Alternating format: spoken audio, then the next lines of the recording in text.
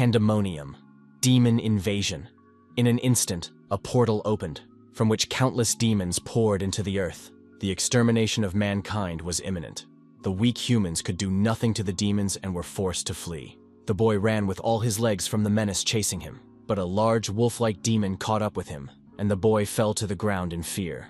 Realizing that he could no longer escape, the boy called out for help at the top of his voice. He hoped that someone would hear him, but it was too late.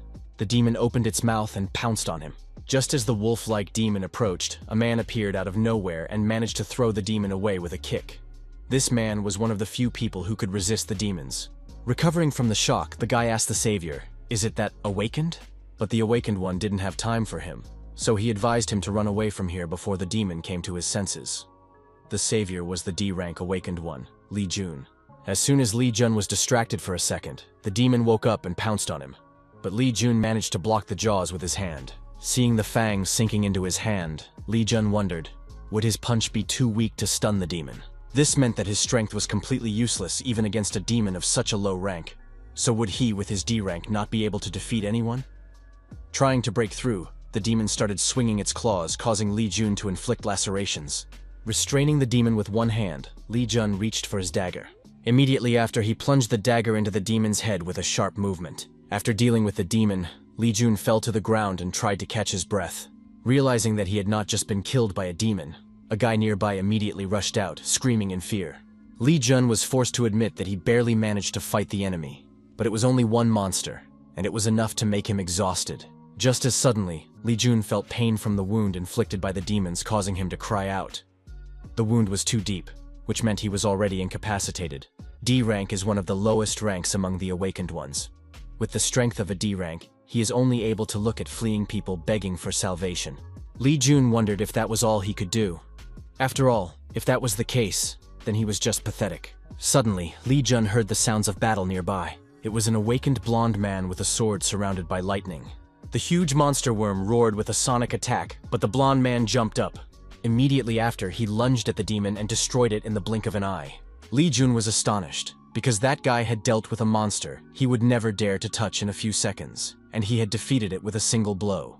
That guy was none other than Dragon Sword, who is also a close friend of Lee Jun who inherited the martial arts of his clan. Lee Jun was very envious. After all, if he was the inheritor of such a temple, he wouldn't have fallen after a battle with one measly demon. If only, he would also be able to fight like this. The year 2031. Long before the pandemonium, awakened ones suddenly began to appear around the world. They possessed powers that mankind had never dared to dream of, and their descendants inherited that power, along with the ability to control it. However, he had awakened at the F rank without any inheritance. And no matter how hard he tried, no matter how much he struggled to achieve more, D rank continued to be his maximum achievement. Lee Jun sighed as he pondered over all of this. If only he had been born in the awakened clan, and if only he could grow above the D rank without getting stuck at it, perhaps then his life might have turned out differently. Lee Jun asked himself, what was he just now thinking about? After all, this was his end. Just as suddenly, Lee Jun heard a system alert. Warrior's Path attribute opened. Lee Jun asked, what was that? After which he grinned and asked the system, why is it messing with him? His luck is practically non-existent. What good is this attribute to him if he's about to say goodbye to his life? Lee Jun said that he hated this awakening system. After that, his time was up and Lee Jun died.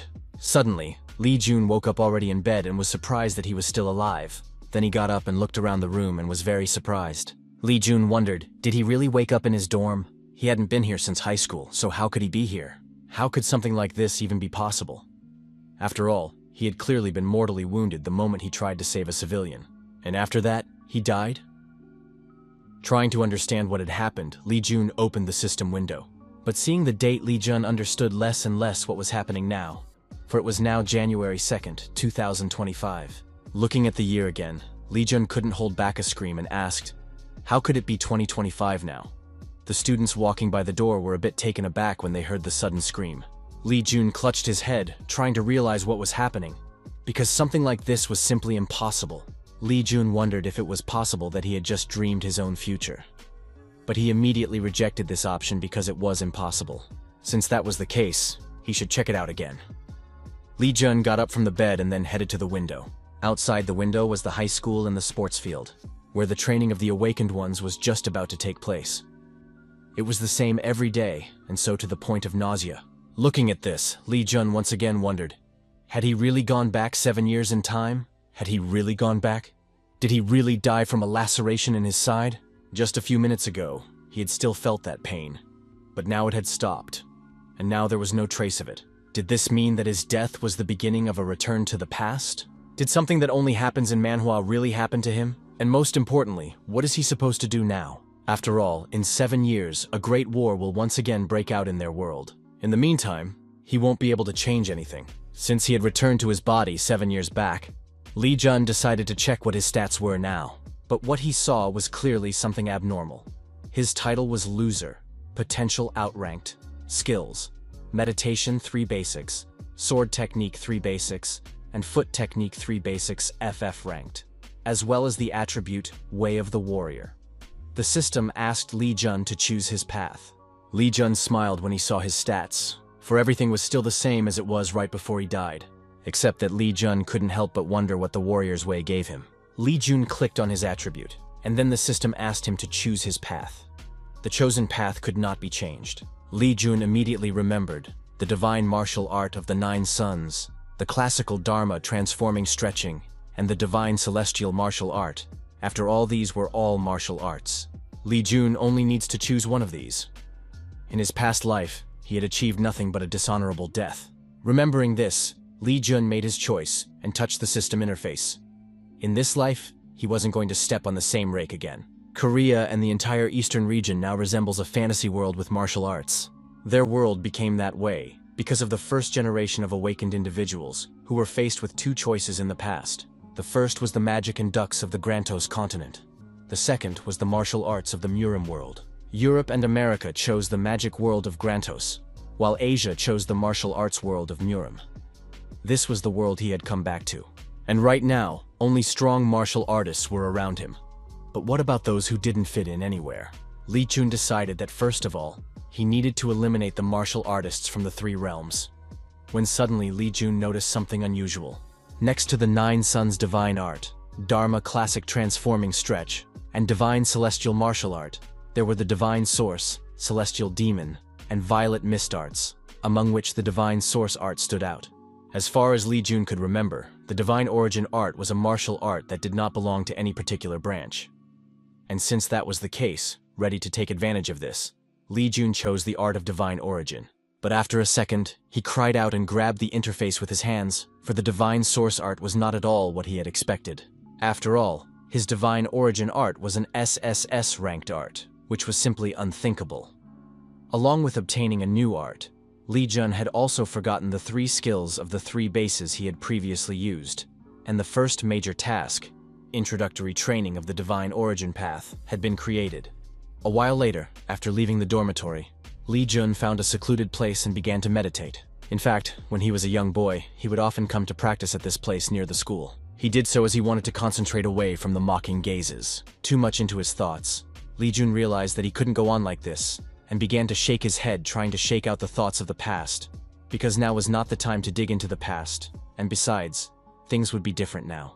After collecting himself, Li Jun took a deep breath and continued meditating while energy began to flow into his body. The new technique gave Li Jun a completely different feeling. Li Jun opened his eyes, and his eyes lit up with flames. Li Jun felt as if his blood began to boil.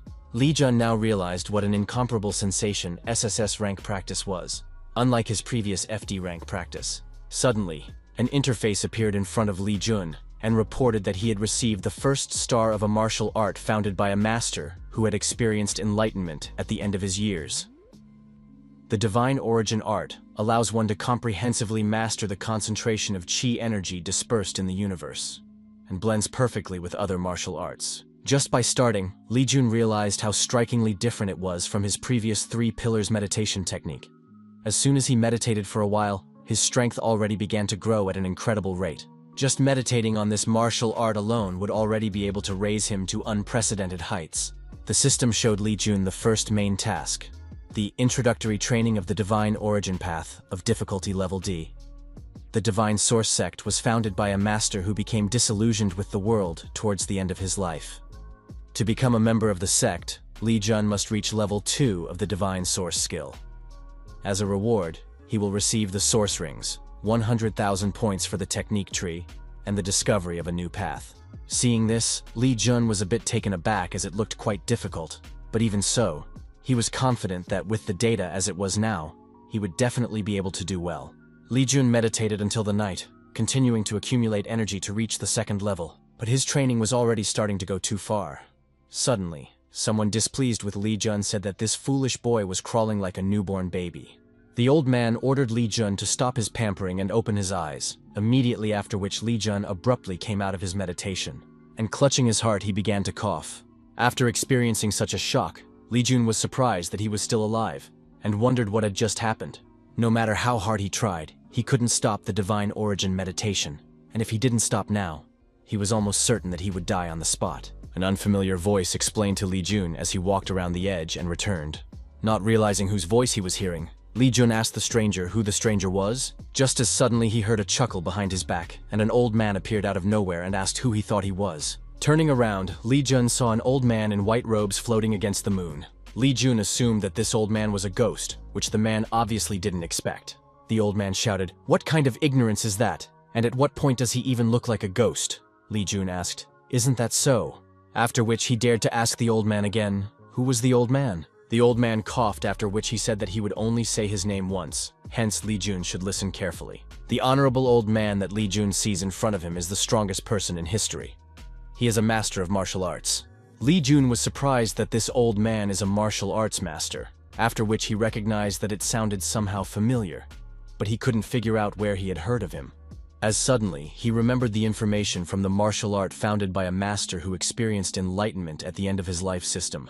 Li Jun asked the old man, was the old man really the same martial artist who had created the Divine Origin art?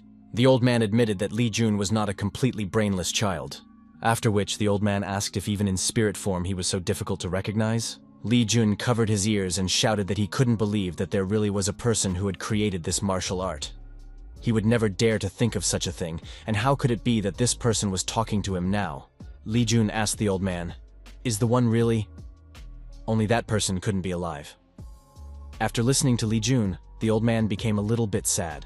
After that, the old man was forced to reveal that because of Li Jun's impenetrable stupidity, his Divine Origin skill had been sealed, which was the reason why it couldn't come out earlier.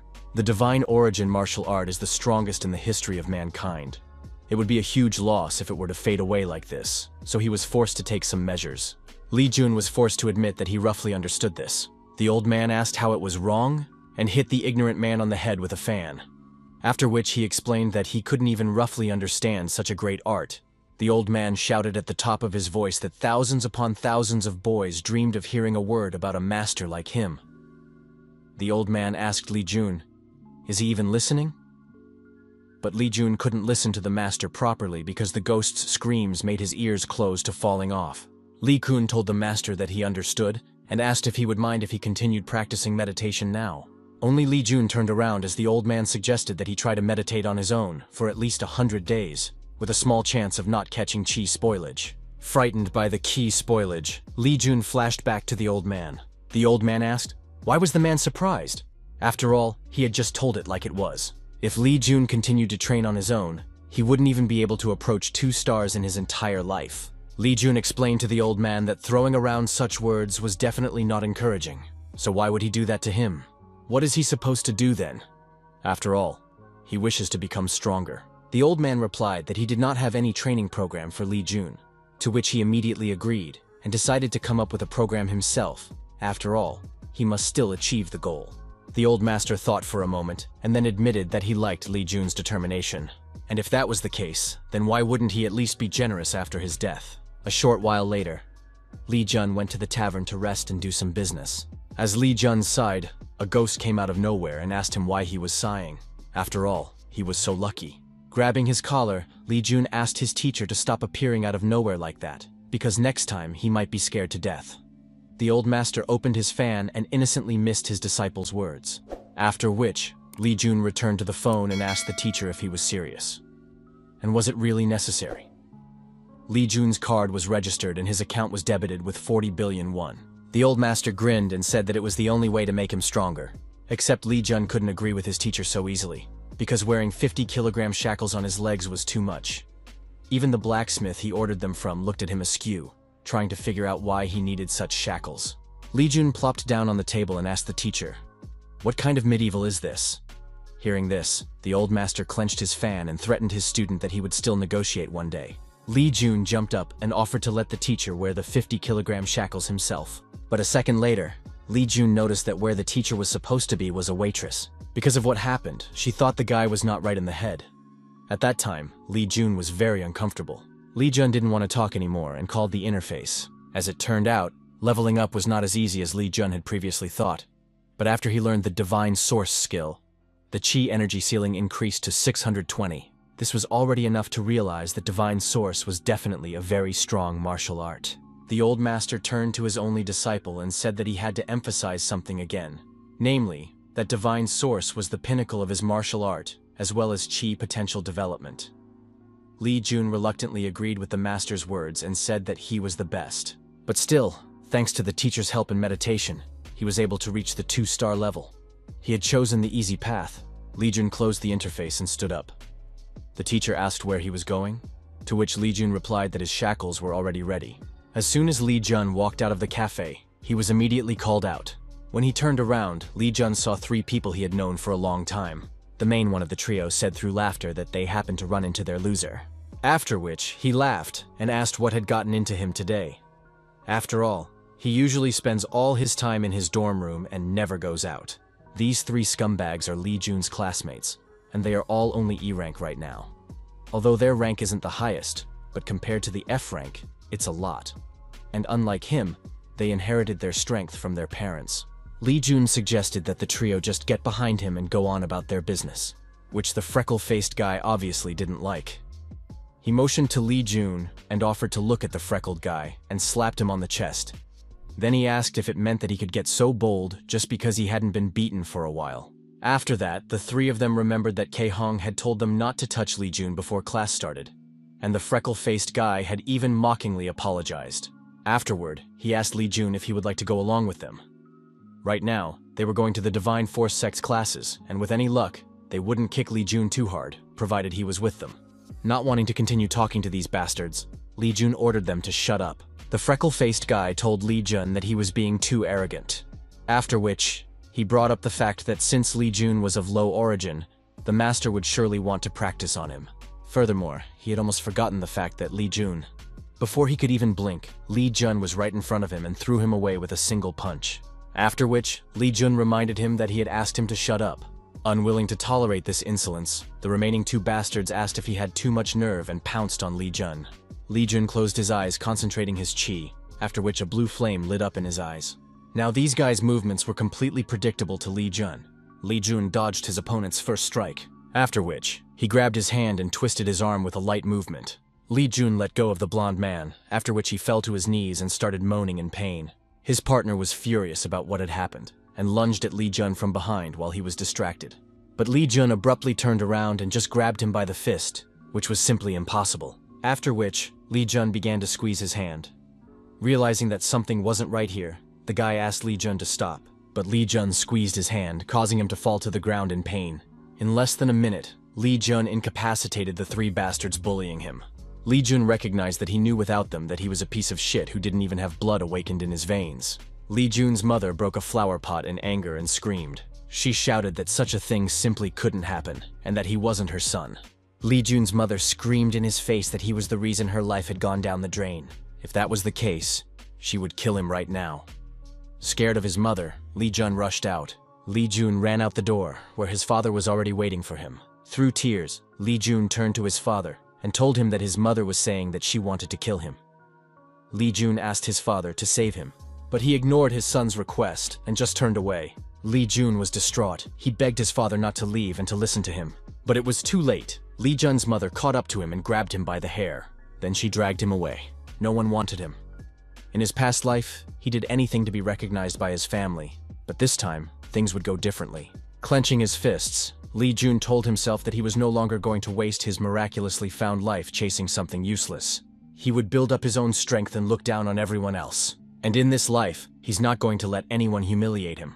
Last night, not far from the school, an old master told Li Jun that the divine source art was created using the forces of chaos, and that it's a martial art that is at its most vivid when the body is tested to its limits. Trying not to fall under the huge boulder he was carrying, Li Jun asked his teacher, "Did it really have to be done like this?" The old master tisked unhappily at the words of the little bastard, and said that he must have too much strength left, since he was still able to talk at how much he had left to go. Master advised Li Jun to shut his mouth and move on. A short while later, Li Jun was rumbling near a boulder. He finally managed to get to the very top. Because of this training, he could almost feel his body falling apart. Seeing Li Jun resting, the old master rolled up a fan and began beating his disciple with it, demanding that he rest standing up because no one would let him sit down. Li Jun asked the master if he wished him dead. Li Jun didn't want to continue arguing with his teacher as he didn't have the energy to do so. So instead, he opened the system interface. The system notified Li Jun that he had reached the second level of divine origin and had also completed the first main task, the introductory training of the divine origin path. As a reward, he received an origin ring that immediately appeared in his hand, as well as 100,000 points for the technique tree and the opening of a new path. Examining the ring, Li Jun told the teacher that it was very beautiful and incredibly skillful. Covering himself with a fan, the old master explained that it was all because he was wise and skillful. After which, he said that this ring was a unique artifact of his martial arts school and advised Li Jun to put it on as soon as possible. Li Jun hurriedly put the ring on his finger, immediately after which the system recognized this ring as an S-class source ring. The ring concentrates the chi energy from the divine source sect's fortress and helps the wearer avoid energy corruption. The ring's permanent effects are maintaining a protective state, plus 50% luck, and minus 70% chance of chi spoilage. After reading the information from the system, Li Jun took another look at the ring on his finger and refused to believe what his eyes saw. But unable to hold back, Li Jun asked his teacher, "Was this ring really an S-grade artifact?" The old master sighed contentedly and asked the wayward disciple, why would he ask such a silly question? After all, this ring was the treasure of the origin sect.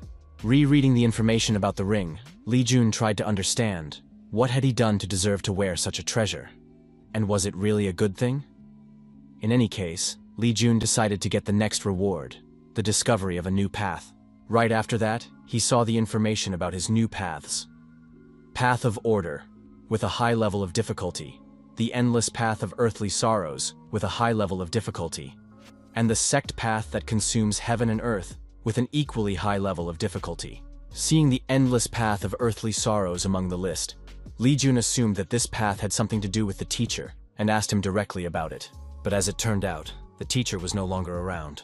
Not finding the teacher, Li Jun wondered why he had disappeared so suddenly. After all, he needed to think very carefully about his choice of path. Under the rays of the setting sun, Li Jun pondered as he strolled through the city. The Endless Path of Earthly Sorrows was the path of the unknown class. There are many secluded places for hermitage in the world. Some hermit monks strive to attain enlightenment, while others flee from persecution. The hermit is always free and can change the world as he pleases. From that path effect is a plus 20% increase in martial arts mastery speed. Noticing his disciple's choice, the old master asked why he chose this path. After all, the others were clearly better. Li Jun replied that this path seemed good to him as well. In addition, he was also impressed with the sect's way of devouring heaven and earth. Hearing this, the old master asked, how could he have the nerve to say such a thing? Be that as it may, Li Jun had no choice but to choose the path the teacher followed. The teacher hoped that Li Jun would not regret his choice later. The old master asked Li Jun which divine power sect those boys he had recently beaten up were talking about, to which Li Jun replied that this sect taught the Huangfu family's martial arts. The teacher asked, was that really true? After which he asked the disciple if that meant that he still hadn't learned the martial arts of the Huangfu school. Li Jun replied that he hadn't mastered them because he hadn't inherited the ability by blood. Heredity of Awakened Ones. The children of Awakened Ones have a 95% chance of inheriting their parents' abilities. Such children are both born awakened and possess the innate skill of meditation. The other 5% are born with power assignments beyond their parents. An example of such a person is the Dragon Sword from the Iron Blood Sword sect. a family in which the martial art of the Namgung sect has been passed down from generation to generation. The public sees this family as a host of unusually gifted geniuses. The old master was displeased with what he had just heard, for it was an outrage. In his time, martial arts were not hereditary. Realizing the situation, the old master assumed that his father had abandoned Li Jun because he had not inherited his abilities. Not intending to hide it, Li Jun bluntly said yes to the teacher, but he immediately shouted that it was nonsense. After all, what kind of person would be willing to give up his blood for nothing?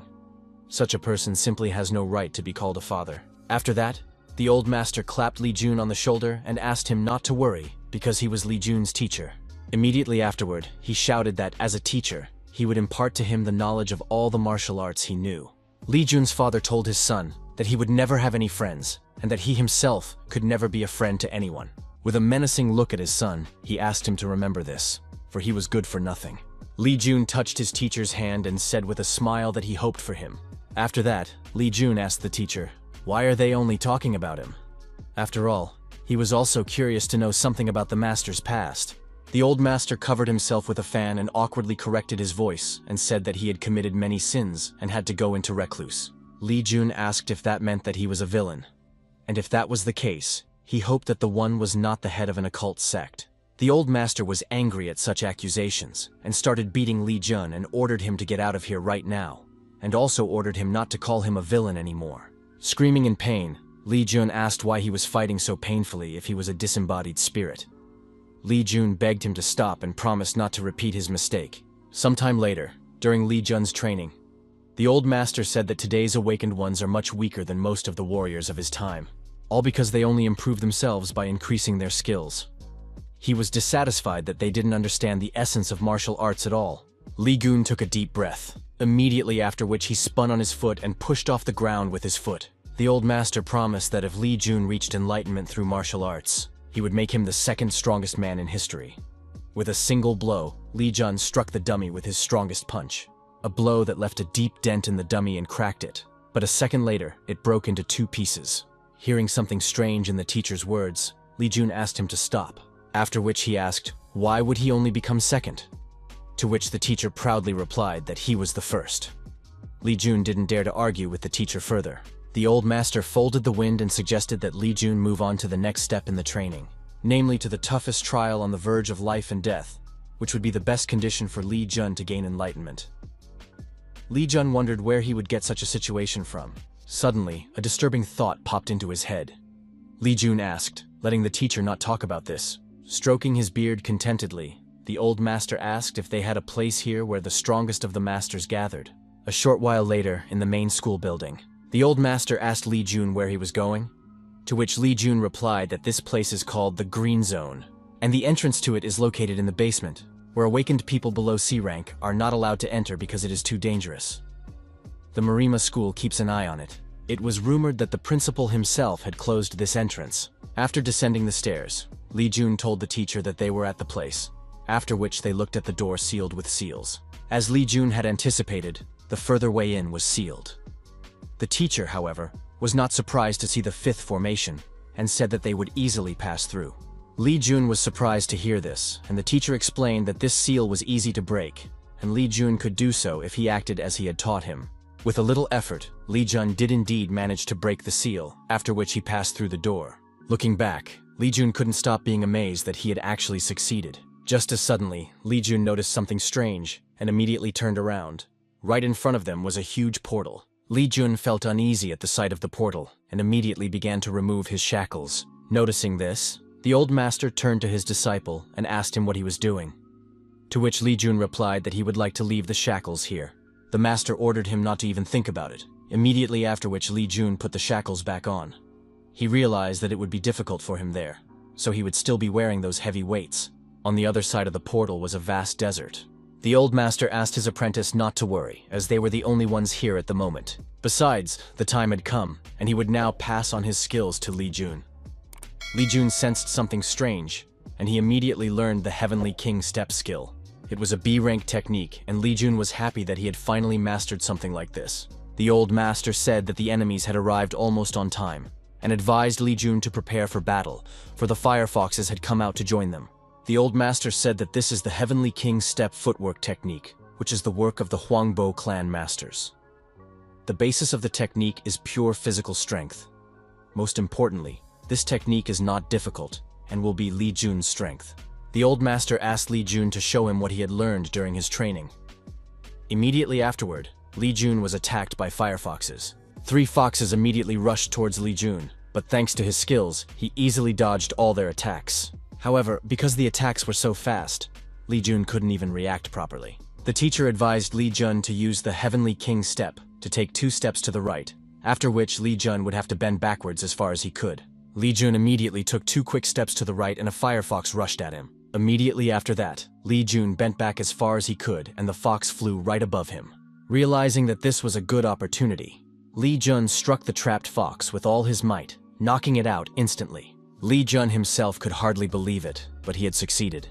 He had just killed a green zone monster with his own hands. The old master covered himself with a fan and called Li Jun a braggart. At the same moment, Li Jun felt that something was wrong, and a new shadow appeared right in front of him. The master said that this was not the end. And turning around, Li Jun saw a huge fox's mouth. Proud over defeating one of the foxes, Li Jun forgot that there were 3 more, causing him to miss a bite and get hurt. Li Jun realized that he had been too hasty in rejoicing in his victory. Noticing the fox's attack at the last moment, he tried to dodge, but the attempt was unsuccessful. Not much more, and he would again meet an ignominious end. One of the foxes attacked Li Jun, but he jumped back, dodging the attack.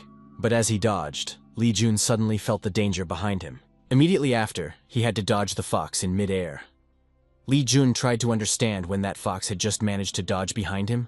As soon as he dodges one fox, another one takes advantage of it and immediately comes around from behind. His teacher, of course, warns him when to dodge. But dodging fox attacks alone won't end this fight. So how can he defeat these creatures? Before his death, he obtained a D rank, after which he continued to train hard. Back then, he really thought that he was already strong enough to fight. But now, it would be the end for him once again. As soon as Li Jun was drowning in his thoughts due to helplessness, his teacher shouted and ordered him to gather himself right now. After which, the old master put his hand on Li Jun's shoulder and told him that he would succeed. He should stop despairing and continue practicing the Heavenly King's step. To do so, he should wait for the right moment. Li Jun agreed with his teacher's instruction, after which he tore a cloth from his clothes and bandaged the wound. Li Jun agreed. He really should leave these stupid thoughts behind. The 3 firefoxes pounced on Li Jun. Li Jun tried to calm himself down, then he rushed towards one of the foxes and struck it. Now he should learn how to use his Divine Origin technique and Heavenly King's step in battle. A short while later, Li Jun wondered how many hours he had been fighting here already. By his count, it had been about 6 hours, and in that time, he had worn himself out. But with him, the 3 firefoxes were also exhausted. The firefoxes were less likely to attack him, and more likely to defend themselves. If he had the strength, he would have used the footwork technique so that the Divine Origin skill could recover a bit. Right now, he was on his last legs, and he was only moving his body through sheer willpower. Li Jun wasn't going to give up. He wasn't going to die here like this. The old master said that it was the right time. Now was the best time to chop his exhausted enemies into cabbage. Standing with his last strength, Li Jun asked his teacher for a second to rest as he needed to catch his breath. But the teacher asked who he thought would be the first to regain his strength? Li Jun? Or his opponent? The teacher asked Li Jun to believe in the regenerative power of the divine source. Besides, this was a great opportunity to increase his stamina and strength. Although a little reluctant, Li Jun agreed with the teacher. Just as Li Jun was about to attack the firefoxes, energy began to flow to him, causing his eyes to flame once again. Everything was going just fine. The teacher praised Li Jun for his wise decision. For this, he promised that after the victory, Li Jun would receive a new skill from him, which he would need very much. As soon as Li Jun started to approach, one of the foxes engaged on the lead and pounced on him. But shifting his body slightly, Li Jun knocked out the fox with a single uppercut. After which, Li Jun smiled and asked his teacher if the teacher was promising. Suddenly Li Jun sensed danger, and at the last moment, he deflected his head dodging the fireball. The fire caused his hair to be slightly scorched. During Li Jun's last attack, the firefox had snuck behind his back and released a fire breath. Immediately after which it prepared a second fire breath. The second fire breath seemed to have caught up with Li Jun, but at the last moment, he disappeared. The firefox was confused and started looking for Li Jun, who was right above the fox at this moment. After gathering his strength, Li Jun landed on the fox and struck it with his fist. As soon as Li Jun finished the fox, his divine source reached the level of 3 stars. His entire energy reserve was replenished, and his stamina, which was less than 10%, was fully replenished in a moment. As a reward for his incredible growth, Li Jun additionally received 25,000 martial arts tree points. In addition, his divine origin skill had a passive skill called Fear. Thanks to the passive skill Fear, monsters would begin to fear him. The old master laughed, after which he praised Li Jun's talent. After which, the master admitted that no one would have thought that Li Jun would be able to reach the 3-star levels in just 2 months. He was like his first disciple. Li Jun asked the master about his first disciple. He then confirmed that he had indeed had a first disciple, and that he was Li Jun's older brother. Li Jun agreed with the teacher, but immediately realized that something was wrong. Then he shouted at the teacher and asked him if he had any other disciples, and how many were there before him. The old master was a little angry, as he was almost deafened by this bastard's sudden shouting. Master asked Li Jun, so what if he wasn't his first disciple? After which he grudgingly replied that there were 4 of them. Li Jun asked, why didn't the man say so earlier? And how could the latter do such a thing? The master suddenly pointed to the side and said that the fire foxes were running away, and that Li Jun should catch up with them sooner. But Li Jun asked master not to try to get off topic. Besides, while they were talking, the fire foxes had long since escaped. The old master asked why he didn't listen to his teacher and started hitting Li Jun with a fan. He explained that he was just saying that they would be able to get far away, and that Li Jun should catch up with them while he had the chance. Li Jun asked the teacher if he would forget the promise he had made to him. The old master snorted unhappily and asked Li Jun if he thought his memory was that bad. The technique he was talking about was called Fist of Dominance, which was one of the basic techniques. Afterward, the master asked if the disciple would like to learn it. Li Jun asked if it was a technique like the Heavenly King's Step from his divine origin skill. Or is it a technique of the Huang Fu clan school? The teacher confirmed the student's guess, right after which Li Jun said that he wanted to learn this technique. Right after that, the old master handed over the B-class technique Domination Fist. But for some reason, Li Jun didn't look satisfied. If a peerless person who didn't inherit a martial art by blood becomes a martial art master of any clan, if he also became many times stronger than the others, Li Jun was curious to see what they would say about it. A while later, Li Jun continued his journey under the scorching sun of the vast desert. Trying to notice any movement, Li Jun asked where the mutts had disappeared to. Hearing this, the disgruntled teacher reminded him that he had told Li Jun to finish them off earlier. Li Jun was petrified by the teacher's words, and then the teacher explained that this was the kind of thing that happened when a student disobeyed the teacher. Quickening his step, Li Jun reminded the teacher that he had already apologized for that. Just as suddenly, Li Jun stopped when he saw something up ahead, and the master said that they were probably almost to those foxes. Frowning, Li Jun turned to the teacher, and the teacher asked what he wanted to ask. Li Jun asked, weren't they looking for the 4-tailed monsters? Which the master immediately confirmed. After which, Li Jun pointed the teacher forward, where near a small oasis, 3 fire foxes were near a blue fox. The teacher confirmed that there was a stronger monster beside those 3. But Li Jun was not as enthusiastic as the teacher, for it was the blue fox. The blue fox was the boss of this level named after it, the Blue Fox Nest. In terms of speed, the blue fox is comparable to the monsters of the red zone, and it is so strong that even a few C-rank awakened ones would find it incredibly difficult to deal with it. The creature in front of them is at an unreachable level compared to the foxes he just fought. And the worst part here is that even the slightest mistake would cost him his life. The old master asked Li Jun not to be afraid, as there is nothing more valuable for growth than life and death situations. Li Jun wanted to ask the teacher, seriously? Li Jun tried to object to the teacher, but before he could say anything, the teacher ordered him to go forward. After which he shouted that in his time, the youths in his time never dared to object to their teacher. And as he could see, today's kids could only ask stupid questions and doubt the words of their elders. Trying to ignore the teacher's shouting, Li Jun wondered, would he really be able to defeat the blue fox? Except even so, he doesn't think that even such a dangerous enemy would be able to particularly affect his growth. Besides, if he were to hesitate for even a second, he's dead. But if he gives up now and runs away, how would he be any different from the old pathetic weakling? A painful scream was heard in the room. The wall was stained with fresh blood, and Li Jun was trying to pant through the pain. But his opponent wasn't going to let Li Jun rest. He kicked Li Jun. Immediately afterward, he stepped on his face with force. Satisfied with himself, the guy told Li Jun that now that he had knocked out his chi tank, he wouldn't be able to fight anymore. Li Jun asked Li Guihong why the guy was doing this. Moreover, if the teacher finds out about it. Without letting Li Jun finish, Li Guihong said that teacher himself had let him do it. Li Jun couldn't believe what he heard. But Li Guihong said that according to the teacher, a useless brat like Li Jun could be beaten as much as he wanted. At the time, he told himself that he would become stronger. He wants to become stronger and take revenge on his family. Besides, he had already known death once. So what should he be afraid of now? It's not a bad thing to try again, now that he's gotten this far. After gathering his thoughts, Li Jun told his teacher that he was ready.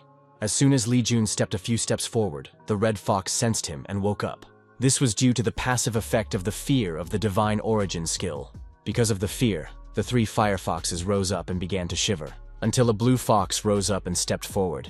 One step by the blue fox, and Li Jun's effect was completely destroyed. The red foxes stopped trembling and were ready to attack Li Jun again, all because of the passive effect of the blue fox's voice of the leader. Moreover, the effect doubled the speed of the fire foxes. Just like its effect, Li Jun's resolve crumbled.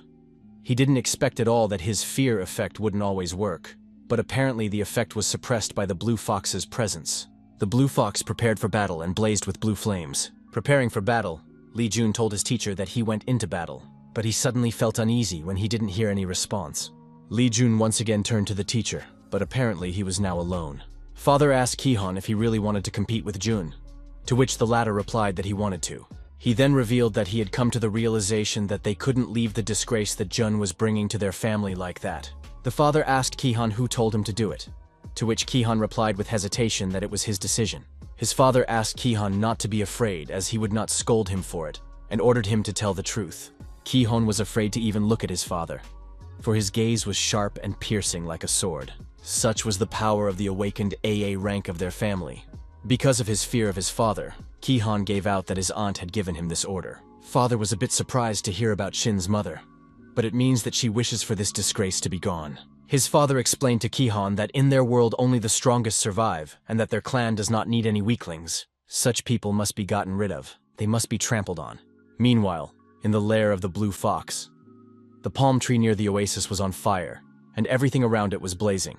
Li Jun could barely pass, as everything around him was covered in flames, making it hard to even breathe, while these foxes couldn't even see the fire, which was very annoying. Li Jun tried to put aside his panic and think through his actions. His knowledge of martial arts left much to be desired, but he had knowledge of monsters. This knowledge he had collected throughout the years of his past life. Sensing the danger, Li Jun barely managed to dodge the new wave of flames. In any case, theory was one thing, but practice was quite another. Literally just now, he had almost been roasted. Li Jun decided that if he killed the big fox, the smaller ones would immediately scatter, which meant that he needed to kill the blue fox with a single strike. Li Jun ran towards the boss, after which, he jumped up dodging the blue fox's follow-up attack and hit it. But right at the moment of impact, the fox disappeared, and Li Jun couldn't even realize where it had suddenly gone, until he suddenly felt the deadly danger and the heat of the blue flames behind him. Li Jun crossed his arms to block the boss's attack at least a little, but suddenly his teacher ordered him to use the Heavenly King's step right away. Li Jun followed his teacher's advice and quickly bypassed the blue fox and grabbed its tail, after which he pushed off of it and flew into the air. As he began to gather his strength for the final attack, Li Jun asked the blue fox if it thought he would surrender and die here. Immediately after, there was an explosion from the collision between Li Jun and the blue fox boss. After the attack, Li Jun was knocked off his feet and he was covered in blood. Li Jun grinned and said to himself that next time he wouldn't live after something like this. The system notified Li Jun that he had defeated the boss. For his effectiveness in battle, he would receive 500,000 martial arts tree points and an additional 250,000 in honor of an excellent hunt. Also as a reward, Li Jun received a B-grade magic stone and an A-grade vampire spell. The teacher chuckled and said that these were pretty good rewards.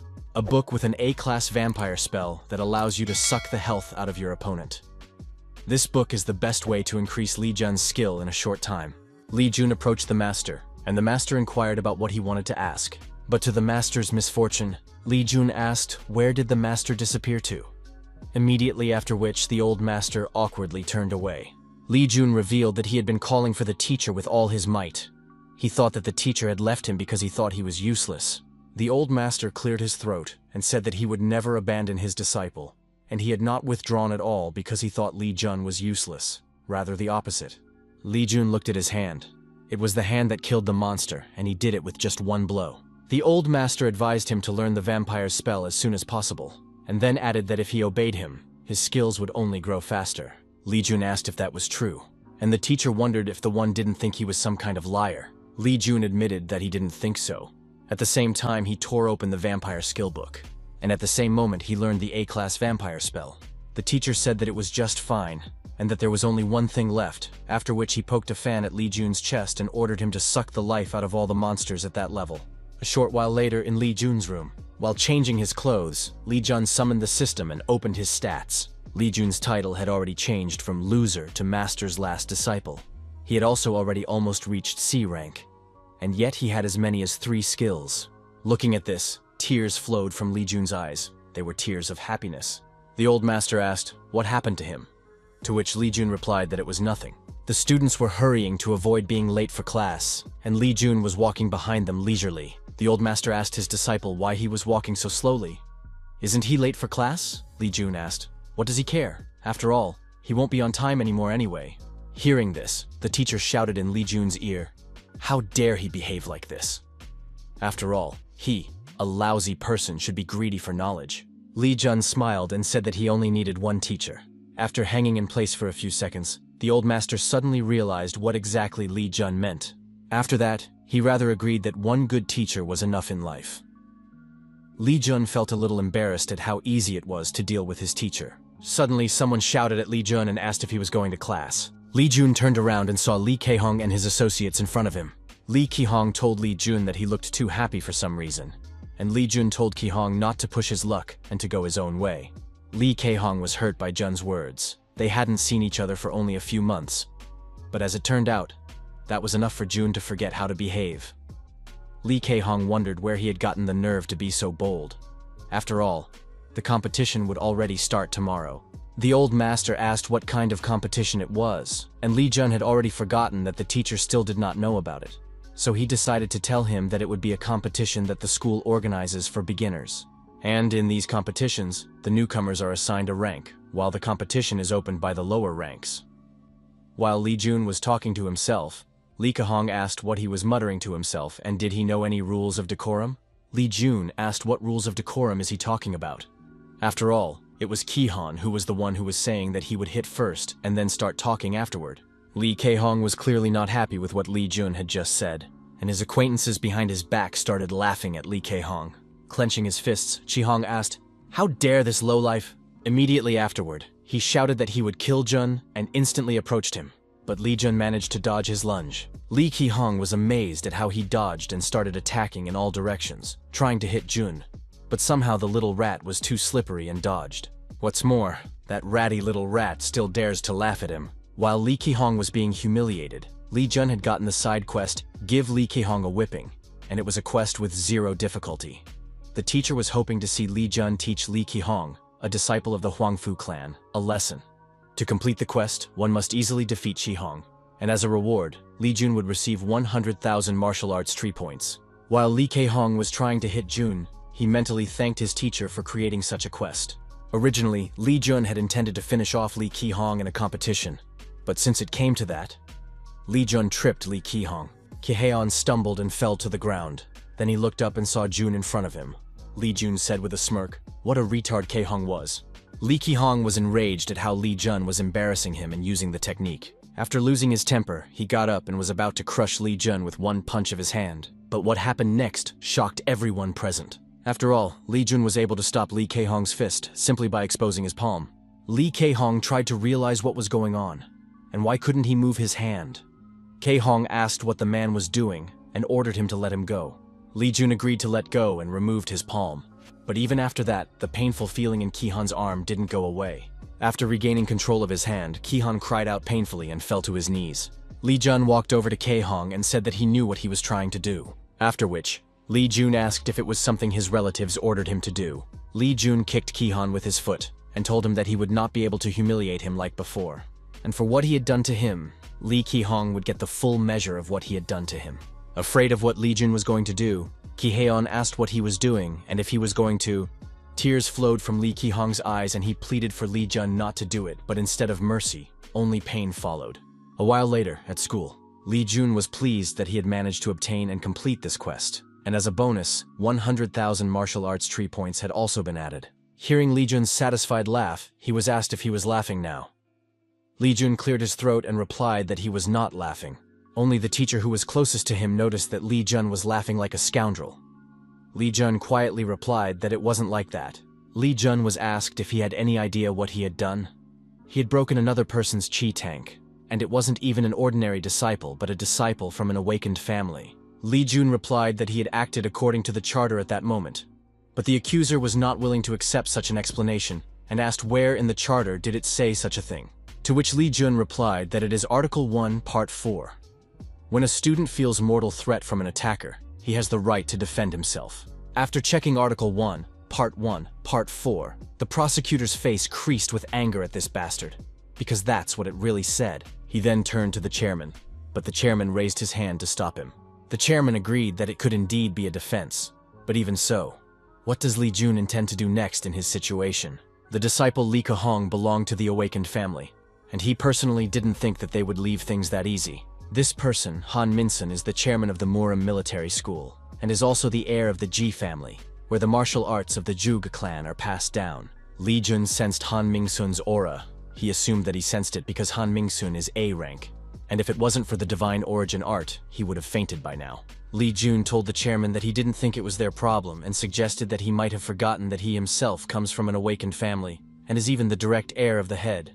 Therefore, these matters should be decided by their families among themselves.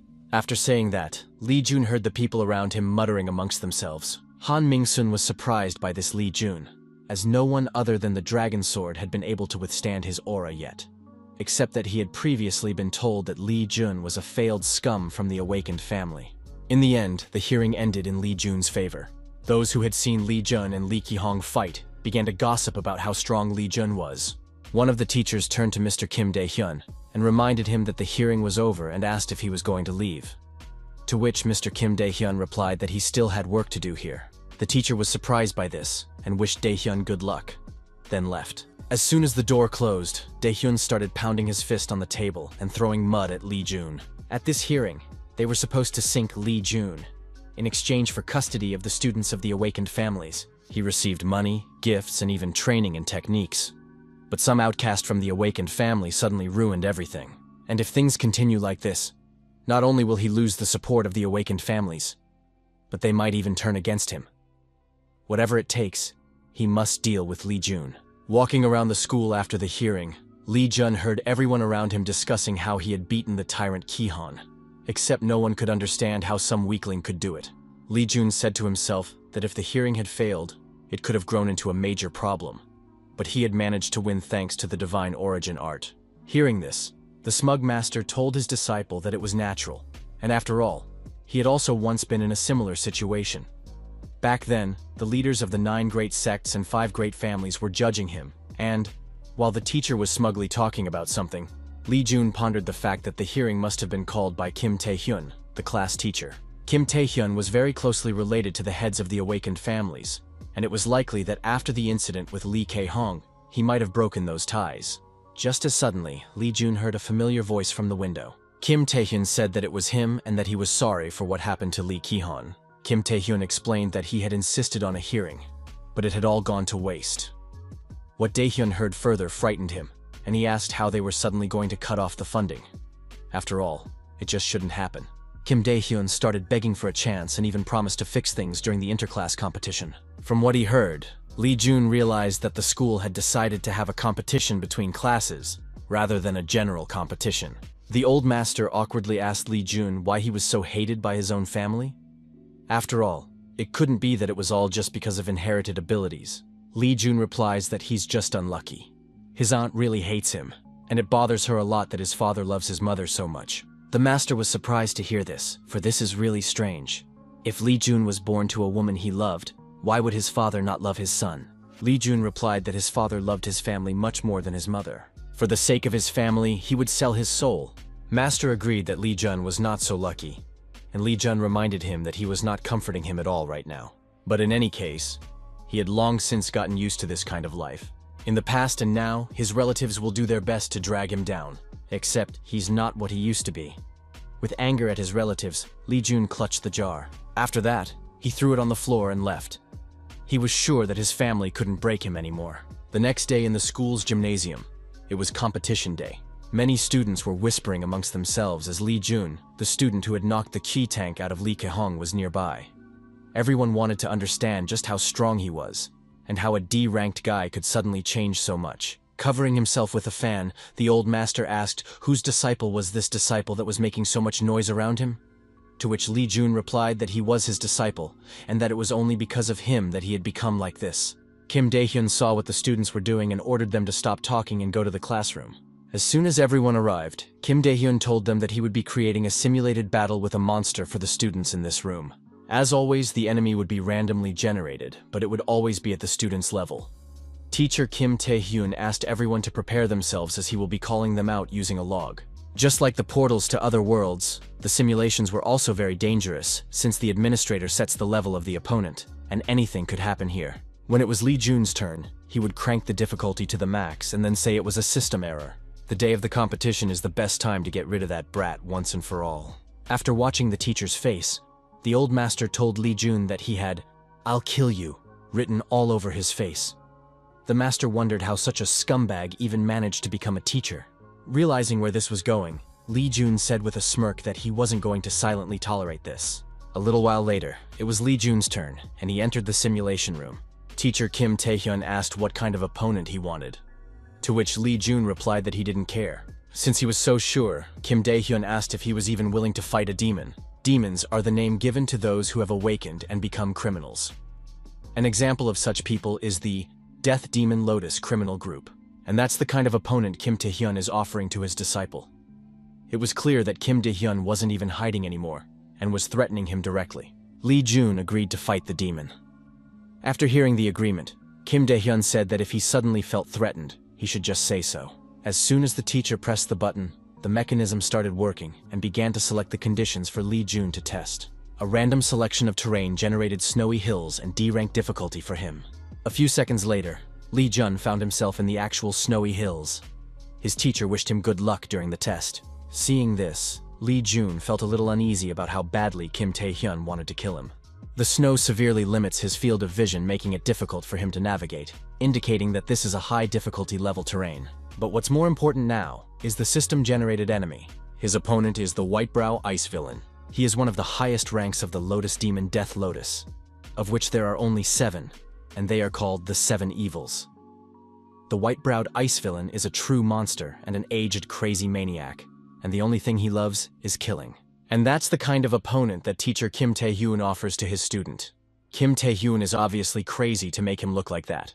Just as suddenly, Li Jun had another reason to win, namely an urgent quest from the system, Beginner's Will of difficulty level C. Using the Divine Origin art, he must defeat the demon, for which Li Jun would receive 250,000 martial arts tree points and double the reward. The white-armored man abruptly spread his arms and began to store energy. Immediately after that, he juxtaposed his palms and an energy beam flew out. But this beam wasn't fast enough, so Li Jun was easily able to dodge it. Suddenly, Li Jun sensed danger, and at the last moment, he noticed that the ice beam curved and returned to him.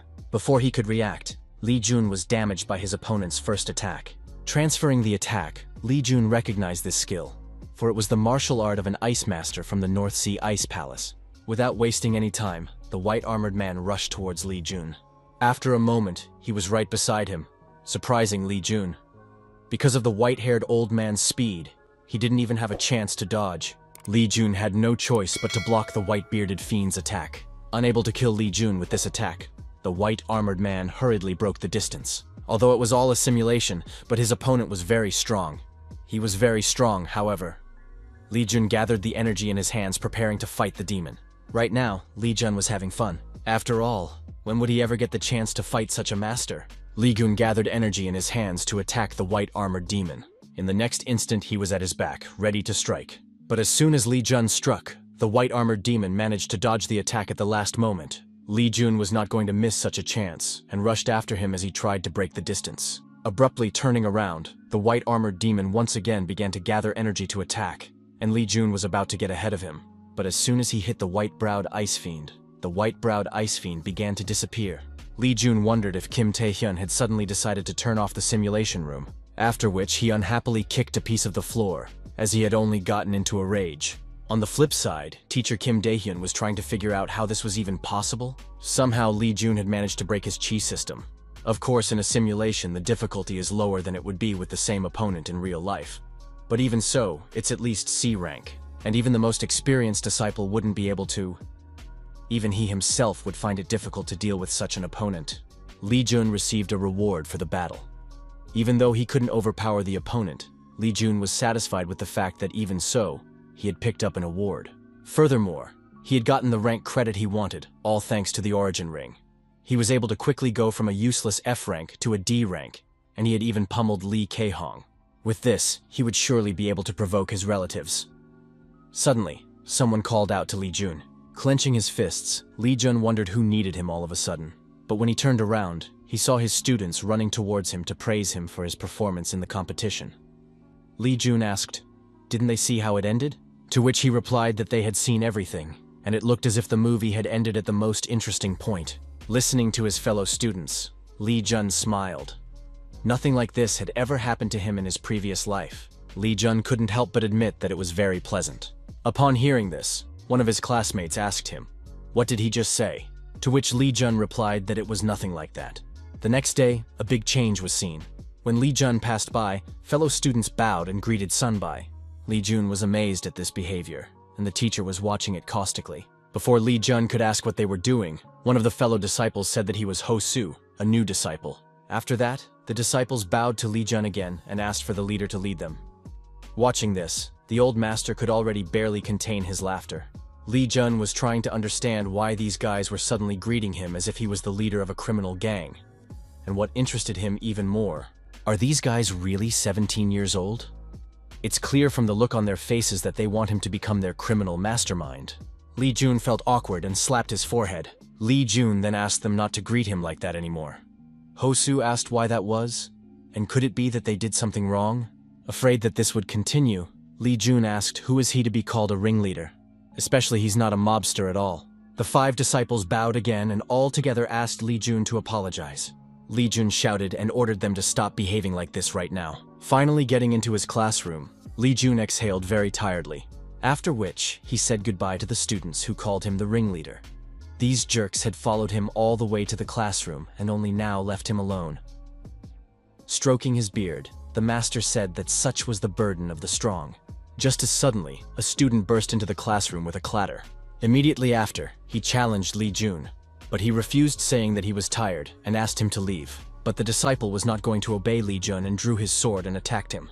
To his misfortune, Lee Jun stopped his sword with his bare hands and even destroyed it. And before the disciple could realize what was happening, Lee Jun slapped him on the head in a moment, ending the fight.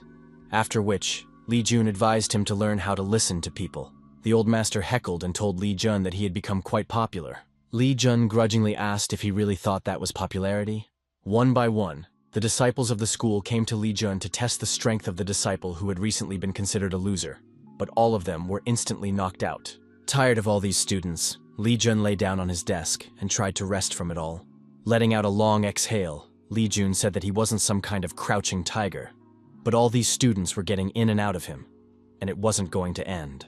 The teacher suggested that these disciples just want to test Lee Jun's abilities in practice, to which Lee Jun replied that even if that's the case, everyone in the school already knows about it. Kim Dae-hyun entered the classroom and ordered everyone to be quiet and asked who was yelling during the morning assembly. A disgruntled Kim Dae-hyun pierced Lee Jun with a glare, but he just turned away. Kim Tae-hyun stood behind the teacher's podium and told the students that they would be filling out their schedules now, and that he would hand out the forms to them. Starting today, they would begin attending the lessons they put on their schedule for the day. Looking at this sheet, the old master asked, "Is this how they do their lesson schedule?"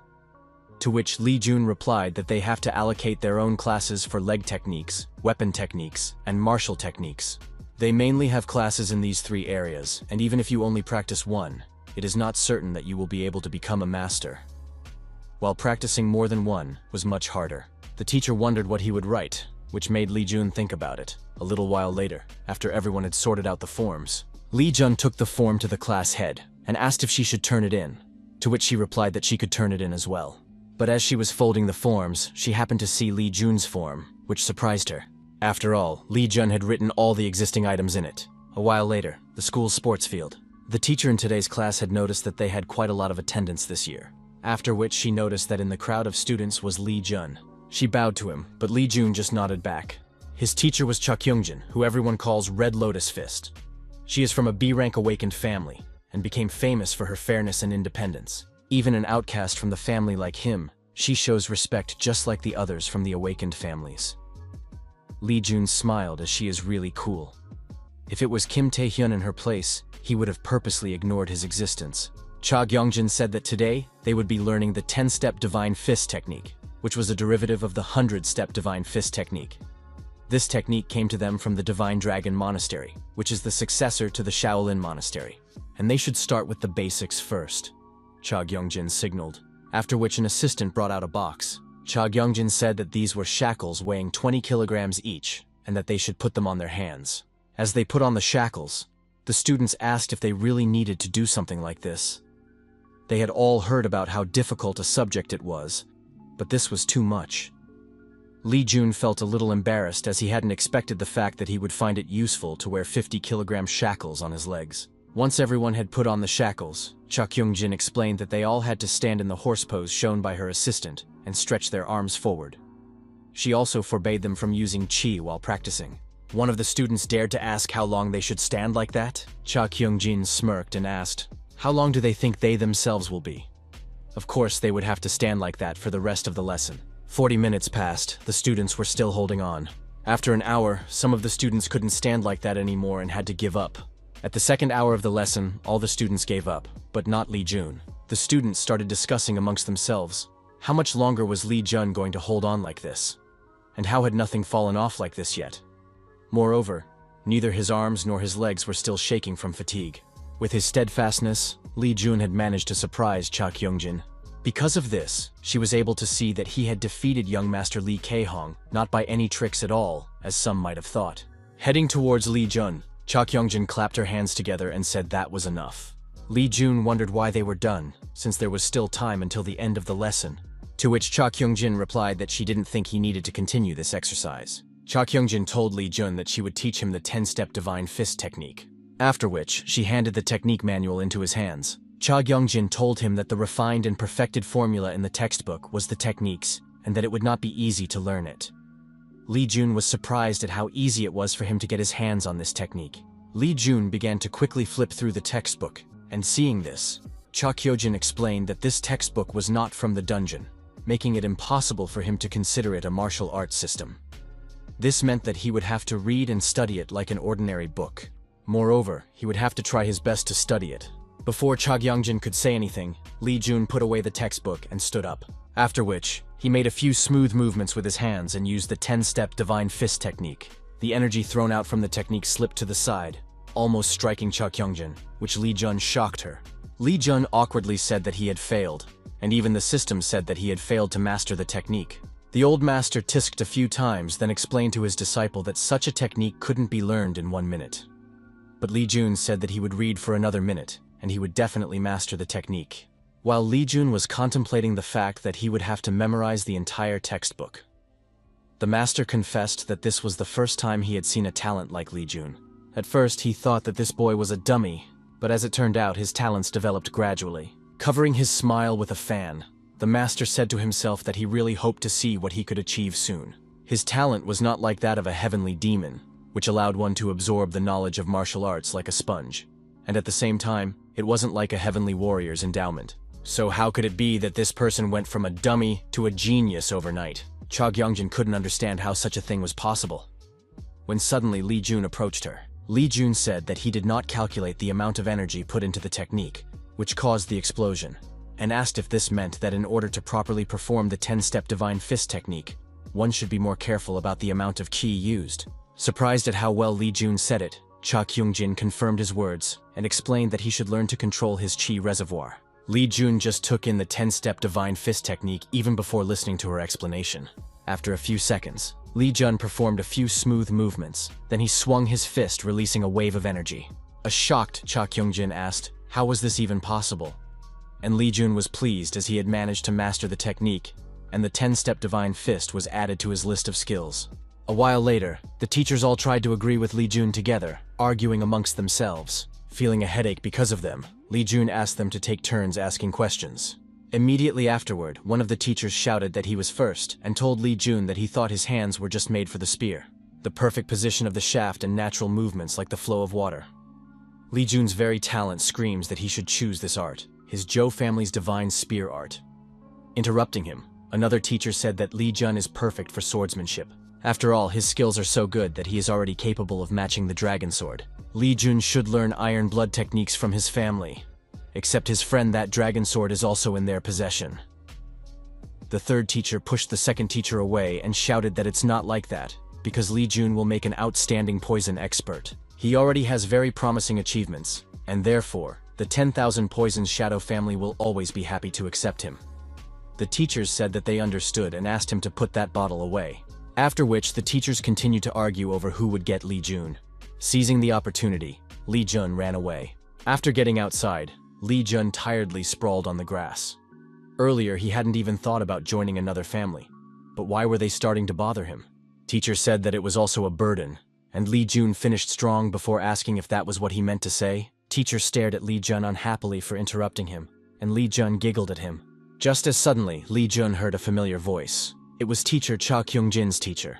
Li Jun explained that he had just stepped away to take a break from the teachers chasing him. Cha Kyung-jin gave Li Jun a soda and asked if he liked the subjects he was studying. Li Jun thanked the teacher and replied that he liked everything, and that he was always learning something new. Cha Kyung-jin asked if he gets tired of it all. Besides, she feels like he could teach people the 10-step divine fist technique himself. But Li Jun refused to teach and sipped some soda. After which, Li Jun explained that he didn't inherit any abilities from his family, making everything the school has to offer him seem too expensive. It's 100 times better than knowing nothing. Cha Kyung-jin was amazed that Li Jun was thinking about this. Realizing that this was her chance, Cha Kyung-jin asked if he was going to chance it. But at the same moment, the shouts of teachers looking for Li Jun could be heard. Things were bad since those three had found him so quickly. Forced to flee, Li Jun told the teacher that he would go. And Cha Kyung-jin said that they would meet again in class. Running away from the annoying teachers, Li Jun looked up at the sky. The weather was just fine. A short while later, the den of the blue fox. Li Jun grabbed the firefox and started to suck the life out of it thanks to his vampire skill. After a few seconds, the last bits of life left the fox and Li Jun placed it on the sand. For the small amount of magical energy absorbed by the vampire skill, Li Jun gained 1 stamina point. Although the blue fox was killed, the firefoxes continued to appear all over the lair. Because of this, Li Jun could come here from time to train. Except that the current rewards are too small compared to the time he spends on them. And the worst part was that after the first sweep, no more magic stone appeared. Li Jun asked the teacher if he was ready for absorbing the power of the magic stone. The teacher closed his fan and said no. Besides, he had thought of something. Li Jun's growth is going much faster than he expected, and so the master suggested to raise the stakes. Master asked if he had noticed the thick energy hovering in the air of this dungeon. And wasn't Li Jun curious what would happen if he tried to pump it with his vampire skill? Li Jun was stunned by what he heard and asked, "Is this really possible?" The amount of energy generated by the dungeon is huge, and if only he could absorb it, it would compare to a true panacea. The master explained that a vampire spell by itself was incapable of such a thing, but since Li Jun had a divine origin art, he should try to do it. Except that his body was already full of the energy of the creatures he had absorbed, and if he tried to absorb such a huge amount of energy in such a state, he would be 90% likely to fall ill. Master asked Li Jun if he would like to try to do this. After briefly thinking about it, Li Jun answered the master with a smirk. What was the point of going this far in training if he was going to stop there? Li Jun began to meditate, absorbing the surrounding energy. Still, he managed to successfully absorb the energy of the dungeon. Thanks to the absorbed energy, the vampire spell and divine origin art had reached 4 stars. While Li Jun's stamina, athleticism, strength, agility, and spirituality all increased to the upper limit at once. From such a huge amount of energy absorbed by Li Jun felt intense pain, and the veins in his body began to swell. When Li Jun first used the divine origin technique, the old master had fallen into oblivion and almost became worried. But now Li Jun was already trying to overcome the first obstacle on his own. After absorbing it, Li Jun opened his eyes, which were once again lit up with blue flames, after which he collapsed exhaustedly. The master asked him how he had done. Li Jun replied tiredly that it was as if he had come back from the dead. The master assumed that if he still had the strength to make jokes, he must have done well. The reconfiguration of the system was complete. The upper limit of Li Jun's characteristics had been changed. For the unprecedented record, Li Jun received 500,000 martial arts tree points, and the 2 main quest training with a teacher was created. Li Jun was blocking the notifications from the system as best he could, but they kept appearing in front of him. Suddenly, Li Jun noticed something abnormal. Li Jun had absorbed the energy release from the dungeon, and as the first person to clear the dungeon, he would receive 250,000 martial arts tree points and also become the owner of the Blue Fox Nest. The S-rank Blue Fox Nest owner is a formidable predator, but is also loyal if she has a master. Her character will depend on the nurturing her master gives her. Li Jun was rewarded with a blue fox pup and possession of a dungeon. Flipping through the system windows, Li Jun tried to understand what this was. Dungeons and a master. He had never heard of such a thing before, neither on the news nor in school. That was why he could hardly believe that he had suddenly become a dungeon master. Suddenly, Li Jun heard some sort of squeaking sound. Li Jun asked the teacher if it was the teacher who made the sound. But the latter asked the fool who he even thought he was and ordered him to turn around. Li Jun wondered what was going on and turned around, where he immediately saw the little blue fox puppy and cried out in cuteness. Now Li Jun realized what those reward messages meant. The teacher grinned as he looked at the cute little animal and told him that this fox would generate a lot of energy, and when it grew up it would have as many as 10 tails. After hearing this, Li Jun suddenly felt uneasy about what this fox would become. His teacher asked him what he was going to name the fox, and Li Jun thought for a moment. But after a moment's thought, he suggested the name Shinyushka. The master was simply speechless at his disciple's choice. He asked if this was the best name he could think of, to which Li Jun replied that it was very cute, and told the fox that she was Shinyushka. Li Jun then began to play happily with the fox while the teacher watched. Unable to stand it, the teacher agreed to let Li Jun keep the name. Li Jun asked Sanuska if she liked the name, and started rubbing his face against her and offered to be her friend. From the master's betrayal, the name he chose, and the way Li Jun fondled her, Shinyushka couldn't stand it and squealed loudly. A short while later, Chairman Han Mingsun was wiping the leaves of a plant in his office. Suddenly, his secretary rushed in and shouted that they had an incident. Suddenly, the dungeon Blue Fox Nest where the portal from the school goes to was cleared. Upon arriving, Han Mingsun was astonished by what he saw, for the seal of the 5 elements had been destroyed. The 5 elements seal is an incredibly effective trap, and the Ji family takes great pride in their ability to cast it, as it is a seal that cannot be broken by any physical force or technique. Wanting to check things out personally, Han Mingsun opened the door, and a notification from the system immediately popped up in front of him. The entrance to the Blue Fox Nest dungeon was only accessible to the owner, and no other person was allowed to enter. Han Mingsun tried to realize how such a thing could happen, and who could have taken possession of this dungeon. The chairman turned to Secretary Nam and ordered her to find out who had cleared this dungeon. Last night, the dormitory. Drilling a section of the room with his gaze, Li Jun asked the teacher if that would be enough. He replied that he didn't think so, which upset Li Jun. Li Jun wanted to understand why, because if Shinya lived here, they would be able to see each other often. The master explained to his apprentice that it would be completely obvious to anyone that Li Jun had never had any pets, and that beasts are always eager to go outside. The master wondered where Shinya was now, and assuming that he was on the bed, he and Li Jun turned around together. While they were thinking about where to set him up, Shinya fell asleep on the bed. Since she liked it so much, Li Jun decided to leave her here. After which, the master contentedly watched Li Jun interacting with his pet. Li Jun didn't inherit any talent from his family, because of which he became an outcast and an undesirable member for society. It wouldn't be surprising if the boy's heart was filled with darkness. Li Jun wanted to kiss Shinya, but the foxy boy resisted. Li Jun began to beg Shinyushka to let him do so for once, but she insisted on doing her own thing. Even though Li Jun has a suddenly dizzying amount of power in his hands, he tries to keep it simple.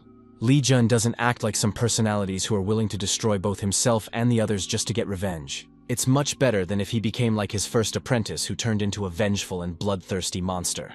After putting Shinya to bed, Li Jun decided that he only had one thing left to do today. After reconfiguring the system, the volume of his chi reservoir had increased, which unlocked the flow of energy. It had definitely become stronger, but how much had it changed in numbers? To find out, Li Jun called up the interface and opened the statistics. Seeing his stats, Li Jun suddenly froze. Seeing the smoke rising from his student's head, the master wondered what was wrong. Not expecting such a thing from the system, Li Jun shouted and asked the master, "What is this?" and pointed to his stats. All of his stats had finally gone beyond 100 points, and his upper limit had increased to 300, and his internal energy had increased to 450 out of 1000. Currently, the ceiling of AA rank awakened ones was at 300 points, and that was the stats of the 5 emperors, the heads of the 5 great families. And right now, Li Jun's stats were the same as theirs. Therefore, Li Jun wondered if this meant that if he upgraded, he could be on par with the 5 emperors? The old master asked what was Li Jun looking at like a sheep at a new gate, and advised him to use his martial arts goggles as soon as possible.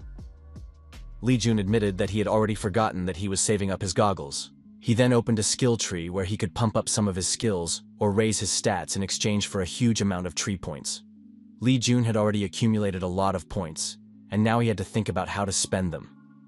Should he improve his martial arts first? A Heavenly King step?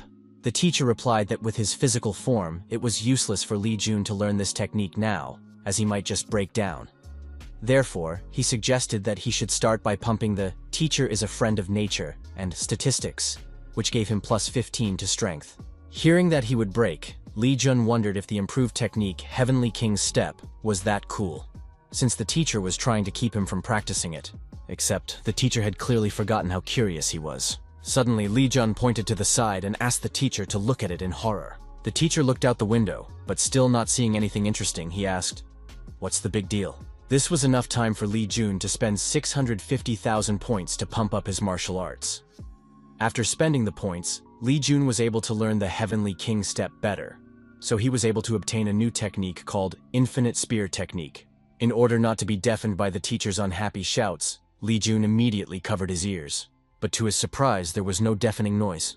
So Li Jun decided to open his ears. Li Jun wondered if the teacher wasn't going to reprimand him and yell at him. The teacher slowly opened his fan and suddenly started laughing at Li Jun, because he knew he would do that. He then explained that a self-respecting martial artist could always see through his foolish students. Li Jun felt uncomfortable with his teacher's smugness, so he decided to test the system. Because of his understanding of the Heavenly King's Step, Li Jun could no longer apply it. From the description, Li Jun learned that the master had taken the Heavenly King's Step technique and only extracted the good aspects from it. To improve the technique, all stats must be at 300 and the maximum chi energy at 600. While for application, all stats must be at 180 and chi energy above 400, while Li Jun had barely crossed the characteristic limit of 100 points. Laughing smugly, the teacher explained that he had squandered so many martial arts tree points for nothing. The next morning, after waking up, Li Jun immediately opened the statistics. Following his teacher's advice, Li Jun had received the Friend of Nature effect, which increased his speed by 20%, and he had also received the Blessing of Mother Nature effect. He also received a new technique and plus 15 points to athleticism, agility, and stamina. And now, Li Jun had a feeling as if he might have forgotten something. While trying to figure out what it was, Li Jun suddenly heard a quiet muttering nearby. Li Jun was startled, because he had forgotten to take food for Shinya, and now she was starving. Li Jun guiltily apologized to Shinyushka, and promised that he would bring her food right away. Since Shinyushka was still a little fox, Li Jun assumed that she needed to get some milk. Li Jun opened the refrigerator, but unfortunately for him, he didn't have any milk. Xingyu followed his master and began to rub against his leg. Li Jun assumed that Shinya didn't want him to leave, and since that was the case, he didn't mind going together. Li Jun put on a sweater and hid Shinya underneath it. Suddenly, Li Jun heard a knock on the door. Li Jun was obviously not expecting anyone this morning, so he hid Shinya and asked who came to see him. The woman at the door introduced herself as the chairman's secretary and asked if Li Jun lived here. Li Jun opened the door and confirmed that it was him, then asked what had happened. Secretary Nam reported that the chairman was summoning him to his office. Li Jun was stunned that the chairman was summoning him, because it could only mean one thing. Li Jun asked the teacher, and the teacher also thinks that it's about the dungeon they cleaned out. That means there's no reason for Li Jun to see him right now. Li Jun apologized and said that he can't go as he has a very important case and was about to close the door. But Secretary Nam held the door open and asked him to come with her as it would only take a short time. Li Jun glared at Secretary Nam for a few seconds. He still agreed to go to the chairman's office, which made her happy. He just needs Secretary Nam to buy him some milk in that case. Chairman Han Min-soon's office. No matter how Han Min-soon looked at it, Li Jun was just a normal guy. But this dungeon, Could he really single-handedly clear out the Blue Fox Den? After all, no matter how you look at it, this guy is not above D rank, so how is such a thing possible? The old master told Li Jun that the husband in front of them was now trying to scrutinize Li Jun to examine his abilities. Without losing his composure, Li Jun said to himself that he would not be fooled this time. It's all because his source ring guards Li Jun's potential from any prying eyes. Li Jun asked the chairman what he had summoned him for. Remembering what for, they are here. The chairman replied that he summoned Li Jun because he suspected that he might have some difficulties because of Li Qihong.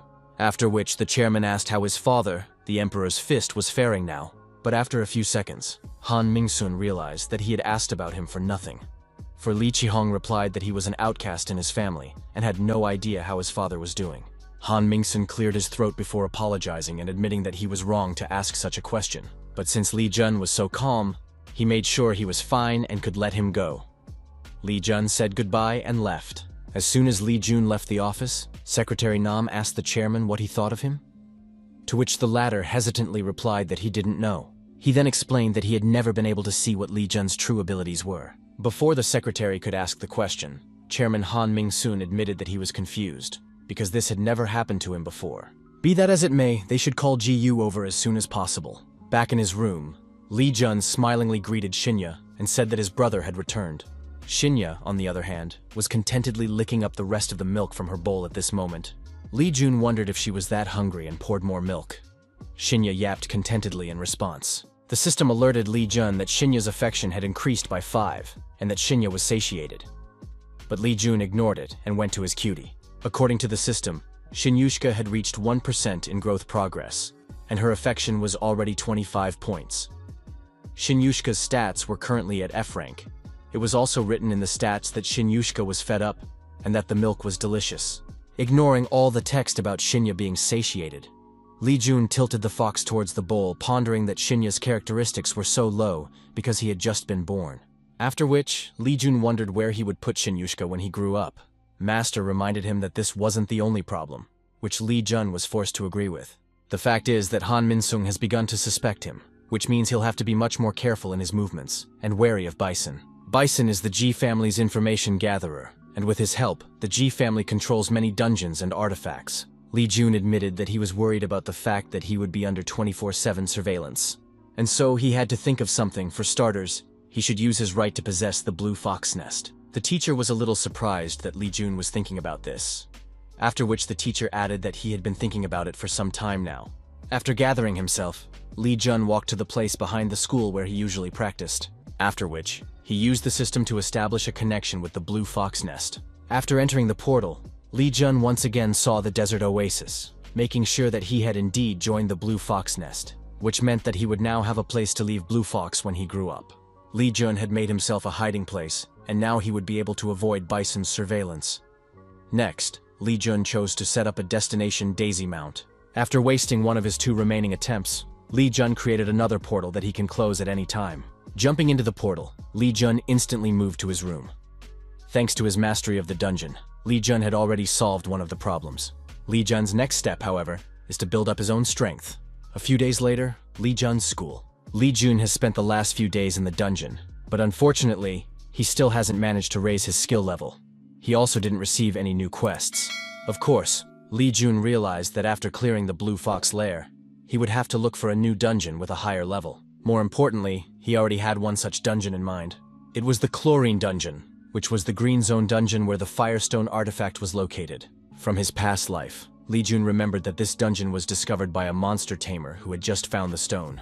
After which, he simply fed the Firestone to one of his monsters. Immediately after that, that monster turned from a weak white class monster into a blue class monster. It would be a bit much to get the Firestone and feed it to Shinya.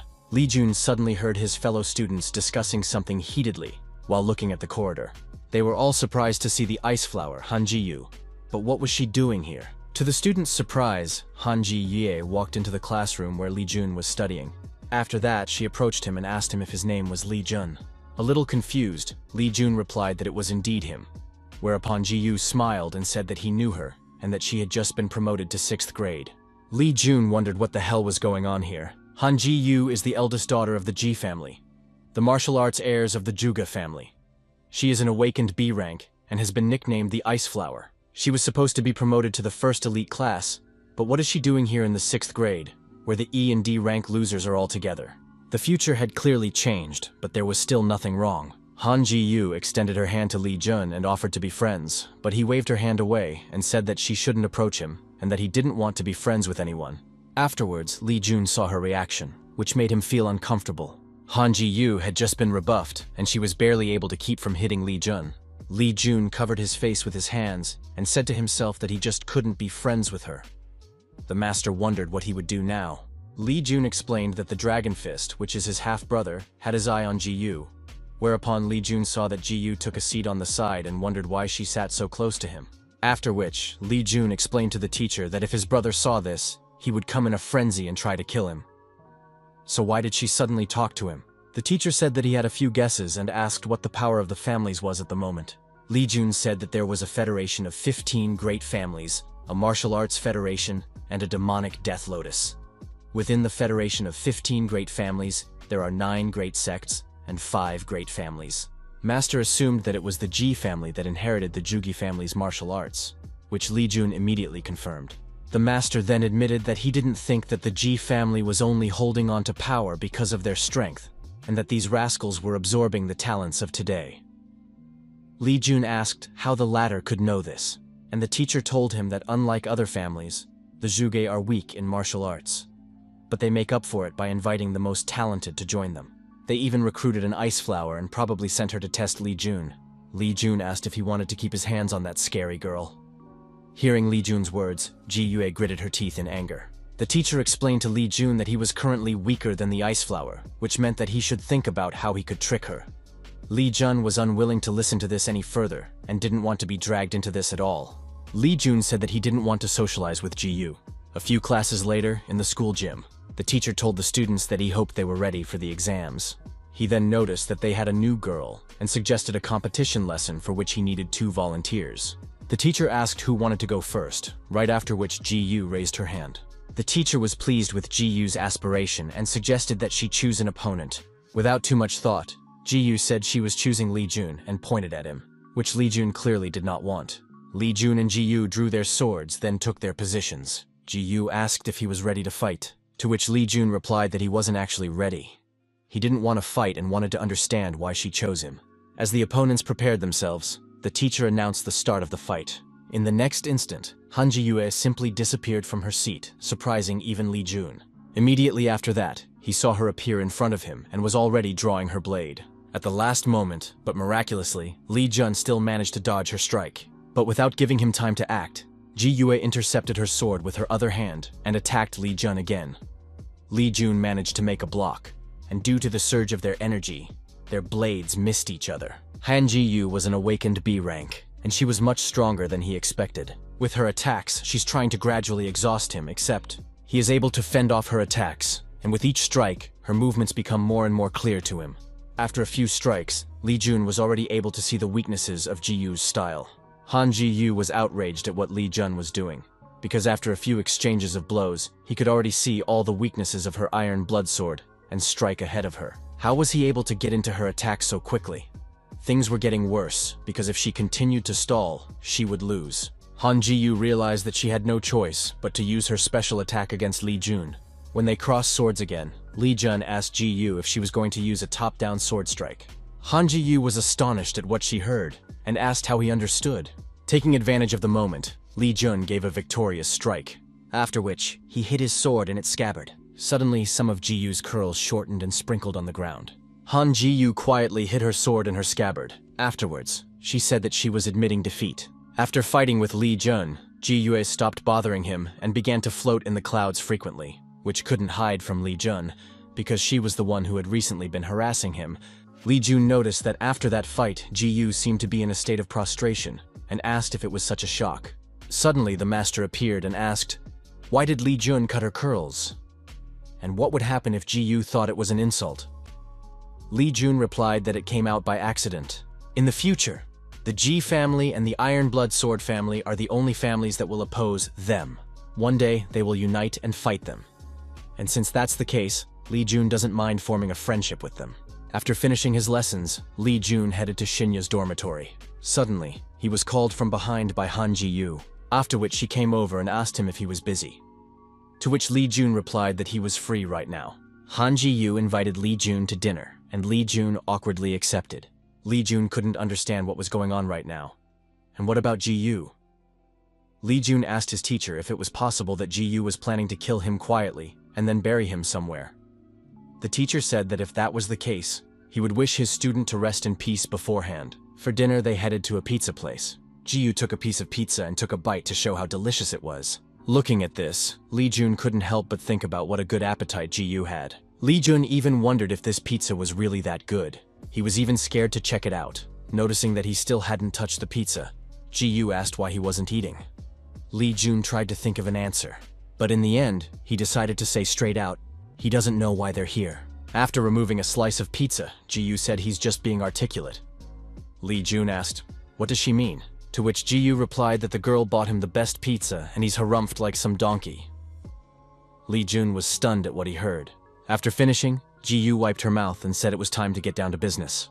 Ji-yu asked how did Lee Jun manage to defeat her? To which Lee Jun replied that he saw her weaknesses, which surprised Han Ji-yu. Lee Jun said that she had a good sword, but it was uncomfortable and unfamiliar to her, so he was able to see a few blind spots during the attack and hit them. Surprised by what she heard, Ji-yu asked if that meant that he understood everything in the short time that their fight lasted. Lee Jun replied that he didn't know himself, and that it just happened that way on its own. Lee Jun said that he answered her questions, then added that he hoped she wouldn't take offense to the hair. But to his surprise, Ji-yu asked, why would she be offended? Moreover, she was happy to update her haircut. After all, she actually likes short hairstyles. At night of the same day at Lee's residence, a lamp shattered and a furious scream was heard. Lying in his blood with a shard of glass in his hand, Lee Chi-hong shouted that he would tear off Lee Jun's legs. Fearing for the young master, the servant asked him to calm down and do something about what he had cut himself. Tears showed in Lee Chi-hong's eyes, and he asked what the man meant. After which, he cut the servant's face and asked if the one who had cut himself thought he was a pathetic weakling. After all, it was just some pathetic cut from the glass. But he dared to ask him to calm down. Lee Ki-hong was furious, for his chi tank had been destroyed by that freak's hands. Lee Ki-hong brought the glass shard to his side, wanting to kill the servant. But no sooner had he struck out of anger than Lee Ki-hong's hand was stopped by his father. His father asked Lee Ki-hong to calm down, and he threw himself into his arms and began to sob. Father asked Lee Ki-hong not to be afraid, and with a little squeeze on his hand, he promised that he would heal his chi tank. After all, he had found a way how to do it. Lee Ki-hong asked if it was true, and his father told him that he would get him an artifact called Firestone that contained incredible firepower. If Lee Ki-hong ate it, he would be restored in no time. Upon hearing this, Lee Ki-hong once again threw himself into his father's arms and began to thank him. Suddenly his father's face lit up with anger, all because of that worthless boy, Lee Jun, because how dare he do that? His father swore that he would make him regret hurting his son. A while later, while walking around the school, Lee Jun turned to use the restroom. One of the Bisons immediately reported it and was ordered to keep watching Jun. 40 minutes passed, and Bison would be forced to report that the target was still in the restroom. The man on the other side of the earpiece wondered if Lee Jun had gotten away. Without waiting for the order from above, Bison ran to the restroom, as it was really too suspicious. The man in the earpiece reminded him that Bison were not allowed to reveal their presence when following someone. But Bison was already reaching for the doorknob. Just as suddenly, Lee Jun opened the stall toilet door and accidentally hit Bison with the door. From the pain, Bison fell to his knees and covered his face. Lee Jun apologized and admitted that he hadn't realized there was someone behind the door. Lee Jun asked if he had bruised him badly, to which the man replied that he was fine. Since the man was fine, Lee Jun apologized and ran to class. He also advised the man to be more careful next time. As soon as Lee Jun left, Bison was asked, and should he have been so worried?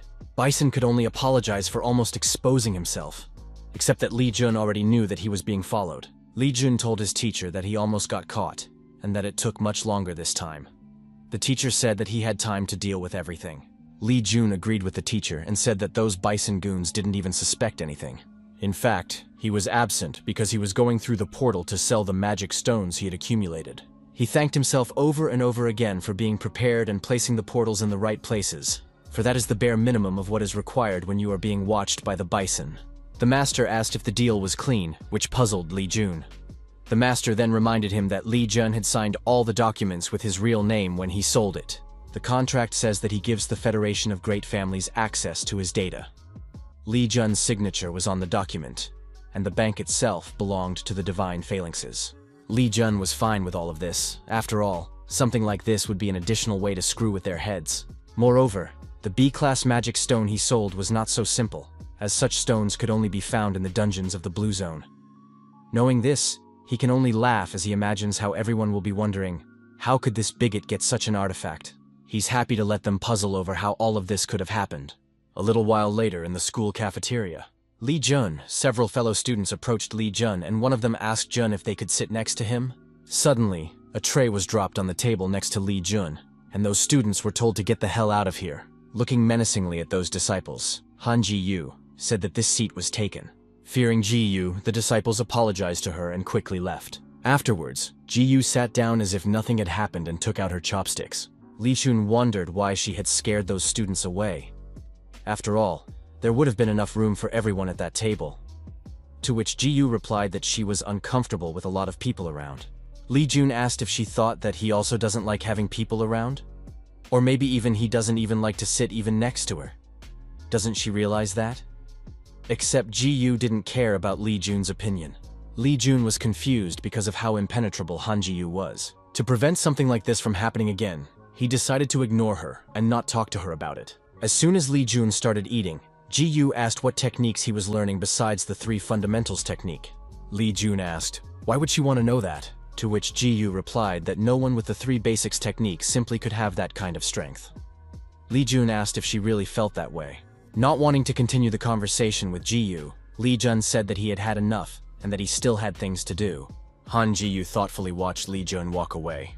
A short while later, Kim Tae-hyun, the class teacher, notified the students that they would have practice next week. One of the students raised his hand and asked the teacher where their practice would be, and Kim Dae-hyun told them that they had 3 locations to choose from: the secret treasure trove, the beach of despair, and the infernal cave. The students started discussing with each other where they would like to go, because all of these dungeons seemed really cool to them.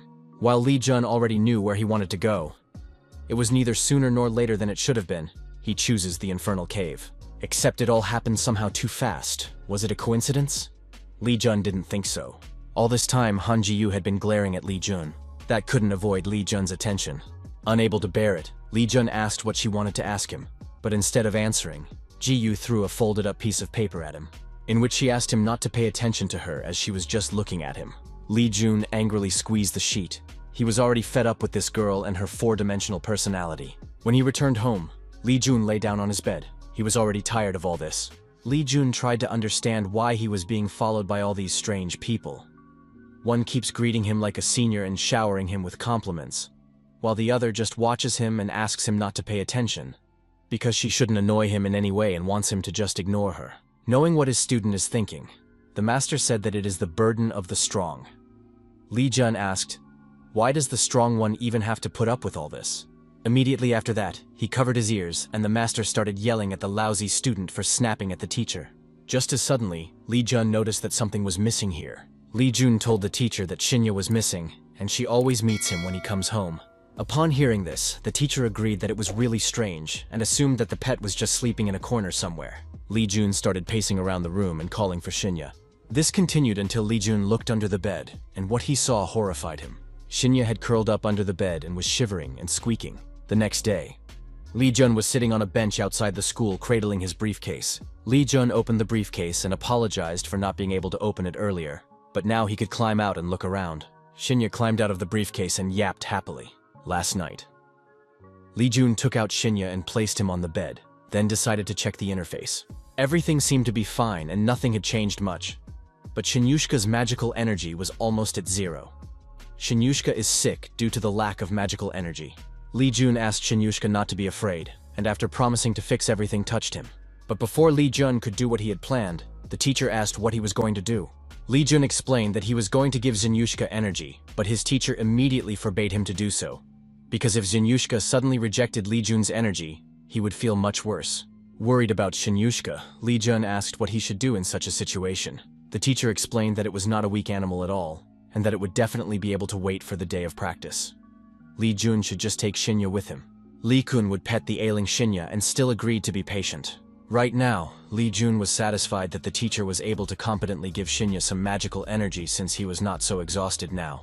Li Jun was satisfied telling Shinya that they would be able to heal him once they reached the gate. Just as suddenly, Li Jun heard someone's voice, and moving more quickly than ever hid Shinya in his briefcase. Ji Yu startled Li Jun with her sudden appearance. Li Jun asked what she was doing here, and wasn't she about to get on the bus? To which Ji Yu replied that she would only get on when she saw him get on. Realizing that she wouldn't leave him behind, Li Jun was forced to agree. Just as Li Jun was getting on the bus, someone's attention suddenly snapped to him.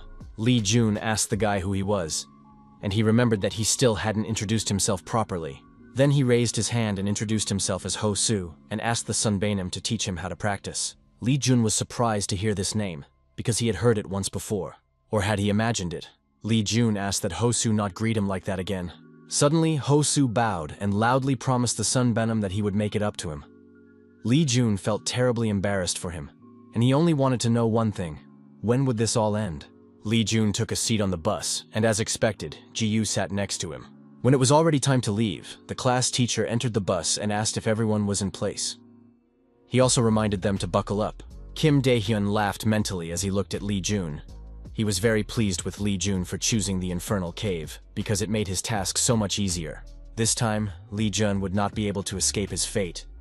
Trying not to pay attention to another weirdo, Li Jun yawned and continued to look out the window. When the disciples arrived at their destination, they were greeted by 3 people, of which their main person, the 3rd grade headmaster, Kang Min-jae, who was a striking member of the Divine Phalanxes, as well as their current guide, introduced himself. Kang Min-jae advised the students to keep up with them, as only then would they be able to keep the students safe. Li Jun was surprised by the presence of the Strike Force, as the Strike Force was a first-class military corps whose members were at least C rank awakened.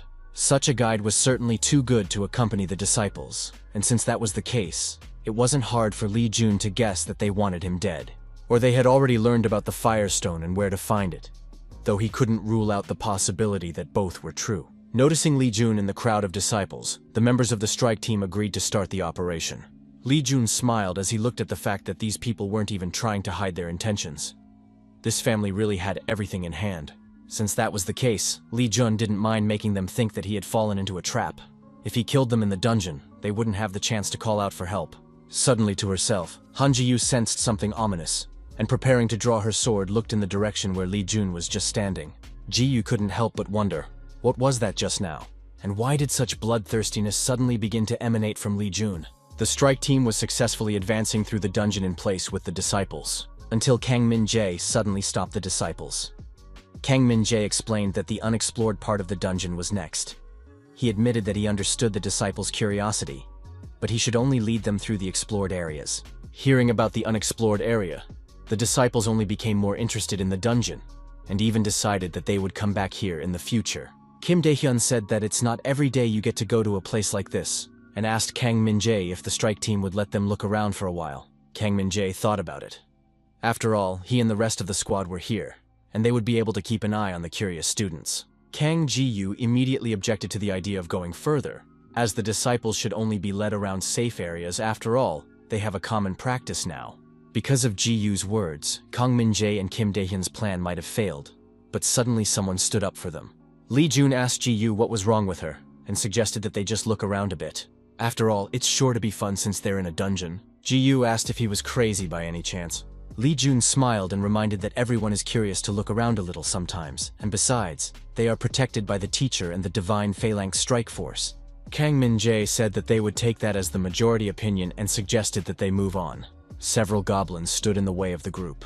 Fusing with the shadows, Kang Min-jae stealthily walked behind the back of one of the goblins. Immediately after, he took his life by stabbing his blade into his throat. After seeing his fellow goblin killed, the other goblin rushed out, but it was in vain. Kang Min-jae threw his blade, preventing him from escaping. Kang Min-jae picked up his blade and wiped it clean, asking if they could go on. The disciples were dissatisfied that this was the end of it. Moreover, they hadn't seen anything interesting in all this time. Kang Min-jae said that everything was the same, and that there was really nothing to see. Also, there was no boss in this dungeon, which made it relatively safe. Suddenly, an earthquake started in the dungeon, nearly knocking everyone off their feet. While the students were trying to figure out what the hell had happened, Kang Min-jae ordered them to run to the portal right away. because it wasn't an earthquake at all. It was actually a wave. After hearing about the war, the students realized that things were really bad and ran towards the exit. Hosu and Jia ran towards the exit, but Jia suddenly realized something was wrong and turned around. And to her surprise, Li Jun ignored the words of their guides and stayed behind. Jia immediately rushed towards Li Jun, asking why the hell did he stand there like that. But she was immediately grabbed by the teacher and shouted that it was too dangerous to go back. Han Jia ordered the teacher to let her go, and at that very moment, Hosu rushed over to Li Jun. It seemed that Hosu had already approached Li Jun. He shouted for Li Jun to leave now because it was too dangerous. But the door closed abruptly in front of Li Jun. Hosu fell on his knees in front of the door. He was so close, but not in time. Hosu started banging on the stone door and loudly asking the sunbae if he was alive. Li Jun replied that he was alive and asked him to stop calling him. Hosu agreed to stop shouting and told the teacher that their sunbae was trapped. Before he could answer, Kang Min-jae intervened and suggested that they go outside before any more traps were triggered. In the meantime, Li Jun should be fine, as they had not found any dangerous monsters nearby. They would return for him once they had devised a rescue plan. Realizing that there was nothing they could do now, Hosu agreed to evacuate. Suddenly, Han Ji-ya broke free from the teacher's grip. She then ordered Li Jun to wait for them where they were and not even think about going anywhere. Li Jun replied that he knew it himself and asked them to leave. Li Jun listened to everyone leaving. He then told Xingyu that she could come out, right after which a satisfied blue fox climbed out of the briefcase. As it turned out, this varmint had already managed to get energized since they were inside the dungeon. And since that was the case, Li Jun took the blue fox on his shoulder and headed deep into the dungeon. A while later, one of the goblins noticed a shadow of a man approaching them on the wall. The goblin then proposed a plan to his fellow goblin. One of them would carefully go behind the man's back and knock him out, after which they could eat him. As the man approached, the goblin, following the plan, pounced on him. But the goblin's plan was ruined because Li Jun had a passive fear skill, which made him and Shinya seem like devils to all the monsters. Li Jun ignored the goblins and walked on, while the goblins ran away from those monsters. While they were wandering around the dungeon, Shinyushka absorbed low-level evil energy, thus gaining the passive skill Evil Energy. And through the fulfillment of the interconnected conditions, he gained the absorption skill. Also, Shinyushka's loyalty increased by 20 points. Thanks to the C-rank Evil Energy, Shinyushka is able to absorb the evil energy dispersed in space and filter it into higher quality evil energy. The higher the quality of the filtered evil, the better the end product and the greater the volume. The evil energy effect allows Shinya to generate evil energy. What Li Jun took a closer look at was the SS rank absorption. Li Jun asked the teacher, "Is this a vampire martial art?" The teacher confirmed that it was similar to that, and that the pet was similar to its master. Because of something like that, he couldn't help but ask, "Is it a heavenly beast?" If that was the case, he would prefer that it didn't grow up to be like his disciple. Li Jun reminded the teacher that he had chosen him himself. While Li Jun was talking to the teacher, he had already reached the end of the cave where his target was. Li Jun picked up the firestone and used it. Afterward, the teacher said that he felt some kind of presence ahead. Li Jun said that there was nothing to hide from him. After that, he fumbled for the right spot on the wall and brought the firestone up. The system notified Li Jun that he had found the hiding place in the infernal cave and was rewarded with 250,000 martial arts tree points. Meanwhile, at the entrance of the infernal dungeon, Han Ji-yu asked Kang Min-jae why is it that she can't go with them, and continued to insist that she would go to rescue Jun with them. Kang Min-jae reminded Ji-yu that she was the precious heiress of the divine Phalanx family, and if something suddenly happened to her, there would be a real clan war. Ji-yu was about to insist, but the class teacher ordered her to calm down. Kim Tae-hyun reminded her that if anything happened to her, the chairman would kill them, and so they should let the divine Phalanx strike force deal with everything. Ji-yu wasn't going to just back down. Besides, she felt that something wasn't right here, and there was some sort of catch. Besides, it didn't really seem like these people were getting along with Li Jun. Li Jun is in limbo, and meanwhile they are idling and discouraging her from doing anything. Ji-yu comes to the conclusion that they are plotting something against Jun. Suddenly, a system alert appeared in front of everyone present. To everyone's surprise, the dungeon changed its level. The danger level changed from green to blue. The Mouse King was furious, all because someone had broken into their leader's cave. Because of this, the Mouse people received buffs of plus 20% to attack power and plus 30% to speed. Deep in the depths of the infernal dungeon, the army of mice drew their bows and began firing at the man who dared to come to them. With a single sweep of his arm, Li Jun deflected all the arrows fired. Suddenly, he saw a mouse rider with a flaming spear appear near him. Before the mice could continue their attack, in the blink of an eye, Li Jun had stripped them of all their heads. After that, Li Jun was flooded with reports of killing mice by the spearmen and foot soldiers, but somehow he still hadn't completed the quest. With the second main quest, the teacher wishes to instill in Li Jun the habit of daily training like he did himself. Li Jun should train away from prying eyes and sweep the Green Zone dungeon alone, but the quest will fail if anyone sees him. The reward is 650,000 tree points. Li Jun has been trying to complete the quest, but it's still incomplete, but there's an upside to that. At the very least, he can't see an end to all these hordes of mice no matter how many he kills. A humanoid mouse appeared a bit larger than the others, and Li Jun assumed that this mouse was the commander. The mouse squeaked out that there was only one man in front of them, and that by piling on top of him they would be able to tear off his limbs and then present his head to the Lord. The army of mice rushed at Li Jun, but Li Jun had no trouble cutting them down from row to row. When Li Jun was quite close, the commander realized that his affairs were not good. The commander ordered his mice to kill this man by any means possible, but soon it was his turn to fight Li Jun. Instantly approaching the commander, Li Jun kicked his head, causing it to fly off into the distance. Only the head stopped as it was crushed by a huge mouse's foot. Li Jun was surprised at what came out to him, for something like this was truly amazing. The angry mouse boss asked his subordinates, did they seriously want to tell him that his domain had been invaded by a single ordinary person? Meanwhile, near the entrance of the dungeon, all the disciples came out. Kang Min-jae told his subordinates that he now had a perfectly legitimate reason not to interfere, and it was all due to the fact that the dungeon had raised its level. It was quite obviously because the Firestone had been discovered during the exploration. Since that was the case, they should just return to Li Jun later to retrieve his corpse from the dungeon. Meanwhile, in the infernal dungeon, the boss of the mice asked how dare some human trespass on his territory. Li Jun asked the boss if he correctly realized that he was the boss of this dungeon, Inferno. After all, if that's the case, Inferno looks pretty funny. A huge human body with a rat's head. Inferno was enraged by such words, and so he shouted that he would rip out the lowly man's tongue, after which he would eat him. Li Jun prepared himself for a battle with the boss, as suddenly, Shinyushka jumped out in front of Li Jun, completely confusing him. Li Jun asked Shinya to stop as it was dangerous, but he ran up to Inferno and took the blow of his axe. But no sooner had Inferno hit the fox than Shinya took advantage of the absorption. Li Jun was stunned by what he saw. Boss Inferno was terrified of the monster pup and was unwilling to die in such a manner. Suddenly running out to Inferno boss, Shinya took and defeated the boss in a few seconds. Li Jun chuckled and admitted that he had already set himself up for a fight with the boss, but Shinyushka solved everything in no time. After recovering from the shock a bit, Li Jun reprimanded Shinyushka for jumping out and scaring him, because you can't just rush into a fight like that without permission. Besides, he asked Shinya to rest in his briefcase while he dealt with the mice. Unable to keep counting Shinya, Li Jun picked up Shinya and asked him not to do it again. Placing the fox on his shoulder, Li Jun admitted that he had no idea that Shinya would be able to use absorption on other monsters. Just as suddenly, Li Jun was once again inundated with rewards. Li Jun had single-handedly defeated a high-level boss and cleared the dungeon while completing the second quest at the same time. As a reward for all of this, he received 2,150,000 martial arts tree points. While Li Jun was checking the rewards, Inferno's corpse started to disappear.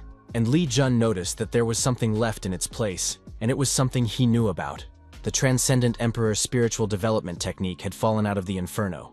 The Transcendent Emperor Spiritual Development Technique was the foundation of the Emperor Spiritual Development Technique, and its supreme master at the current time was the head of the Divine Fist family, the Fist Emperor, and also Li Jun's father. The word transcendent in the name means that this technique is the highest form of spiritual development technique. But how could he have gotten a skill book of such a prohibitive level in this cave? If he was alone in this cave, he would have burned this book just so that the Fist Emperor would never be able to get his hands on it and raise his level. Seeing Li Jun hiding the skill book, the teacher asked, "Didn't he want to study it right now?" To which Li Jun replied that he doesn't know that for sure, and it's probably because of the fact that it's his family's martial art that despises him. He doesn't want to learn it, and it would be much better if he blackmailed his family with this book.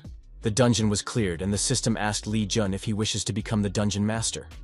Li Jun asked, "What kind of question is that?" and handed the dungeon over to Shinya's power. At this point, they were done with the dungeon, and since that was the case, it was time to move on to the important stuff. Li Jun turned to Shinya and asked him to bring him a magic stone lying nearby. Shinya obediently jumped out of Li Jun's arms. After that, Shinyushka picked up the firestone and was about to return to his master. When Shinya suddenly stopped, Li Jun realized what was going on and tried to gently talk Shinya out of it. But Shinyushka just went ahead and used the absorption technique on the firestone. The firestone is not here, and the Li Jun they were waiting for has found the right way out, Kang Min-jae asked. Did he get it right? The subordinate with a freshly split lip confirmed that it was correct, and that this was indeed the place he had marked on the map, which meant that Li Jun had indeed taken their firestone. Kang Min-jae asked, why the hell and how did this loser manage to find a way out? He couldn't have found it by accident, could he? Couldn't he? Suddenly, another dungeon-level change alert appeared in front of Kang Min-jae and the rest of the strike team. The dungeon had once again changed its security level to green. The members of the strike team wondered why this was happening all of a sudden. Then the one they had been waiting for came out of the dungeon and asked what the hell they were doing here. What was the reason for the members of the Divine Phalanx Strike Force to come here? Kang Min-jae reminded him that there was no way Li Jun could have survived without defeating the dungeon boss. So did that mean he just ate the firestone? Li Jun wondered, so what's in it for them if he did eat it? Trying to suppress his anger, Kang Min-jae asked how a lowlife like Kang Min-jae assumed that Li Jun knew what kind of stone he had found. The whole operation had gone to hell, and they needed to do something about it, since Lee Min-wook had urged him to deliver the firestone to him. But if that fool really ate it, it should take some time to digest the stone. And if he couldn't bring the stone, he could still bring Li Jun's blood to the Emperor's fist. Just as suddenly, the ground began to shake again, puzzling the members of the strike force. It was all because of Li Jun. As soon as he released his energy, the members of the strike team almost fell to the ground. Even so, Kang Min-jae refused to admit that Li Jun could have become so strong after eating the firestone. In any case, he ordered his subordinates to retreat. Suddenly, Li Jun started laughing loudly, puzzling the strike force in a similar manner. After which, he wiped away his tears from laughing and asked if they thought that he had just revealed his real strength to them like that. Immediately afterward, the members of the strike team received a notification that the owner of the infernal dungeon had closed the exit of the dungeon. Kang Min-jae wondered how could this happen. After all, the dungeon boss had clearly been killed. Li Jun approached the guys and explained that now they wouldn't be able to leave the dungeon alive. Meanwhile, outside the dungeon, the disciples watched as the entrance to the dungeon suddenly closed. Unable to find any room for his excitement, Ho-soo was pacing back and forth behind Ji-yu's back. But Ji-yue couldn't stand it for long and asked if he could stop spinning around like that. After all, it's annoying. Realizing that he was disturbing her, Ho-soo apologized. After which, Han Ji-yu thoughtfully returned to watching the portal. Ji-yu didn't regret accepting the assignment to follow Li Jun. Her goal was to assess Li Jun's abilities. That was why she followed him everywhere. But she still couldn't find out anything. This guy had beaten Tyrant Li Kehong, the white-armored ice demon, during the competition, and afterward, her, Han Ji-yue. Undoubtedly, there could only be one thing. Li Jun was carefully hiding his real abilities. That's why Ji-yu was sure that Li Jun would survive, and then she would be convinced that she was right. Suddenly, the chains that were restraining the entrance to the dungeon broke, reopening the entrance. After which, Li Jun came out of the gate, but to Ji's surprise, he was bleeding. After walking a few steps, Li Jun collapsed, but he was picked up by Ji-yue. Then she asked him to look at her, and asked what was wrong with him. When Li Jun raised his head, Ji-yue was convinced that it was really him. But how did this happen? 3 hours passed and people were starting to get impatient. The host complained about how long it was taking, and asked if it could be because of the entrance of Jun Ye-ying's shock troop from the Divine Fist family. The cameraman asked if that was true. After which, the presenter said that usually the dungeon fluctuation didn't last more than 15 minutes, although usually the members of the strike squad could handle it much faster. Hearing this, the cameraman recognized that she was really cool. The anchor asked what they were saying about them, when suddenly something happened that caused the anchor to order the camera to be turned on quickly. After all, the gate to the dungeon had just been cleared. But to everyone's surprise, the dungeon gate suddenly began to close. A few hours ago, during the clash between Li Jun and the Divine Phalanx Strike Force, one of the strike squad members had told his own that Li Jun had never been this strong before and that he was just going to leave this place. Before he could finish speaking, his head was instantly separated from his body. After killing one of the enemies, Li Jun calmly swiped the blood off his hand. Li Jun had killed one of them so quickly that none of the members of the strike team even noticed anything. Kang Min-jae asked why they were standing there trembling, and were they scared of some high school jawbreaker? Kang Min-jae ordered Li Jun to be killed, immediately after which all of the strike team members pounced on him at once. But Li Jun kicked his foot on the ground, causing a burst of energy to hit all the enemies. Seeing this, even Kang Min-jae began to tremble as he had never met a maniac like Lee Jun before. Trying to suppress the trembling in his voice, Kang Min-jae asked if he thought he could get away with it. After all, after something like this, the Divine Fist family would not let Lee Jun get away with his crime. Lee Jun suggested that Kang Min-jae might have forgotten about it, and reminded him that he was also a member of that family. Kang Min-jae asked, how dare the man say such a thing with his dirty blood? But before he could say anything, Lee Jun grabbed his face and reminded him that if there was no evidence, no one would be able to prove that he had killed him. Whereupon, under Kang Min-jae's supervision, Lee Jun swung his sleeve and a small blade flew out. Raising the blade, Lee Jun asked that Kang Min-jae should not hold a grudge against him since he had started it first. After a short fight, Lee Jun destroyed the members of the strike force without any problems, after which he sensed someone's presence. Lee Jun turned to see whoever was behind the stone, scaring the hell out of him with how creepy Lee Jun looked right now. A mouse awkwardly stepped out from behind the rock and asked Lee Jun why he called him out. Lee Jun told the mouse that there were corpses everywhere and that it was his job to clean up the place. The mouse immediately accepted the order and called his relatives to do his master's bidding. As it turned out, this mouse could understand human language perfectly, and also had the intelligence of a middle school student. Lee Jun decided that this mouse would be perfect for manipulation. Lee Jun addressed the mouse, then walked over to it and lightly threatened it with his blade, saying that from now on, the mouse was in charge, so he should keep a close eye on everything here. Nervously giggling because of fear, the mouse thanked his master. After which, Lee Jun handed the mouse a blade, and the mouse asked what it was and why he wanted it. Realizing how well his future plan would go, Lee Jun couldn't hold back a smirk. A short while later, somewhere in the city, Han Ji-yu asked what the hell happened in that dungeon, and if he was okay. Ho-soo also wished to know what was wrong with his son Benham. Trying to suppress the pain, Lee Jun said that in the hidden dungeon, their commanders were... Seeing how it hurt him to speak, Ho-soo asked Jun not to continue. Covering himself with a fan, the old master told Lee Jun that his acting was so bad that his eyes were about to rot from shame. Lee Jun admitted that he himself was about to die of shame and asked the master not to talk to him now. Lee Jun was angry at the mouse he had entrusted with the blade because he had asked the mouse not to hit hard. But after hitting him, he happily said that he had gotten a little carried away because he enjoyed doing it and even apologized. How much pain is he in right now because of the mouse's mistake? Lee Jun is in so much pain that he's having a hard time not dying from the pain. Be that as it may, thanks to the wound he received, he can clear some suspicions. It was painful for the teacher and students to even look at Lee Jun's wound. Meanwhile, the news anchor started the broadcast. The anchor revealed that they were now in front of the gates of the infernal cave, and that currently the only survivors were the student, while the fate of the Divine Phalanx group remained unknown. Just as suddenly, a tall man appeared in the frame and ordered the reporter to get out of his way. The reporter was astonished, for no matter what, the receiver of the Emperor Divine Fist, Li Xin himself, had suddenly arrived at their door. Walking past the disciples, Li Xin approached the half-dead Lee Jun. After which, he asked him how things were going. Lee Jun replied that there were several blue-ranked bosses, and that after Principal Kang Min-jae returned, he was the only one who managed to survive. Li Xin asked Lee Jun how he thought the fact that the Divine Phalanx strike force was destroyed saving him mattered. To which Lee Jun replied that whether they wanted to believe it or not, he didn't care about their fates. Li Xin asked the worm in front of him how dare he, after which he attacked Jun. But suddenly, Ho-soo covered Lee Jun. Ji-yue instantly pulled out her blade, and Li Xin's subordinate grabbed his arm. Ji-yu asked Li Xin's Sunbae, is beating up patients considered acceptable for members of the 15-clan alliance? Li Xin asked why she was sticking up for that brat in the first place. The subordinate then reminded the lord that there were too many eyes around them. Li Xin ordered the subordinate to shut up, after which he forcefully pulled his hand out of his grip. After which, Li Xin suppressed his anger and looked at Lee Jun. Once everyone had calmed down, the subordinate announced that the dungeon would be under their control from now on. The subordinate asked Kim Dae-hyun to tell the chairman that they would handle it themselves. Meanwhile, Ho-soo helped Lee Jun up and led him to the ambulance. But before they reached the ambulance, Ji-yu turned to Lee Jun. Lee Jun asked Ji-yu what she needed, and Ji-yu recalled Lee Jun talking about what happened inside the dungeon, after which she asked if it was true. Lee Jun was surprised at such a question and wondered if it was too rude to ask such a thing from someone who was on the verge of death.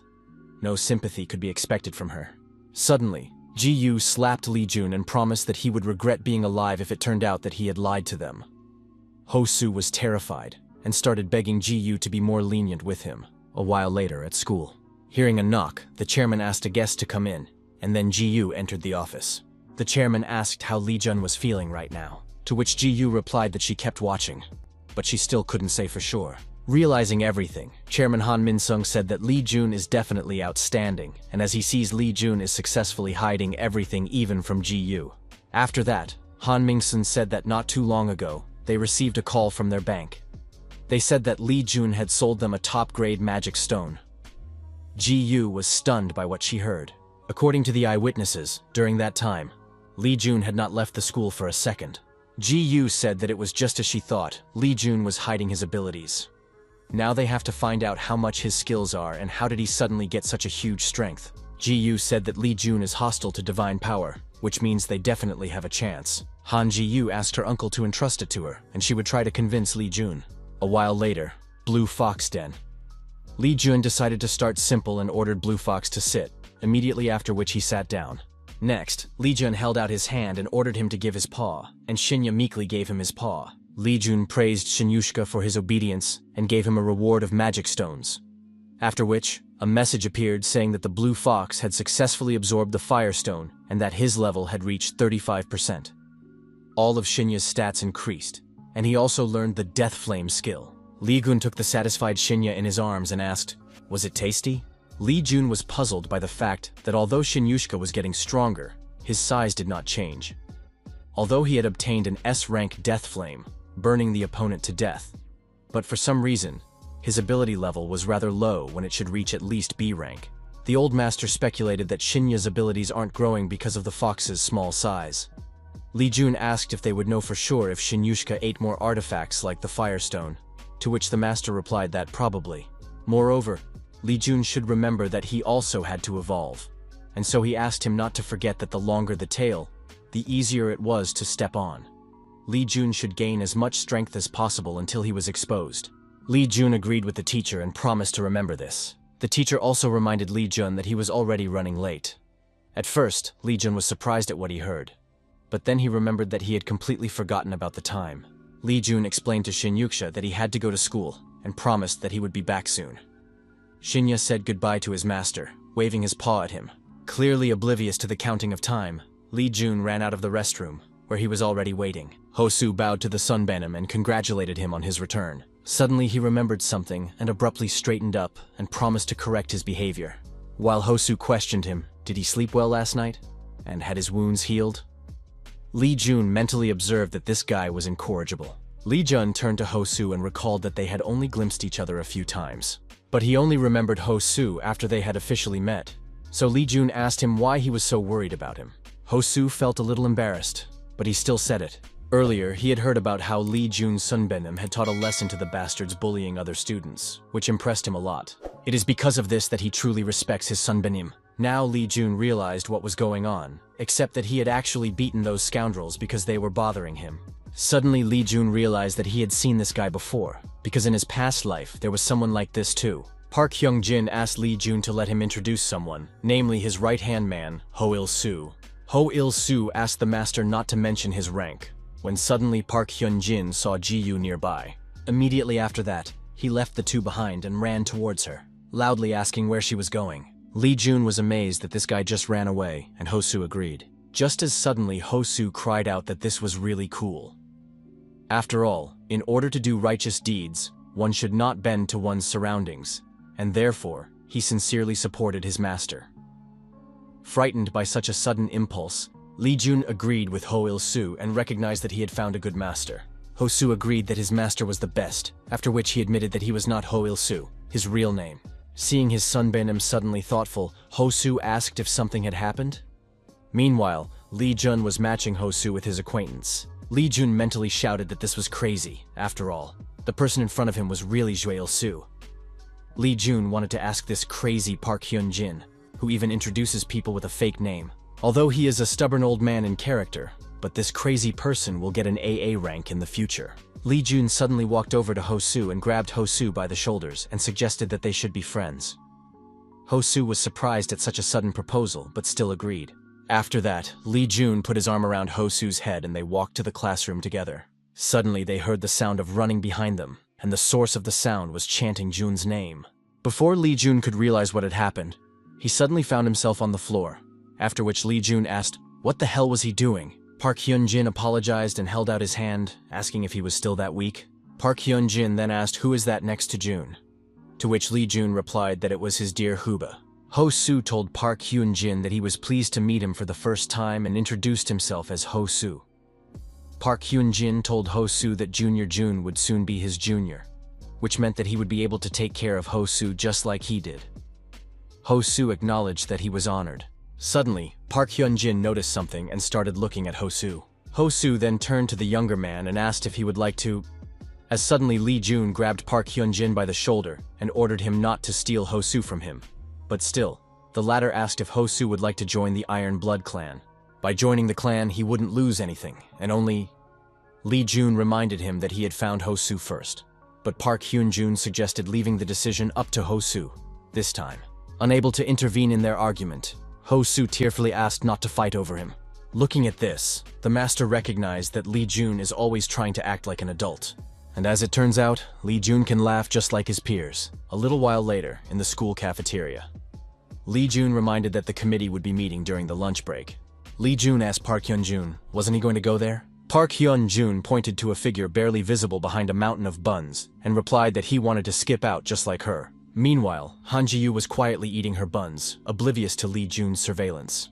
Lee Jun felt uncomfortable about having another stalker. Park Hyun-jin was surprised that Ji-yu was also stalking him, and high-fived the addition to Lee Jun's stalker ranks. Lee Jun said he wasn't joking at all and complained about Ji-yu following him around all day at school. Park Hyun-jin teased that she was interested in him. Afterward, Ji-yu confirmed, she is indeed interested in Lee Jun. Upon hearing this, Park Hyun-jin told Ji-yu that her future is bright, and that he can't let her socialize with such a creep. Lee Jun asked Park Hyun-jin if he was looking for a case of death, but since they mentioned it, Lee Jun suggested that they shouldn't put it off any longer and finally get it over with. After which, Lee Jun asked Han Ji-yu directly what she wanted from him. Han Ji-yu asked, what does she want? After which she wiped her mouth with a napkin, and pointing at Lee Jun, she said that all she wants is him. Meanwhile, Lee Shin slapped the table with anger, complaining about the two of them putting the committee in a position to do nothing. They just skipped the meeting, and even Han Ji-yu with Lee Jun. Kim Sul-ji offered to get her guys involved, but Choi Dae-min admitted that it was even too much. But realizing that they didn't have much choice, he had to agree to such measures. Lee Shin shouted to Choi Dae-min, does he know what he's letting her do? After all, Kim Sul-gi doesn't know when she should stop at all. Choi Dae-min reminded him that the opponents are Park Hyun-jin and Han Ji-yu, and so he asked Lee Shin to give in a little to Kim Sul-gi, after which she can show herself. Lee Shin had to give in, but even so, he asked them to be more careful with Ji-yu, while Lee Jun doesn't need any sympathy. With that, Kim Sul-gi asked the two to leave everything to her. Meanwhile, in the school cafeteria, Han Ji-yu said that all she wants is him, Lee Jun, and if her family can accept him, she is willing to promise to give him whatever he wants. Han Ji-yu asked Lee Jun what he wanted. Han Ji-yu gave him a rather bold condition. Of course, Lee Jun doesn't want to get involved with the factions, but he has to admit that he needs the help of allies, and it would be even better if this force had excellent intelligence. But now is not the time for that yet. After thinking it over, Lee Jun agreed with Han Ji-yu and said that he understood everything. He then replied that he wanted her, Ji-yu, which shocked her, and especially Park Hyun-jin. Han Ji-yu asked what did he just say, and Park Hyun-jin tried not to show any signs of life so that he wouldn't be hurt. Lee Jun laughed and said that he was only joking. Ji-yu suddenly promised that she would kill him. Lee Jun interjected, what did she mean by that? But an angry Ji-yu stood with her foot on the table and pulling out her sword repeated that she would kill him. Lee Jun started to justify that it wasn't like that, and that it was just a joke and he was just repeating it. Lee Jun then looked towards Park Hyun-jin to ask for help, but he suddenly vanished. Realizing that he might be finished now, Lee Jun ran away and asked Ji-yu to stop and began to apologize. A little while later, miraculously, but still Lee Jun managed to survive, and even escaped from Ji-yu and hid on the roof. Lee Jun remembered that he and Ji-yu would still have to meet in class, and so he couldn't help but wonder, she wouldn't be swinging a sword in class, would she? To which the teacher replied that of course she wouldn't, because no one would do that. Lee Jun thought about what he should do, when Park Hyun-jin suddenly appeared out of nowhere, scaring Lee Jun. Lee Jun asked, when did he come back? To which Park Hyun-jin replied that he had just returned, and Lee Jun admitted that he thought he had disappeared again. Park Hyun-jin said that what's more important now is that Ji Yu is now searching for Li Jun all over the school. Li Jun clenched his fist and said that it was time to go back to class. Park Hyun-jin recognized that Li Jun was just dodging the sword just now just fine. Besides, he heard about Li Jun beating up Lee Ki-hon, which means that his Jun is getting stronger. But looking at Li Jun now, Park Hyun-jin recognized that he didn't seem that strong at all. Li Jun admitted that it's all about him wearing good artifacts. For example, this ring is a gift from someone who cares about him. This ring is able to hide his energy from the others. Park Hyun-jin's eyes glistened at what he heard, and he asked, did someone give him such an incredible item? And who was that someone? Li Jun replied that it was someone he deeply respected. The teacher turned away because of embarrassment and covering his eyes from the sun asked why the sun was so bright today. Whereupon, the teacher reminded Li Jun that he was telling this child too much. Li Jun explained that Hyun-jin can be trusted because he is a friend that he trusts completely. Since that was the case, the teacher didn't mind. Pointing at the ring, Hyun-jin asked Li Jun to let him try it once. When suddenly, the door leading to the roof flew out of its hinges. Walking towards the guys, Han Ji-yu said that she had finally found them and that now they were finished since they had nowhere else to run to. Right after Ji-yu, Kim Sul-gi followed her to the roof. She said that she was wondering where they were all rushing to, and it turned out to be the roof. Kim Sul-gi was followed to the roof by her men. Kim Sul-gi noticed that Ji-yu even broke down the door to get to the roof. Then she reminded Ji-yu that as a member of the committee, she should set an example for others. Park Hyun-jin was surprised to see Kim Sul-gi's sister, and awkwardly said that they hadn't seen each other for a long time. And Li Jun heard that woman's name and remembered someone. Plum Blossom Kim Sul-gi, the successor of the Million Poison family, who inherited the martial arts of the Huashan school. Li Jun wondered why she had come after Ji-yu. Li Jun asked Nuna, "What is going on here?" Kim Sul-gi asked him if they really don't realize what they have done. Li Shin is really angry that they didn't attend the meeting. Since they were, he asked her to take this great opportunity to enlighten them. Kim Sul-gi asked Hyun-jin to step aside, because if they touch him, his sister will never leave them alone. Right now, she's only targeting the remaining two. Li Jun asked what he had to do with this, and Park Hyun-jin wished his friend good luck. In less than a minute, Kim Sul-gi's men have gathered in the middle of the rooftop, taking her and Ji-yu in a cordon. Ice Flower and Plum Blossom are about to enter the battle. Doesn't that mean they are starting the Heavenly Martial Arts Tournament beforehand? Ji-yu asked Jun why was he hiding behind, and aren't they supposed to fight together? Li Jun replied that Nuna wanted to fight her first, so he backed off, which only made Ji-yu angry. And Kim Sul-gi admitted that it was very thoughtful of Li Jun. But in the meantime, she asked for Jun to wait his turn, and he of course agreed. Kim Sul-gi said that since she is the eldest, she should start the fight and then attacked Ji-yu, but she successfully fought back. Kim Sil-gu said that it was a stupid move and then made a direct sword strike, but Ji-yu dodged the attack and was about to strike back. Moments later, the sword fell out of the hands of one of her opponents. The loser Kim Sul-gi fell to her knees. Li Jun said that she had lost. The teacher said that the Plum Blossom technique is a martial art that blinds the opponent. Except Kim Sul-gi is attacking with force alone, which is obviously strange because it can't be the Plum Blossom technique anymore. Ji-yu reminded Kim Sul-gi that she had nothing to do with her, and asked her to stop bothering her. But she shook with anger, and Kim Sul-gi told her that she was still as naughty as ever. Kim Sul-gi asked her subordinates if they were going to stand by and watch the fun. Kim Sul-gi explained that there was only one person against them, and that they should all attack at once, and then they rushed to attack Han Ji-yu. But Ji-yu sighed lazily, and then she swung her blade to deal with all the weaklings surrounding her. Kim Sul-gi's wounded subordinates could no longer fight and were now writhing in pain. Looking at this, Ji-yu explained that she was fighting at half strength, after which she promised that if they attacked her again, Ji-yu shook off the blood from her blade and said that it was better for them not to know about it. Being in such a helpless position, Kim Sul-gi wondered, had Ji-yu always been this strong?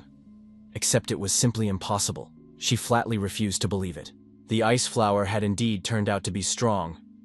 It seemed to her that she was slightly stronger than the lower-level teachers. But in contrast to the Plum Blossom, had they really regressed that much? Those around her recalled that it was because Kim Sul-gi didn't practice, and instead she usually bullied the weak. There are even rumors that during the vacations, she never once thought about practicing and only had fun. So what did she expect then? Kim Sul-gi is nothing but a pathetic parody of her former martial glory. Kim Sul-gi was angry because of the humiliation she had to endure because of Han Ji-yu, and so she decided to do it. Kim Seul-gi reached into her back pocket. Immediately after, she offered Ji-yu to see how long she could bully her nose and threw a balloon at her. In time to notice the object that Kim Seul-gi threw, Ji-yu cut it off in a flash. But as soon as she chopped it, many needles flew out of the ball. There were too many of them, so Ji-wei realized that she wouldn't be able to dodge them all. In an attempt to cushion the damage from the needles, Ji-wei covered herself with her arms. A moment later, dozens of needles struck their target. Lee Jun recognized that Ji-yu was great, because even when the needles were so close to her face, she didn't even blink. But he saved her once again. Jumping out in front of Han Ji-yu, Lee Jun caught all the needles with his hand. Lee Jun wondered if these spiked balls were the poison needle bombs of the Million Poison family. It was obvious already because of the fact that all these needles were impregnated with poison. The old master asked Lee Jun not to worry about this, because the spiritual harmony technique would deal with the poison on its own. Lee Jun told the teacher that this woman had always been known for her cruelty, but even he had not expected that she could go this far. After that, the teacher asked Lee Jun if he would try to stay and benefit from what was going on, since he had already been injured, and this was a great opportunity. But Lee Jun only asked, how dare he do such a thing? Right after which he received the quest, Fighting the Storm. The hermit hates decent hypocrites, so he hopes that Lee Jun can teach a lesson to Kim Seul-gi, who also gives the impression of an old-fashioned hypocrite. By defeating Kim Seul-gi, Lee Jun will be able to improve his relationship with Han Ji-yu and improve his reputation. Reputation itself is one of the most important things in the world, and having a high reputation, Lee Jun will get support from people even if he does nothing, which will increase his power, financial resources, and fame. In the future, the Million Poison family betrayed humanity. They started killing not only awakened people, but also ordinary people. This family is one of those who stood up as the vanguard of the demons. And since that's the case, it wouldn't be so bad to punish the Million Poison family in advance. With a movement of his hand, Lee Jun dropped all the needles in his hand. While Lee Jun was waving his hand, Ji-yu came to his senses and asked if he was all right. After waving his hand one last time and getting rid of the poison, Lee Jun said that as far as she could see, he was perfectly fine. Kim Seul-gi was shocked that her poison didn't even work on this weakling, which made her heart start to pound slowly. Lee Jun walked over to Kim Seul-gi and lifted her up by the collar of her clothes, then suggested that he obviously knew the conditions for using the deadly technique of the Million Poison family. After which, just in case, he reminded her that the poison needle bomb should be used when encountering monsters, or when facing opponents such as demons. If there was neither, then this bomb should be used in moments of mortal danger to life. Lee Jun told her that even though the strong are respected in this era, warriors should still follow the principles. Unwilling to continue listening to Lee Jun's words, Kim Seul-gi ordered him to shut up. She slapped Lee Jun's arm and asked him who he was to lecture her. That flawed Lee Jun, that Han Ji-yu. Kim Seul-gi cried out that they were all looking down on her, then grabbed her sword and aimed it at Lee Jun. Han Ji-yu and Park Hyun-jin were scared for Lee Jun and shouted for him to react. But to everyone's surprise, Lee Jun didn't even move to accept Kim Seul-gi's blade. Kim Seul-gi was shocked and asked what the hell was he doing, and why didn't he dodge her attack? But Lee Jun silently reached for his sword, as if he didn't notice it, and pulled it out. He then threw it away and pointed his hand at Kim Seul-gi, reminding her that she was the one who had crossed the line first, which meant that any further actions he took would be considered self-defense. A dumbfounded Kim Seul-gi asked what he was going to do to her, after which she stammered and began to ask him to stay away from her. Lee Jun could already feel Kim Seul-gi's ki tank in his hand. Suddenly he was ordered to stop and grabbed his hand, after which Han Ji-yu told Lee Jun that it was already enough. Lee Jun asked Han Ji-yu why she was stopping him, because she must know. People like Kim Seul-gi will get revenge in the future. Ji-yu felt uncomfortable as she felt the same aura that she had felt in the infernal cave. In the passage to the roof, more people suddenly appeared. Li Xin ordered them to stop, then asked, "What are they doing here?" Lee Jun replied that he would understand if he looked closely. If Li Xin wants to teach Kim Seul-gi a lesson for her misbehavior, he should do it himself. Right now, Kim Seul-gi's behavior is causing innocent people to suffer. Li Xin turned to Lee Jun and then admitted that he was even too brave. After which he reminded that Kim Seul-gi is the second daughter of the Million Poison family. Lee Jun asked, "So what of it? Is Li Xin afraid that the Million Poison family will protest against him? In that case, Li Xin shouldn't have sent Kim Seul-gi to teach them a lesson at all." Lee Jun's words hit right on target, but Li Xin pretended like he didn't know what Lee Jun was talking about. Li Xin said that he was the heir of the family, and so it was natural that he had to consider the relationship with each of the families. Li Jun headed towards the exit, and as he passed by Li Xin, he asked what other legacy is he talking about. After all, it was still unclear when the heir would be determined. Li Xin reached a boiling point, and just as he was about to tell Li Jun everything, he was stopped by Choi Dae-min and warned Li Jun that if he continued to say such nonsense, he would die. Walking away from the roof, Li Jun replied that he thought he had a good chance of outliving them. A short while later, in Li Jun's room. Working at the computer, Li Jun said that he finally had a reputation of 1,000 points, which made him a promising talent. And all of Li Jun's characteristics had already grown beyond 200 points. Upon reaching A rank, a person gains some sort of reputation. As long as you have a great reputation, you can enjoy privileged treatment no matter which family, guild, or official department you apply to. When organizations try to attract talent, there are often conflicts between them. This is why reputation is so important to an awakened one. Li Jun told the teacher that this was just the beginning. Of course he agreed and told Li Jun that he had a long way to go if he wanted to match his teacher in reputation, the greatest man of both ancient and modern times. And there was a time, after all, when he had been a formidable force in Gango. After filling everything out properly, Li Jun pressed the checkout button and then tiredly stretched and said that he could now go play with Shinya. But for some reason, the teacher's attention was caught by the way Li Jun stretched out his arms. After all, it's quite painful. Li Jun practically realized what the teacher was talking about and let out a painful mute scream. Li Jun complained that the teacher didn't tell him about it earlier, to which the teacher replied, "Now Li Jun is like a typical rascal who is the first to start complaining." Hearing this, Li Jun asked the teacher to repeat it again. What Li Jun was working on was the urgent news video, a leaked video from the Martial Arts Academy on behalf of the Blue Fox Sinuska account. And in 5 hours, the video had already gained 40,000 views. It was an edited recording of what was happening on the roof with the author's comments. The author was surprised that Ice Flower and Plum Blossom actually started fighting. When the Plum Blossom lost, it suddenly threw some object at Ice Flower's back. He tried to zoom in so he could see the ball. Ice Flower quickly reacted to this and shattered the ball, but it turned out to be a needle bomb, which was the secret weapon of the Million Poison clan. Except why would she suddenly throw something so dangerous at a human? Heck, the Kumsan group is at rock bottom right now, lol. The head of the Million Poison family smashed the laptop on the floor so as not to see this again and asked, "What does all this mean?" The son turned to his father and told the bad news that the news articles are all over the place and the public has reacted very negatively. The head asked the son who made him publish the video. He thought for a moment, but still replied that the video was published by Li Jun of the Divine Power clan. The head asked the Divine Fist how he only had the nerve to ask for a favor after they had caused their family so much trouble. The Emperor Fist explained that his Divine Power clan had long ago severed all ties with Li Juno, and if those who uploaded the video are indeed Li Jun, then they would most likely be happy with what he was about to ask them for. Lee Min-wook revealed that he came here today to demand that they kill Li Jun. Meanwhile, Li Jun was trying to deal with a new problem. Before he posted the video, it was an anonymous site, and now he has no idea how all these people managed to contact him. In any case, Li Jun just sent all the emails to the recycle garbage can. Li Jun assumed that after what he had done, even the 15 Home Alliance would try to recruit him now. The old master had asked if he wanted to join them, but Li Jun was against it as he had no need.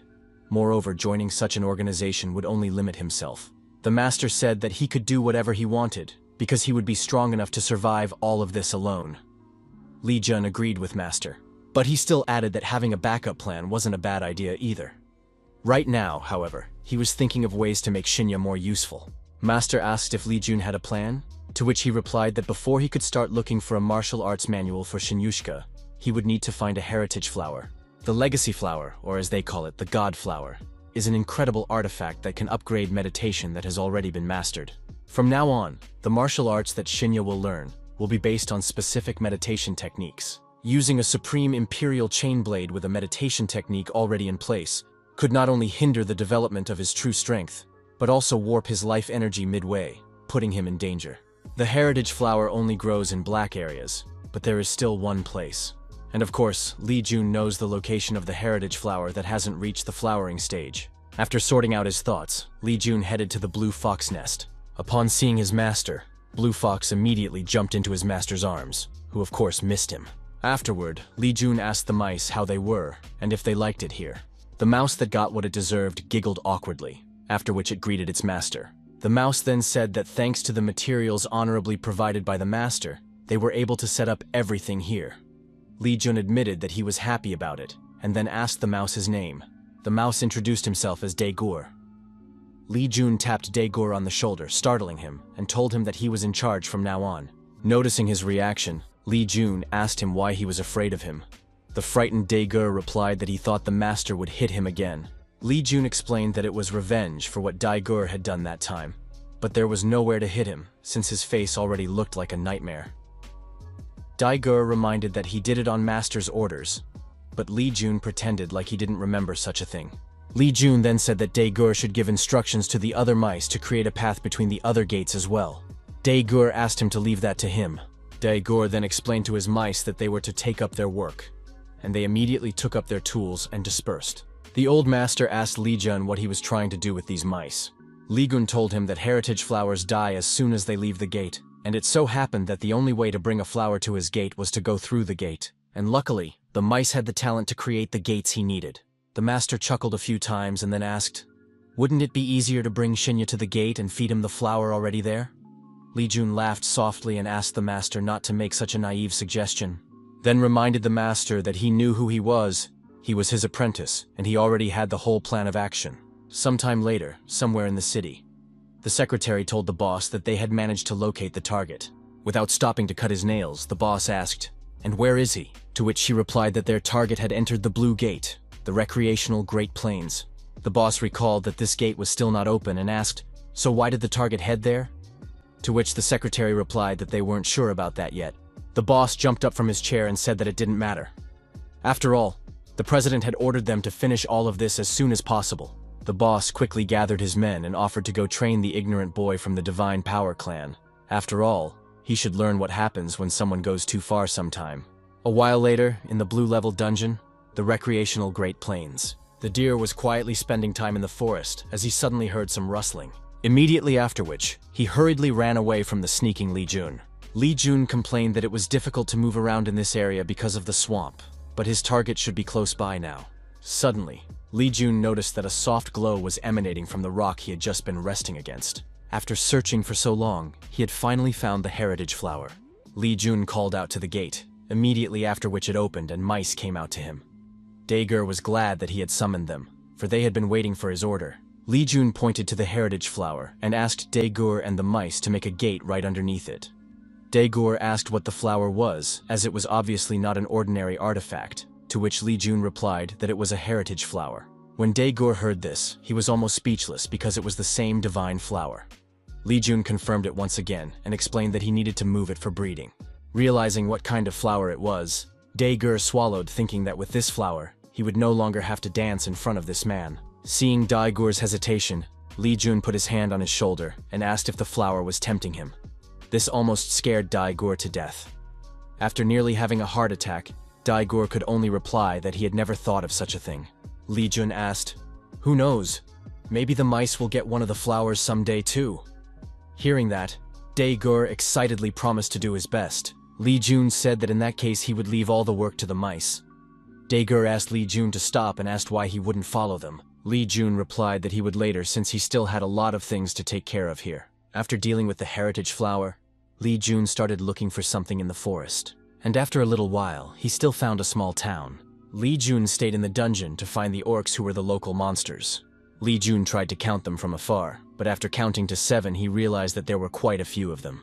Meanwhile, the orc guard was snoozing quietly at his post. Suddenly, he heard a rumble and opened his eyes to see a stranger standing in front of him. It was Li Jun, who was trying to sneak into the orc city using the Heavenly King's step. As he froze ridiculously in a running posture, Li Jun said hello to the city guard. Suddenly, he shouted out loudly that a man had come to see them. The old master explained to the disciple that the Heavenly King's step had various characteristics such as fear, dignity, struggle, and provocation. And since this technique is so powerful, the whole world resonates from just his step. In simple words, even a small step will be heard perfectly. Running away from the hordes of orcs, Li Jun cursed loudly and asked his teacher if he could have told him about this earlier. He had hoped to discreetly eliminate the boss, but now it had all gone to waste. Except that Li Jun was not willing to just give up after being discovered, so he quickly thought of a way to make things right. As he ran away from the orcs, Li Jun turned sideways and smashed through a wall of logs. As soon as Li Jun entered the city, he immediately ran into a squad of orcs. Li Jun decided that he should take his chances without thinking about what would happen next. Li Jun raised his fist and shouted, "Man here, hey pigs!" to the orcs. The boss of the orcs came out to Li Jun. The boss slapped his chest and said that it had been a really long time since the last time the human appeared. Therefore, he asked Li Jun to come closer, as he would enjoy his company in battle. Li Jun apologized to the boss as he would still have to wait for his turn, immediately after which he activated the Heavenly King's Step. In the blink of an eye, Li Jun ran past many orcs, sweeping them out of his way. The orc shaman used his enchantments to cancel Li Jun's skill. But Li Jun dealt with the orc shaman with a single blow, not letting him finish his spell, then said that he had dealt with one. Immediately after, he rushed towards the orc boss and the surrounding orcs. Landing next to the orc boss, Li Jun knocked out several orcs nearby in a flash. The orc boss immediately chopped down a human who had gotten too close to him. But his attack only hit the residual image of the human. The boss shouted loudly, then asked the man how the man only dared to disrespect him? And where was the man even hiding? The boss ordered Li Jun to come out to him right now and fight. Suddenly, the boss heard a squeak and turned around to see that the man had dealt with two more of his fellows. After that, Li Jun, using the Heavenly King's Step, continued to get rid of the orcs one by one. Seeing his orcs being killed, the boss asked Li Jun to stop, but he kept on going. Unable to bear it, the orc boss shouted to Li Jun that he would kill him. After that, he sequentially activated skills that increased all orc stats by 100% and defense by 300%.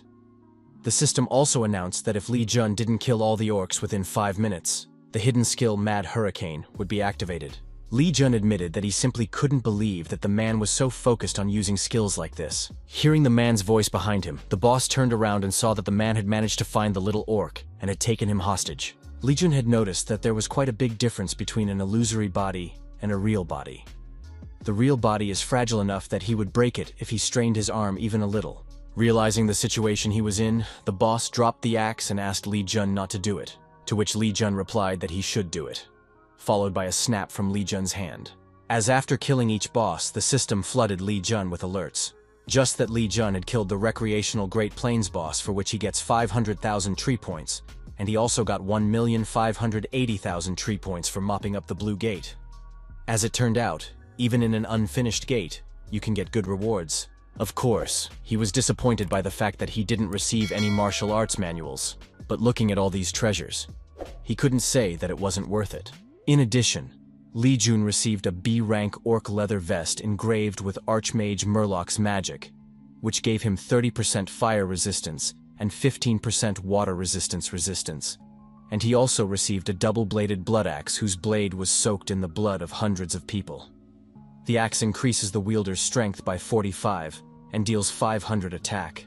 Right now, Li Jun was carrying top-notch B-rank artifacts that would just show up perfectly at the auction. The system reminded that the dungeon's owner had disappeared, and asked Li Jun if he wished to become the new owner. Even though Li Jun had reached the limit of portals he could put up, but he still didn't mind becoming the owner of another gate. The system reminded Li Jun that he had reached the gate limit and offered to give up one of the previous gates.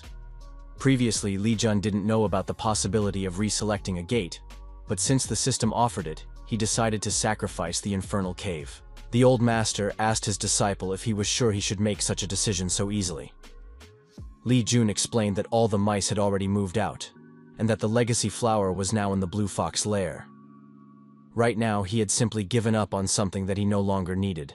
At this moment, he had already finished all his business and could return. Suddenly, a notification from the system appeared in front of Li Jun. Someone unregistered had invaded his new domain. Li Jun hurriedly checked everything, and using the dungeon owner's right, he opened the projection of the dungeon entrance. By zooming in close enough, Li Jun was able to identify the ghostly assassin. The old master asked if Li Jun knew who they were, to which Li Jun replied that it was a vile type who was willing to do anything if he was paid. The worst part is that he's quietly avoiding the law since he's affiliated with the Comson Group. Since these people are affiliated with the Comson Group, Master assumed that they came to avenge them. Li Jun admitted that he had expected that to happen since these people acted even too predictable. The system asked what the Master wanted to do with the offenders, and Li Jun ordered to just kick everyone out of here. The system replied that all guests would be treated as trespassers and would be kicked out. Meanwhile, near the entrance, One of the assassins asked why that brat would even come here. By doing so, he's only making their job harder. The boss asked his subordinates not to criticize their target too much. After all, it's actually quite an entertaining story about a naive high school student who ventured into a dungeon and ended up dying alone. And who knows, maybe he really did die before they even managed to take care of him. The boss laughed, because in that case, they wouldn't even have to do anything. Suddenly, the subordinates turned to the boss in a frightened voice, interrupting his laughter. Turning around, the boss saw that his subordinates were being pounced upon by chains that began pulling them towards the exit. Before he could notice anything, one of these strange chains grabbed his leg. Suddenly, the chains tightened, knocking everyone to the ground and pulling them faster and faster into the gate. After a few moments, everyone was pulled into the gate, returning them to their world, and only the boss tried his best to hold on. But the dungeon was stronger, so it kicked them all out. With a simple decree to the system, Lee Jun was easily rid of the threat, so he couldn't help but say goodbye to the ghost killer. In the evening of the same day, in the city, at the entrance to the building where a certain event was taking place, a large queue had gathered, from which a hooded guy stood out. When it was the guy's turn, the guard suspected that he was an ordinary student and asked him to hide the card. Lee Jun, using telepathy, told the guard, "Despite 4 decades, revenge for money remains unattainable," which shocked the guard. Lee Jun asked the guard not to call him a slave of money, as he was just passing by. The guard let the guy pass and bowed and apologized for his manners. After entering the building, Lee Jun started to walk down the long staircase, until he finally made his way to the auction hall. The auctioneer introduced the ball-shaped artifact to the guests and told them that it was capable of increasing resistance to heat if the user simply carried it around. Bids on it began with a starting price of 50 million. Many people were eager to get their hands on such an artifact, and so the price began to rise rapidly, only to reach 60 million in a few votes. Lee Jun walked over to the auctioneer and said that he had come to sell his items, but seeing how his guest looked, he didn't take him seriously. Closing his eyes, the employee asked the guest to put the goods he wanted to sell in front of him. Before he could say anything, Lee Jun had already started pouring his treasures onto the table. In just a few seconds, Lee Jun had poured out all of his treasures, which amazed the appraiser. Lee Jun asked to sell it all as quickly as possible and transfer the money to his dark bank account. The auction worker reminded him that the dark account offered full privacy protection, but in return, it charged a commission of about 50%. Therefore, he asked if this would be acceptable to their client. The employee thanked the customer for using their services and reminded him that he could check the status of sales using the dark app. As soon as possible, the employee delivered all the goods to their estimator. Just by looking at the items, he can already see that they are above C rank, and looking at the colors, he sees that there are many good specimens among them. The appraiser brought his monocle up to a large blue stone and was immediately struck by the system appraisal, for it was a B+ rank mana stone. And not just any mana stone, but a mana stone of the highest quality for this level. Immediately after that, he began to quickly evaluate the rest of the items. Along with a lot of mana stones, there were Tuma's gloves of B+ rank, Moira's boots of B+ rank, a B+ rank leather orc vest, a B+ rank double-bladed blood axe, and even a B+ rank orc emblem. All of these are orc items, and so the appraiser wondered if this meant their client had scoured the Great Plains. The appraiser asked the worker if he remembered the man who sold him all these items, to which the man replied that he wasn't sure since he was wearing a hoodie, but he could clearly make out that the voice and body was that of a high school student. The guard confirmed what his colleague had said, whereupon he said that he let the guy in after he mentioned through telepathy about Credo for money.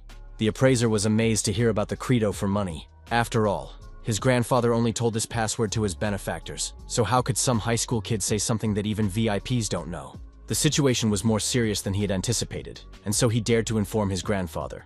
A short while later, a local blogger greeted his viewers and told them that he was now right at the gate to the recreational Great Plains that everyone has been talking about lately. The man tried to go inside the dungeon but failed, and a message appeared in front of him saying that he was entering without the permission of the gate owner, and therefore he would be considered an intruder and would be ejected from the dungeon. As it turned out, he really couldn't go inside. The man asked the audience if everyone had a good view of what had happened. Everyone was surprised at what was happening and even tried to find out who was the owner of the gate. Some of the viewers did not believe in the fictitious gate owners and asked not to spread nonsense. Seeing such comments, the blogger tried to prove that he is not lying one bit. Meanwhile, one of the live viewers received a system message that an uninvited guest had invaded the plane and asked the dungeon owner what she should do. Lee Jun was angry about what was going on and wondered, don't people get tired of doing this? As always, Li Jun ordered the uninvited guests to be expelled. Li Jun was annoyed because he had been receiving the same message for days. Suddenly, Li Jun received a message from a dark app. For the artifacts he sold, he was credited 2,500,000,000 currency into his account. Looking at this, Li Jun couldn't help but admit that that old man was quite generous. Not long ago, he had assumed that he would receive almost nothing because of the commission. But looking at the message, he realizes that the old man had significantly increased the amount and deposited it. Li Jun assumed that they were very curious about how he could know that password, and most likely he would have to meet him soon. The teacher advised Li Jun not to answer, because the person he was talking to might be very worried about it. Li Jun asked if the teacher meant that he had to subdue him first. After all, that doesn't sound so bad. Besides, there was something more important going on right now. After which he looked up. Shinyushka was sleeping on a soaring rock, and the water from the recreational Great Plains was flowing from a gate in the sky. Shinyushka himself was snoozing right next to the heritage flower that everything was planned for. Thanks to Shinya's help, they were able to successfully reproduce the heritage flower. The whole point is that Shinya absorbs mana from the recreational Great Plains through a gate in the sky, then spreads it to the blue fox's nest. As a result of this manipulation, twice as much energy has been dispersed in the air of the blue fox's den as it was before. Also, the energy became more concentrated. Li Jun stroked Blue Fox and praised him for the work he had done. The system alerted Li Jun that the mana concentration level of the Blue Fox lair had reached a certain mark, thanks to which the dungeon had been upgraded to the blue level. Li Jun had achieved an unprecedented record and was rewarded with 1,000,000 martial arts tree points. The old master congratulated his disciple as he had accumulated quite a few points. Li Jun laughed and agreed that everything was going smoothly. Moreover, he hoped that everything would continue in the same vein. As suddenly, another message from the system appeared in front of Li Jun. But to his surprise, he had completed some special quest, Divine Flower. Suddenly, the space of the Blue Fox lair began to crackle. The system reported that something unimaginable was happening and that the owners of the Black Zone gate were surprised. Seeing the words about the Black Zone, a shocked Li Jun grabbed the system window and asked what the hell was going on right now. As suddenly the space above Li Jun shattered, after which he flew into the Black Abyss. During the fall, Li Jun flew past many rifts leading to the Black Gate and received many messages. The owner of the Glacial Zone is vigilant against the owner of the Blue Fox Lair. The owner of Intense Thunder is wary of the owner of Blue Fox's lair. The owner of Great Ruins is wary of the owner of Blue Fox's lair. The noble city's master is vigilant against the Blue Fox Lair's master. These messages were too many, causing Li Jun to feel a severe headache. Clutching his ears with his hands, Li Jun asked the system to stop, but the messages kept appearing one after another, causing Li Jun to beg the system to stop it. Suddenly, Li Jun heard his teacher's voice and immediately opened his eyes. Afterwards, shocked by what had happened, Li Jun tried his best to catch his breath. Li Jun asked what it was. Without letting the student finish, the teacher asked if he was so happy about the reward. Li Jun didn't react to his voice for a while, which made him think that he had lost his mind. Li Jun asked, "What was the one talking about?" After all, just now he had just seen the messages about the Black Gate. Looking at the interface again, Li Jun was surprised, because it was still the same message with a reward for upgrading the level of the Blue Fox Lair. The teacher tisked a few times and admitted that he had assumed that his new student would go crazy one day. Li Jun wondered if he could have been wrong, but immediately dismissed that option and wondered what it was. After all, he had never heard of something like this before. It was common knowledge that there were currently around 20 Black Gates. Although he hadn't managed to count how many Black Zone gates he had just seen, there were clearly many more than 20. If this information were to suddenly spread, the entire humanity would literally go crazy with fear. Realizing this, Li Jun quietly turned to his teacher. The teacher wondered what the teacher wanted to tell him.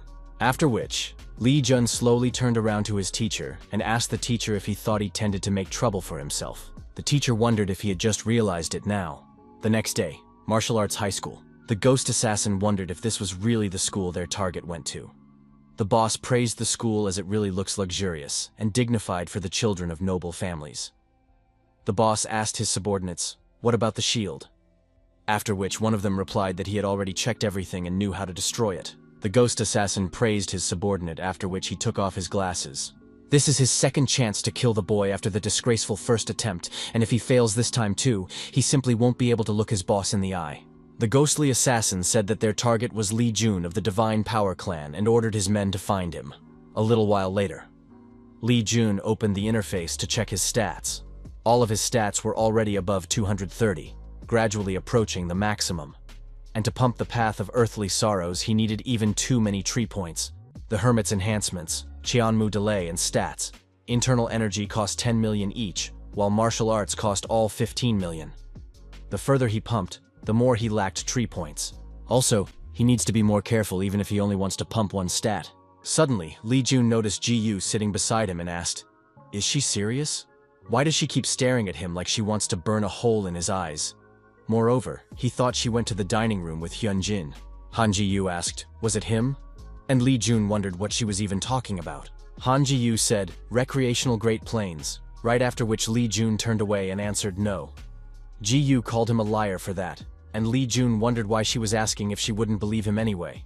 Li Jun walked out of the classroom, and following him, Ji once again suggested that he join their clan. Li Jun said that he thought they had already talked about everything, but Ji was at it again. Ji replied that they are not done with it yet, and it won't be over until he joins their house. All Li Jun has to do is just tell them what he wants, and they will give it to him. Meanwhile, Li Jun has reached the training room. Li Jun replied that he doesn't want anything at all since he already has everything that is required. Han Ji explained that if he continues to act like this, she will have no other choice. She'll just go ahead and tell everyone that Li Jun is the owner of that gate. Since she was so sure of herself, Li Jun offered to provide him with a single piece of evidence. And Ji told her that even without proof, the 15 Houses Alliance, the Martial Arts Masters Alliance, and even the demonic death cult would be interested in him. As she had time to realize, Li Jun didn't really like being followed, but it was worth it for her to tell them about him.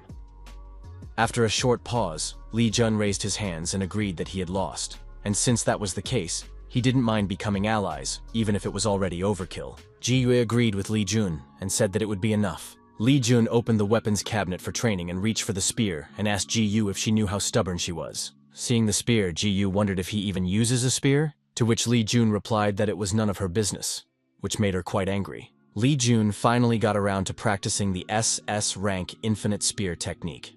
This technique is the fundamental fighting technique of a martial arts god. It only includes stabbing and slashing strikes. Maximizing the study of the technique would even allow Li Jun to kill anyone with just one strike. Li Jun decided that he must practice with it until he gets used to it, for he no longer wished to make the same mistake of using this technique, just like the Heavenly King's move. Li Jun changed his clothes and then went out to practice with the other disciples. After preparing himself, Li Jun began to perform the movements described in the SS rank technique.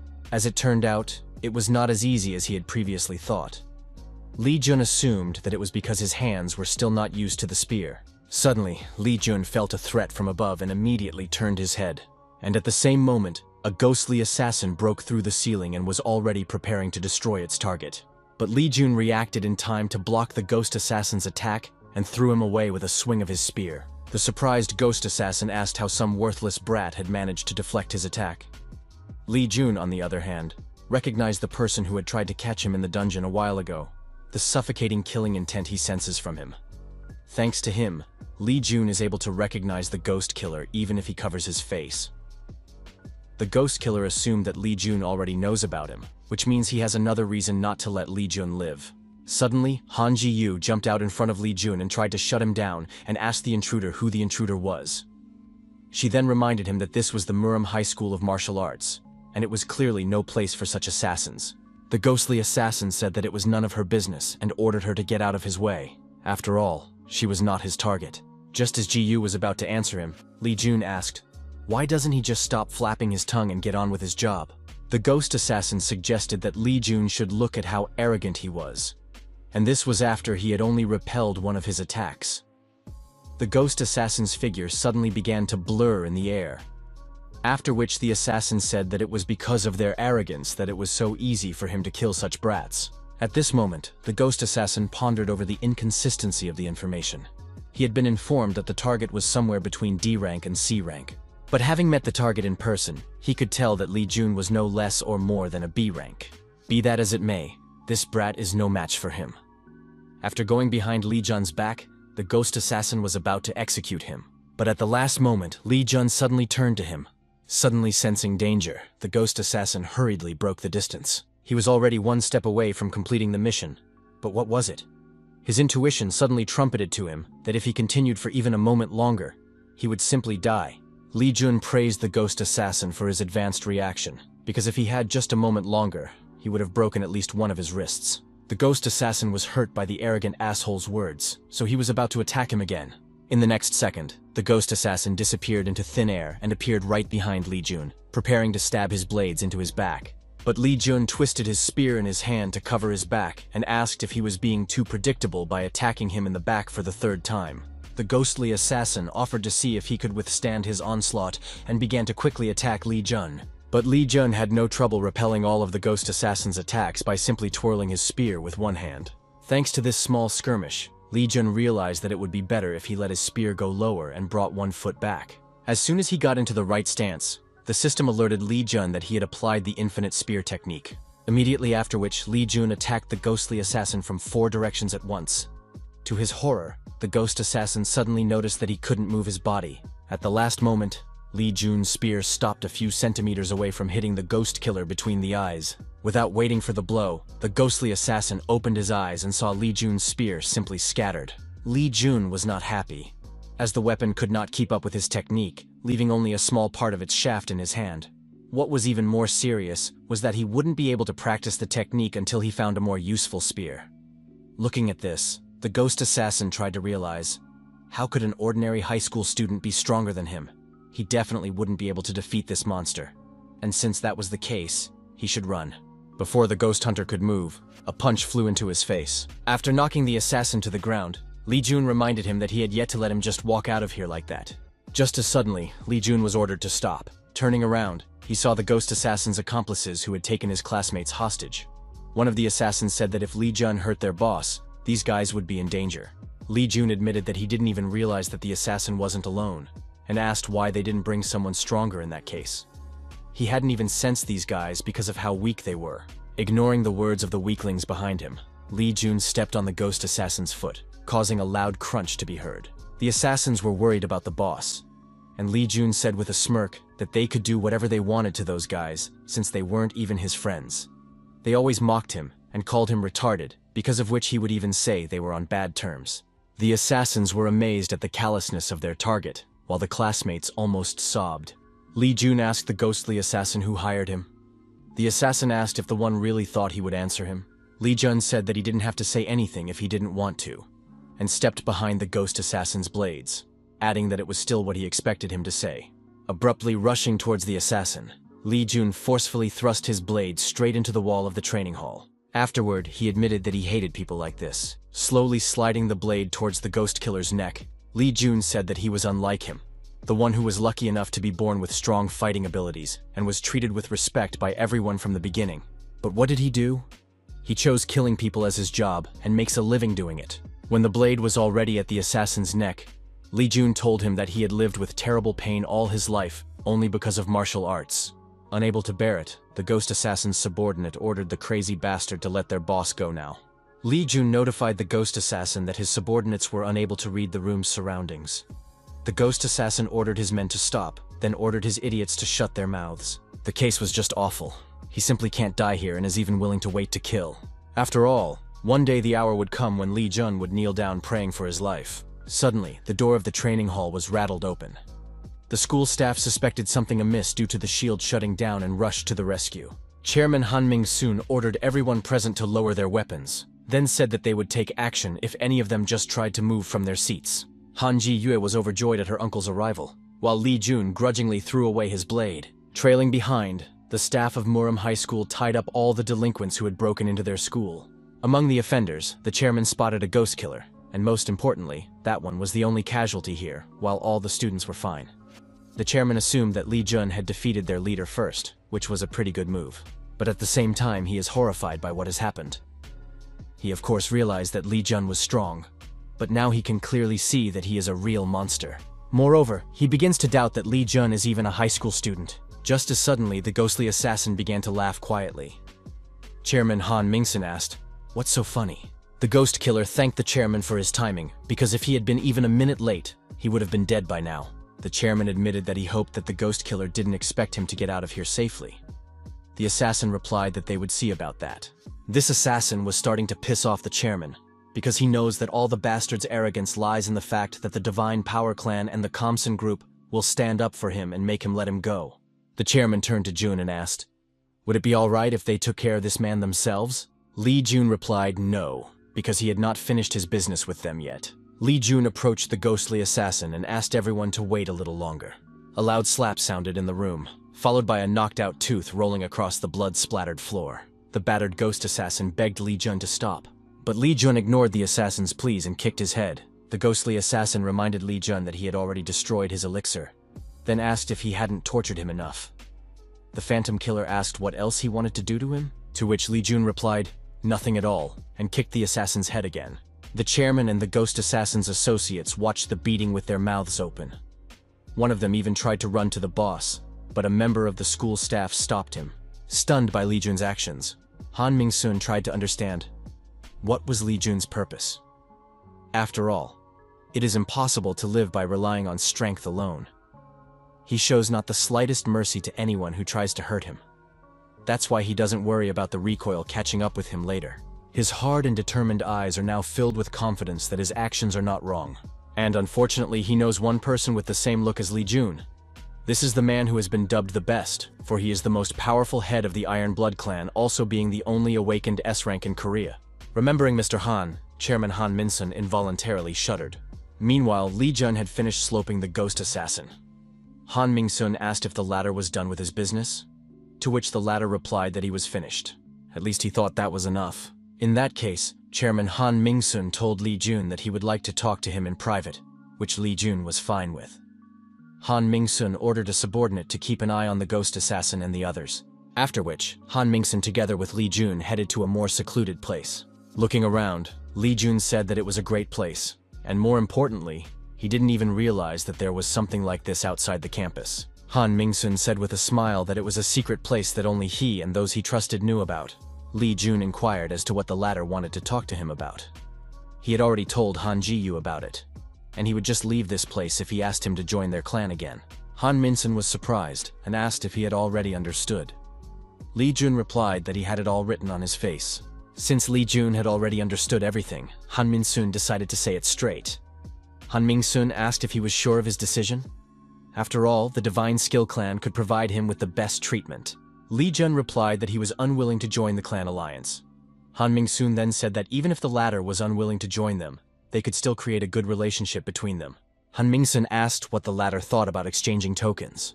In return, he could offer him a divine skill token, or he could provide him with a gate. Lee Jun was stunned by what he heard and asked if he was really willing to give him the gate just in case. Han Ming-sun replied that he would if he was willing. Lee Jun realized that giving up the gate belonging to a clan was like giving up a part of their territory. Right now, Han Ming-sun was just offering to take and reduce some of the clan's power, and he was willing to do it just for him. Seeing how much Lee Jun was absorbed in his thoughts, Han Ming-sun's chairman held out his contact information and said that he could think it over and only then give an answer by calling one of the numbers at any time. Lee Jun agreed with the chairman and taking the contacts said that he would go. Looking at Lee Jun's back, Han Min-sung said to himself that he hoped Lee Jun would take it positively. The next day, Martial Arts High School. Leafing through the phone's ribbon, Lee Jun saw the news that the 4 great families would unite for the sake of mopping up the extremely difficult gate, Heavenly Lake. Seeing that Lee Jun was already in place, Secretary Nam asked him to follow her, after which they headed to the basement of Murim High School.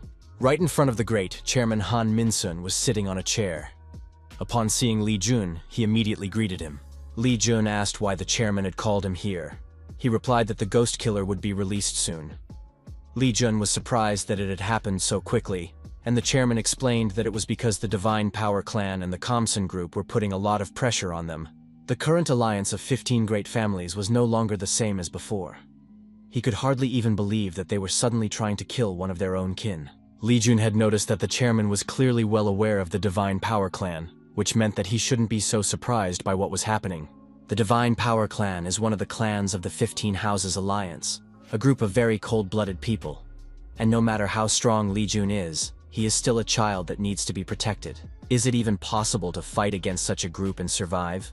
Han Min-sung asked Lee Jun if he was okay. After saying that he could intervene, without letting the chairman finish, Li Jun replied that he was fine, but that was because the clansmen would be busy cleaning up the Heavenly Lake dungeon for a while, so they wouldn't have time to worry about him. Han Mingsen sighed before admitting that he was glad to hear such a thing. Li Jun thought about how funny the chairman was, because no matter how much he wanted to find out about him, he certainly shouldn't show such concern. Li Jun involuntarily smiled while thinking about it. After all, it wasn't that bad. Li Jun turned to Chairman Han and said that he had one request. Han Mingsun was surprised at such a sudden request and asked him to tell him. Li Jun knew that the 4 great clans would be defeated, after which they would come out of the dungeon, and before they got out, he must lay the foundation. Li Jun asked the chairman if he could spread a single message. A while later, at night in the Divine Power Clan, the head of the Divine Power Fist Clan, Li Jun's father, was meditating, trying to master the technique. But no matter how much he tried, it was all to no avail. The head was trying to figure out why he couldn't complete it. It had been a full 5 years since he started searching for the Heavenly King Divine Arts texts. But no matter how much effort he put in, he couldn't find the perfect texts. The clan head assumed that he had no choice but to break through the gate, where he could get the perfect texts as a reward. He looked for them in all the gates, and the only thing left was the Heavenly Lake. But if they can't find them there, then someone has already found the Heavenly King Divine Arts. He simply cannot allow such a thing to happen.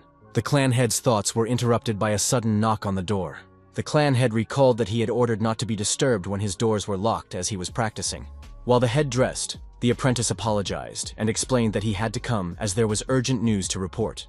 The clan head ordered him to tell him, and the apprentice told him that they had failed to clear the Heavenly Lake. The clan head admitted that he had expected something like this, after which he ordered the disciple to let the Imperial Blood Clan know about the formation of the second attack group.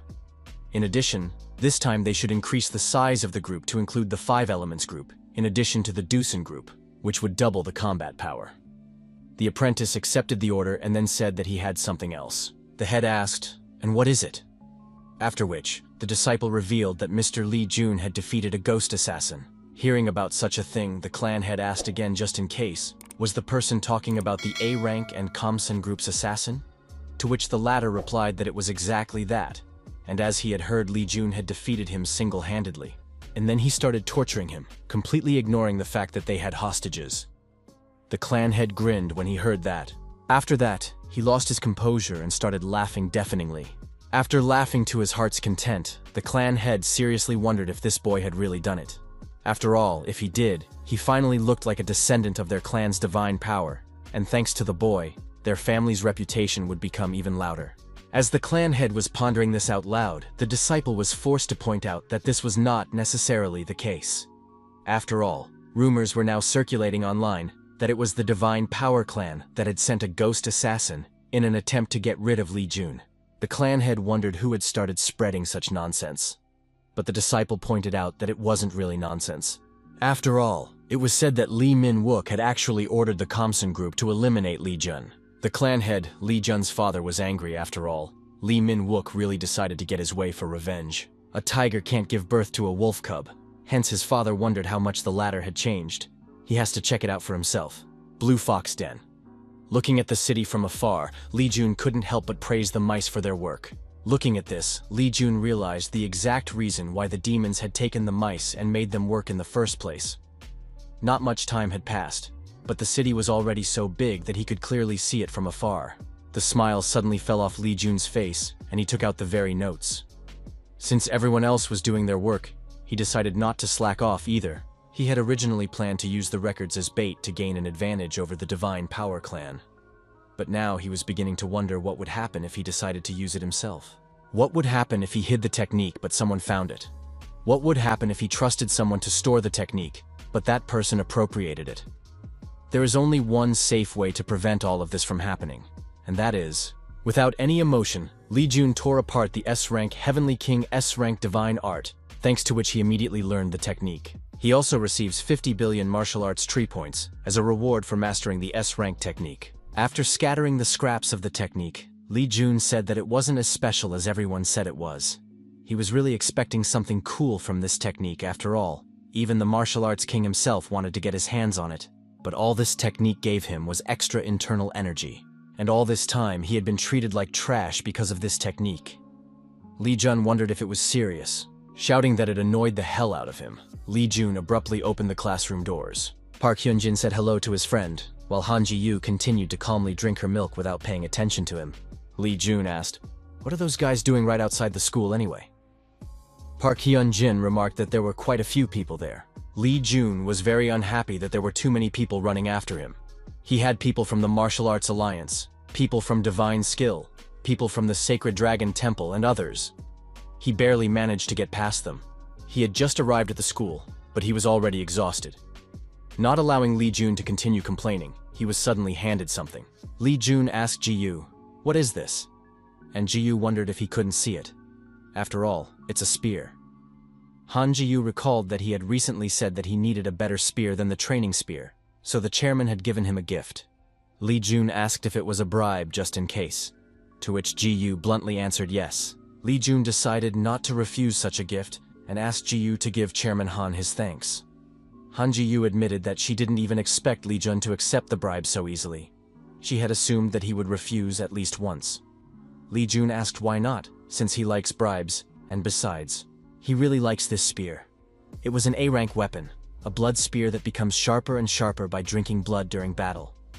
When using the spear, it increases attack speed by 45%, agility by 75%, and water attribute attack power by +50. Han Ji-yu recognized that it was a good thing that he liked the spear so much, because from what she had heard, it was hard to find after a day of searching in the clan's warehouse. Suddenly, Park Hyunjin got in between Lee Jun and Han Ji-yu and was curious to know what kind of bribe they were talking about and what they were talking about. Lee Jun replied that it was none of his business, but Park Hyunjin asked him to just tell him because he should know about it. Lee Jun asked him to stop bothering him and just get out of here. Park Hyunjin rushed towards the exit of the classroom, but before he left, he said that he could clearly see the two of them leaving him. And since that was the case, Park Hyunjin promised that it would be a little while before he would make them regret it. After which, he once again reminded that he would make them regret it. Lee Jun gestured for Hyunjin to say goodbye, while Ji-yu completely ignored him. A short while later, after getting out of the school building, Lee Jun sat down on the grass near the stairs and took out his phone. Lee Jun was alarmed by the fact that his financial slave wanted to meet with him. Lee Jun asked his teacher why being popular was so tiring. The old master admitted that he wasn't sure, but he clearly understood that his student didn't like it. Lee Jun asked if the man was being serious. Just as suddenly, he heard someone walking. There was a group of disciples nailed to Lee Jun's side.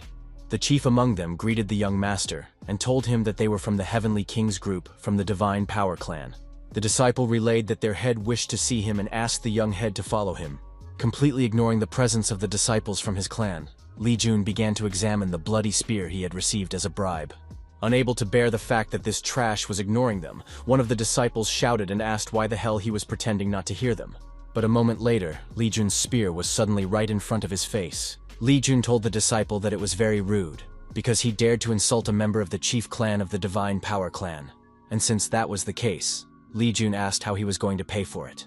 The chief among the disciples shaded the culprit and apologized to the young master for insulting him. Lee Jun stared at the disciple without uttering a word, after which he said that he would let it go this time and left, ordering them to get out of here. The disciple repeated that the head wished to see Lee Jun.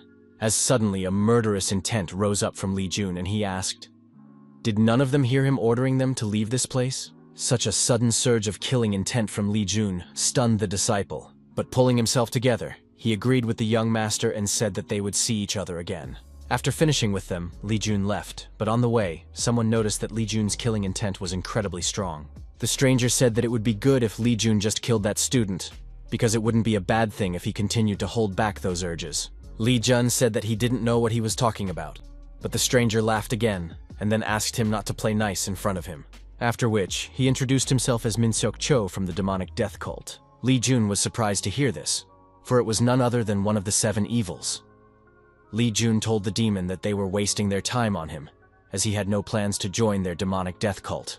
Min-seok Cho promised Lee Jun that they would make him the strongest assassin. After that, he held out his hand and said that if Lee Jun took his hand, he would no longer have to suppress his desires. Min-seok Cho asked Lee Jun to just imagine how everyone around him will crawl in front of him on their knees like insects and beg for his forgiveness. He knows that this is exactly what Lee Jun imagines all the time, so he asked if that's what he wants. Seeing no response, Min-seok Cho assumed that he had said too much and asked Lee Jun to call him if he changed his mind. Min-seok Cho suddenly disappeared, and Lee Jun replied that he wouldn't wait for that.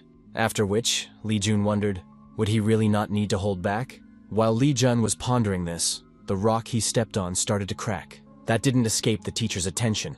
The old master turned to Jun. Suddenly, Park Hyung-jin flew into Lee Jun, shouting his name. Lee Jun asked what the hell was he doing. Park Hyung-jin replied that it was payback for what happened earlier and reminded him that he had promised to pay him back. Park Hyung-jin then said he was going to the training room and asked what he was going to do. After thinking for a while, Lee Jun replied that he didn't have any special plans. Then he remembered that something had ruined his mood. Park Hyun-jin and asked what it was, and who did it? Who just dared to ruin his mood? He asked Lee Jun to tell him everything so that he could beat up the culprit. Lee Jun asked, what could such a weakling do? Park Hyung-jin was surprised that Lee Jun had already become so strong that he didn't even take his older brother seriously. And then they left, laughing and joking. Looking at this, the old master recognized that this child was very fragile. And watching him, he wants to know how much emotion is trapped in such a young body. And though he wishes to guide the young man to the right path, as his mentor, but sometimes the presence of a loved one can be of more help than a being who doesn't even have a visible form. A little while later, Park Hyun-jin asked Jun how his research was going. Lee Jun asked which study he was talking about, and Park Hyung-jin reminded him that the midterm exams were starting soon, and that Lee Jun should already be starting his gate study. Lee Jun thought about which gate he should choose. As if waiting for this moment, the old master cleared his throat and turned to his disciple. The master asked what martial art he wanted, to which Lee Jun replied that if he had to choose, he wished for the Space Void Divine Art, which he could give to Shinya. Teacher said that in that case, he should go to the flower field of fairies. Lee Jun shrieked upon hearing about the fairy flower field, which Park Hyun-jin, who was standing next to him, heard, and asked if he really wanted to go to that dungeon. Since the master had told him to go there, Lee Jun had to respond by agreeing to it. Park Hyung-jin reminded Jun that it was the blue gateway to the Chono dungeon, and he needed a 5-man team to clear such a dungeon. Hyun-jin asked if he was okay with that. Lee Jun said that this was not the time to talk about him, and asked where he was going to go. To which Park Hyun-jin replied that he decided to go to the ice canyon. Lee Jun said that if that was the case, Hyun-jin shouldn't worry about him, because he had also decided to go to a very dangerous place. Park Hyun-jin asked if he had already forgotten who he was. After all, he is the sword dragon genius at the top of the school, so he asked Jun not to worry about him. Lee Jun decided that he was worrying about this guy for nothing, as he suddenly remembered something. Lee Jun asked Hyun-jin if he wanted to know something interesting. That got Hyun-jin interested. Hearing the agreement, Lee Jun told him that it had to do with the ice canyon, specifically. A while later, upon entering the classroom, the class teacher asked the students to take their seats since he wanted to make an announcement. Once everyone was seated, he assumed that they might have already heard that the midterm exams would involve all classes.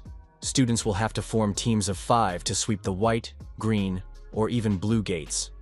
If they wish to get good grades, they should form a good team and get a high enough ranking. The teacher reminded them that this was dangerous, and therefore advised them to make wise choices and not to give in to greed.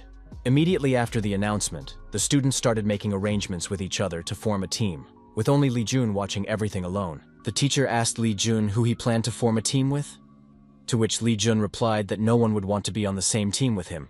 After all, during the incident with the ghost assassin, he had treated them just horribly. The teacher wondered if he was proud of not having any friends. Lee Jun explained that it wasn't that he didn't have any, but that he didn't make friends with them. Moreover, he wouldn't mind clearing the dungeon alone. Upon hearing this, Han Ji-yu apologized and reminded Lee Jun that it doesn't work that way, at least because of him going along with her. Lee Jun asked who said such a thing, to which Ji-yu replied that it was her own decision. Lee Jun was at a loss for words because of her insolence. One of the students noticed Han Ji-yu sitting on Lee Jun's desk and approached Jun and Ji-yu. It was the head of the class who asked if she could join their team. The head of the class, Park Yoonbi Lee Jun, had in no way expected that she would be the one to approach them first. Evaluating her with a stern gaze, Lee Jun recalled that although she was E-ranked, her grades were among the highest in the 5th grade, which meant that she was smart. Lee Jun replied that he didn't mind. Suddenly, Lee Jun and Ji-yu were surrounded by a crowd of students wanting to be on their team. Lee Jun asked them to stop for a second and wondered what happened to all those students. To which Ji-yu replied that it was very obvious. If he was on the same team as them, getting a high grade would be guaranteed. Ji-yu clapped her hands to get the students' attention and said, Park Yunbi as a technician, Hyeji as a healer, and lastly, Seongho Nam. She then asked if they had any objections. The disciples who weren't on the team had to step aside and replied that there were no objections, and Lee Jun was simply amazed by her personality. The headman thanked Ji-yu for taking her on board. Hyunji said that she would work hard to heal, and Seongho Nam promised that he would do his best to fulfill his role. Ji-yu told Jun that she only picked the right people for each position, and asked him not to thank her.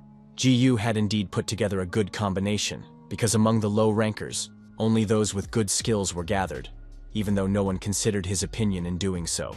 But since he was probably the best in class this time, team members mattered. The person who comes first in the exam will receive a special reward. He will get to choose one of the items in the school library. It's an opportunity to get an artifact of at least A rank, and most importantly, there's a certain item he has to pick up. Lee Jun asks Hyunjin for forgiveness, because this time the first place should stay with him. The day of the midterm exams. Taking the microphone, the chairman cleared his throat, then asked if everyone was ready. They are all so full of energy, and he is happy to see the fact that they look so confident rather than nervous. The chairman said that today could be a very dangerous day for them, and all he can do now is advise them to be as careful as possible. They will only be able to come out when the dungeon is cleared, and then they will be treated. And the first place team will receive a special reward. It was something that they would be guaranteed to return, so the chairman asked them to try their best and give their best. After finishing his speech, the chairman asked the students to head to their gate. A little while later, Henji admitted that she wasn't sure if she could trust his choice. After all, this is the fairy flower field that is the blue gate, so Henji asked if he thought he was aiming too high. Lee Jun reminded that they are doing exactly what they are doing right now to help them secure the first place. Hence, he asked them not to worry too much, and just trust him. After which, Ji-yu asked the guys if they would mind entering the blue gate with them. Even though they were afraid of what awaited them in the blue gate, the three agreed to do so, because they had decided to trust the two of them. After that, Ji-yu asked Lee Jun if he would agree to give up the blue gate in case it was too dangerous, and Lee Jun agreed to do so. Since everyone had reached an agreement, the group headed to the dungeon.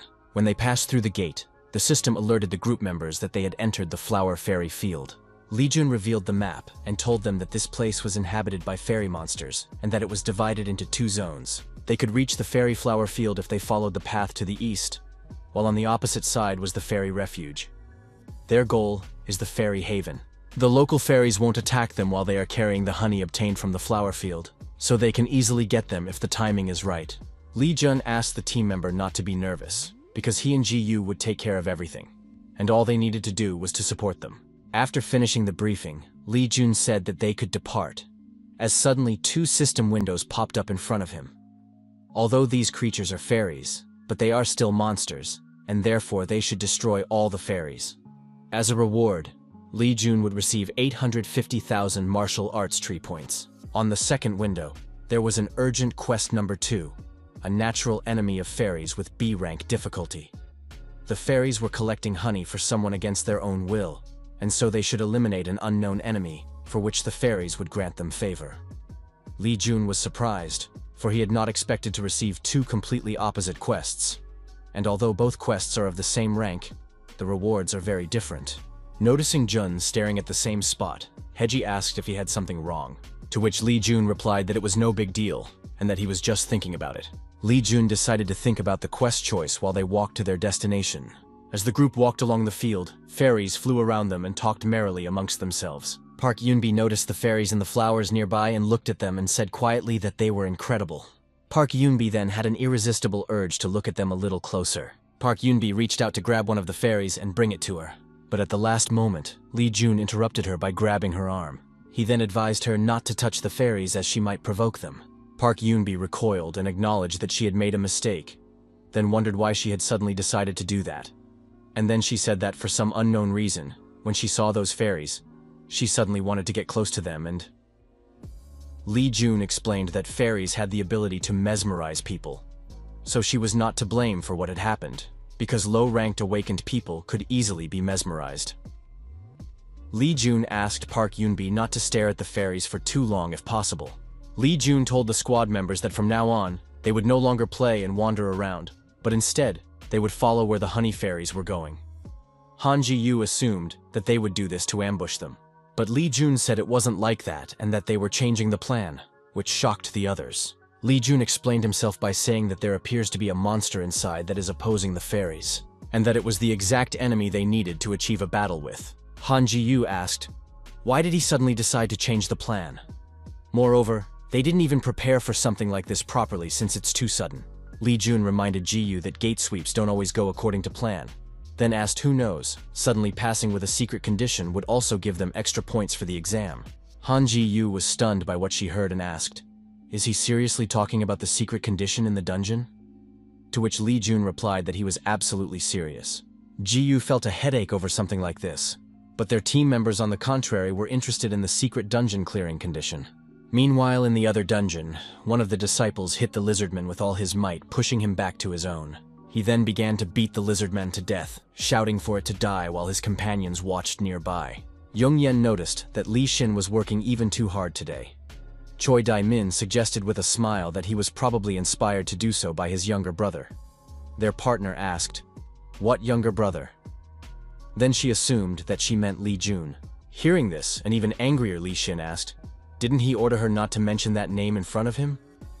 Park Jong-yeon smirked at the fact that Li Xin just went crazy every time he heard that name. Clenching his fist, Li Xin roared that this bastard was too arrogant for a mere illegitimate. Moreover, Park Jong-yeon grinned and asked if Li Xin knew that women didn't like intrusive men? After which she remarked that Han Ji-yu wasn't interested in Li Xin at all. Li Xin advised Park Jong-yeon to watch her mouth better, after which she asked why. After all, she's just stating facts. Park Kyung-yeon admitted that she simply hated it, because she didn't even want to be on the same team with him, and that she just wanted to get a high grade. Choi Dae-min stood between the two and said that it was enough, and besides, the two of them would fight if given the chance. He then reminded them that they didn't really have time for that, as they still had to clear the gate. As soon as Choi Dae-min reminded him of this, 3 lizardmen jumped out of the ambush. But in the next instant, Park Jong-yeon chopped the lizardmen to pieces. Park Kyung-yeon agreed with Choi Dae-min's words, because right now, it was more important for them to clear the gate than Li Xin's pride. After which, she grinned as she looked at her comrades. Choi Dae-min suggested to stop idling already and start mopping up. Park Jong-yeon had never thought that Li Xin would boil over with rage like this. All because of that cute bastard, Jun. Park Jong-yeon wondered when he had grown so much. Park Jong-yeon decided that she should check on Li Jun somehow. Meanwhile, in the cave of the fairy flower field, after walking deep into the cave, Li Jun's group heard a loud hissing sound, all because of a huge snake sleeping in the middle of the cave. The members of Li Jun's group, including Ji-yu, were astonished, for this snake was Bonddragon. While fixing her glasses, the head girl admitted that she had only seen something like this in books, and that this was the first time she was encountering it in reality. Li Jun said that they just needed to kill the creature, but Ji-yu would have to do something. Ji-yu wondered what she should do, and Li Jun replied that she should protect their team members as well as the fairies. Han Ji-yu didn't expect that she would have to protect even the fairies, but she agreed to do it and asked Li Jun if he would be okay. To which Li Jun replied that everything will be fine, and that she should just do as he says. After all, he's counting on something. Hearing the humans approaching, the huge serpent awakened, and the system alerted Li Jun that the master of the fairy flower field had turned his gaze on him. Li Jun was surprised that the owner of the fairy flower field was this serpent, because he had expected to see someone like the king of the fairies here. Moreover, he didn't think that he would even look at him when he was the owner of the other gates. Furthermore, his people were suffering because of their own master. Li Jun pointed his bloody spear at the serpent, and told Ji-yu that he would do what she was so eager to see, and therefore advised her to look more closely. Rising up, the huge serpent roared loudly. Immediately after, it sharply attacked Li Jun with its tail, but he jumped up, dodging the attack. Li Jun asked the serpent, why wouldn't he take it, and threw his spear at it. Feeling the pain, the serpent roared loudly, causing the cave to start collapsing. Hearing such a fierce cry, the little fairies could barely stand it, and tried to cover their ears to protect themselves from it at least a little. Han Ji-yu quickly reacted and gathered the fairies nearby, but too busy collecting and protecting the fairies, Ji-yu missed the boulder that was about to fall on her head. But at the last moment, Park Yun-bi and Seung-ho Nam intervened and smashed the boulder. Immediately afterward, Haiji started healing the fairies who were injured because of the serpent. Li Jun recognized that his team had done a great job. Since that was the case, he should finish his work as well as possible. Li Jun bounced off the cave wall, after which he landed on the snake's head and took his bloody spear, causing the snake to roar painfully. The snake asked the little man how dare he do that and unleashed a huge amount of purple energy from its mouth, covering the classmates and fairies, Ji advised them to stay together. After all, they couldn't have the fairies being swept away because of the serpent's attack. By some miracle, but Li Jun still managed to hold on to the enraged snake. But to his regret, his hand still slipped off the snake's scales and he began to fall. Catching the right moment, the giant snake struck the falling Li Jun with all its might with its tail. At the last moment, Li Jun managed to block the blow with his tail, but the snake was too strong, causing it to punch Li Jun through the wall. Li Jun had to admit that compared to that snake, that orc was nothing. Afterwards, Li Jun mentally thanked God that he was able to block this attack, because otherwise his bones would have been broken. After pushing himself off the wall, Li Jun faced the huge snake again, as if nothing had happened. Han Ji-yu couldn't help but recognize that Li Jun is incredible. She can clearly see his immense strength, but she couldn't understand what martial art he was studying, and would she ever be able to? Han Ji-yu clenched the hilt of her blade and told herself that it wasn't enough. She told herself that she would not lose to Li Jun, and that she would definitely surpass him. The giant serpent shouted that it would send them all to hell, and raising its head began to scatter waves of death energy. Li Jun reflected one of the flame clots flying at him, but some of the flame still hit him, melting his clothes and sizzling through his skin. Li Jun mentally cursed at his mistake. Even though he knew that his opponent was undead, he had never expected that he could control the energy of death. This news was not very good, so Li Jun hurriedly rushed over. After all, with the exception of Ji-yu, the rest of his team members and fairies would not be able to block such snake attacks. Li Jun ordered his team members to run away from here. Han Ji-yu's hand grazed Li Jun's briefcase, after which the briefcase started to move. Just as suddenly, something abruptly jumped out of the briefcase and rushed towards Li Jun. A small blue fox quickly climbed up Li Jun and climbed onto his head, after which the system notified Li Jun that the little blue fox was absorbing mana. Shinya opened her mouth, and all the boss energy directed here began to be sucked in by Shinya. From absorbing such a huge amount of energy, Shinya's cheeks swelled up, and so Shinyushka opened his mouth, releasing the excess energy back into the huge snake. Before the snake realized what had happened, it was swept away by a wave of its own energy. Satiated, the satisfied fox began to sway on his back and wag his paws. The team members were crazy about such a sight, and even Ji-yu couldn't remain indifferent to Shinya. Seongho Nam turned to Jun, and assuming that the animal was a fox, he asked if he could touch it. Li Jun replied that he didn't mind, whereupon Sunho Nam alerted the others that Li Jun had given them permission. While the classmates played with Shinya, Li Jun dealt with the notifications that came from the system. Shinya had absorbed the Eastern Sky Master's fragment, making him angry. Because of what had happened, his enmity against the Eastern Sky had reached its maximum, and a new category of friendliness had been created. Li Jun was surprised by the Eastern Sky, for he had never heard of such a gate before. Moreover, it had not been discovered even in his previous life. Li Jun certainly didn't mind if the future changed a bit, but he was already tired of creating brand new events. Li Jun had received a new notification. The Dream Garden Master was interested in him, and his friendship level with him had been raised. There was no way Li Jun had expected that he would suddenly earn recognition from the Red Gate, and since he did, he wouldn't mind paying him a visit. After playing with Shinya for a bit, the classmates turned to Li Jun. Hiji asked what kind of little guy is that, whereupon she admitted that she had never seen a fox strong enough to overpower Bondragon. Li Jun decided that if he lied now, it would only complicate things, and so he revealed that Shinya was his monster pet.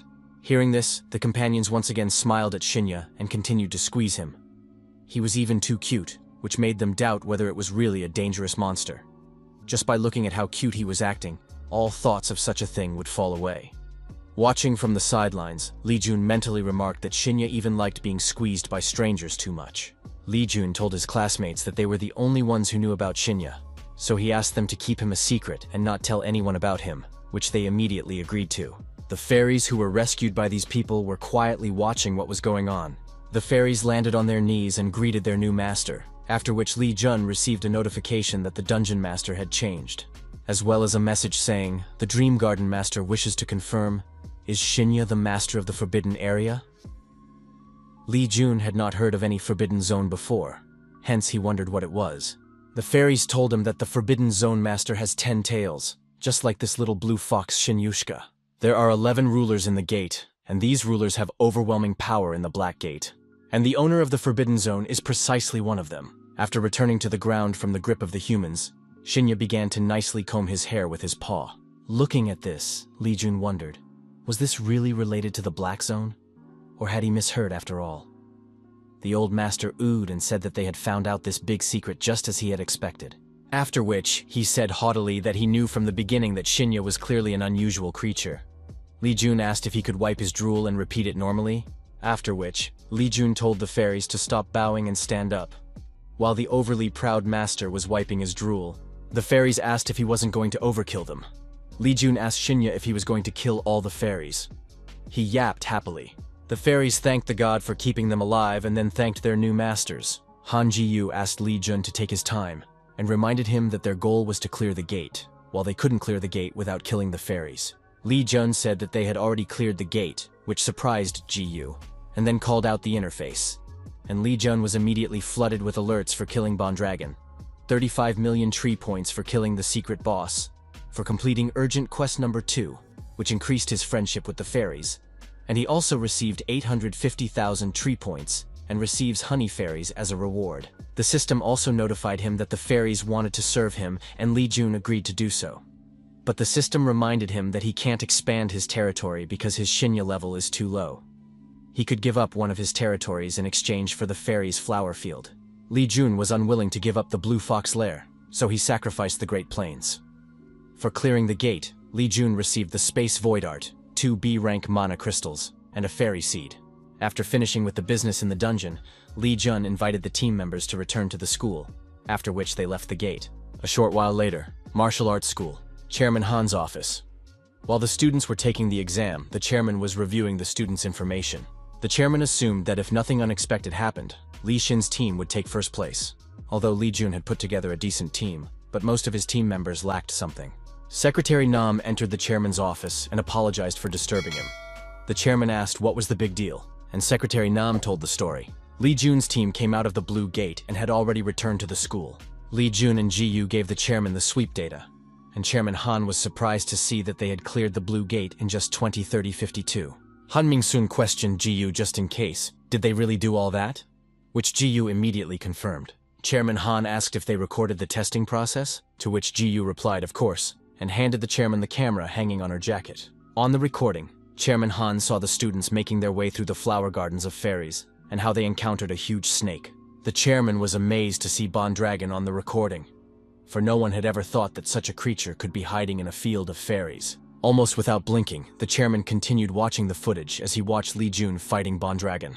Already Bondragon shouted that he would send them all to hell, after which he began to dissipate the energy of death. Suddenly the recording was cut off. Han Mingsun stiffened at the realization that the recording was cut off at this very moment. Unable to hold back, he cried out loudly and asked what happened next. Hearing the scream, Secretary Nam entered the office and asked what happened. At the same time, Li Jun felt his ears itch as if someone was remembering him. The old master recognized that it would be strange if no one talked about him. After all, Li Jun had hurt too many people recently.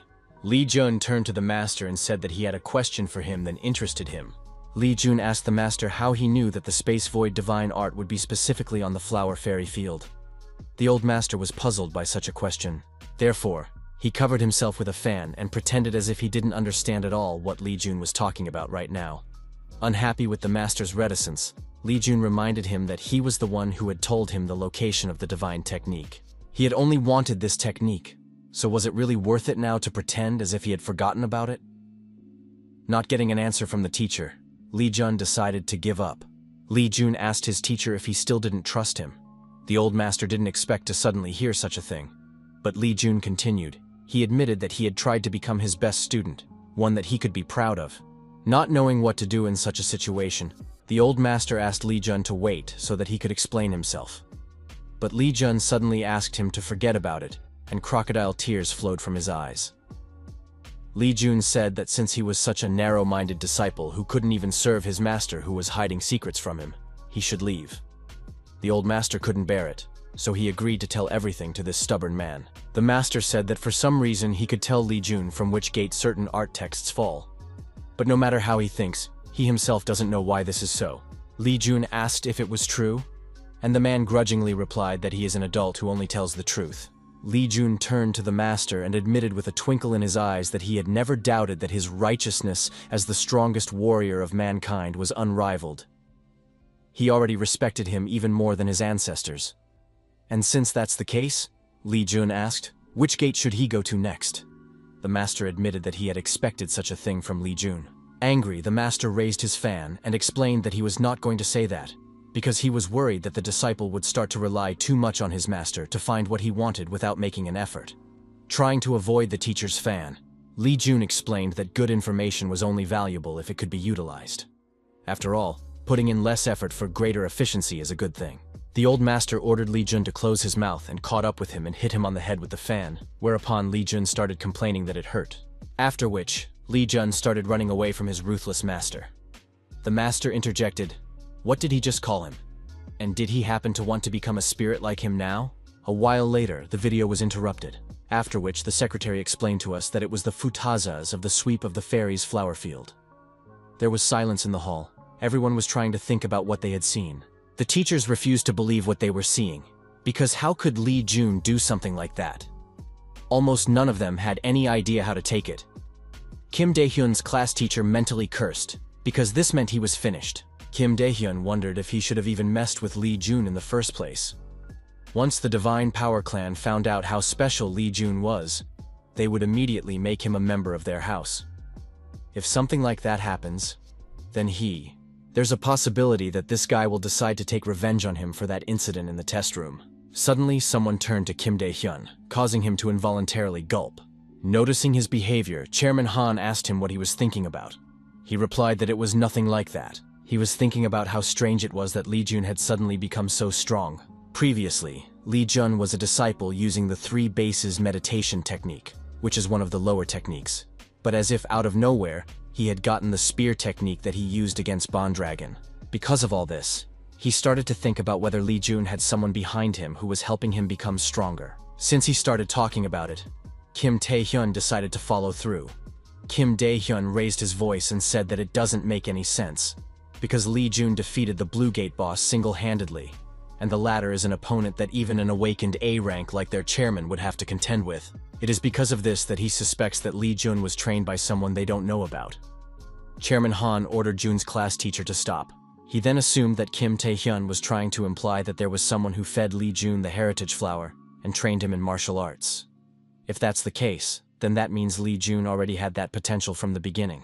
Does he think that the martial arts king failed to recognize Li Jun's potential while a certain unnamed mentor was able to do so?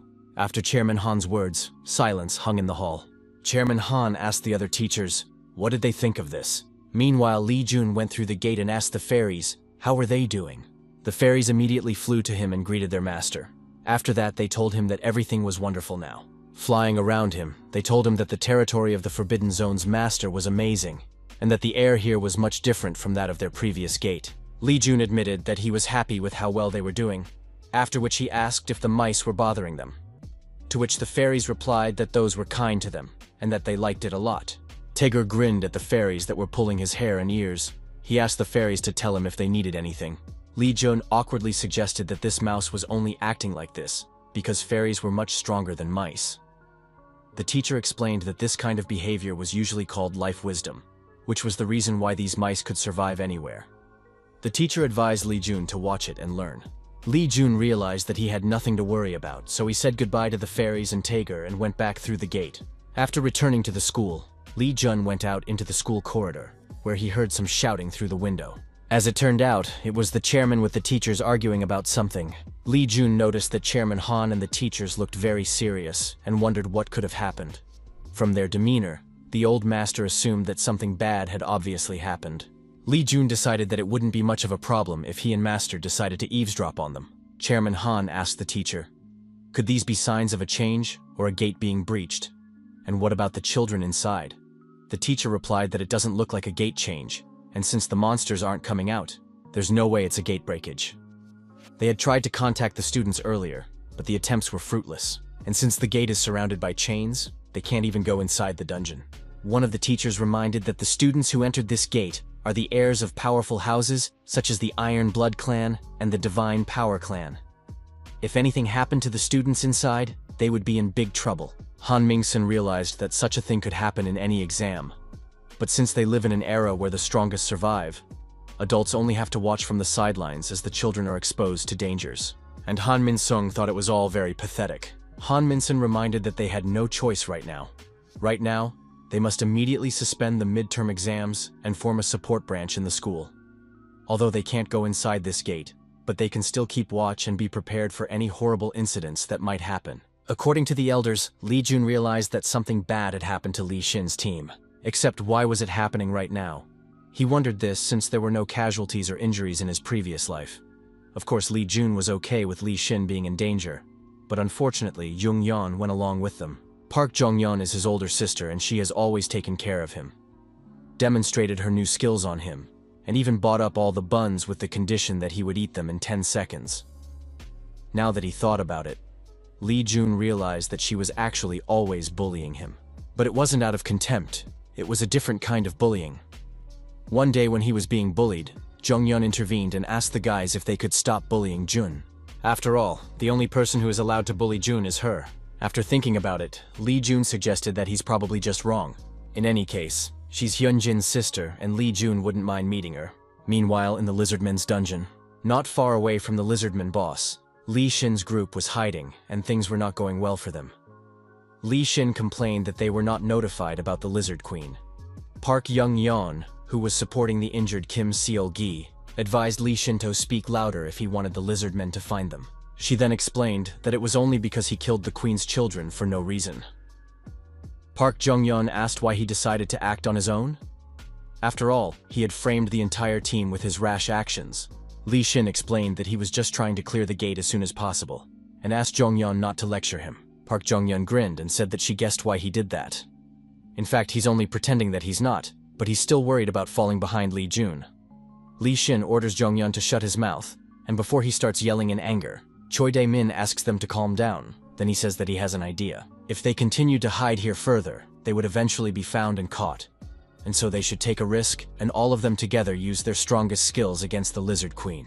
During their fight, he watched what was happening and noticed that the Lizardmen were protecting the Queen. First, they should distract the Lizardmen, and using this chance, they could infiltrate the center of the base and prepare. Choi Dae-min suggested a quick start so that they could finally complete the exam. One of the elders stood guard at the sealed gate. Li Jun abruptly jumped up to him and knocked him out with one punch before changing into his clothes. The old master asked if all of this was really necessary, to which Li Jun replied that it was strictly forbidden for other teams to interfere in the exam. Even though he was going to return after checking if Jongyeon was safe now, he still needed to be prepared for anything. Li Jun touched the gate, right after which the system informed him that the gate leading to the Twin Marshes was closed. After which, the system asked if the owner of the Blue Fox Nest Gate was going to invade. Invading another territory would incur the gate owner's wrath. Li Jun decided to invade after all.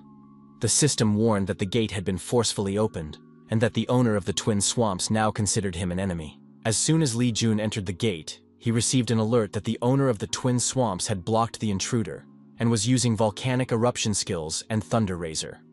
Li Jun assumed that Volcano Eruption was the Lizard King's skill, while Thunder Razor was the Queen's skill. This meant that both bosses appeared. In the Twin Swamps, the Lizard King will attack the awakened ones that invade his domain, while the Lizard Queen protects their offspring in the Lizard Settlement. The Lizard Queen must not appear until someone touches her children. Realizing this, Li Jun decided to speed up to check it out personally, because the fact that the Queen was active meant that things were bad. Li Jun jumped onto a tree and started jumping on the branches, ignoring the dragging movement in the swamp below. Finally noticing movement, Li Jun quietly stopped on one of the tree branches. Right below him ran Li Xin and Choi Dae-min, and Li Jun was puzzled by something. Where were the rest of the team members? Some time ago, Li Xin asked, was that really the best thing they could do right now? Throw the girls as bait and run away? Wouldn't it be better to just attack the Lizard Queen like he said? Choi Dae-min explained that it would take them at least a few hours to reach the entrance using the movement skill. And with that, there was no guarantee that the monsters wouldn't catch them along the way. They already have almost no strength left, so this is the only way they can survive. One only needs to step back while pretending to attack them. Li Xin still agreed with Choi Dae-min's plan. After all, the most important thing right now was not the people around him, but his own life. Currently, the Lizard King and Queen, along with the Lizardmen, surrounded Zhang Yan and Park Jong-yeon. Zhang Yana asked Jong-yeon to leave the enemies on her because Jong-yeon shouldn't take any risks here. Park Jong-yeon asked for Jong-yeon to just keep quiet if she wanted to say something stupid like that again. Right now, Park Jong-yeon felt like an idiot for daring to trust them. These two had just taken all the lizards to their bait and then ran away. And as they ran away, they even apologized as they didn't want to take the risk that they might all die. In doing so, they even promised to avenge them. The Lizard Queen ordered her subjects to attack the outsiders, and Park Jong-yeon started beckoning to the scaly bastards who wanted to die. One of the lizards jumped in her direction, but a moment later, something flew through it. The lizard flew off to the side and crashed, splattering everything with blood. As he made his way through the swamp, the savior admitted that he was glad that he had decided to come here and check things out just in case. Afterward, he asked Jong-yeon if she was okay. Upon seeing him, Park Jong-yeon was amazed at who exactly had come to save them. It was Jun, and he was dragging the bound traitors behind him. Park Jong-yeon reminded her that it was dangerous here and asked why he was here. Just as suddenly, fatigue came over Park Jong-yeon and she fell off her feet. Jumping up to her, Lee Jun picked up Jong-yeon without letting her touch the ground. After which, he smiled and asked her to leave everything to him and go rest. Lee Jun entrusted Jong-yeon into Jung-yen's hands, after which he said that although he knew those two were disgusting, but after seeing the two of them running away, he now felt like throwing up looking at them. Previously, he had even considered secretly killing them here, but now it was resolved. Lee Jun pointed his bloody spear at the lizardmen and said that now he would just take out his anger on them. After which, the system alerted Lee Jun that the owner of the Forbidden Zone was expressing hostility towards the Twin Swamp owner, while the Twin Swamp owner was warily watching him. Lee Jun looked over his stats and decided that he should allocate his available tree points to fight the two bosses, the King and Queen of the Lizards, to be more comfortable. While dodging the lizardmen's attacks, Lee Jun pondered that he currently had 9 ability points, and if he used them all on one ability, he could raise it to 135 points. The advantage of lizardmen is speed, as well as mobility in swampy terrain. Since he wants to fight the Lizard King and Queen at the same time, he should raise his speed from 240 to his maximum of 300 points. After distributing the points, Lee Jun got plus 60 to speed, raising it to 300 points, plus 30 to stamina, raising it to 268 points, and plus 40 to strength, raising it to 290 points. While pumping, he also unlocked a new category. Taking advantage of his new characteristics, Lee Jun jumped, ending up right above the Queen and King of the Lizards. He then attacked them with his spear in a fall, but they managed to dodge the attack. Bouncing back, the Lizard King swung his sword at the water, attacking Lee Jun with a dense stream of water, because of which, Lee Jun was unable to hold on to the blood spear and it flew out of his hands. Lee Jun immediately jumped after his spear, and at the same moment the Lizard King chopped him with a horizontal strike. But to his surprise, the target of his attack suddenly disappeared from sight. Landing on the sword blade, Lee Jun recognized that it really wasn't that easy and asked the Lizard King, didn't he? Immediately after that, he rushed towards the Lizard King and slashed at him with the tip of his spear. But his attack was blocked by the golden chakrams at the last moment. This turned out to be even more annoying than Lee Jun could have anticipated. The system notified him that the Havas Lizard Queen's defense had increased by 100%, and she was also using the lightning razor. Immediately after that, Lizard King Urigan used the eruption. Realizing that things were bad, Lee Jun rushed forward, trying to avoid the attacks of the two bosses at once. In doing so, he had to fend off the chakrams flying at him, which was not easy. After a series of chakram attacks, the Lizard Queen's defense dropped by 100% and an additional 200% for using Thunder Razor. This was a great chance for Lee Jun, because the Lizard Queen was exhausted and she wouldn't be able to act until she rested. This was exactly the moment he had been waiting for. Lee Jun rushed towards the Lizard Queen. Suddenly, the Lizard King roared loudly, and the water beneath Lee Jun's feet violently churned. Lee Jun smirked and abruptly changed direction and attacked the Lizard King. The main weakness of the Lizard King is that it becomes extremely vulnerable when using the eruption. Attacking the Lizard King, Lee Jun apologized to it, for it was the king that was originally his target, not the queen. After which, Lee Jun pierced the Lizard King, and many energy arrows shot through him. The energy arrows were then sent towards the now helpless Lizard Queen. The Twin Swamp dungeon was passed, and he gets 500,000 tree points for it. Also, Lee Jun had fulfilled the secret condition, and was rewarded with double points in the form of 3,750,000 and another 3,750,000 tree points. After receiving the latest news, the chairman urgently advanced to the closed gate, and getting out of the car he wondered what had happened here. In front of the gate sat the bound Lee Jun and Choi Dae-min, as well as the weary Park Jong-yeon and Jung-yen. Chairman Han, who was worried about the students, ran up to the girls and admitted that he was glad they were alive. Trying to help them, he asked if they were okay and if an ambulance was on its way to them. Jung-yen revealed that Park Jung-yeon had just fainted due to overexertion. The chairman recalled that the gate was closed and asked how they managed to get out. Lee Shin shouted to Chairman Han to untie them, but ignoring him, Jonghyun said that some guy saved them. But those two behind tried to escape from the dungeon, leaving her and Jonghyun as bait. If only that guy hadn't intervened, they would have been dead by now.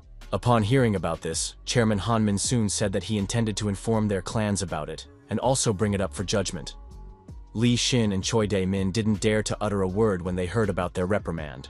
The chairman asked who helped them after all, to which Young-yen replied that she didn't remember his face. Chairman Han said that it wasn't the most important thing right now and helped the girls up to send them to the hospital. On the way to the ambulance, Yen glanced somewhere in the distance. Lee Jun praised Jung-yen as she really did the smart thing.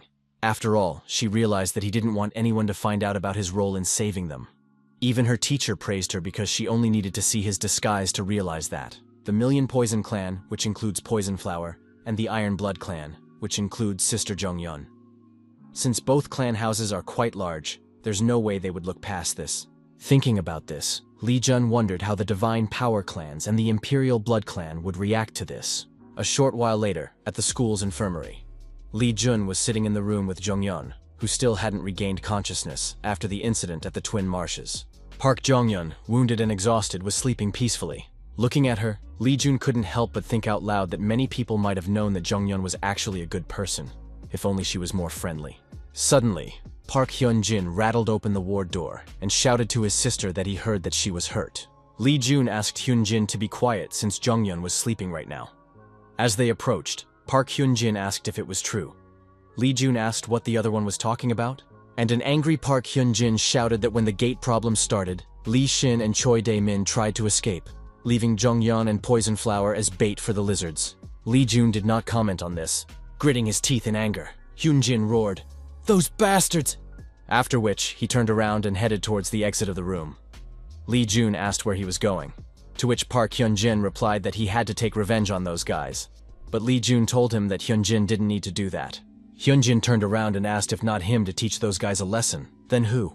Immediately after that, an angry grimace quickly fell off Hyun-jin's face. Lee Jun depressingly replied that it was something he could do himself. After all, in a way, it was because of him that all of this happened. Park Hyun-jin was astonished. For the energy he felt, it was capable of frightening even him. Of course, he suspected that Lee Jun had become much stronger. But, to be this strong, after realizing something, Hyun-jin asked Lee Jun to wait for a second, and asked if he was the person who had saved Jong-yeon and Poison Flower. Suddenly, a low mooing sound was heard from Park Jong-yeon's side, causing Lee Jun and Hyun-jin to stop their conversation. Hyun-jin walked over and asked his sister if she was okay. Park Hyun-young asked where she was, to which Park Hyun-jin immediately replied that she was at the school nurse's office right now, and that she almost got into trouble. After remembering what happened, Jong-yeon suddenly got serious and asked if Jaina was okay. Lee Jun replied that Poison Flower was fine. Jong-yeon asked if that was true, after which she sighed quietly. Suddenly, she remembered something else, and asked him to wait for a second. After which she grabbed Lee Jun and asked, was it really him? Lee Jun asked why she was acting like she saw a ghost or something like that. Jong-yeon asked, how did he even manage to get into the gate in the first place? Park Hyun-jin admitted that this was what he was going to ask Jun about, since the teachers had said that the gate was closed. Lee Jun answered them that he was able to enter the dungeon since the gate was open. Jong-yeon went back to bed and said that although she still had a lot of questions left, she was too tired. In that case, Lee Jun suggested that she rest a little longer, and since she had already regained consciousness and Hyun-jin was here, he could leave. Park Hyun-jin asked why Jun can't stay here a little longer. Lee Jun said that they brother and sister should talk some more, while he uninvited guest would leave first. After that, Lee Jun walked out of the nurse's station, leaving the two of them alone. Park Hyun-jin reminded his sister that he had advised her to choose her friends better. Then he asked her if she could see where she was going now. Jong-yeon replied that she didn't really choose the team of those guys, and that it was Jaina who suggested that she join them. For that matter, Hyun-jin advised his sister not to even talk to the members of the Divine Power and Imperial Blade clans, because those clans had finally destroyed the relationship with them. Jong-yeon asked if Jun was one of those clans, but Hyun-jin reminded that the Divine Power clan had given up on Jun, so he was an exception. Jong-yeon told her brother that she had something to ask him, and Hyun-jin immediately guessed that the question would be about Jun's suddenly increased power. Jong-yeon recognized that he was indeed reading her mind, and asked if Jun could have drunk some kind of elixir or something. Hyun-jin said that according to Jun, he found a master who taught him martial arts, which made him stronger. Park Jong-yeon's eyes glistened when she heard about the master. She wanted to know what kind of master he was, what kind of person he was. And did he feed June the heritage flower? Realizing what his sister was thinking, Hyunjin replied that he told everything he knew himself. Hyunyoung hissed and called him a useless bastard. Hyunjin himself wondered who Master June was, and what made him train Jun who even his clan, the clan of divine power, refused to train. Hyunjin wished to meet such a person, for if he could make Jun so strong, he must be as great a person as his grandfather. The students congratulated Lee Jun and his team for their best results in the midterm exams, then clinked glasses. Lee Jun said that Hyunjin was paying for everything today, so the others could take whatever they wanted from the store. Park Hyunjin was outraged by this and asked why he had to pay. And is that really the only reason he's here? Lee Jun asked if he had forgotten that he had only managed to get second place because of his help. And besides, how could he refuse such pretty eyes? With tears in his eyes, Hyunjin agreed to pay for everything for them, immediately after which many different sweets appeared on the table. Happy with that, Ho Il-soo began to eat the dessert, but he was interrupted by Lee Jun, who asked him to come to the roof as soon as he was free. Hyunjin asked Jun where he was going. Jun replied that he had to go to the restroom, and then he left. A little while later, Lee Jun was followed by Ho Il-soo. Meanwhile, Park Hyunjin picked on Ji-yu trying to get closer. He asked what she was eating, and asked her to let him take a bite of it, but Ji-yu resisted him. After climbing out on the roof, Lee Jun took out his phone, where he saw the latest news about the Heavenly Lake expedition failing again, and the assumption that the only hope of the Divine Power Clan and the Imperial Blade Clan was the Iron Blood Clan. Following Lee Jun, Ho Il-soo walked onto the rooftop. Nervous, Ho Il-soo asked Jun why he had called Jun to the rooftop. He felt that Lee Jun should have stayed to celebrate with the others. Lee Jun said that he had something to give him, after which he threw mana stones to Il-soo. After catching the mana stones, Ho Il-soo was surprised at such a gift and asked why he was giving them to him, to which Lee Jun replied that it was an approximate cost to keep Ho Il-soo by his side. But Ho Il-soo couldn't understand why it was him and not someone else. Lee Jun admitted that he liked him. After that, Ho Il-soo asked why he gave him so much. After all, he had agreed even after receiving one of those mana stones. Lee Jun agreed with Il-soo and suggested that the mana stones would clearly not be enough. Hence, he took out the texts and hit Ho Il-soo in the chest with them, saying that in that case, he would have to give him this. After looking at the texts, Ho Il-soo thought he was imagining it and wiped his eyes, then looked at the title again. But surprisingly, nothing had changed, causing Ho Il-soo to be horrified. Stammering, Ho Il-soo asked Mr. Lee, did he really give him the divine art of Space Void? Lee Jun was about to say that it was from the Imperial Blade Clan, but then he recalled and said that in wuxia terms that Il-soo knew well, it was the Hebei Peng family's martial art. After which, Jun extended his hand and asked if that would be enough for Il-soo to join him. A short while later, the residents of the Divine Power Clan. The Imperial Blade Head asked, would the Divine Power Clan's Divine Power Clan head not come out even today? Lee Min-wook apologized and explained that his brother had left for training while cutting off all external contacts. But since his brother had handed over all power to him, they could just continue meeting. Lee Min-wook said. The first thing was about the incident that happened with the children at the midterm exam. But the Imperial Bladehead waved his hand and asked him to forget about it, because once they cleared the Heavenly Lake, the issue of the children would fall away by itself. Except that the third attempt they are going to make is as important as possible for them. After all, not only will it show how strong their martial arts are, but through this, they will also be able to strengthen their foundation. Therefore, he plans to gather a group of as many people as possible. In addition, in this sweep, besides the other clans, he plans to include Taman and Shin. The head of the Imperial Blade asked the Deputy Fist Emperor if he was willing to do this. Lee Min-wook replied that he would be fine with anything as long as he could get the cooling glacial water. The head of the Imperial Blade acknowledged. He liked Lee Min-wook's spirit and extended his hand. Lee Min-wook shook the head's hand for the sake of their future success in the sweep. Lee Min-wook was willing to do anything to get his hands on the elixir, because that was the only way he would be able to restore Chi-Chi-hong's Chi Reservoir. He didn't care what might happen during this sweep. Realizing that everything had gone just fine, a devilish smirk surfaced on the Iron Bloodhead's face. The next day, in the Blue Fox's den, after receiving a bribe from Lee Jun, Ho Il-soo began his training here. Lee Jun said that this was the first time he was seeing the martial arts reboot, and admitted that it was very cool. The old master said that the amount of mana Ho Il-soo emitted was very high, and that it would be a good elixir for monsters. Lee Jun was satisfied that Ho Il-soo had done as he asked. When he saw the gate, he was surprised and asked if Jun was a monster. After that, he was even more surprised to see monsters obeying him. But what struck him even more was the heritage flower. Li Jun smiled, remembering how shocked Hosu was. In the end, Hosu just stopped paying attention to such things. After all, he's just an ordinary simple-minded guy who tends to trust him excessively. Except, will other people treat him the same way if Jun shows them all this? As soon as Ho Il-soo finished his meditation, Li Jun asked him how he was feeling. To which Ho Il-soo replied that he didn't feel much different so far, and that right now it felt like his body was empty inside. Li Jun held out the divine art to him and said that all Hosu had left to do was tear up the texts. Still not believing it, Hosu asked, could he really be allowed to do that? Li Jun said that if he didn't want to use it, he could just give it back.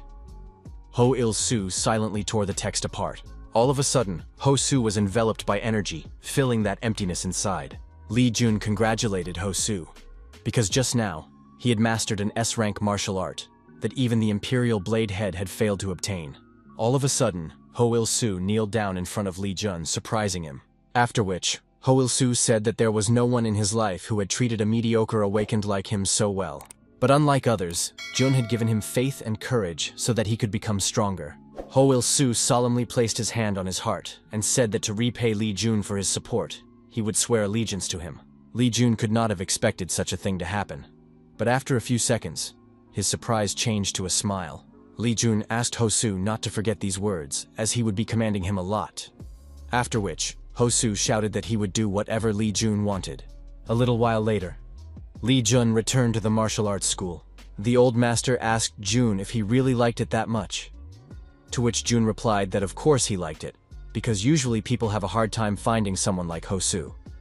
The master commented that Ho Il-soo's bone structure is truly incredible, and that he would be very useful if you train him well.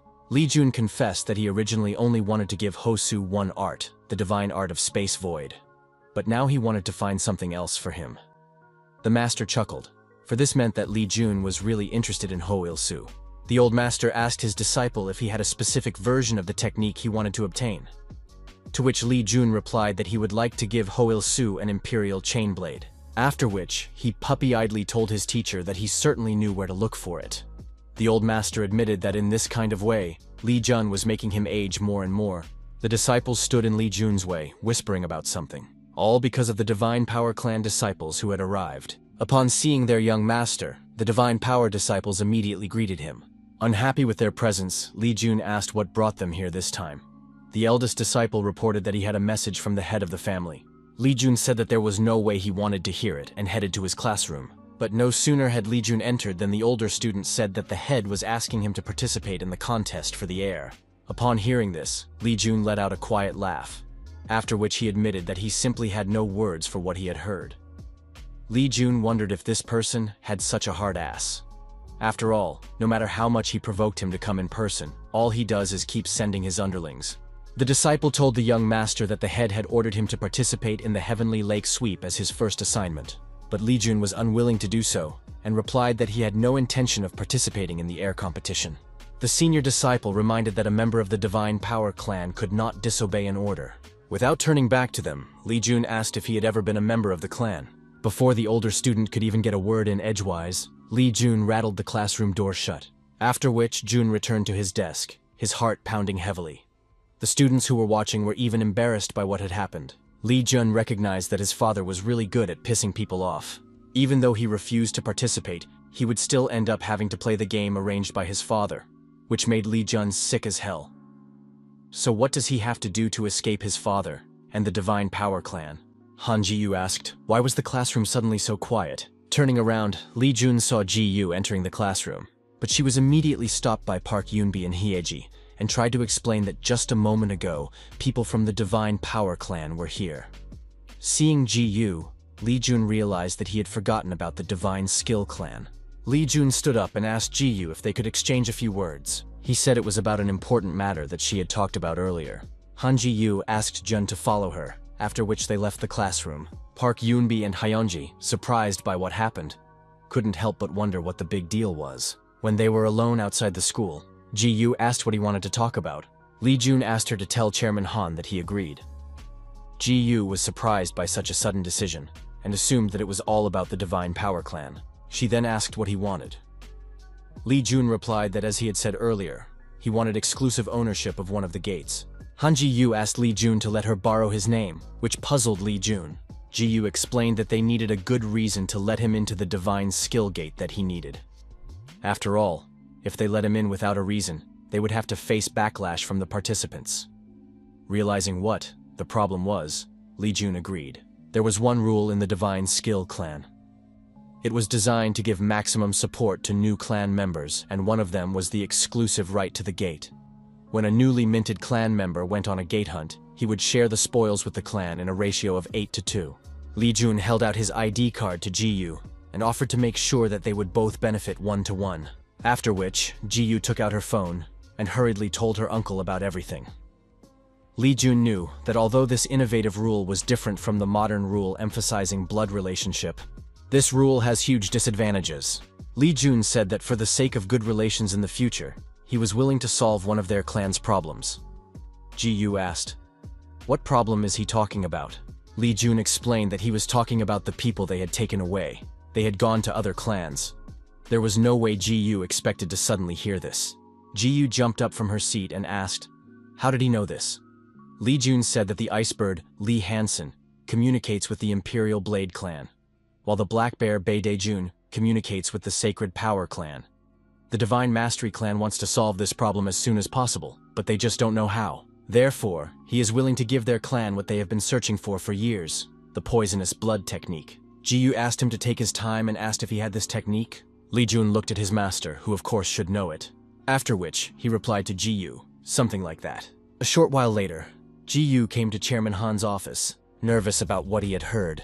Han Mingsun asked Ji-yu if she was serious, to which Ji-yu replied, "Absolutely," and that Jun knows what's going on in their clan. Previously, Han Minsun had made extra efforts to make sure that no one could find out about this, about their family members having contact with other clans. Except, how is Jun? Ji-yu added that Li Jun had promised to give them the poison blood technique in exchange for their house's cooperation.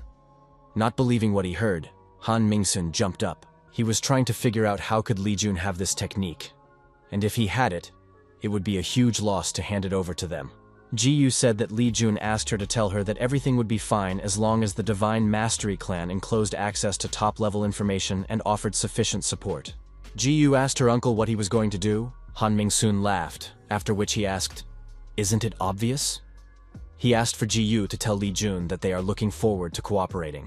Meanwhile, in the Blue Fox's den, back in the dungeon, Li Jun admitted that he had in no way expected to meet a guest here. At the moment, Ho Il-su was in his dungeon practicing meditation.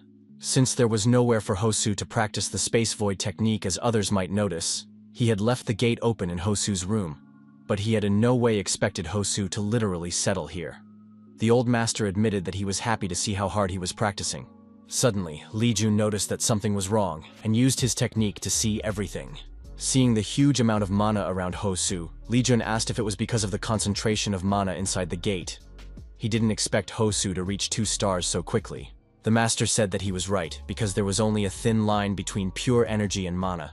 But it also meant that there was a slight difference from the extremely pure mana in the Blue Fox lair. It was called strength. Li Jun came to the conclusion that the pure mana in the air helps the divine art of the cosmic void, which means he was wrong to think that it was the same energy. The old master advised Li Jun to take up training just like his new disciple instead of running here and there. Li Jun agreed with the teacher and said that he would do so once he gained a bit more skill tree points, right after which he received another blow to his head with a fan. At this point, he was almost at AA rank. All he needed to do was to get all the stats up to 300 points. Looking at his stats, the master asked him what he planned to improve first. Li Jun replied that he was planning to bring all the characteristics up to 300 points first, which amazed the master, and he suddenly started laughing. As he laughed, the old master fell to the ground and ran out of strength to hold back his tears. Shocked by this, Li Jun asked why he suddenly started laughing. Trying to stop laughing, the master replied that it was nothing and invited him to do as he wished, after which he started laughing with renewed vigor. After calming down a bit, the master began to ask Li Jun if he was really sure of his decision. He was starting to piss him off. Li Jun asked why he would not give him advice. The old master replied that it was not like a disciple asking his mentor for advice. Li Jun had already imagined choking his joking teacher. After imagining him pulling out his teacher's beard, Li Jun knelt down and asked if the Grand Master would honor him by sharing his opinion on pumping. The old master chuckled and suggested that Li Jun was pleased at how good his master was, after which, he told him that instead of using all his points, he should focus on one characteristic: inner strength. Li Jun was amazed that he needed to use everything just for that, but still, he followed his teacher's advice and spent all that he could for the sake of 15 points of internal energy. As soon as his internal energy jumped over 500, Li Jun reached the 5-star Divine Origin art and his middle dantian was opened. Immediately after that, Li Jun's heartbeat began to get louder and faster. The system alerted Li Jun that his internal energy had started to burst into the central ki reservoir. Because of this, Li Jun felt as if his heart was being pierced by hundreds of needles. The system sounded an alarm and alerted him that the primordial martial arts energy was exploding, whereupon Li Jun's heart gave a final beat. And a moment later, Li Jun was enveloped by nausea. Abruptly exhausted, Li Jun collapsed to his knees and began vomiting blood. Li Jun realized that he had to do something, because if things continued like this, he would simply die. Not wanting to die so easily, Li Jun raised his hands to his chest and tried to normalize his condition. The system said that due to his patience, Li Jun's spiritual power began to increase dramatically. The central elixir field had been opened. The limit of internal energy was raised. Plus 50 points were added to all characteristics. Li Jun obtained the trait of Divine Martial Body. In addition, Li Jun's internal energy was completely restored. As soon as it was over, Li Jun suddenly felt an unusual lightness, after which, he plopped down on the sand and said that he had just really thought he was going to die. The old master asked his disciple how he felt after receiving the 5th star in the Divine Origin art. Li Jun admitted that it was very scary. He couldn't believe that he could die again. The master was surprised at this again, but decided to ignore it and said that now all Li Jun had to do was to obtain the top field of the elixir. Li Jun asked his teacher not to tell him that he would have to experience such a thing again. But the ruthless teacher said that what would happen next time couldn't even be compared. Li Jun was afraid of what he would have to experience in the future. The teacher asked Li Jun not to worry about it, because he still had a long way to go until then. Li Jun got up and opened the system and said that he was happy to hear this. But upon seeing the SS rank Divine Martial Body, he froze. The Divine Body was a blessing that was obtained by only a few martial artists who reveled in combat. The owner of the trait could anticipate the movements of the opponent in advance. Combat power and resistance to all attributes were increased by 100%. Li Jun's eyes lit up, for it was simply unbelievable, the characteristics that this body gave. If something like this was the reward for discovering the central elixir, then what would happen when he reached the top elixir? Li Jun admitted that every time he saw something like this, he involuntarily thought, what kind of person was the teacher when he was alive? Rubbing his beard contentedly, he replied that he was a martial arts god himself who had reached the limits of martial arts. Li Jun mentally agreed that the master was also very talented, so the admiration for him instantly disappeared. Glancing at Hosu, Li Jun was convinced that he was still practicing the space void technique. Li Jun sat down on the sand and wondered if he should really take a short break and leave a little later, along with Hosu. A while later, in the square of the martial arts school, the chairman asked for the second-place team to come forward. Chairman Han congratulated the team captain and shook his hand. After that, he let the student go and asked the first-place team of the midterm exams to come up. Chairman Han congratulated Li Jun on his first place, and then asked him if he had decided what award he wanted to receive. To which Li Jun replied with a smirk that he would inform them when they arrived at the museum. Secretary Nam turned to the first, second, and third place winners and asked them to follow her. After that, they all went to the well-fortified building, the museum. Li Jun's team members were thinking about what they should choose and were worried about it. Even Park Hyunjin didn't know what to choose since he hadn't thought about it before. Hyunjin asked Jun what he would choose, to which Jun replied that he was just thinking about what others should get. He then asked Hyunjin if he had seen the rusty iron sword in the center of the second building. Li Jun advised Hyunjin to check if there was a lightning symbol on the hilt and choose that sword. Hyunjin wondered why that one, to which Li Jun replied that this blade had been taken out of the dungeon, after which it was used by a person known as a noble sword. Besides, this sword would be much better than the one Hyunjin was using.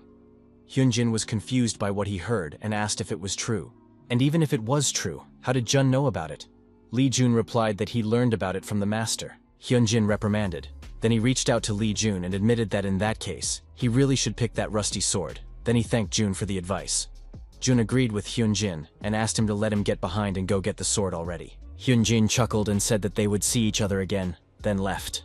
Arriving at the huge safe door, Chairman Han Min-sung quickly entered the code, and then he and the students were in the main room of the museum. Seeing this, the disciples were surprised to see such valuables. The chairman asked them to go forward and choose one thing.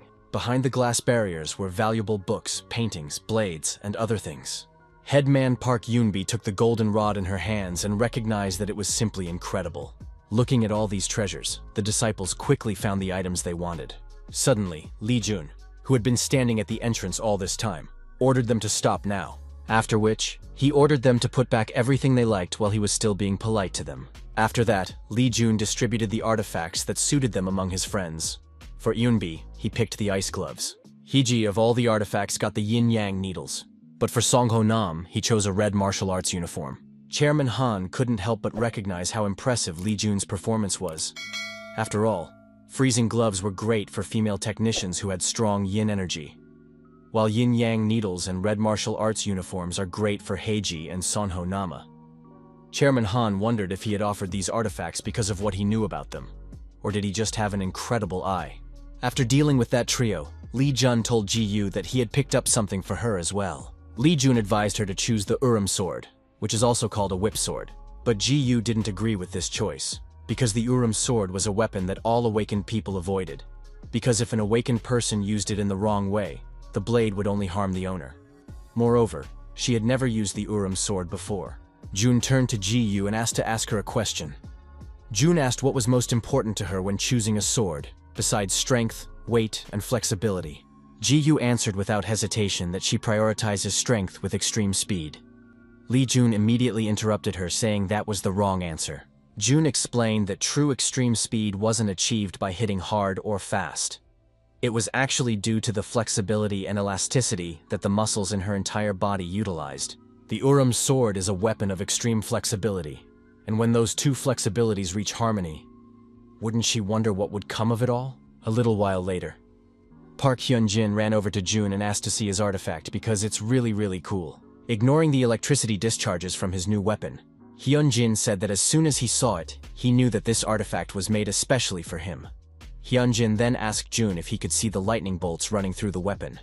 He would be able to feel them if he touched them. Lee Jun agreed with Hyun-jin and admitted that it was really cool. Hyun-jin said that his master was really incredible. He then poked Jun in the face with his finger and suggested that since Lee Jun was his student, he must have advised him on something even cooler. Lee Jun showed Hyun-jin his new hammer as Hyun-jin suddenly fell silent. Opening his mouth in shock, Hyun-jin asked why. Why the heck did he choose this kind of trash among all the artifacts? Hyun-jin fell down and sobbing said that he was advised such a cool weapon. As Hyun-jin suddenly realized that it was something else, Jun had to sacrifice a good weapon so that he could get this sword. Trying to get away from Hyun-jin, Lee Jun asked what the man was even talking about. Hyun-jin promised that he would remember his sacrifice for the rest of his life and would become much stronger for Jun's sake. Lee Jun asked for the man to just get off his back already. Finally getting out of the museum, Lee Jun checked out his new hammer. It was an A-rank iron hammer. This hammer was capable of breaking not only mana stones, but also ice metal that was already 1,000,000 years old. And since it wasn't limited by attributes, it could use 100% of its own energy. It is an auxiliary tool used for refining. After inspecting the hammer, Lee Jun grinningly agreed that it was indeed strange. If one just looked at the description of the iron hammer, one could mistake it for an ordinary recycling tool, and even he couldn't say that this tool was the key to refining the Heavenly Lake. One can never guess what exactly is needed to clear the gate. An angry shout rang out over the entire Divine Power clan, after which, the one who shouted started beating the wall in anger, imagining that he was killing Lee Jun. While beating the wall, Lee Shin swore that all the blame for what had happened lay solely on that bastard. If it wasn't for Jun, he would have managed to get first place in the exam. But because of that damned Jun, people got wind of what he did in the Twin Swamp dungeons. He can't even go to school anymore because he defamed the honor of his house. Now he is locked in this room, deprived of even a glimmer of sunlight. The door of the room suddenly opened, and Lee Shin was told that he could leave this room. Lee Shin was surprised at how quickly he was let out, and asked how things were outside, to which the man replied that the clan head had included Jun Lee as an heir candidate, and that he would participate in the third attempt to sweep the Heavenly Lake with him. Hearing this, Lee Shin roared. Li Xin asked why the hell was he being forced to compete with that bastard, to which the latter replied that it was probably because Li Jun had attracted the attention of the head. There was even a possibility that Li Jun was considered stronger than Mr. Li Xin. Hearing them being compared, Li Xin immediately tried to finish the man off. But the man, without even changing his face, simply grabbed Li Xin's arm. Li Xin put his fist behind his back and ordered the man to watch his mouth better. Because how could a lowly man who couldn't even manage to inherit the bloodline become stronger than him? The man let go of his hand and admitted that it was only his personal assumption, but Li Jun might have practiced demonic martial arts to get revenge on them. Li Xin asked what kind of demonic martial arts. To which the man replied that for a person unable to inherit the power of his own kind, there was only one way to become stronger. Li Xin agreed that demonic martial arts was the only option, and was about to go to his father to report it. But the man stopped him with his hand and said that it was not necessary. After all, if Mr. Li Xin personally dealt with it, the head of the house would greatly increase his opinion of him. He also busied himself with preparing something for Mr. Li Xin. It was a thing that would grant the Lord the power he so desired. Of course, Li Xin couldn't refuse something like this, and so he accepted the gift. For this is the power he desires. The day had finally come when the third attempt to sweep the Heavenly Lake should begin. The reporter explained that due to the expedition team's sudden decision to broadcast the gate sweep live, a crowd had begun to form in front of the gate. The clans participating in the third sweep are the Divine Power Clan, the Imperial Blade Clan, the Divine Skill Clan, and the Iron Blood Clan. This is a huge team gathered from 200 members from each of the clans, making an astonishing 800 people. Li Xin was proudly walking along with the members of his Divine Power Clan. Suddenly, a ball of paint was thrown at him. Li Xin reacted in time and managed to catch the ball, but it burst, splattering the paint. This was a gift from the people who were angered by the recent news. They were demanding that the Divine Power and Imperial Blade clans leave this place. Li Xin started to get pissed off. He asked, "How dare they?" A senior disciple advised him not to make a scene, as the head of the family did not want anyone to make a scene here.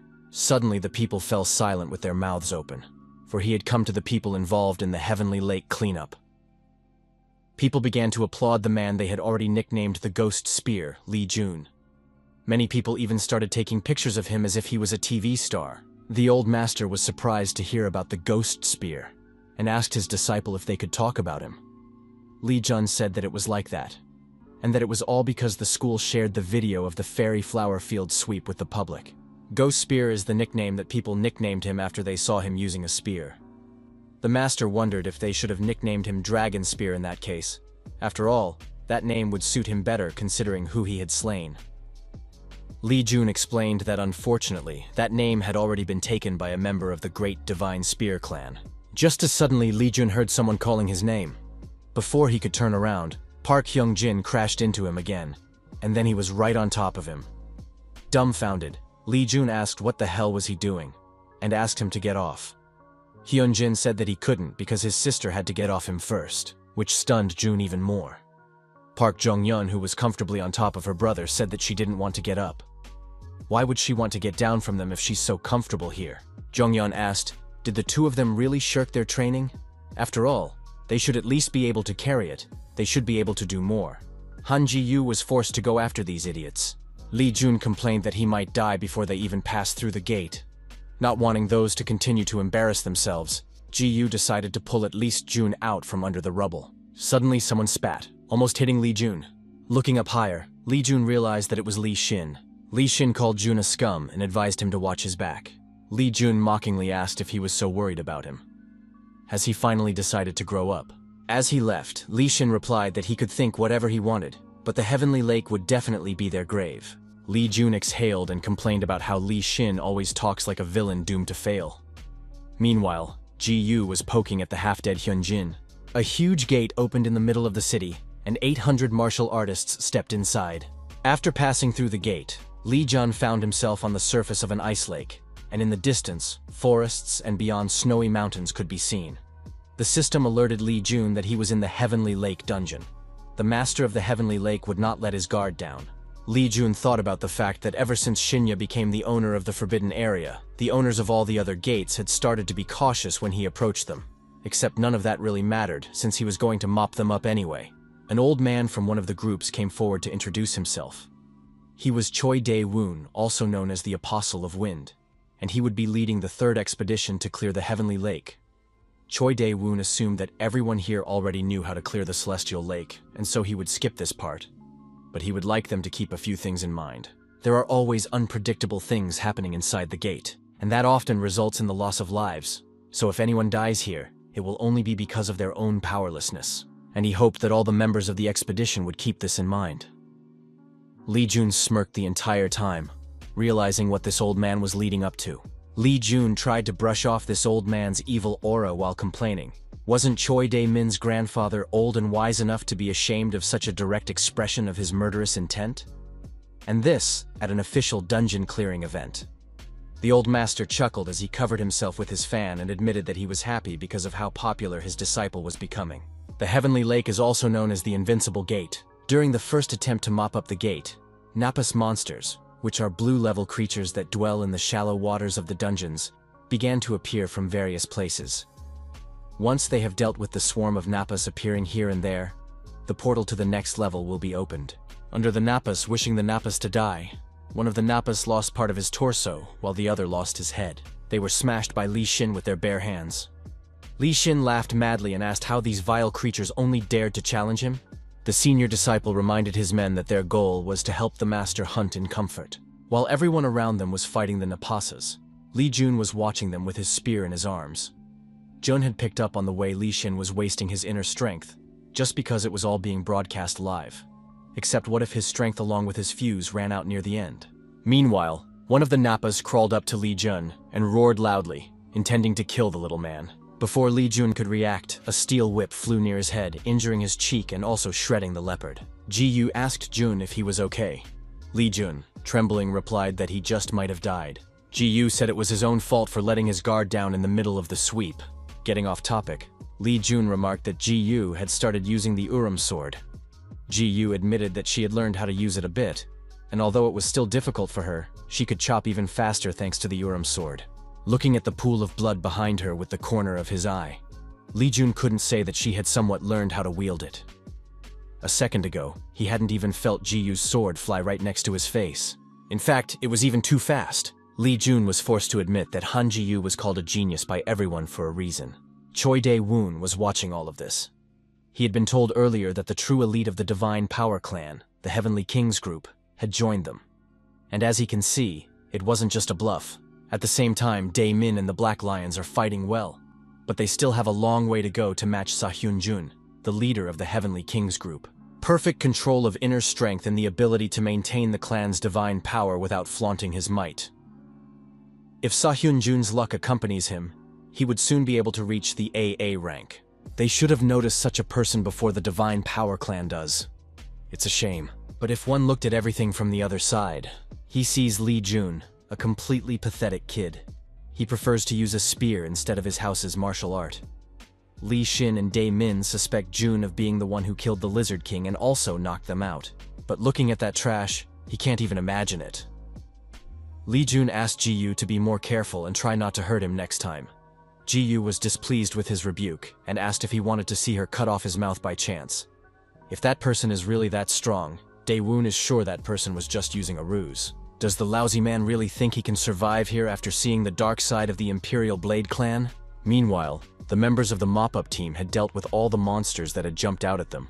Choi Dae-woon applauded them and praised them for a good job, for they had gotten through the first level without any problems. Since they were not too exhausted from the fight, Choi Dae-woon suggested that they go to the next level of the gate.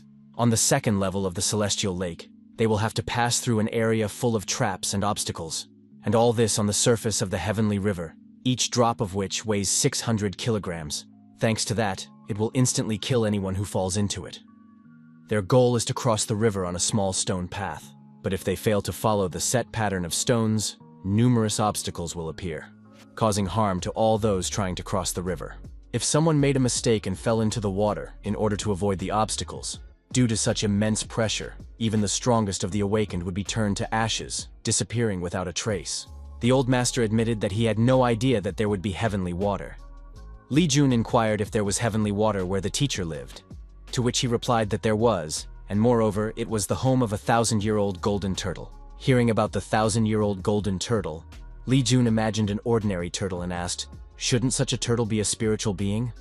The master confirmed Li Jun's guess and added that the turtle's entire body was made up of gold. He was going to kill the turtle and make and use it as an elixir, but he ended up making it his pet since the turtle was quite cute. Li Jun felt uneasy at the sight of such a gruesome picture. He was sure that the turtle was only acting cute to survive. Choi Dae-woon ordered everyone to prepare for the next test, after which he asked the primordial essence leader to draw a magic circle. After a few seconds, the system notified everyone that a water magic circle had been created. Thanks to the circle, the water resistance of all the expedition members had increased by 30%. The effect would only last for half an hour. Choi Dae-woon asked who wanted to go first. After that, the members of the expedition began to whisper amongst themselves, until one of the expedition members raised his hand. Park Jong-yeon said that the Iron Blood clan would go first. Choi Dae-woon advised her to choose who would be sent first and, as she suddenly abandoned his plan and said that she would go first, because her clan members aren't some lab rats. Her grandfather always said that she should set an example for the others. Choi Dae-woon thought it was rude. He laughed and admitted that he should have been more careful and wished Park Chan-yeon good luck. The old master inquired of Jun, would he just sit there and watch? And isn't that girl one of his friends? Li Jun grinned and asked the master not to worry about it, because he would think of something. Walking out first, Park Jong-yeon started crossing the heavenly river on a narrow path of stones. Jong-yeon wondered if these stones could start sinking after being stepped on. She had a feeling that if her foot lingered on a stone for even a second, she would just fall into the water. Without thinking too much, Jong-yeon sped up, trying to cross the river as fast as possible without lingering on the rocks for too long. Suddenly, Li Jun mentally turned to her and asked her to listen to him. Li Jun asked if Jong-yeon could see a sharp rock ahead. She should stop right in front of it. Heeding Li Jun's advice, Jong-yeon stopped in front of the sharp rock. As soon as Jong-yeon stopped, the water around her suddenly geysered upwards. Jong-yeon was astonished because the geyser had almost washed her away. Jong-yeon turned back to look at Li Jun, but Li Jun told her not to be nervous. Li Jun said that he would tell her how to cross the river leisurely, and she could also inform her Ironblood Sword Clan and the Spear, Arrow, and Sword clans following them. Park Jong-yeon demanded that he tell her what would happen next, and Li Jun agreed. Park Jong-yeon was followed by her clan and those they could trust. Choi Dae-woon was trying to figure out what was going on here. How could the students from the Ironblood Sword Clan cross the river so easily? Choi Dae-woon could hardly believe what had happened, because even the first and second expedition teams had a hard time here because of the random water geysers appearing here and there. How on earth had they managed to? Choi Dae-woon suddenly realized that there was a pattern here. These people had somehow learned about the pattern of water geysers. After realizing this, Choi Dae-woon started cursing the Iron Blood Sword Clan again. And also that damn old man, because he didn't tell them how to cross the river, even though he knew how. Choi Dae-woon was told that all the Iron Blood clan members had managed to cross the river safely. Choi Dae-woon told his clan members that it was now their turn to cross the river. Choi Dae-woon asked if everyone had memorized the pattern of their movement. In that case, everyone should follow him. The members of the Imperial Blade clan began to cross the river using the narrow stone path. Li Gun noticed that this old man looked overly confident, except it shouldn't last long. One of the Imperial Blade disciples was looking at his feet, trying not to slip while crossing the river. Suddenly he heard the sound of water, and in the next instant, a drop of heavenly water pierced through his body like a bullet. Choi Dae-woon didn't expect that following the pattern, one of his disciples would die so suddenly, and Choi Dae-min opened his mouth in fear, because he could also die here. Choi Dae-woon noticed that this water looked a lot like spears. A few more water spears flew out of the water, and when they landed they exploded, raising more heavenly water into the air. Choi Dae-woon cried out that these spears were bombs. Realizing what was wrong, Choi Dae-woon ordered the disciples to speed up to cross the river as quickly as possible. The students ran as fast as they could to save their lives, but there were too many water spears, and many lives were lost. Barely crowding the narrow stone path, the students screamed for help. Choi Dae-woon saw that they had only a few steps left to cross the rest of the path following the last part of the pattern, and they were almost at the finish line. But unfortunately for him, it wasn't like that. Hundreds of water spears rose into the sky and rained down on the heads of the Imperial Blade clan members. Slightly, but Choi Dae-woon along with the thinning ranks of the disciples managed to overcome the test of the heavenly river. Feeling awkward, Jong-yeon extended her hand to the Apostle of Wind and asked if he was all right. Choi Dae-woon's fist bumped off Jong-yeon's hand, and independently stood up and replied that he was fine. He then asked the students how many survivors they had. The students said that including the injured, there were about 50 survivors. Choi Dae-woon cursed this day, as most of his students had just died. Everything that had happened during the second level of the Celestial Lake was broadcast live. The students of the martial arts school began to discuss it heatedly. Many of them became scared to continue watching, because it was as if the members of the mop-up group were just walking to their deaths. What would happen if they failed in their third attempt at the sweep as well? Just looking at what had become of the Imperial Blade clan, a shiver ran through the soul. The question hung in the air: who would be next? The disciples who were just about to cross the river trembled in fear of death. Lee Min-wook swallowed, after which, stuttering, he asked, "Who wishes to go next?" To his surprise, a second later, there was someone who wanted to go next, and it was Lee Jun. Lee Min-wook wanted to know why. After all, Lee Jun simply cannot suddenly make such a decision alone. He's not ready for something like this yet. Lee Jun was surprised at how this old bastard was trying to talk him out of it. Lee Jun reminded Lee Min-wook that he didn't say that he would go along with him, he would do it together with the Divine Skill Clan. Hearing this, Lee Min-wook roared that he would not allow this to happen, and that Lee Jun would go along with his clan. Lee Min-wook would love to let Lee Jun just cross the river and die, but he can't. All because all of their actions are being broadcast live. If Lee Jun doesn't go along with them, the leadership of the Divine Might clan will be in doubt. Lee Jun mockingly grinned and asked the old man not to worry so much about it. After all, he was joking. After which, Lee Jun turned around to the Divine Skill Clan, more specifically Han Ji-yu. Realizing that this was a sign, Ji-yu stepped forward and said that their clan would go next. After which, she told Jun that he should go with his clan. Lee Jun agreed to go with his own, and Lee Min-wook felt relieved. After a certain number of people crossed the river, the stones everyone was walking on would start to change their pattern. The Imperial Blade clan suffered a heavy blow because they didn't notice the change in the sequence of the stones due to the increase in level. After crossing the river, 200 members of the Ironblood clan and 50 disciples of the Imperial Blade clan crossed the river. Around 250 people would manage to cross the river before the pattern went to the third level. The Divine Skill Clan would manage to cross the river without much difficulty. Recalling the example of the Imperial Blade clan, Lee Jun advised Ji-yu to move leisurely. Only in this way would they be able to cross the river safely, just as safely as the Iron Blood Sword clan. Ji-yu replied that she knew this, and that they wouldn't be able to get this far if they didn't trust Jun. Aside from her personal trust, due to Ji-yu's experience, it seems reasonable to trust Jun, except how would Jun know how to clear the Heavenly Lake? As she followed the intended path, Ji-yu could almost literally feel a lot of spears flying over her. Lee Jun is friendly to her and shares useful information with them, but he still doesn't fully trust them. Just as she trusts Jun, can he trust her enough to tell her everything one day? After crossing the river, the members of the Divine Skill Clan, led by Ji-yu, finally managed to catch their breath. Park Hyun-jin rushed over to Ji-yu and asked if she was all right. Did everyone manage to cross the river, and were there any injured among them? Ji-yu said that everyone had crossed the river safely, and almost none of them were injured. Looking at this, Choi Dae-woon felt his anger rising. How did the Divine Skill Clan manage to cross the river without any casualties? Only his clan had suffered numerous casualties. Choi Dae-woon was convinced that he was the only one here who didn't know about something. Now that the Divine Skill Clan had crossed the river, the Divine Power Clan was next. While looking at the stones, Lee Jun pondered the fact that after 50 people, the pattern of the stones would change again, and it would be the worst level of difficulty. The pattern will change in the middle of the path, which is the most dangerous, and Lee Jun doesn't think he needs to keep pondering about it. He's already sick of taking care of all these people. So Jun decided to just use the gate. Lee Min-wook had told his disciples that if the Divine Skill Clan was able to cross the Heavenly River without loss, they would be able to do the same. The old master grinned and told Jun that he had a bad feeling about that guy. Lee Jun was surprised at what he heard and asked who the guy was talking about. The old master pointed Jun to a kid nearby, Lee Shin. He could feel a familiar energy from Lee Shin, but he couldn't figure out what it was.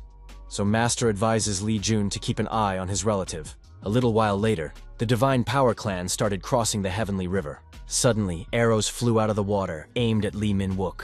But Seo-hyun-jun reacted in time and caught all the arrows. Seo-hyun-jun asked Lee Min-wook if he was hurt. Lee Min-wook stammered and replied that he was fine. It seemed to Lee Min-wook that everything was going much easier than he had thought before.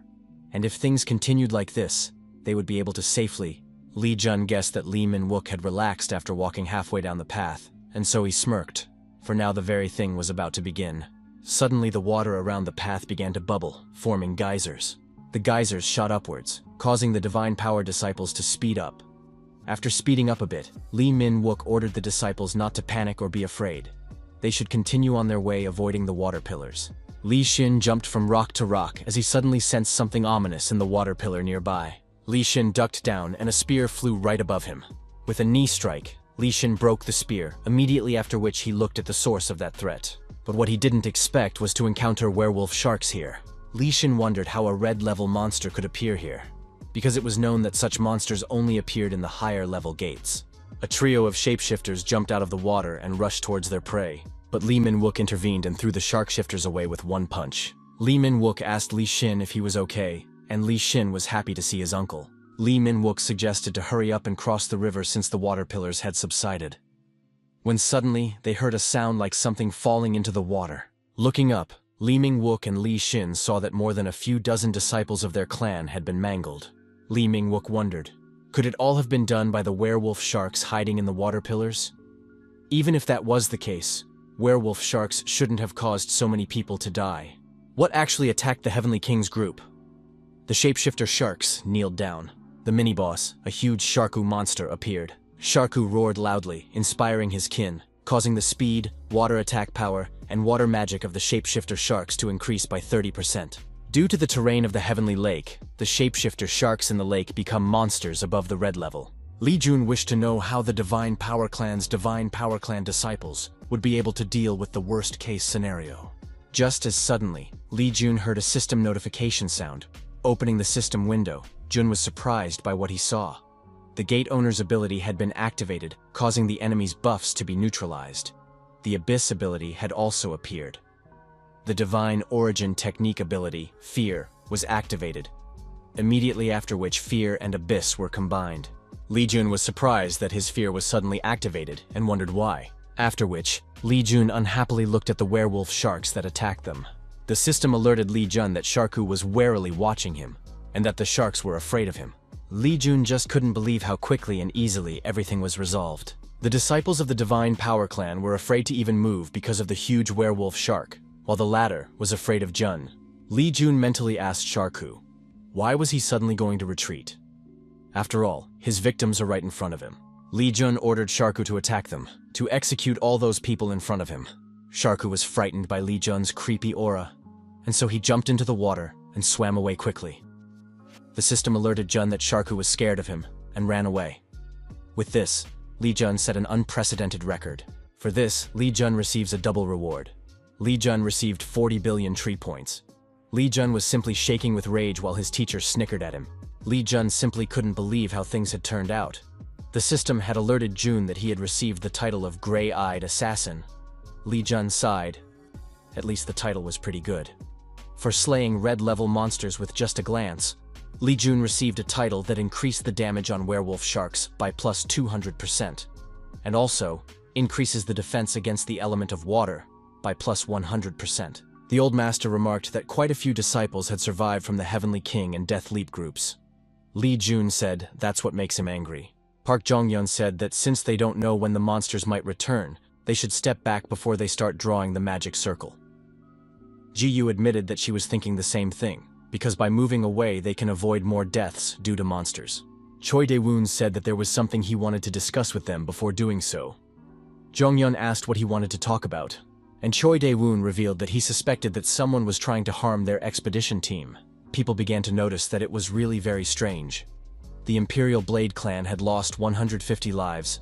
The Divine Power Clan had lost over 50 lives. It was very suspicious that only among the Iron Blood and Divine Mastery clans, there were no losses. One of the disciples got angry and asked, did they really suspect them for all these deaths? To which Choi Dae-woon replied that he himself didn't want to think about such a thing. But it all looked too suspicious, and he believed that his suspicions were not unfounded. Just as the disciple was about to reply, Jong-yeon stopped him and reminded the Wind Apostle that they had come here to help them clear the gate in response to a request for support. So how dare they accuse them of all evils instead of showing respect? Choi Dae-woon agreed with Park Kyung-yeon and asked her to answer one question. How was she able to figure out the pattern for crossing the Celestial Lake? Park Jong-yeon agreed to answer, except she couldn't just turn Li Jun in.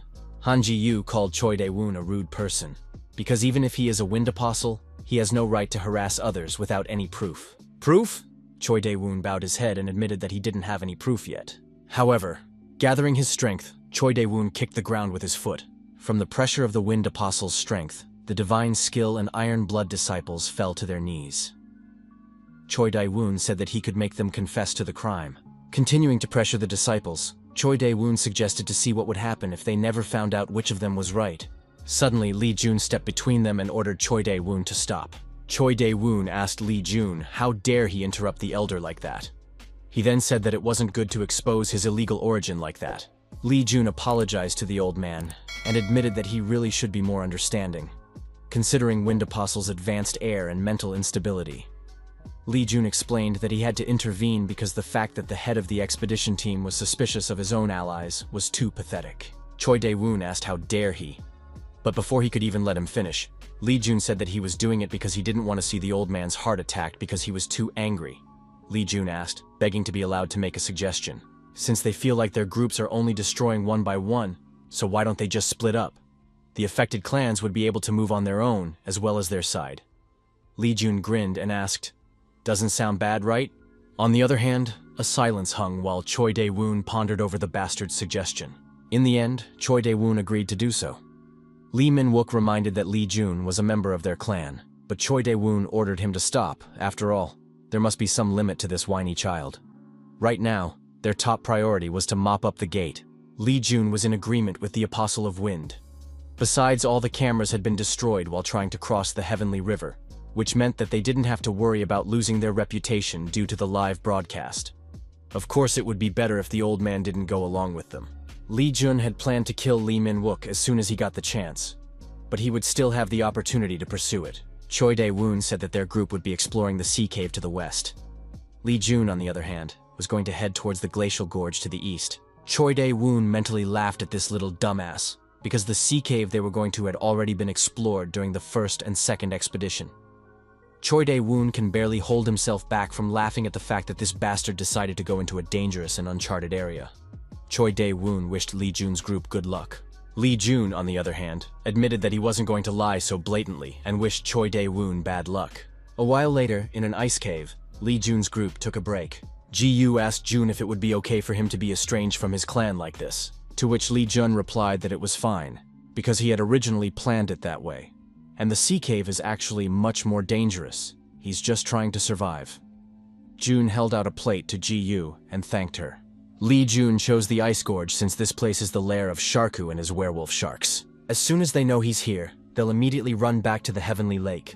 But the sea cave is something else. The sea cave is home to the shark shifter's natural enemy, the Nagoche, terrifying spider monsters that emit cold instead of poison. Entering the lair of such monsters is almost like begging to be killed. Lee Jun asked the guys to listen to him carefully. In fact, there was a shortcut that would take them straight to the 4th level of this dungeon. This path requires a special artifact, and he has it.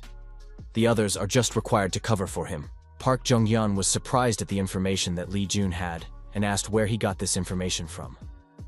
Lee Jun hesitated as he thought of an answer, and after a second, he replied that he learned it from a dark merchant. Jung-yeon didn't believe Lee Jun's excuse but still decided to confide in him. Lee Jun sighed and thanked God that no one dared to question him further. Lee Jun started to eat. As soon as he tasted the food, Lee Jun started coughing. Jun asked Jung-yeon what it was, to which she replied that it was boiled pineapple. A while later, after a rest stop, the group moved along the icy gorge. Park Jung-yeon was surprised that the shark shifters lived here. But even while looking at the icy sights, she wasn't going to let her guard down. Meanwhile, Lee Jun fumbled for what he was looking for. Jung-yeon remarked that it was just a frozen lake, but Lee Jun reminded that he had already talked about it. It was their shortcut. After which, Lee Jun struck the ice with his hammer.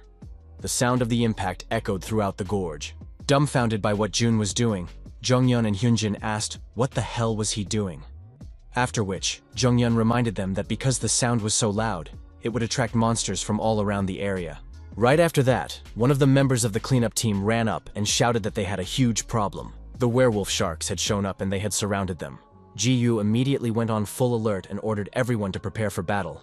But Lee Jun said that there was no need for that since the werewolf sharks wouldn't attack. After that, Lee Jun continued hitting the ice with his hammer, while the werewolf sharks just watched him from far away. Until Lee Jun gave the hammer one last blow, which caused cracks to appear on the surface of the ice. The legend began on the day one unremarkable man broke the surface of the heavenly lake. That person was an ordinary blacksmith from the Million Poison clan. While all the troops were busy finding a way forward, the blacksmith was trying to repair his broken weapon. As the hammer struck, the ice cracked, cracking exactly where the polar ice water rested. From Li Jun's final blow, the ice under his feet cracked, causing the icy surface to begin to split, leaving the disciples' feet. Park Hyung-jin asked Jun what he was doing. Jun asked what he was talking about and advised everyone to just follow him. Hyun-jin asked what the latter meant by follow him. Just as suddenly, Lee Jun jumped straight into the water. Park Hyun-jin screamed because Jun had committed suicide. Ji-yu asked, "What just happened?" Yi Kyung-yeon replied that Jun just took a leap into the water. Hyun-jin yelled that he doesn't care what happens anymore and jumped into the water, which stunned the girls. Realizing that they had no choice but to trust Jun, Jong-yeon ordered all the members to stop drifting on the ice and jump down. Immediately afterward, Park Jong-yeon and Han Ji-yu jumped into the water themselves. As it turned out, it wasn't heavenly water that could flatten them in an instant, it was just ordinary water. When Jung-yeon looked around, she saw Lee Jun with Hyun-jin nearby. Lee Jun gestured for everyone to follow him and swam to the bottom. A little while later, Lee Jun surfaced in the middle of a cave filled with crystals. Park Jong-yeon asked Jun to tell her about his adventures in advance next time, because her heart might not be able to take it. Lee Jun apologized and explained that unexpected surprises are always more fun. But Jong-yeon was not happy with what she heard, because 2 or more such surprises could kill someone. Once everyone gathered in the cave, Jun's group moved on. They walked until an ice door stood in their way. Lee Jun explained that it was a secret path that led straight to the boss, after which, Jun headed towards the door. The group members began to whisper amongst themselves. None of them could understand how he had guessed all of this. After feeling the door, Lee Jun realized that it could not be opened easily, so he took out an iron hammer and advised everyone to step back as it could be dangerous. Lee Jun swung and hit the door with the hammer with all his might, destroying another obstacle. The system alerted Lee Jun that he had found the secret path. For finding the secret path, Lee Jun was rewarded with 550,000 tree points. Looking at the crystals, Jong-yeon asked if all of these were mana crystals. Hyun-jin admitted that he had never seen so many mana crystals in one place. Ji-yu said that the bright blue color of the mana crystals indicates that they are top-quality crystals, which means that each of these crystals is worth at least 1 million. Seeing how everyone was interested in the crystals, Lee Jun said that they could collect them if they so desired it. Ji-yu said that she doesn't have the skill to collect crystals. Lee Jun pointed out that all the other members of the group are also combat agents, which means that none of them are miners with a gathering skill. Unfortunately, they will have to leave all these crystals here. But they will be able to come back here already after they kill the boss. Park Jong-yeon asked Jun why he thought they had enough people to fight the boss. After all, it's none other than the boss of the Heavenly Lake. Doesn't that mean they should invite more people? To which Lee Jun replied that they have enough people, even more than required. All because it can't attack them. Meanwhile, Choi Dae-woon's group was surrounded by Nagoch. One of the students caught in the net was begging the huge spiders crawling towards him to stay away from him. He was almost going crazy because of the terror and silently begged to be saved. Choi Dae-woon's group was getting smaller and smaller. The Nagoch quietly devoured their corpses while the awakened ones gathered in a pile to fight off the Nagoch. Everyone was terrified to see these spiders devouring their people. Lee Min-wook shouted that they should move away, but the disciples behind them replied that it was impossible as the path was blocked. Things were simply dire, as the expedition team, consisting of 200 people already, had been reduced by half. On the other hand, the number of Nagochi attacking them was only increasing. Choi Dae-woon asked Lee Min-wook if he had this. Lee Min-wook asked what the man was talking about. Choi Dae-woon demanded that Lee Min-wook answer telepathically if he had the Stone of Return. He replied that he did, and that Shin had another one. In that case, Choi Dae-woon told Lee Min-wook to get ready.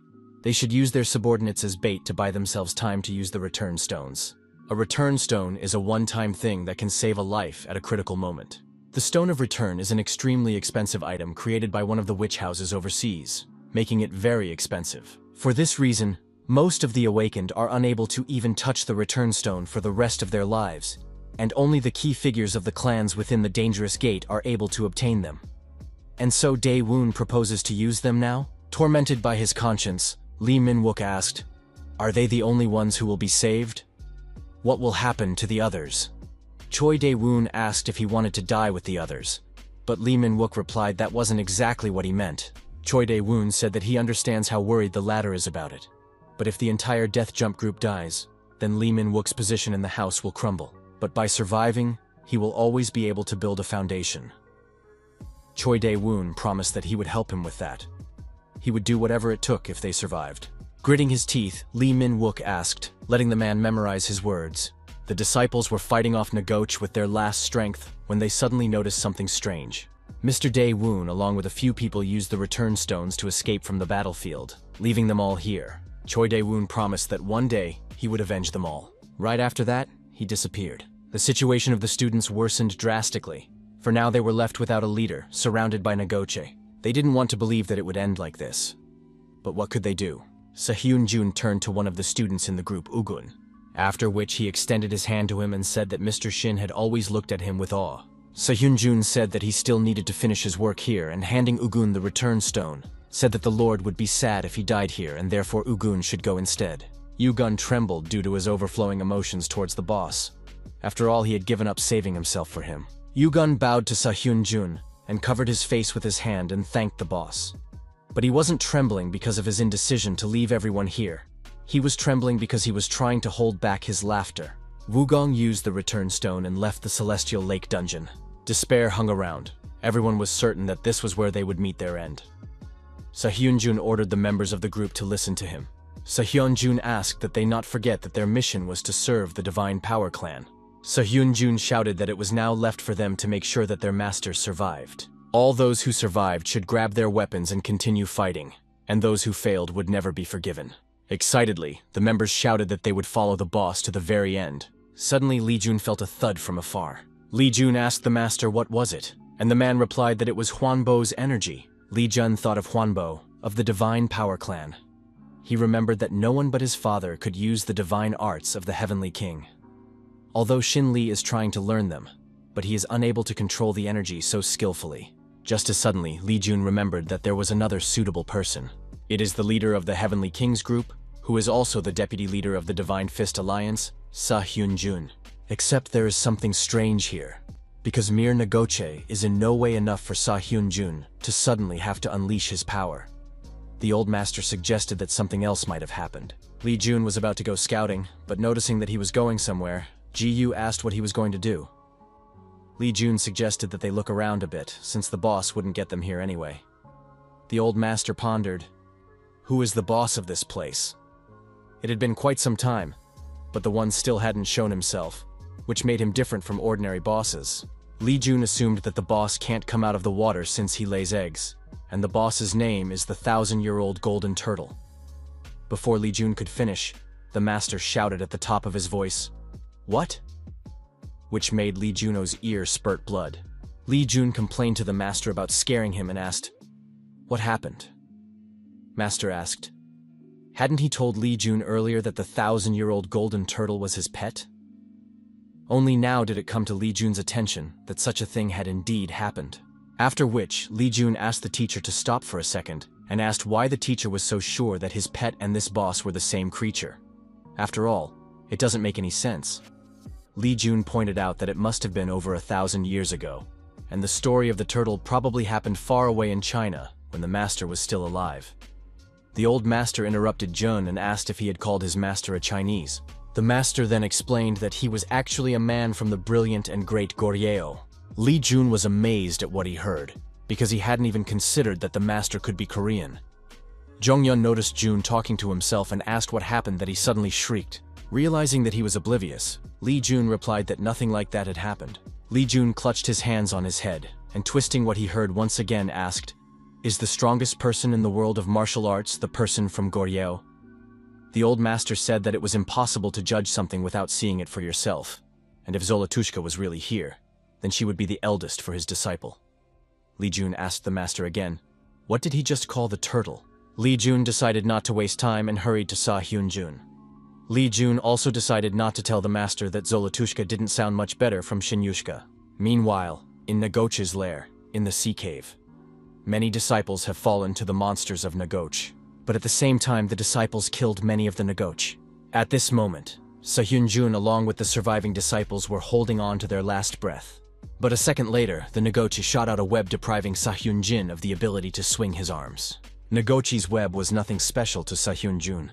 Seo-hyun-jun simply tensed his arms, causing the web to break. Taking the chance, one of the Nagoche spiders attacked Sahyun-jun from the back.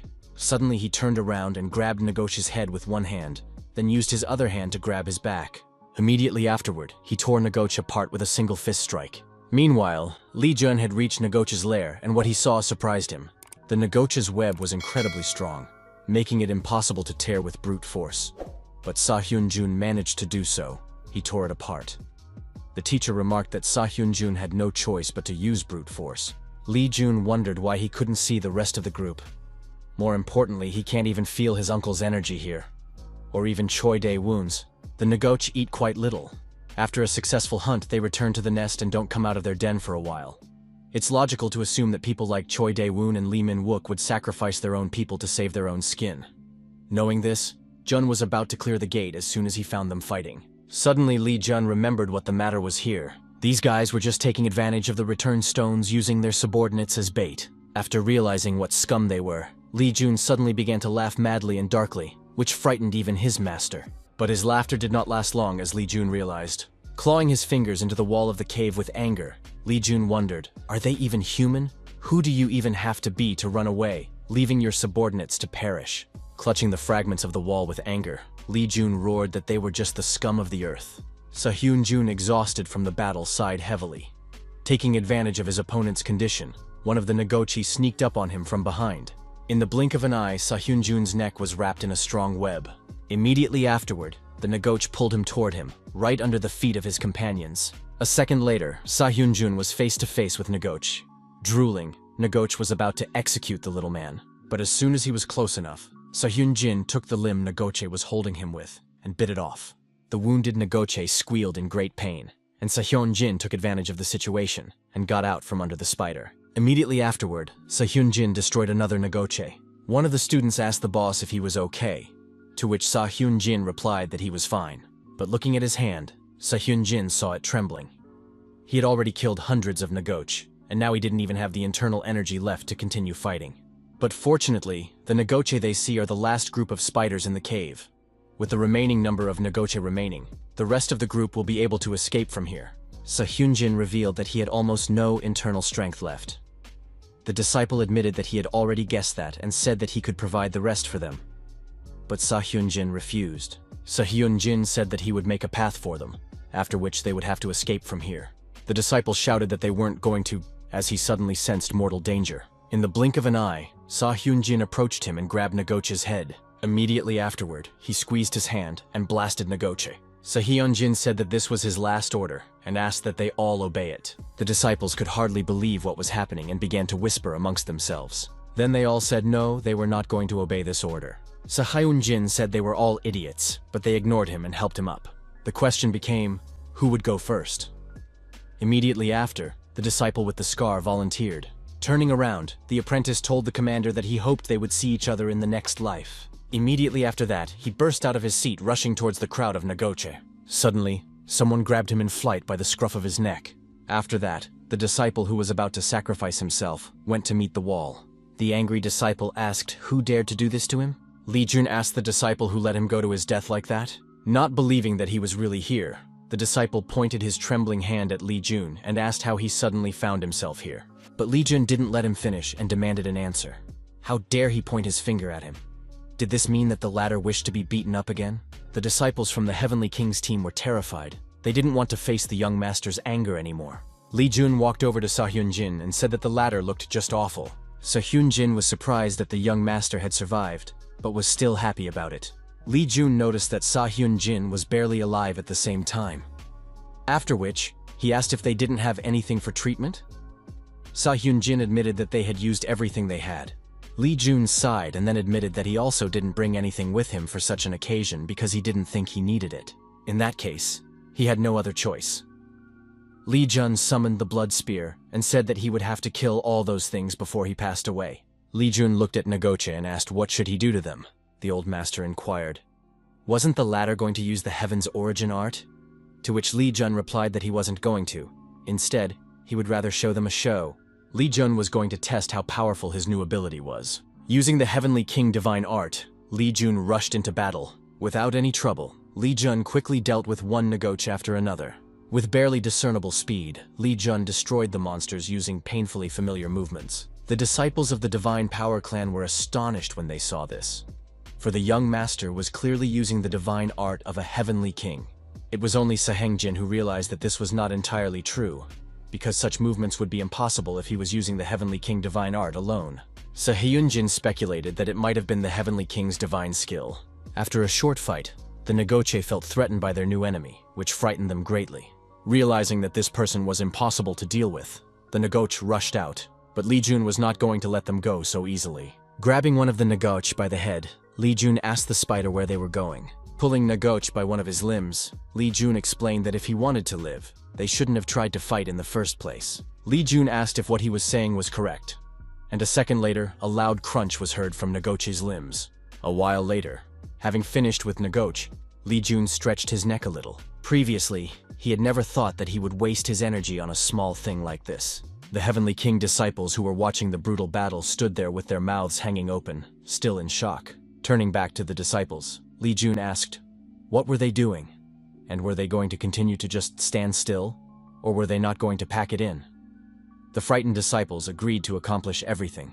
Li Jun approached Sahyunjin and asked how he was doing, to which Hyunjin replied that the energy circulation was helping him recover his strength, little by little.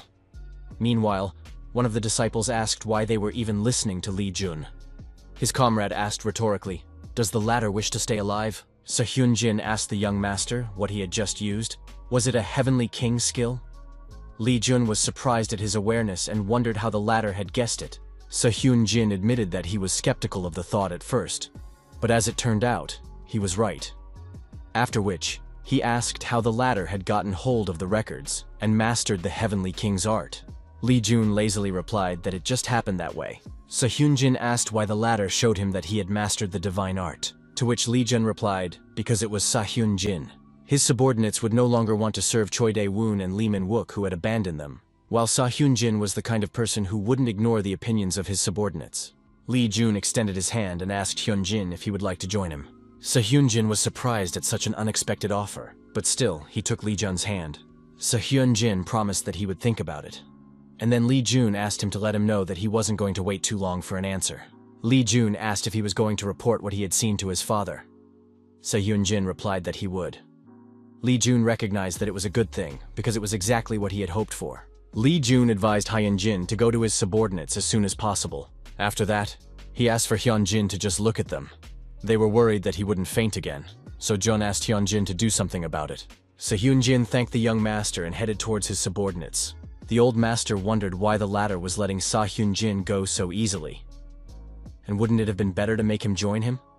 After all, there was no telling when another opportunity would arise. Li Jun said that it's okay, because Sahyunjin won't change his mind anyway. He only serves his father, and he is the only loyal person in their clan, while the young master is not the one they want. At the same time, Jun really wishes for Li Xin to fall.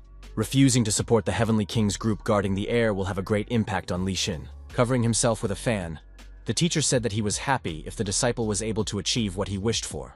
Li Jun chuckled and asked if he cared so much about his disciple. He was very happy to know that he had such a caring master.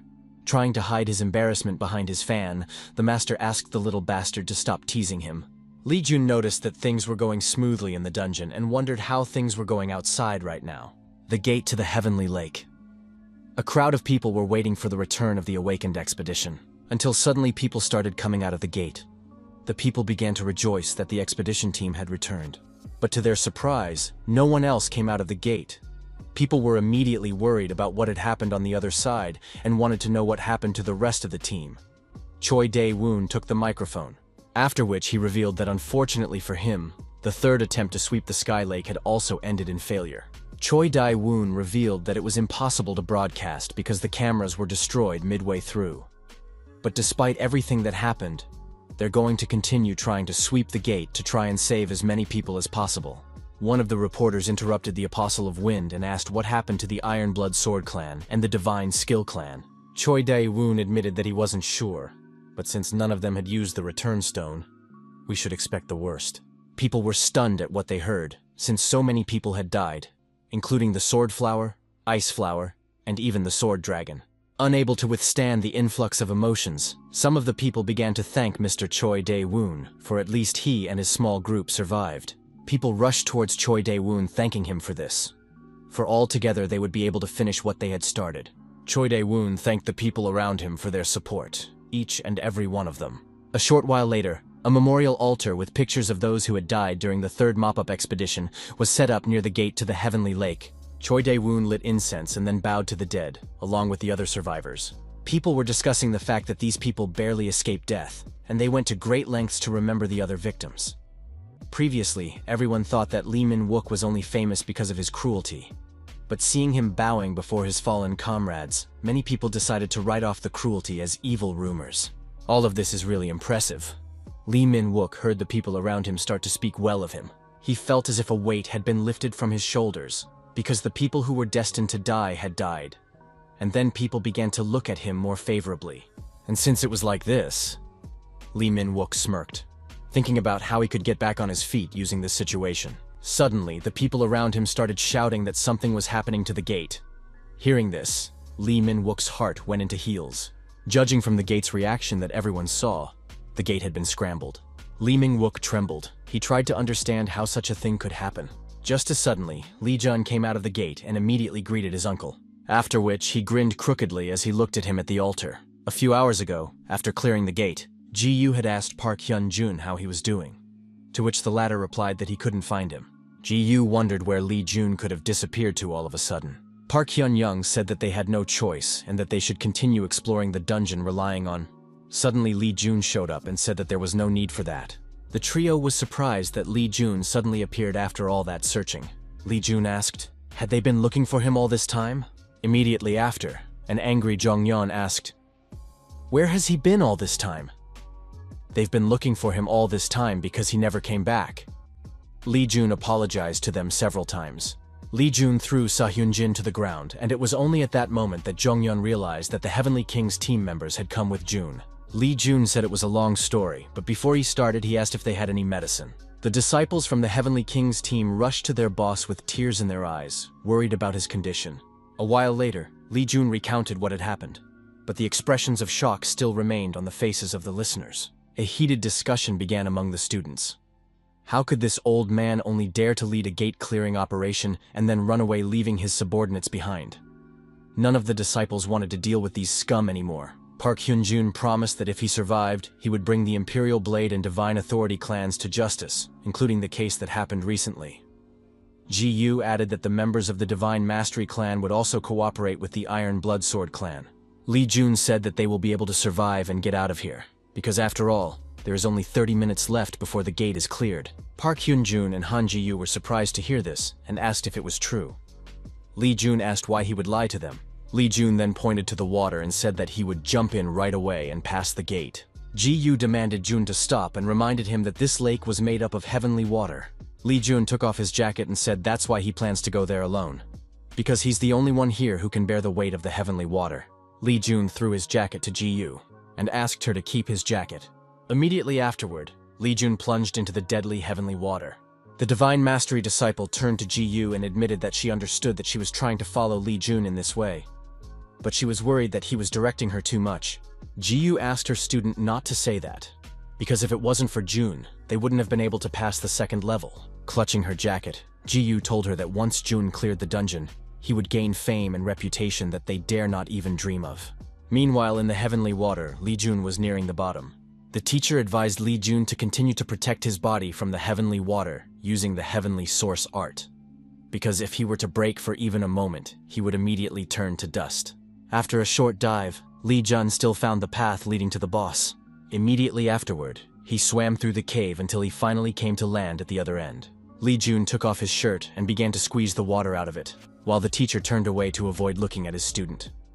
Lee Jun admitted that he felt as if he had swum here more than he had in his entire life. After wringing out the water, Lee Jun put on his shirt. The old master told him that, though slowly, an old memory was coming back to him. His Goldilocks had lived in almost the same cave. Lee Jun reminded the master that it wasn't his turtle. The master asked why the man was so sure of that. After all, his cute turtle wouldn't have died so easily. Jun replied that there was a very small probability that it was the same turtle. Whether it was Goldilocks or not, they would soon be able to find out. Right in front of them in the middle of the cave lay a huge golden turtle. Li Jun explained that since the turtle is resting, it means that it is preparing to lay an egg.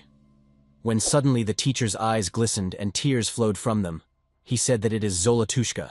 Li Jun shouted to the teacher not to lie to him, because it just can't be his turtle. But he was not going to give up. The master said that he had no reason to lie to Jun. But if he really can't believe him, he should use the divine source art, because Goldilocks loves the energy of his divine source art. Li Jun was unhappy with the way his teacher was stalling, but still agreed to do it on the condition that if it wasn't his turtle, he would kill it right now. As soon as the teacher released some aura, the turtle felt a familiar energy and wondered if it was a martial arts god. The golden turtle came out of its shell and wondered if it was really him. This turtle was indeed the master's pet, and seeing each other threw themselves into a hug. Sobbing, Zolotushka asked where he suddenly disappeared, leaving her. She said that all this time she was very lonely. Hugging his turtle, the master said that he was very sorry about that. Even after personally seeing the evidence, Li Jun just couldn't believe it. Suddenly, Li Jun realized something. He could understand the fact that the turtle had lived for over 1,000 years, but just how did it end up inside the gate? So also with the title of Gate Master? Master asked Zolotushka how she was doing, and she told that after many attempts to find him, she was forced to return home. But suddenly the world turned upside down. The master admitted that he made Zolotushka endure too many problems, but Zolotushka said that everything will be fine now, because the god of martial arts is with her. Li Jun apologized to get someone's attention and headed towards the master and the turtle. But the two continued their conversation after a long meeting until Li Jun stepped in between them and apologized again with a shout. Li Jun admitted that he understood their feelings, but he needed to speak up too. The disgruntled master asked how dare he interrupt the conversation between his teacher and the elder. Jun asked what the latter meant, whereupon the teacher reminded that he had already talked about it before. Zolotushka was his student long before Jun, so he should treat her with respect. Zolotushka grinned, thinking her master was the best. Li Jun reminded that the turtle was just an animal, then decided to stop there. Li Jun asked, what should they do with this gate? After all, they should deal with the boss to clear the dungeon. Master asked his disciple not to worry about it, and with a smirk, he said that he had already figured out how to do it. Li Jun was delighted with his master because it turned out he had a plan from the beginning. Li Jun asked him what he had thought of. The master proudly replied that they could combine the gates. Li Jun was confused by what he heard, and just in case, he asked if that was it. The master asked, what did the man just say? And threw the fan at the disgruntled disciple, then explained that it was the easiest and fastest way. Li Jun sighed and admitted that he was expecting something more impressive. Li Jun recalled that he could only be the owner of 2 gates. He had made a promise to the fairies earlier that he would send them home as soon as the situation was clear. The teacher wondered why he didn't just ask the fairies about it, to which Li Jun replied that if they refused, the master would have to find a new way and created a portal. The master agreed to think about it, and trying to push Jun into the portal, asked him to just talk to them. Meanwhile, in the fairy flower field, the fairies were frolicking and pestering the mice tending the plants. Suddenly a portal opened, through which a master came out to them. Li Jun turned to the fairies, and awkwardly said that he had bad news for them. The fairies wondered, what was he trying to say? As they suddenly began to guess, he can't just kick them out of here, can he? After they settled here, they started to like living here much more than their flower field. The air here is much nicer, and the flowers grow well, and most importantly, they have their own personal slaves. I mean mouse friends. Li Jun apologized to the fairies and said that they would have to stay here, but without hearing the last part, the fairies bowed to him and loudly begged him not to kick them out. Li Jun was amazed at the fairies' quick reaction, and the fairies stared at Jun questioningly, trying to make sense of it all. Li Jun asked why he would kick them out, to which the fairies replied that they thought he could kick them out since he would consider them useless. Li Jun admitted that he wanted them to continue living here.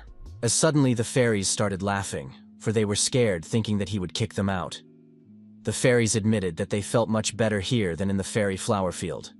And since that's the case, the owner can do whatever he wants with the place. The system informed Jun that some of the fairies wanted to serve him completely and asked him if he wanted to accept them.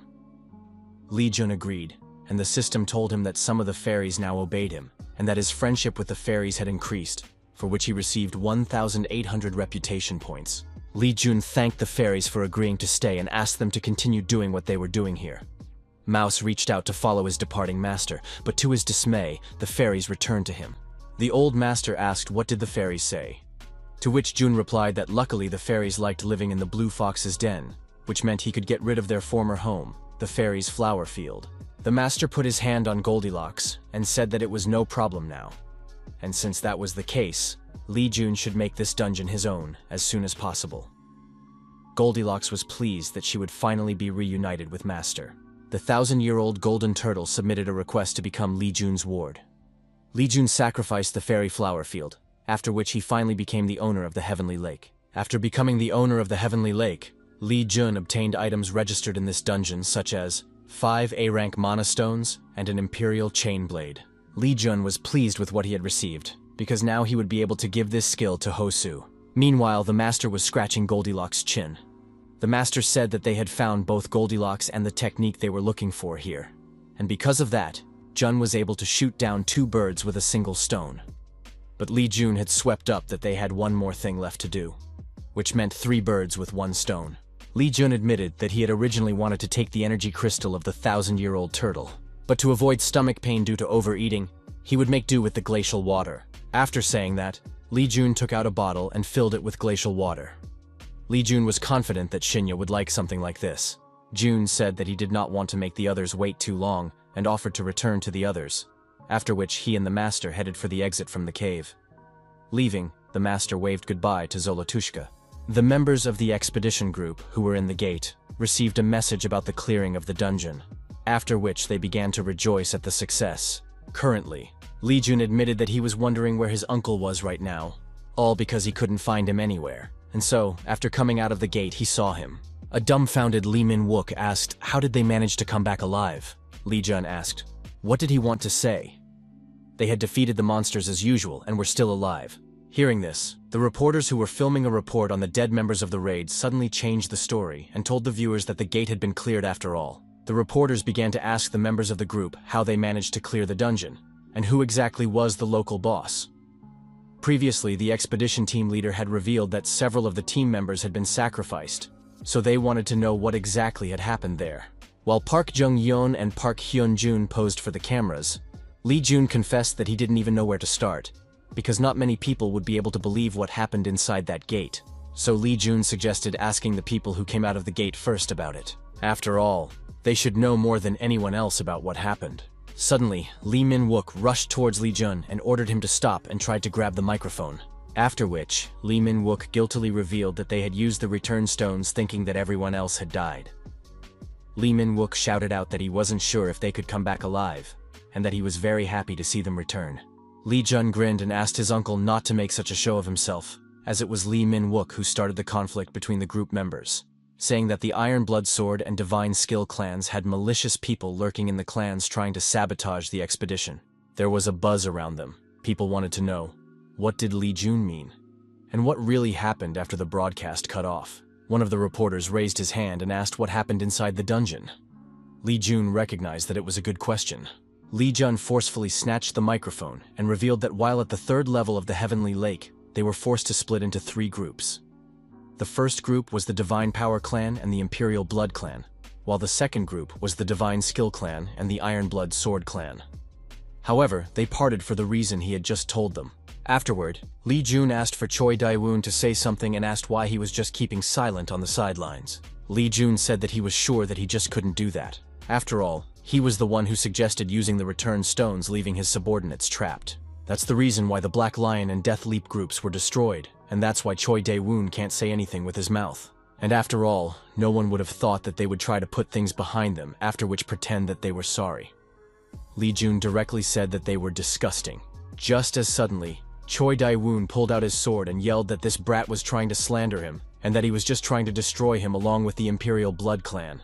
Park Hyung-jin said that was nonsense and was about to intervene, but Jun stopped him, and Jun asked Choi Dae-woon why he shouldn't act like an adult. After all, you can't solve all problems just by throwing a tantrum. Choi Dae-woon ordered Lee Jun to shut up and rush towards him, aiming to finish him off. Choi Dae-woon hit Jun with all his might, but he bounced back, causing Choi Dae-woon to leave a dent in the ground. The force of Choi Dae-woon's punch was strong enough to harm a normal person, so everyone started to run away in panic. In an attempt to deal with the panicked citizens, Han Ji-yu began to help the citizens evacuate. Meanwhile, Choi Dae-woon tried to chop up Lee Jun, during which he asked who told him to do it. He demanded that he confess. Although Choi Dae-woon was strong, Lee Jun easily dodged his every attack. Lee Jun told the old man that he was mistaken, after which he asked the old man, why didn't he just go home for his lunch nap? Choi Dae-woon flew into a rage even more because of another taunt from the brat. He asked how dare he, an abomination who couldn't even inherit his bloodline. How dare he humiliate him in front of all these people? Just as suddenly, Choi Dae-woon accelerated and delivered a powerful horizontal strike. But even now, Lee Jun managed to dodge. Immediately after that, he bounced back, breaking the distance between them. After feeling Choi Dae-woon's attacks near him, Lee Jun couldn't help but recognize that his attacks were indeed like a storm, which meant that he hadn't received the title of Wind Apostle for nothing. Just as suddenly, Lee Jun heard painful screams nearby. As it turned out, their battle had led to terrible consequences for ordinary people. Someone was nailed by a boulder, and somewhere in the middle of the crowd, a lost boy who can't find his mom was sobbing. All this pleading for help. Lee Jun is already tired because of it. Invoking his blood spear, Lee Jun recognized that he had not expected less from the Imperial Blood Clan. Immediately afterward, he stood in a fighting stance and said that it was time to finish with all of this. Currently, after mopping up the Heavenly Lake, the battle between Wind Apostle and Ghost Spear had begun. The man watching the live broadcast was surprised to see Lee Jun's Heavenly King Divine technique. He ordered everyone to get ready to leave, for he must see this boy in person. Lee Jun and Choi Dae-woon continued their battle in the middle of the city. The sharp movement of Choi Dae-woon's blade didn't manage to hurt Lee Jun, but because of that, a multi-story building in the way was chopped down. Lee Jun smirked as he successfully dodged the attacks of that old man, Choi Dae-woon. While Choi Dae-woon was getting more and more pissed off because of the humiliation received because of that snotty bastard. Choi Dae-woon shouted at Jun to die and swung his sword with all his might. But Lee Jun managed to block the attack with his spear, after which the old man jumped back to prepare for the next attack. Suddenly, Lee Jun felt someone else watching him and turned around to see someone he would rather not meet again. That person was none other than Lee Jun's father. Stopping paying attention to his opponent, Lee Jun wondered what his father was doing here. After all, right now he should be doing his training without interrupting his contact with the outside world. Lee Jun suddenly realized what the matter was. This fight was now being broadcast everywhere, which meant that his father had come here after seeing him fight. He came here because he saw the divine art of the Heavenly King. Since he had such an unusual and unexpected audience, Lee Jun decided that he should give the audience a proper show. A huge energy vortex opened up in the sky. Han Ji-yu was surprised to see such a thing. Lee Jun stimulated his heart, absorbing more and more energy to fight. Realizing what he was planning to do, Ji-yu turned to the clan members and ordered them to stand in the black turtle formation. Following the order, the disciples drew their blades and stuck them into the ground, forming a formation. And within seconds, a barrier rose above Lee Jun and Choi Dae-woon. Meanwhile, Lee Jun had finished his preparations. He was overflowing with energy. The members of the Divine Power Clan on the rooftop were barely on their feet, if not already unconscious because of Jun's energy. And only Jun's father was watching his son, barely believing what he was seeing. Gathering the energy in his fist, Lee Jun said that one blow would be enough for him. Choi Dae-woon, who was preparing to attack, asked, "How dare that person say such a thing?" After all, he was the Apostle of Wind himself, Choi Dae-woon of the Imperial Blade Clan. Lee Jun and Choi Dae-woon simultaneously attacked one-on-one. Lee Jun's fist collided with the blade. Just as suddenly, a flash lit up the city, and a second later, an explosion erupted at the point of collision. Because of Lee Jun and Choi Dae-woon's collision, the students from below were nearly scattered to the sides. Han Ji-yu tried to protect the child from the aftermath of the attack by yelling for him to endure it. At the same time, Park Hyun-jung lost consciousness and almost flew into the distance. But Park Jong-yeon was able to pick him up. Jong-yeon recognized that something like this was unbelievable. What the hell is going on anyway? After the collision in the air, the fighting stopped and silence hung in the air, until the silhouette of the victor appeared in a cloud of dust. The dust cleared, and everyone saw that it was Lee Jun. Lee Jun smiled and thanked him for playing with him on the stage he had set up. He thanked the Apostle of Wind, Choi Dae-woon, but the latter looked at the monster that defeated him with disbelief. As suddenly, Lee Jun was asked a question.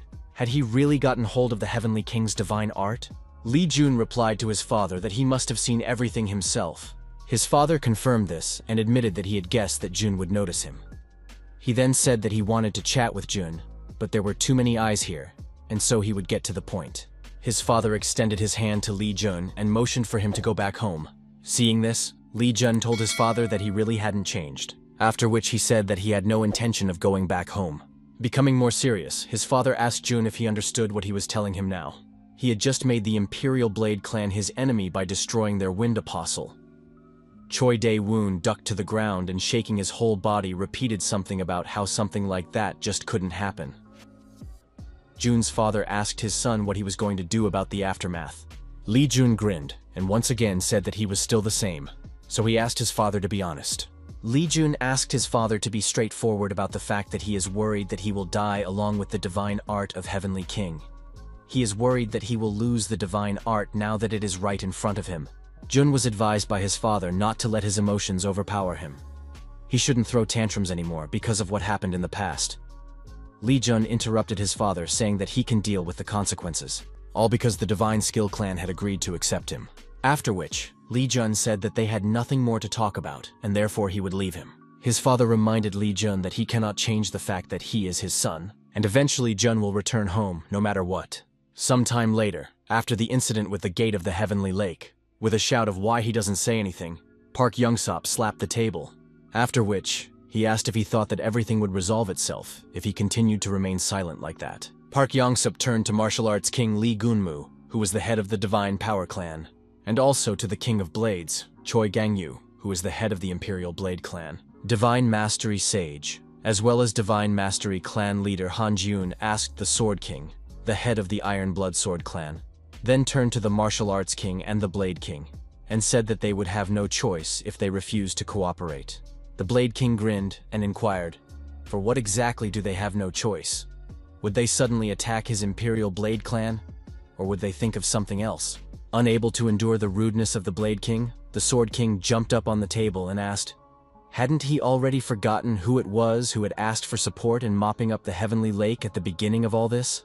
While the Divine Skill Clan head was trying to shut the Sword King up, the Poison King, the head of the Million Poison Clan, Jun Hyunji, revealed that what had happened at the Heavenly Lake had crossed all boundaries, even if one looked at it as an outsider. The Million Poison Clan withdrew their support because of what happened in the Twin Swamps, and if they were to participate in the expedition afterward, it could end horribly.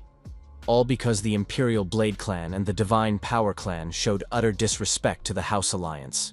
Releasing his strength, Jun Hyunji said, after everything that happened there, they should be held accountable. Choi Gangyu asked him not to blame only the two of them, because they had so many complaints about how the Iron Blood Sword Clan behaved.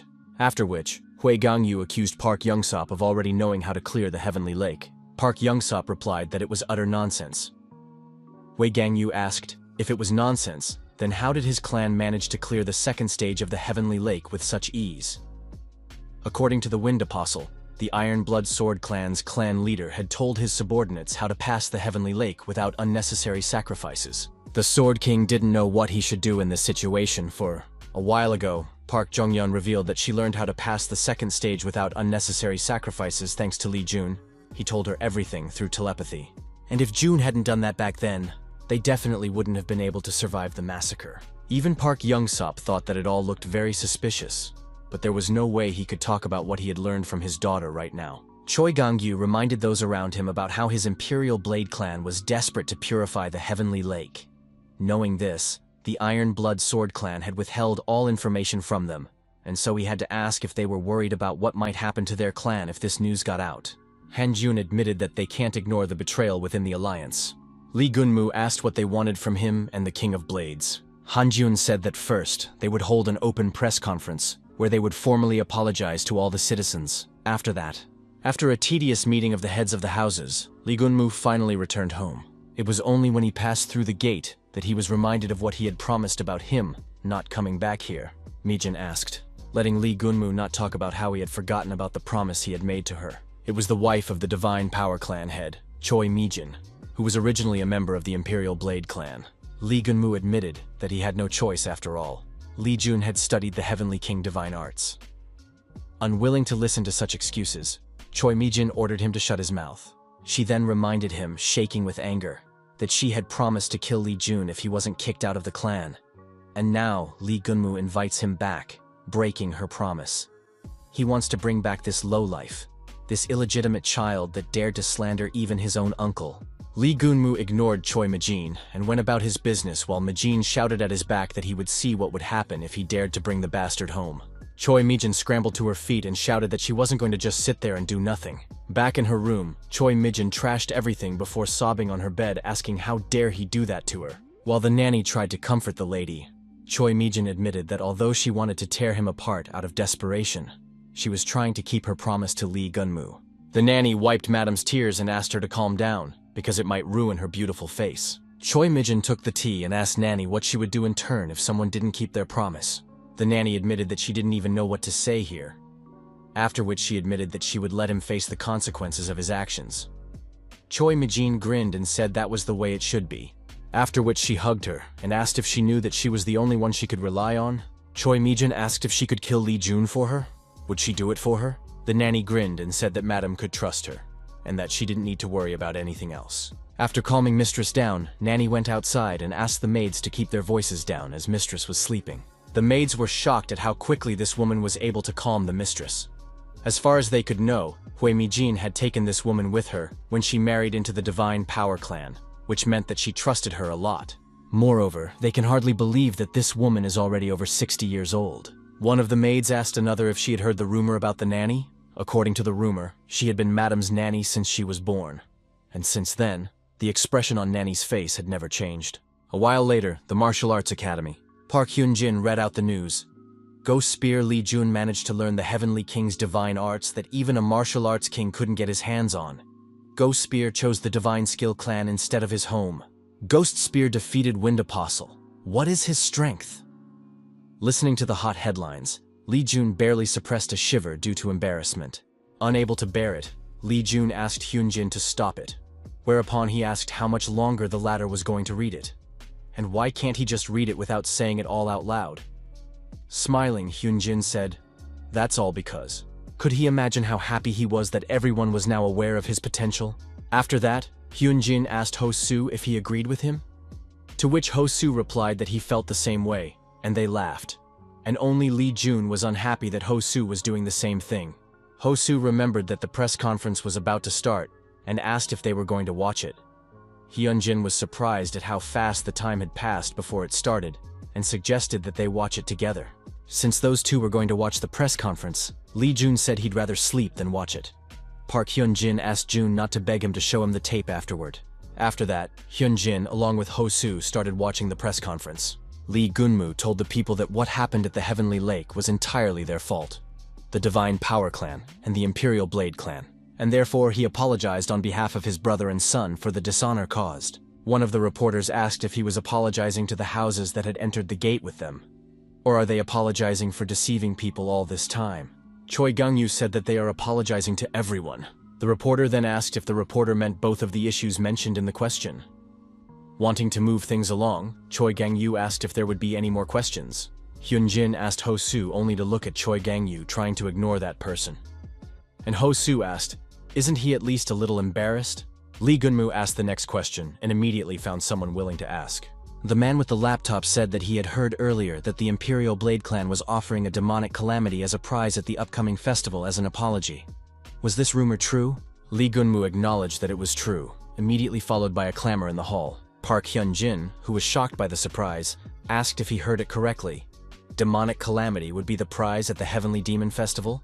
And even Ho-soo could hardly believe something like that.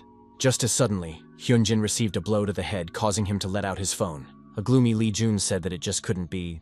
But he was the one who really just said that very demonic calamity. The end of the festival, people cheered for the winner at the festival. The joyous announcer announced that the winner of this heavenly battle was the dragon sword from the Iron Blood Sword clan, Park Hyun-jin. As a prize, he receives a black gate map called the Tomb of the Blood God. Somewhere behind the audience, Park Hyun-jin was applauded by his friend. It was Lee Jun from that time. Lee Jun clearly remembers that the prize at the heavenly battle was supposed to be a treasure map. Also, it was one of the reasons he attended school. So how come the prize suddenly changed to a demonic calamity?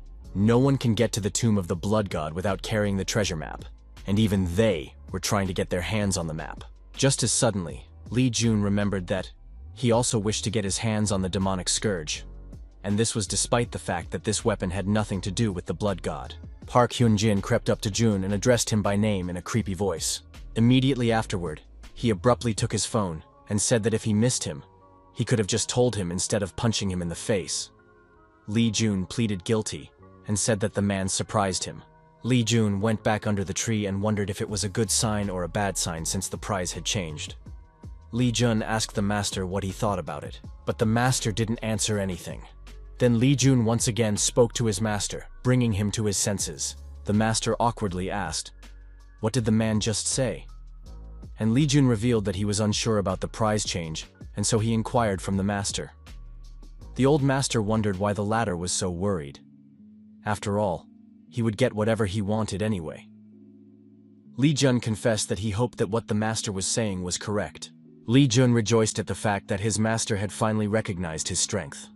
But at the same time, the master wondered about this demonic calamity. In any case, he would only know for sure when he saw it in person. A little while later, Lee Jun returned to the Blue Fox's den. Upon returning, Lee Jun started looking for Shinyushka, while the fairies flying nearby greeted the master. Still not finding Shinyushka, Lee Jun sighed and wondered where Shinyushka had gone. Lee Jun didn't know that there was a powerful monster lurking in the bushes not far from him. As soon as Lee Jun was distracted, that monster jumped out of the bush. Immediately afterward, Shinyushka fell right into his master's arms, waving his tail happily.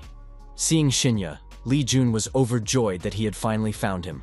Shinya returned on all fours, and with a twinkle in his eyes, he began to wag his tail even faster, as if hinting at something. Lee Jun awkwardly refused and offered to play hide-and-seek next time, which disappointed Shinya. Lee Jun asked Shinya not to be so disappointed, because they could do something better than hide-and-seek. Shinya growled, wanting to know what the master had in mind. After which, Lee Jun said that he had something for him, and took out a bottle of glacial water. Lee Jun uncorked the bottle, and then poured the contents in front of Shinyushka. Immediately after which, the glacial water began to turn blue ice. Lee Jun told Shinyushka that he could drink it now. Shinyushka walked closer and smelled the glacial water, after which he still dared to lick the glacier water on the surface of the ice. Lee Jun received a notification from the system that Shinya was absorbing yin energy. Shinya began to absorb extreme yin energy, causing his fur to ruffle and all of his 8 tails to manifest. Lee Jun recognized that the energy was much more powerful than he had expected. The master replied that it was natural, since this elixir was found in his Goldilocks habitat, and since the extreme yin energy is as strong as the golden turtle's energy crystal, it should be quite painful for Shinya. Shinyushka was indeed in a lot of pain due to absorbing the extreme yin energy, but he tried not to show it. It was painful for Lee Jun to watch this, to see Shinyushka suffer and not be able to help him, just like when Park Hyun-jin lost his arm, and he couldn't help his friend. It was really very debilitating.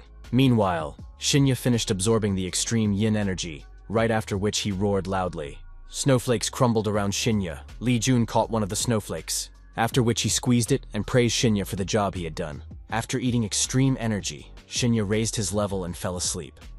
The system alerted Jun that the gate had risen from a blue level to a red level, which gave Lee Jun a new technique.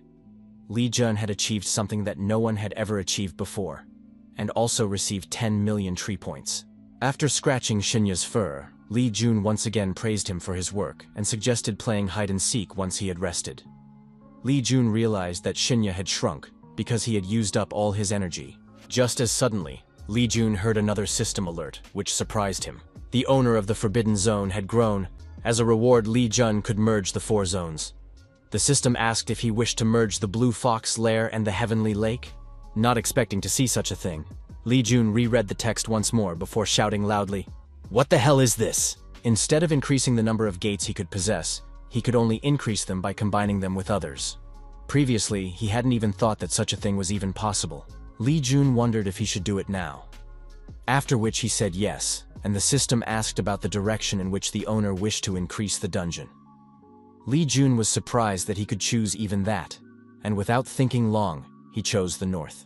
Suddenly, the entire Blue Fox den began to shake due to the 2 dungeons merging. The Blue Fox immediately jumped into his master's arms, after which they looked around with shock. Because the dungeons had merged, the scenery around them had completely changed. As a familiar scream was suddenly heard, some of them saw the martial arts god again. Goldilocks asked the master, "What just happened?" To which the master replied that the dungeons had been merged, which shocked the turtle. He then assumed that this was Zolotushka's first experience as well. Goldilocks shouted that she had never seen or even heard of something like this. Meanwhile, Lee Jun and Blue Star were dealing with the messages from the system. The owner of the restricted area wished to change the names of the den. Li Jun was surprised, but he still agreed that they could no longer call this place the Blue Fox Lair. Except what could he replace the name with? Thinking about it, Li Jun rubbed Blue Fox's fur on his cheeks. All the gates he had passed through before had a rather sad fame. Hence, Li Jun thought of a name that would sound much better. Seeing the name that his master had entered, Xing Yu suddenly became frightened. Trying to influence it somehow, Shinyushka started yapping and growling for master to pick something else. Li Jun didn't know what exactly Shinyushka was trying to convey, and so he decided that he just liked the name a lot. And since that was the case, he would leave it exactly that. Under the look of the frightened fox, Li Jun slowly reached for the confirmation button.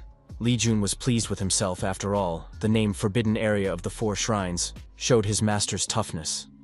Shinyushka let out a gasp, realizing that this was not going to lead to anything good.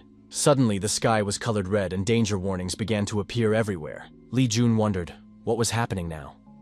Immediately after, the system alerted him that the owners of the four shrines were upset with him, and the level of hostility with them had increased to a high level. If the hostility increased to extreme, they would be able to attack the forbidden area of the four shrines. Li Jun asked, "Who else are the owners of the four shrines?" Just then, Goldilocks ran up to him with a disgruntled master on her shell. Waving a fan, the master asked what the man had already done. Li Jun asked the master what the matter was and asked what the other four masters of the four shrines were. The old master remarked that his disciple always managed to cause himself unnecessary trouble when he wasn't paying attention. But Goldilocks trembled when she heard about the four shrines. The master said that the four sanctuaries were the dwelling places of divine animals, which surprised Jun. Realizing how he had messed up, Li Jun asked the master to repeat what he had said in case he had heard something wrong. Master said that he had upset the four guardians: the azure dragon, the white tiger, the red bird, and the black turtle. Li Jun cried out, for this all happened just because he changed the name of the gate. These four guards had turned out to be too petty. Shinya, Master, and Goldilocks waved their heads due to their helplessness. Just as suddenly, Li Jun received a message that the hostility of the four shrine masters had increased by 1. Li Jun immediately closed his mouth so as not to stir up too much. After which, he shouted, as this all annoyed him very much. The head was surprised that his disciple was no longer willing to guard Li Xin and asked if he was sure of his decision, to which Sa Hyun-jun replied to the chapter that he was sure of it. Li Gunmu asked if Li Jun had influenced his decision. Sa Hyun-jun acknowledged that that was one of the reasons.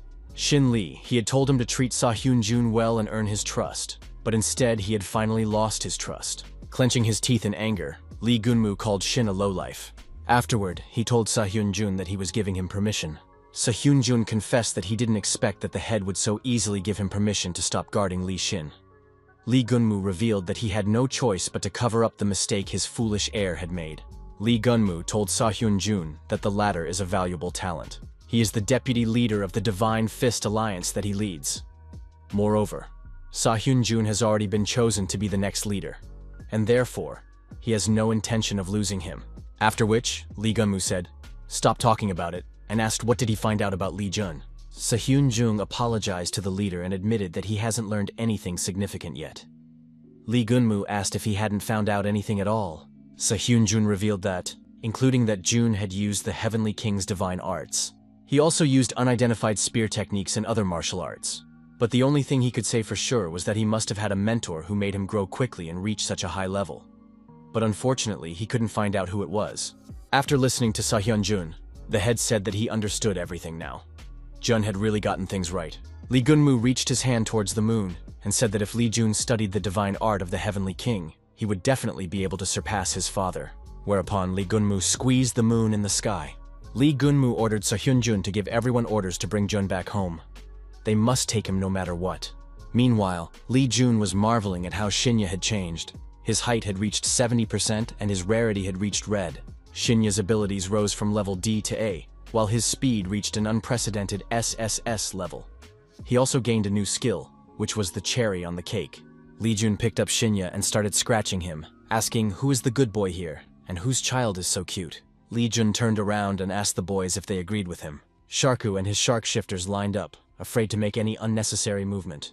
Hearing the master's question, Sharku ordered everyone to bow to the master, and they all fell to their knees together. Li Jun explained that there was no need for them to kneel before him. Then he told the shark shifters that there were other creatures who had lived here before them, and he asked them to befriend them. As for the turtle, the master hissed and demanded that Li Jun treat Goldilocks with respect. Li Jun grudgingly asked the master, "Is he serious?" The master asked, so that Jun would not forget that Zolotushka was his senior. Li Jun just couldn't help but contradict the master. Li Jun pouted, after which he shouted loudly that it was a monster, not a human. Master reminded Jun that he must obey his mentor unconditionally. Li Jun, on the other hand, reminded him that Zolotushka wasn't even capable of learning martial arts. Zolotushka laughed at the way the two were fighting, after which she asked the master to stop. He had said this to other masters as well, and therefore she wants him to stop forcing them already. Covering herself with a fan, the master said he was willing to go for it if she wanted. After dealing with the master, Zolotushka asked Li Jun to calm down as well, and then she said that it was enough for her that he would call her Zolotushka. Goldilocks said that she hoped that they could become good friends. Li Jun agreed with that, for he wished the same thing. The werewolf sharks who were watching all of this were trying to figure out what kind of situation was this. Although they had decided to serve the new master, but wouldn't it be better to serve the old master? A while later, somewhere in the city, in a nightclub, a member of the staff led a suspicious hooded guest behind him. He knocked on the door and said he had brought their guest. Jun was then allowed to go inside, but as soon as Jun entered the room, a trail flashed in front of his face. Shifting his head to the side, Li Jun dodged the blade, but at the same moment, he was attacked with a knife in his hand. Li Jun kicked the man's hand sharply, causing him to drop the knife, immediately after which he reached for the knife in the door. Li Jun kicked the man with his knee, making him unconscious and throwing him backwards. Immediately afterward, he went behind his back and brought the knife to execute him. But at the last moment, he was ordered to stop. The owner of the house apologized to Jun for having decided to test him. The old man said that the man was only following his orders, so he asked for leniency. The old man revealed that he was the ruler of the dark world in the area, the keeper of the gold. Li Jun said that he was pleased to meet him, and that he had come here today to offer him something. Since he is sure that his interlocutor does not want to waste time, he will get straight to the point. Li Jun asked the old man, "Is revenge still relevant?" The old man reflected on what he had heard and admitted that this was indeed it. Had they heard the latest news? Apparently that guy had auctioned off another artifact. The girl wrote that it was rumored to be a hurricane crown, an item that could only be obtained by killing the king and queen of the lizards in the Twin Swamps. So it was true. That person only sells artifacts from the gate that hasn't been cleared. One user commented that this artifact was sold for 1.5 million won, which surprised everyone because who could put up such an item? The last time he even sold items from the Great Plains. He thinks that the seller's name is Heaven Destroyer. Li Jun admitted that he was happy to hear this, after which he took off his hood. Seeing his face, the moneykeeper was astonished. After all, he had in no way expected that person to be the ghost spear Li Jun. The old man admitted that he could hardly believe that he was the Heaven Destroyer. Out of surprise, he even laughed and said that it was surprising. Previously, he had thought that at his age, almost nothing could surprise him. Li Jun asked if he was too young to earn his trust, to which the old man replied that he was not embarrassed at all. In a world of survival of the fittest, talent commanded respect regardless of age. Li Jun said that he was confident that the old man understood why he offered him revenge, based on what happened at the Heavenly Lake. The old man replied that it wasn't enough since Jun is a child of the Divine Power Clan. He had also heard about how he had severed all ties with his family and was preparing to join the Divine Mastery Clan. But even that didn't guarantee that he wasn't a spy. If Li Jun passes the information about the assassination to the Imperial Blade Clan, they can use it as an excuse to take over the black market. A servant served Li Jun some tea. Jun asked, "Is the tea poisoned?" To which the servant nervously replied, "Of course not." Meanwhile, the gold keeper was talking about how he spent his whole life building this place, and he can't let this happen. Li Jun told the old man about how there would be a heavenly battle before his school vacation. The old man said that he already knows this. The heavenly battle is officially a competition that is judged solely on strength. Li Jun said that he would be participating on behalf of the Divine Skill Clan, and as the man could tell, they trusted him a lot and supported him wholeheartedly. After which, Li Jun smilingly said that in addition, he wished to maintain good relations with the black market. The night of the same day, on the deserted streets of the city, gasping because of his nerves, Kim Tae-hyun tried to get away before trouble caught up with him. He tried to escape while he still had a chance to do so.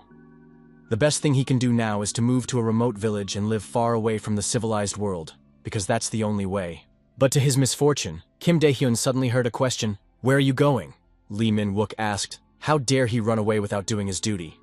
And this was after taking so much money from their divine power clan. Kim Dae-hyun's heart went into a tizzy as the true fist himself came out to him. Kim Dae-hyun fell to his knees and said that he had tried to do everything he could with his strength, so he pleaded for him to give him at least one chance. Lee Min-wook forcefully stepped on Kim Dae-hyun's head and asked if he really did his best. After all, if he had taken better care of that bastard Lee Jun, his son wouldn't have had to endure all those humiliations. So how does Kim Dae-hyun only have the guts to ask him for forgiveness after all that? Lee Min-wook turned to the shadow, immediately after which a subordinate came out to him. Without further question, the shadow went about its work. Screaming in fear, Kim Dae-hyun prayed that Mr. Min-wook would not kill him. Kim Dae-hyun swore that he would do anything he asked if only Mr. Min-wook would show mercy. Shadow dragged Kim Dae-hyun into an alleyway, whereupon the pleas for help changed to cries of pain.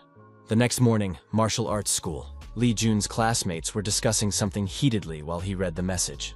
The Guardian of Gold had written to Lee Jun that as payment, he would prepare the gate of the Garden of Dreams near Mount Namsan. The teacher inquired, what exactly made Jun choose this gate? Lee Jun said that after thinking it over, he realized that it would be a great idea, because he would be able to learn more about Shinya, thanks to the Fairy King.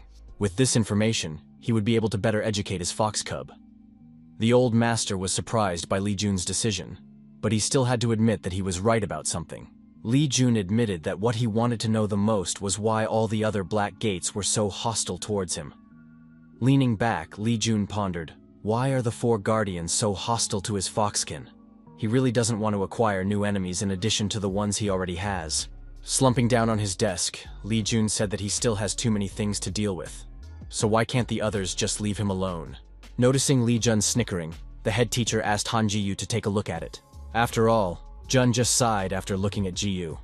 Adjusting her glasses a little, head girl Park Yunbi said that she thought Lee Jun was thinking about Ji-yu. Hyeji laughed at that and asked Yunbi not to act so mean.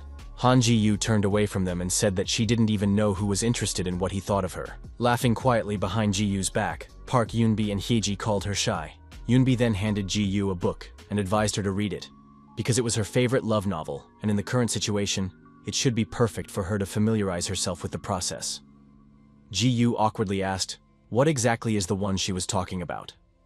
Just as suddenly, the door to the classroom abruptly boiled open, immediately after which, Chae Jingjin entered the classroom and ordered them to shut up and sit down in their seats. Head girl Yunbi raised her hand and asked teacher Chae what brought her into their classroom, and where had their class teacher gone. Standing up in the teacher's seat, Chae Jingjin said she had bad news for them.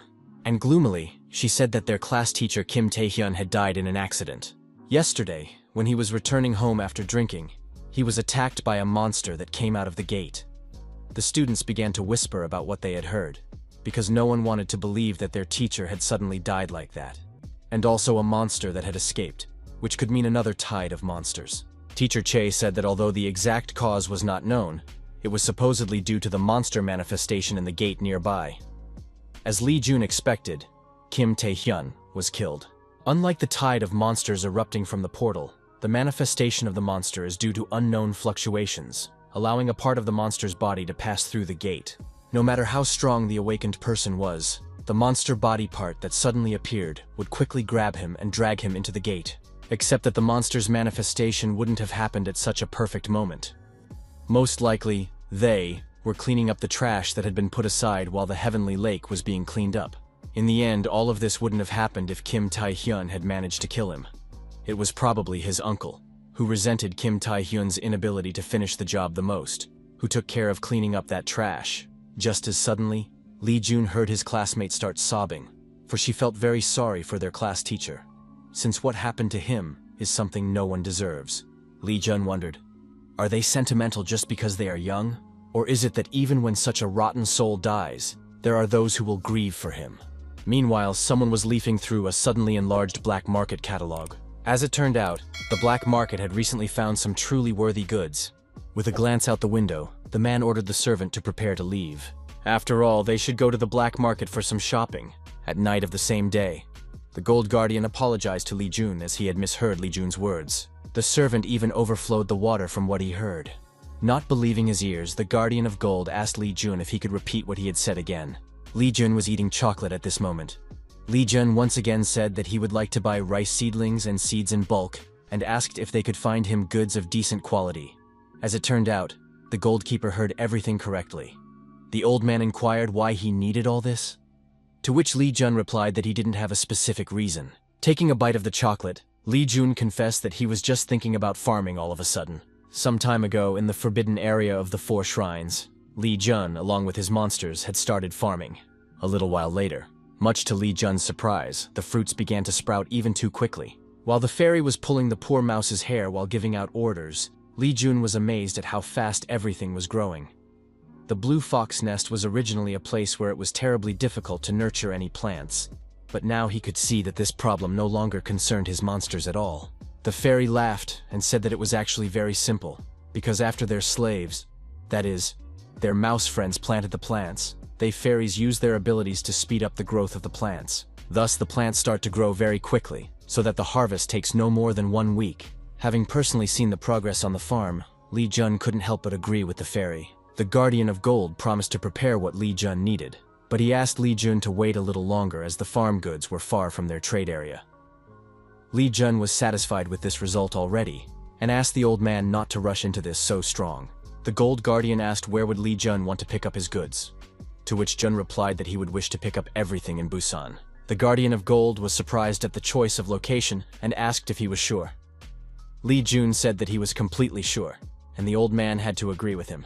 Suddenly, the gold keeper remembered something and asked the servant to bring the very thing he had surprised Jun with. A few seconds later, the Gold Guardian had a box in his hands, which he immediately opened in front of Li Jun. Li Jun was surprised to see the contents.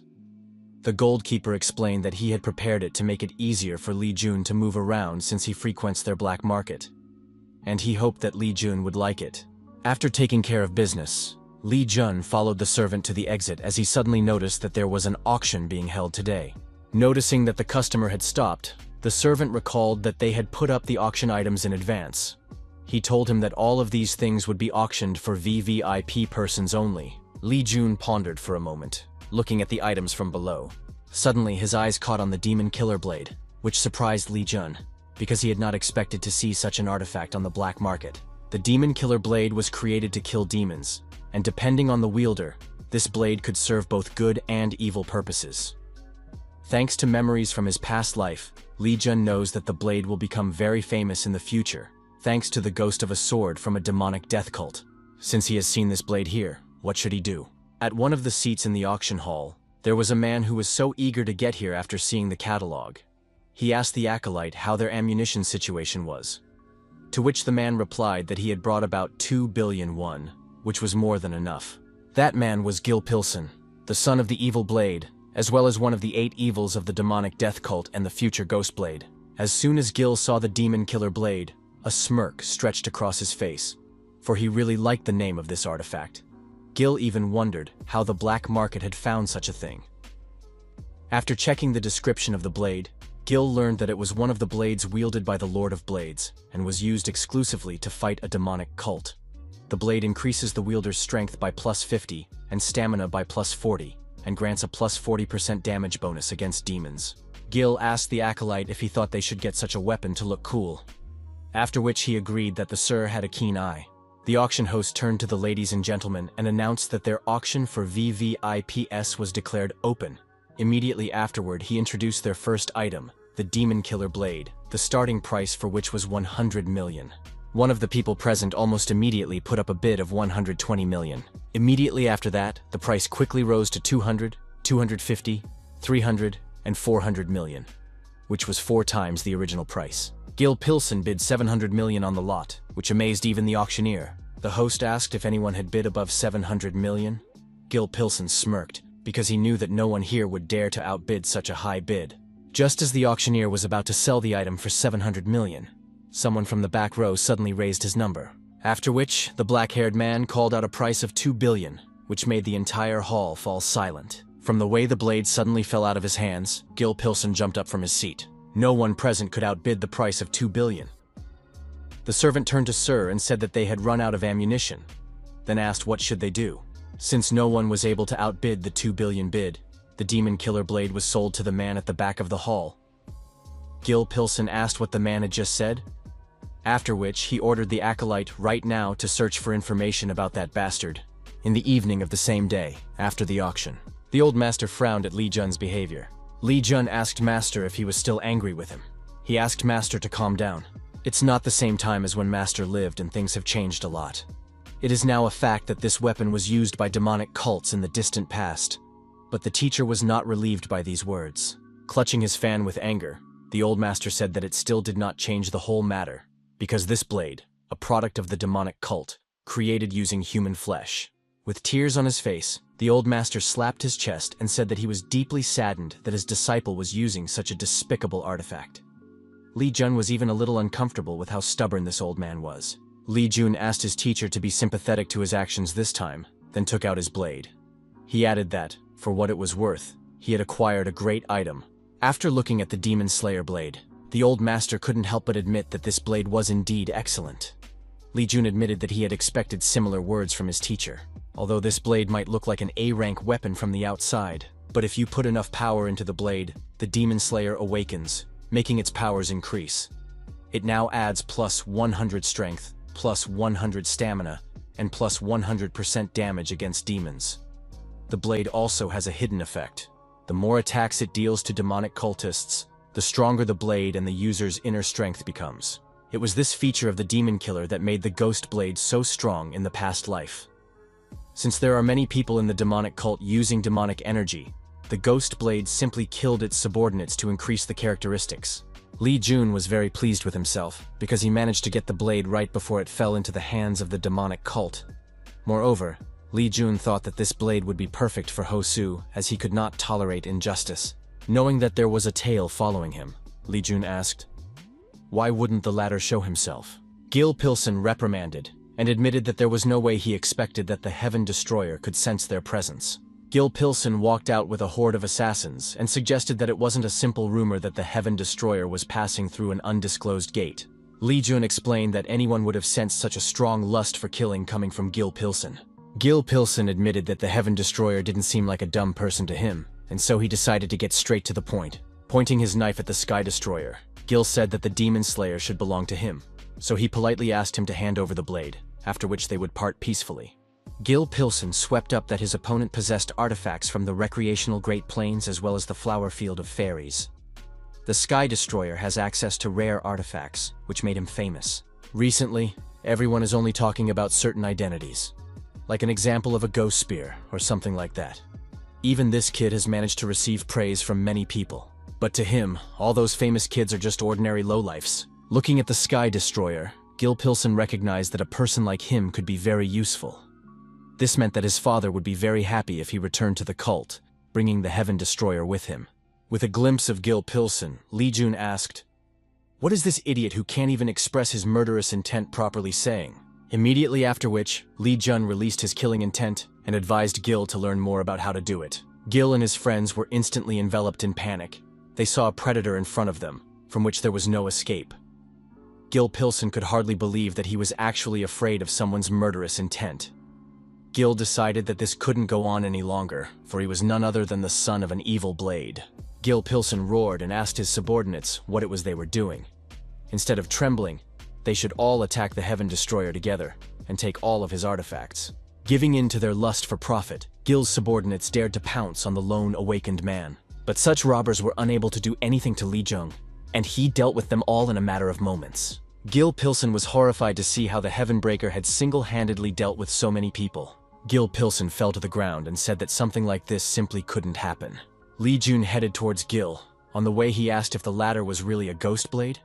Or is he still called Gil Pilsen, the son of the evil blade? Gil shouted to the Heaven Destroyer to stay away from him and waved his blade with trembling hands, ordering him to stand still. Li Jun obeyed Gil Pilsen's orders, but a moment later, Li Jun's silhouette suddenly blurred in the air. Not believing his eyes, Gil Pilsen shrieked that he had just disappeared, just as he suddenly realized what had actually happened, which made his heart beat even harder. The Heaven Destroyer was actually using a stance change, an S-rank walking technique that allowed him to move at a speed imperceptible to the eye. Gil Pilsen shouted that his father was an evil blade, and that if he even tried to touch him, Li Jun grabbed Gil's face, instantly shutting him up. After which, he approached Gil and quietly asked him not to worry since he didn't like killing people. Lee Jun slipped his fingers under Gil's shirt and pulled out a talisman from there. It was the A-rank Zhou Tong Protection Talisman, a talisman from another world that was used by the members of the Zhou Tong sect. This talisman protects the user at a critical moment, but disappears after activation. Lee Jun asked Gil if he was ashamed to ask him not to kill him while hiding such a thing. Chuckling, Lee Jun explained to Gil that it was too valuable for someone like him, and therefore he couldn't force Gil to wear it. Instead, he would use this talisman for a kinder purpose. Immediately after that, he suddenly turned cold and asked Gil what should he do with them. The next day started with a loud news. The anchor revealed that last night, Gil Pilson, the son of an evil blade from the demonic death cult, and a gang of his subordinates were found tied up right in front of the Alliance building. The man who delivered them remains unknown. He could not be traced even after looking through all the nearby security cameras. The only thing he left behind was a note. The one who calls himself the Destroyer of Heaven pinned a note to Gil's back. He wrote that he caught the guys robbing innocent people, and that they better not try to have any dealings with Gil or his father, the Blade of Evil. The Alliance plans to investigate further into the Sky Destroyer who left them a note with the captives. A black car was parked not far from the scene. Observing the scene, the Blade of Evil asked what the head of the Alliance replied. The subordinate replied that according to the Alliance, making a deal would take some time since there were so many eyes watching the situation. Blade of Evil asked if it was still unknown who handed his son over to the Alliance. The subordinate admitted that no one knows and apologized to his boss. Afterward, he said that they were still looking for. Before the subordinate could finish, his life was instantly interrupted. Evil Blade said that they had better find him before his patience ran out. A little while later, in the forbidden area of the Four Shrines, seeing Lee Jun, Hosu ran towards him saying that he was too early today. Lee Jun said hello to Hosu. Suddenly, Hosu bowed again and asked him what he could help him with today. Lee Jun was confused by Hosu's behavior, but after a moment, he said that he had something to give him. Lee Jun assumed that Hosu would never change his manners when talking to him. Immediately afterward, Lee Jun threw Hosu a box. Hosu said that he couldn't accept it, because Master Lee had already given him too much. But Lee Jun said that it would be the last gift, and asked Hosu to open it. Hosu was surprised at what was inside the box. Hosu asked Lee Jun why the man was so nice to him all the time. He has never done anything for Jun, and he doesn't have a privileged background like others. So why is the latter being so nice to him?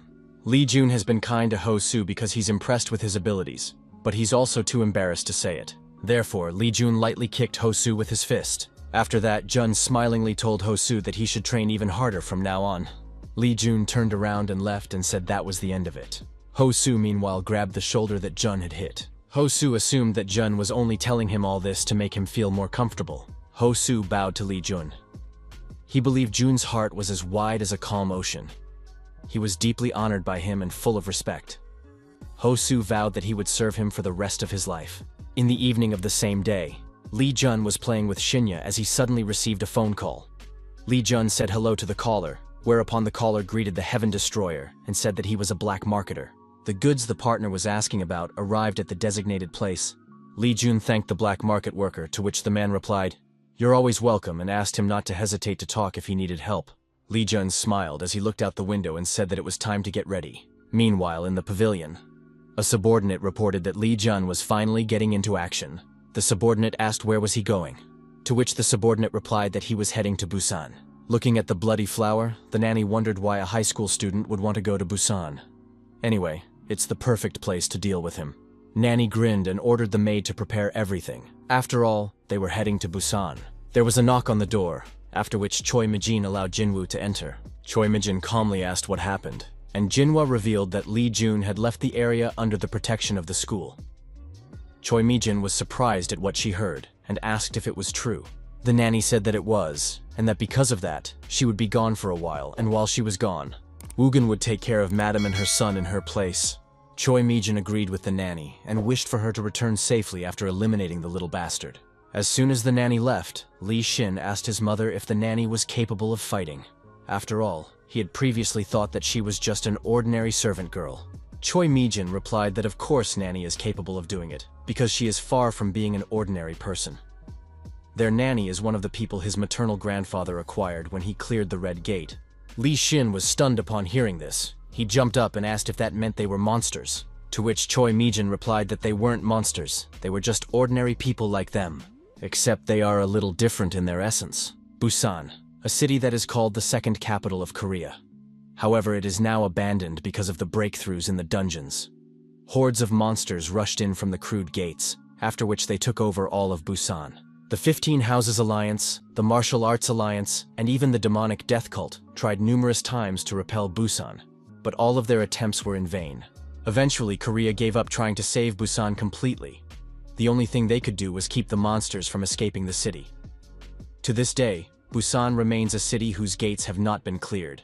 It had been a very long time since Lee Jun had last seen this site.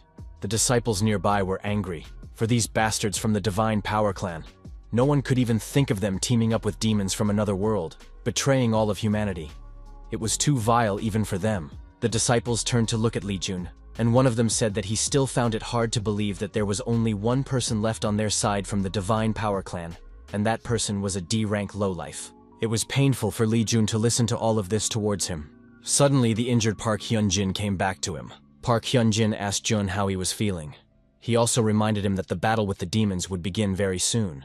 After that, he chuckled and said that he had always appreciated Jun, even though he could have allied with the demons, just as his own clan had done. But he had made the difficult decision to turn his back on his home. With a strained smile, Lee Jun said that he had done what he had to do. He was sure that others didn't think so. Lee Jun let out a long sigh and looked up at the sky and said that he was completely useless back then. But now he could become stronger with his powers and block these monsters. This time it would be completely different. Suddenly, under Jun's shirt, something stirred and started tending upwards. After that, Shinya came out from under his shirt and yapped to his master. Lee Jun hugged Shinya and stroked him, and said that he knew that it was all because of his help. The master looked at his disciple obliquely, and remarked that he was actually only able to become stronger, because he was able to recognize his potential. Both Lee Jun and Shinya were astonished by this old man's behavior. They had known him for a long time, but from the looks of it, he would never start behaving in an age-appropriate manner. Seeing these looks, the old master got angry and asked, "Are they really thinking about him being pathetic right now?" To which Lee Jun emotionlessly replied, "Of course not." But the master was not happy with this answer, an answer from such an arrogant and ungrateful boy. Lee Jun reluctantly agreed with the master a few times before reminding him that it was time for them to go. Near the fence surrounding part of Busan, the awakened ones who should be monitoring the activity of the local gates were passing by. Suddenly, in the blink of an eye, Lee Jun jumped behind them and ran into the protected area. Because of Lee Jun's speed, there was a strong wind that the awakened ones nearby simply couldn't notice. And after a second, as the wind stopped, the awakened ones wondered why the wind was so strong today. After walking with Xingyun past all the guards, Lee Jun rushed towards the meeting place. By the time they arrived, Shinya was already exhausted from the shaking while running. At the same time, Lee Jun was surprised by what he saw. There were a large number of crates at the appointed place, which meant that all the things he had asked for from the black market had arrived. The old master asked why he wanted the goods to be delivered to Busan, to which Jun replied that it was just the perfect place to deal with everything without being seen, since there were almost no people or monsters nearby. Lee Jun clapped his hands and ordered everyone to gather, after which, a gang of monsters consisting of mice, fairies, and werewolf sharks activated in the middle of Busan. Lee Jun shouted that it was time for them to work. Immediately after that, the mice, fairies, and shark shifters started loading all the materials into the gate. Lee Jun asked the master if he had ever seen anyone work as well as these guys. The master laughed and said that it appeared that their ability to handle various matters had reached the highest level. Tigor suddenly ran up to Lee Jun and reported to master that they had moved all the things, and Lee Jun praised Tigor for a job well done. After that, Lee Jun said that everyone who was relieved could leave. Tiger agreed with the master, and then shouted for all the monsters to gather. Lee Jun said to himself that he should get out of here too, but just as he turned towards the gate, he suddenly felt someone else's presence. It was such a familiar yet repulsive energy. Lee Jun told Jinhua Shim that it had been a long time since they had seen each other. Jinhua Shim bowed to the young master and said that it had indeed been a long time since they last met. Immediately after which, she unleashed her two swords, and crossing her blades on her chest, Jinhua Shim told Lee Jun that she had come to offer her condolences. Lee Jun noticed that she looked quite confident. But these guys behind are strong enough to be confident, both in their past lives and in their current lives. With a smirk on his face, Lee Jun said that they had picked a great time to meet him. After all, he got to try something interesting with them. Jinhua Shim told Li Jun that he had just lost his mind. One of Jinhua Shim's servants asked Madame to give them an order, after which they would get her the bastard's head. But instead, Jinhua Shim ordered them to be silent, after which she thought about Li Jun. It didn't matter to her how much stronger he would become. After all, he still wouldn't be able to handle the entire corps of demon slayers, including her. So then why did En look so relaxed? And could it be that he came to Busan on purpose to lure them? After thinking it over, Jinhua Shim ordered everyone to prepare and act as cautiously as possible. Jinhua Shim, although she is the nanny of Choi Mijin, the wife of the head of the Divine Power clan, she is actually the leader of the Demon Slayer squad and one of the strongest personalities in the clan. With her strength, Li Jun expected her to pounce on him immediately, but she decided to act more cautiously against him. Li Jun chuckled and admitted that all of this was really annoying him. Li Jun said that if they didn't approach him now, he would be the first to act. Hearing this, the members of the Demon Slayer squad became wary, waiting for Li Jun's next actions. Suddenly, Li Jun rushed out of his seat straight towards the crazy nanny and her henchmen. Li Jun had already caught up with the Demon Slayer corps when he suddenly disappeared from sight, right after which he appeared behind their backs and continued running. Jinhua Shim and his squad members were confused as they had expected many things, but not this kind of escape. As he ran away, Li Jun turned around for a moment and showed them his tongue. It was only at this moment that something clicked in the minds of his opponents. Jinhua Shim ordered to grab the fleeing Li Jun and the awakened squad chased after him. When Li Jun was about to be overtaken by one of the demon slayers, he turned behind a building. As he reached the corner, the demon fighter shouted, "Gotcha!" to Jun. But suddenly, a clawed paw appeared in front of his face, after which that one grabbed the awakened man and quickly dragged him into the gate. Seconds later, Li Jun was discovered by several more awakened ones, immediately after which they shouted that he was here. Naturally, Li Jun rushed out again. He jumped over the fence and ran onward, angering his pursuers. One after another, the monster's suddenly appearing arms appeared right in the air and dragged the awakened ones into the gate, while Li Jun ran back and forth humming a tune to himself. A while later, the members of the Demon Slaying Corps still managed to drive Li Jun into a dead end, where the only way to escape was through the gate. The Demon Slayers regained their breath, after which the chief among them told Li Jun that he had nowhere else to run to. Li Jun smacked himself on the head and agreed that he had been wrong to turn this way. Then he added that he did not want them to catch him, so Li Jun said goodbye to the awakened and entered the gate with no other choice. The Demon Slayers who saw this simply had no words. The man they had chased so much was a real psycho. One of the awakened ones returned to the madam and reported to her that Li Jun had escaped into the local gate. In addition, many of their agents had disappeared without a trace during the chase. The awakened one asked, what should they do next? Jinhua Shim wondered what Li Jun was up to, and gritting her teeth in anger, she still decided to do it. Jinhua Shim said that they could not return until they had killed the bastard. She then ordered a servant to tell everyone to get ready to enter the gate by the time she arrived. Meanwhile, Li Jun had returned to the forbidden area of the 4 shrines and had already begun his preparations. Upon seeing the master, Sharku greeted him. Li Jun asked if the latter had taken care of the guys he had sent over to them. Sharku replied that of course they had taken care of them, and Li Jun noticed the reddened snow under his feet. Sharku said that they had removed the bodies to use as fertilizer for the plants. Li Jun ordered that they should never use this fertilizer for edible plants. Sharku was surprised by this, but still agreed to his master's order. A system window opened in front of Li Jun, saying that an unauthorized group was entering the gate. The system asked if the host wished to eject the uninvited guests. Li Jun smirked sinisterly. Li Jun turned to Shark and ordered him to summon the mice and Fae here. And rejecting the system's offer, Jun said that a new shipment of fertilizer had arrived for them. Since Li Jun didn't block the outsiders' entrance, those managed to get inside without any problems. But once they all went inside, all the guests received several notifications. The entrance to the gate was closed, and also the host of the forbidden area started showing hostility towards them. The awakened were surprised by the second notification. None of them could understand who this forbidden zone owner was. One of the awakened looked up and was horrified at what was taken away and immediately asked the others to look up there. They had just entered the gate, but they were already surrounded by crowds of monsters. Among these monsters were mice, fairies, and even werewolf sharks. So what the hell was going on since they were all here? Jinhua Shim began to lose patience and shouted and asked Li Jun, what kind of illusion skill was he using against them? Li Jun asked in surprise, what illusions is she talking about? After all, this was a rather serious assumption. After which, he explained that it was all his domain. The awakened ones from below were astonished at what they had just heard. Li Jun turned around and told Shark that he was going to test his combat abilities today. Already impatient to enter the battle, Sharku said that they had all already prepared for the battle. Since that was the case, Li Jun ordered his monsters to go on the attack, immediately after which crowds of monsters rushed towards the awakened Demon Slayer core. Jinhua Shim ordered his men to clear the way, immediately after which they rushed to counterattack. Li Jun was surprised as he looked at the battle from below. He had certainly guessed that his monsters were strong, but they were much better than he had expected. Then looking to the side, Li Jun speculated aloud that it was a bit risky for the Demon Slayer core. Li Jun asked Jinhua Shim, who had reached him, shouldn't she go and check it out? Jinhua Shim said that as long as she could take his head, she would gladly sacrifice other lives. Li Jun apologized to Jinhua Shim and clarified that she wouldn't fight him.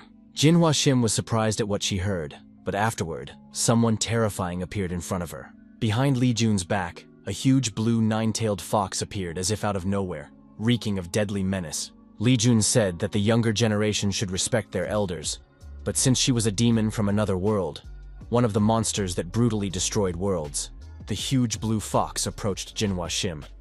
Li Jun wished her good luck, may she. The vampire witch managed to survive this fight. The vampire witch, she has killed countless awakened ones and brutally killed more people than even the demonic death cult. She is a blood-loving demon who kills old men and children alike, reveling in the blood from their hearts. As Jinhua Shim suddenly fell to her knees, and her hair suddenly branching out, causing her to reach the ground. Having just been young, the old woman asked how. After all, something like this simply couldn't happen. For some person to suddenly be able to control monsters. The Demon Fighter Corps is made up of A rankers and is the standard of this world. They were martial artists who had reached the pinnacle in her previous world, and now she simply cannot believe that they were killed by monsters. With a tremor in her voice, the witch asked Jun, what did he do? And how did he know about it? Li Jun grabbed the witch's chin and lifted it up, meeting her eyes, then asked, how could he know that? Isn't it because he knows that she was the one who killed his mother? Moreover, he is completely sure that this order was given to her by his stepmother. Even now, he clearly remembers. Jun's mother suddenly sat down on her knees, and taking her son by the shoulders turned to her sweet boy. Mom offered Jun to play hide-and-seek with her, but on the condition that he would not come out of his hiding place, no matter what. No way, said the mother, after which she helped Jun hide under the bed. But after a few moments, the joy on Jun's face was replaced by horror. Even when his mother died, unable to resist the witch still continued to destroy his mother's body. And throughout the entire process, the witch was laughing as if she was in ecstasy. Li Jun hit the witch on the head and confessed that he didn't think he could be satisfied no matter what method he used to kill her. Killing Choi Ma-jin, to whom she was so loyal, could cause her much more pain and suffering than death. Jinhua Nim suddenly screamed, after which she began to growl loudly. Meanwhile, the monsters successfully dealt with the Demon Slayer squad and returned to their master. Li Jun said, leaving everything to them. After which, Li Jun turned around and left while listening to Jinhua Nim's screams. After taking care of all the business in Busan and the gate, Li Jun finally returned to his room. Immediately afterward, he plopped down on his bed and exhaled deeply. The teacher who appeared next to him cleared his throat and admitted that he had no idea that Jun's mother had died like this. Jun agreed with the teacher's words and explained that the teacher couldn't have known since he hadn't told it. Clenching his fist, the teacher explained that the best master should know everything about his student. Li Jun explained that ever since his mother died, his stepmother had allowed him to stay in the clan, worried that the others would start judging her otherwise. But instead of treating him like her own child, she bullied him every day. The master asked if the Dragon Sword knew about this, to which Jun replied that Hyunjin has no idea about it either. This is far from a positive story, and if he told Hyunjin, he might try to kill everyone here. Just as suddenly the old master shouted, "How stupid of you!" which almost made Li Jun deafened. Li Jun asked why the man suddenly started yelling at him. The angry old master replied that that was not the problem right now. Then he approached Jun and put his hand on his shoulder and said that he couldn't even imagine how he had endured this pain all this time.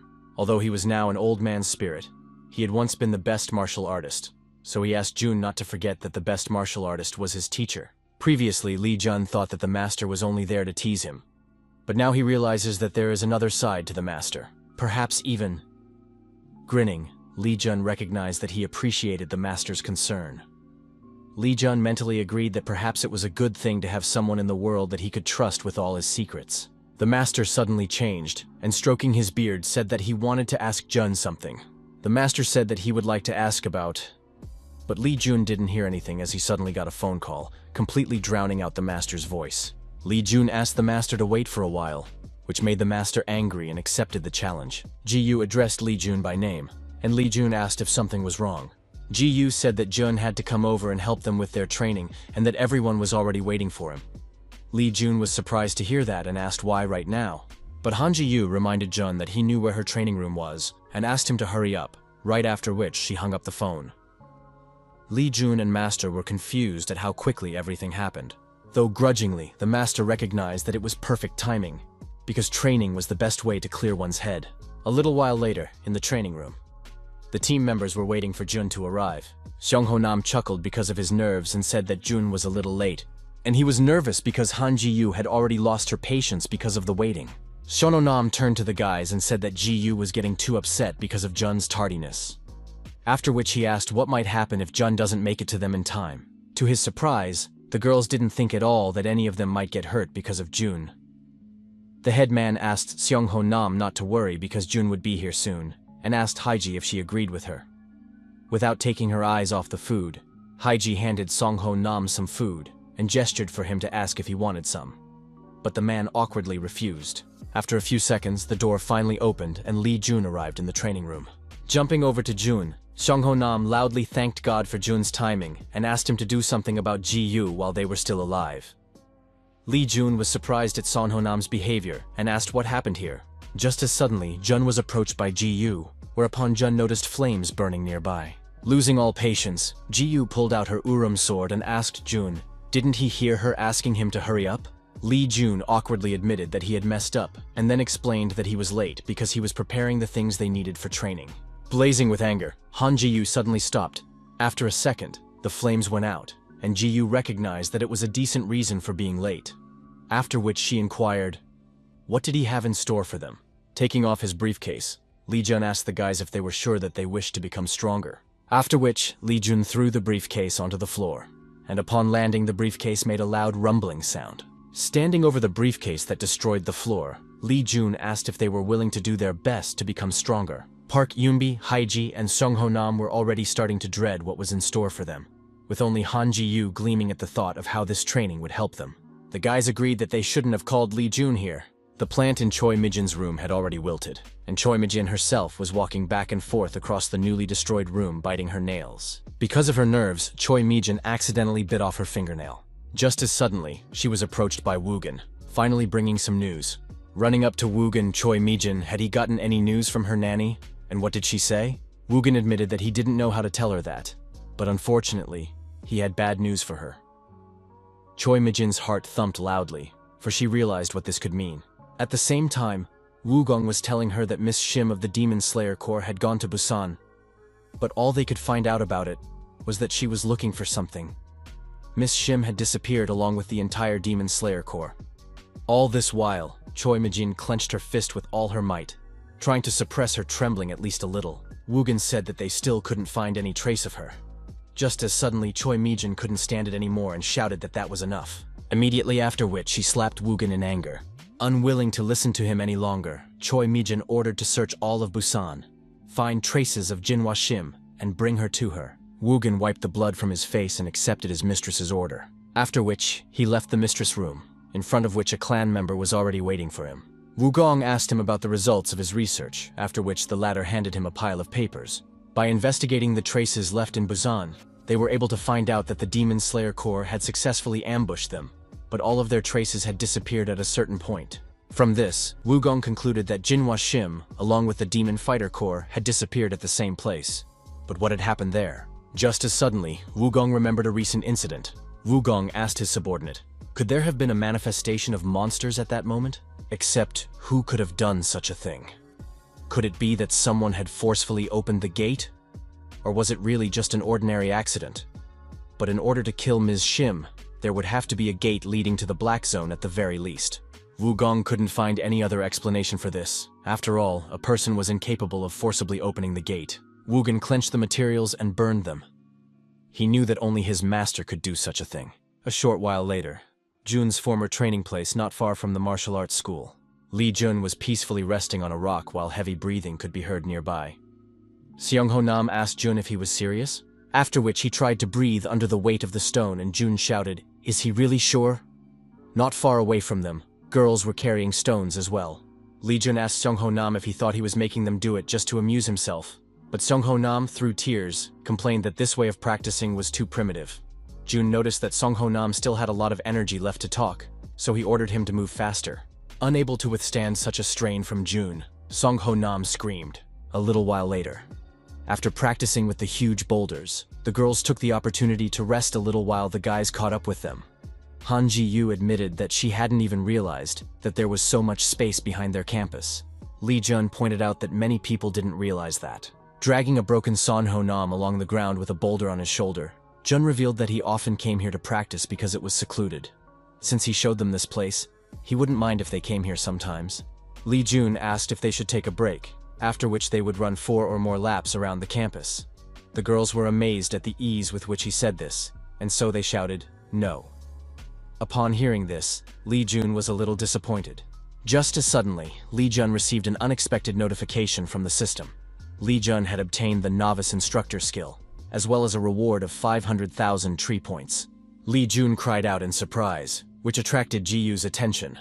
Ji-Yu asked if something was wrong, to which Jun replied that it was nothing. Beginning Instructor skill is a C-rank skill, Lee Jun enjoyed training his friends, and thanks to the instruction, he realized why his master was pushing him so hard. With this skill, Jun could unlock the target's abilities and gain 50% training experience. Previously, Lee Jun hadn't even considered that he could get a reward, and even a new skill for helping his friends with training. Lee Jun wondered if this could be the realization that Master had previously talked about. Glancing at the Master, Lee Jun noticed that he was unusually quiet. As he suddenly snapped out of it, the angry Master asked why the system kept feeding Lee Jun all this stuff, and what about those people who were training honestly without any additional help? Seeing the Master's reaction, Lee Jun realized that he had made an error in judgment. And just like that, Lee Jun continued to train his friends. He chained them to the bottom of the lake to meditate. Lee Jun threw sticks at them to help them practice dodging. He also made them climb mountains, torturing his students with various trials day after day. After another day of training, the group was down again, except for Ji-Yu, who was the easiest to train. Suddenly, a system window appeared in front of Park Yoonbi. After suppressing a scream, Park Yoonbi wondered if she was imagining it. After that, the others came over to see it. Park Yoonbi had obtained the B-ranked skill, Sight. Through great effort, she had developed exceptional dynamic visual acuity. With this skill, she can detect and attack up to 10 enemies at the same time. Looking at the system window, a surprised Seong-ho Nam confirmed that it was indeed a B-ranked skill, and Heiji revealed that only A-ranked children of the 15 Houses Alliance received this skill. The guys started congratulating Park Yoonbi for receiving the skill. They were happy for their friend. A little later, Heiji had already obtained the B-ranked Faith skill. By applying acupuncture, she can allow even an immobile person to walk. Also, the skill increases healing by plus 45%, and internal strength recovery by plus 10%. Han Ji-Yu and Seong-ho Nam also received the skills. Seong-ho Nam received the B-rank skill, wielding 2 blades. The skill also gives plus 40% attack speed, and 25% to wielding 2 weapons. The guys began to discuss their newfound skills with each other. Lee Jun said that Heiji had gotten the perfect skill for her because she was a healer. As for Seong-ho Nam's skill, it was a rare skill even for 15 houses. Master explained that it was because Lee Jun had trained them with the right method. Lee Jun walked over to Ji-Yu and asked, what skill did she get? After which he took a closer look at her system window. It was the S-rank Skillzord Master qualification. The skill was obtained for fulfilling the 3 conditions of Cold-Hearted Swordmaster: sword skill, talent, and diligence. The skill also increases attack by plus 150%, defense by plus 70%, and reaction speed by plus 80%. Even Lee Jun was surprised that she had obtained an S-rank skill. A silence hung in the air. Han Ji-Yu followed his training especially well, but even so, Lee Jun didn't think that she would be able to obtain an S-rank skill. Park Yoonbi grabbed Lee Jun's hand and thanked him, because if he hadn't taken care of their training, they would never have been able to unleash their skills. Afterward, Heiji and Seong-ho Nam joined in the thanks. Han Ji-Yu turned to Jun, after which she too awkwardly thanked Lee Jun for his help. Lee Jun was surprised to suddenly see Han Ji-Yu like this, but after a few seconds, he pulled himself together. Lee Jun decided that after something like this, he just had to take them all to the extreme. After obtaining their new skills, They were ready to continue practicing even more intensely until the heavenly battle came. A short while later, on the grounds of the martial arts school, no sooner had Li Jun returned to his room than he was suddenly stopped and asked to help with something. Li Jun asked to repeat it again, citing that he might have misheard. Recently, Li Jun decided that he only wanted to train his friends now. Teacher Che said that she only has one request for him. She wants Li Jun to let her join his training. Li Jun answered no, then explained what he wanted to say. What the hell is she talking about? A week ago, the students of the martial arts school were running laps around the sports field on the school grounds, and they were all running in heavy shackles. Che Jingzhen shouted for them all to focus on their breathing while running. She then turned to the trio of students dragging behind and ordered them to speed up. Park Yunbi answered her teacher in agreement, but she, along with Haiji and Songho Nam, were already running on their last breath. Seeing this, Che Jingzhen even felt a little embarrassed, after which the disciples stopped for a breather. Che Jingzhen said that they had done well, and that it was only a warm-up. After a short rest, the disciples lined up, and Che Jingzhen said that it had been quite some time since these classes had started, and that she believed that they had developed enough physical strength. Teacher Che grinned and suggested that starting from today, they should start free training based on their personal abilities and understanding. They would learn the 10-step kick in their own way. After the instruction from Teacher Che, the disciples started learning the 10-step kick. Che Jingzhen felt that it didn't matter if they had been taught a lot in all this time, or how much skill they had managed to acquire. After all, they must now truly understand their strength in order to use it effectively. To do that, you have to think about it all the time, almost endlessly. But so far, she doesn't see anyone doing that. The exception is the trio of disciples from Li Jun's squad. Within seconds, they completely destroyed their training dummies, which was quite surprising, because these dummies were very difficult to break, because they were made of monster bodies. Personally seeing this, Che Jingzhen wondered, weren't these three of them E-rank awakened ones? Why on earth had she failed to discern their talent earlier? Just as suddenly, the trio that had just destroyed the three sturdy dummies collapsed on the ground. They were completely exhausted and were already almost unable to move due to fatigue. They were even begging to just be allowed to die. Che Jingzhen wondered, was she wrong? A little later in the teacher's lounge, one of the teachers was surprised to hear this and asked, what was the name of the 5th grade president? Che Jingzhen asked if he meant Park Yunbi. The teacher confirmed that it was her and said that apparently she had managed to find a way to break through after all her hard work. Seeing her abilities recently, he couldn't help but be amazed. The teacher next to him had remarked, something the same was true of Heiji Seo. She had previously thought that she was only talented in healing, but as it turned out, she was also extremely talented in hidden weapon techniques. Teacher asked if they had seen Songho Nam's successes. After all, he had managed to unleash the skill of 2 weapons. The second teacher chuckled and reminded him that this technique was very rare. Just as suddenly, one of the teachers said that he had heard that they had revealed their talents while practicing with Li Jun. This meant that there were now 3 more talented students in the 5th grade. The teachers praised Che Jingzhen. After listening to the teachers, Che Jingzhen suddenly walked towards the exit. The teacher was surprised by her behavior and asked if something had happened. Teacher Che grinned and said that there was one thing she should take care of. After which, she wished the teachers a pleasant conversation. After finding out what the whole matter was, Teacher Che Jingzhen started to keep an eye on the students that Jun was teaching. And as she realized, it was a very crude but still simple training method. It looked as if this training was very useful to quickly increase everyone's stats. After telling Li Jun what the matter was, Che Jingzhen chimed in that as a teacher, she wanted to directly participate in the drills and learn more effective study methods so that she could more effectively teach the other students. Li Jun felt a headache because of this. He had not touched Teacher Che earlier during training, as he did not feel threatened by her. He knew that someone had been watching him all this time, and now he realized how things had come to this. In that case, Li Jun replied that he agreed, which made the teacher's mood rise. After which he added that he wasn't going to do it for free. Li Jun said that he had a few conditions. Other people can also join, but the one he hates the most is trouble. Second, she must not disclose this training to others, and he will decide the location of the training himself. Li Jun asked that she abide by these 2 conditions. Satisfied that he allowed her to participate in the training, Teacher Che agreed to these conditions. A while later, the students arrived at the new training location. After getting out of the car, they began to admire the estates of the Divine Skill Clan, the place where Ji-Yu lived. The girls remarked that it was probably claustrophobic for Ji-Yu to leave a place like this and start living in a dormitory. Ji-Yu admitted that everywhere was the same for her.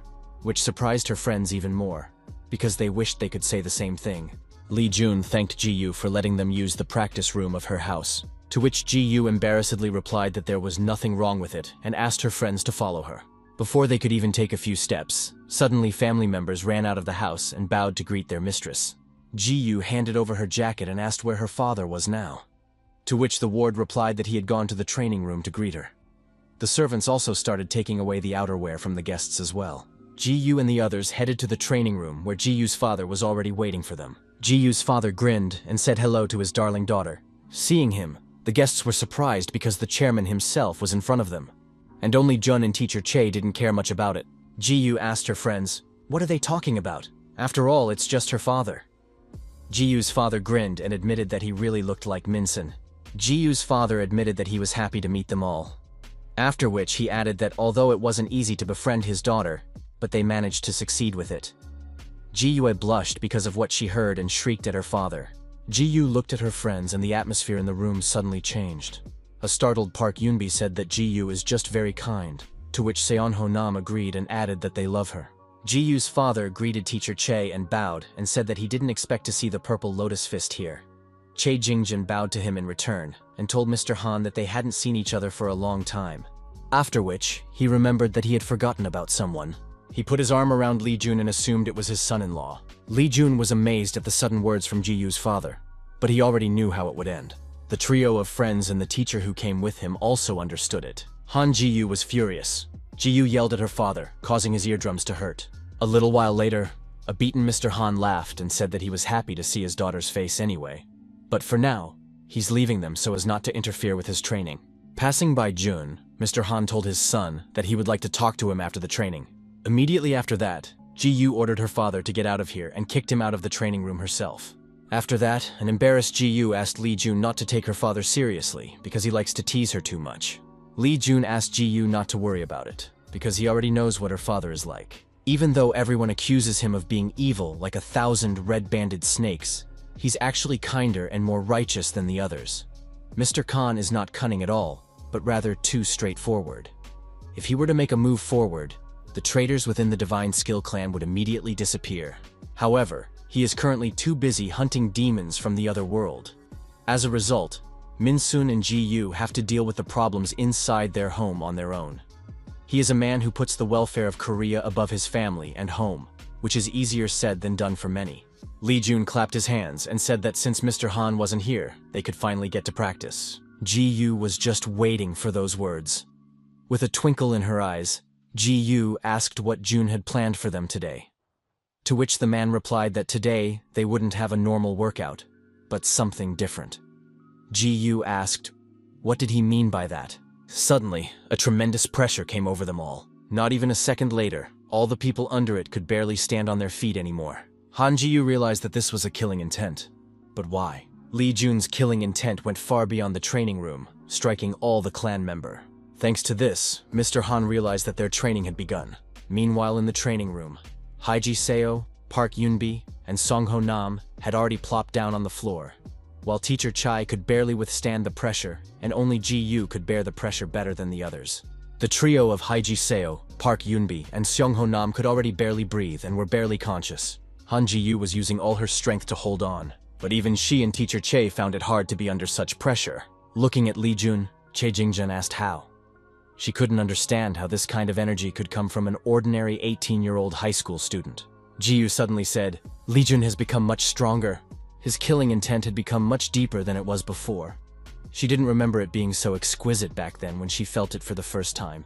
But now she felt as if Lee Jun had complete control over his predatory rage. Previously, she thought that she could catch up with Lee Jun. She thought that she had only a little bit left and would be able to catch up with him if she put in more effort and tried harder. But now she realizes that those thoughts were wrong. It doesn't matter how much she trains, because Jun has been too far away from her for a long time now. The only thing she can do is to follow in his footsteps. Thinking about it, Ji-yu gritted her teeth and said no. After which she started, overcoming herself to climb up that staircase. She no longer wished to become more and more distant from Jun. She wishes to get closer to him. Without noticing it, Ji-yu overcame Lee Jun's killing intent and was already striking him. But Lee Jun tilted his head sideways to dodge Ji-yu's fist. Immediately afterward, a small wound appeared on his cheek. and Ji-yu fell off her feet, but Li Jun picked her up. Out of her last strength, Ji-yu said that she was still capable of doing more. To which Li Jun replied no with a smile. Li Jun put away his killing intent and said that was the end of it. Hyeji admitted that she had never felt such a strong killing intent before, and Park Yoonbi asked how they were going to survive under it. Kneeling down, Seong-ho Nam pleaded that Li Jun should not say that he would continue to train them with such a method. But Li Jun just smiled carelessly. Seeing this, his disciples realized that things were bad. Immediately afterward, pleas for help were heard from them, as they weren't sure if they could bear it again. Li Jun admitted that there was no way he expected Ji-yu to leave a scar on his face. He was very impressed with how they were progressing. A little while later, one of the students approached teacher Che, which brought her out of her stupor. Remembering that she was with her students, Che Jingjun apologized and asked where they left off. The disciple said that she had ended on the story that the 10-step fist required careful control of inner strength. Che Jingjun said that he answered correctly, and began to talk about how when inner control reaches the extreme. Che Jingjun couldn't concentrate on her lecture, because she keeps thinking about yesterday's training with Li Jun. One mistake during training can kill you. As a result of the dangerous training, she saw a clear example of high risk and high reward. The young fledglings in front of her would eventually enter the gate where they would take part in a real battle. In order to survive, they would have to become stronger. Clenching her fist, teacher Che recognized something: how she had trained her students was only a speck of dust compared to Jun, and she regretted it as their teacher. One of the fledglings turned to the teacher, noticing her thinking about something again. Cho Jingzhen decided that she would take Jun to teach. Teacher Che ordered the students to line up and run 200 laps, which amazed them. A while later, a black car pulled up to the school. Elder Park got out. When he saw the martial arts school again, he noticed that it hadn't changed in any way. Chairman Han, along with the teachers, bowed and greeted Mr. Park. Afterwards, Han Ming-soon acknowledged that he was honored to see that they were personally visited by the Blademaker. Mr. Park was surprised to hear about the honor and asked Han Min-sung if he thought he was acting too formal after they had not seen each other for so long. Han Ming-sun asked, who would dare to directly look at the best martial arts master? Whereupon the chairman said that he would accompany him, but the old master refused to be escorted and offered to greet the rest of the family while he looked around with his grandchildren. Immediately after which, Mr. Park, along with his grandchildren, headed towards the school building. As soon as the old master left, the teachers began to discuss the incident heatedly. They were all very nervous about meeting such a powerful person, but it didn't turn out too badly.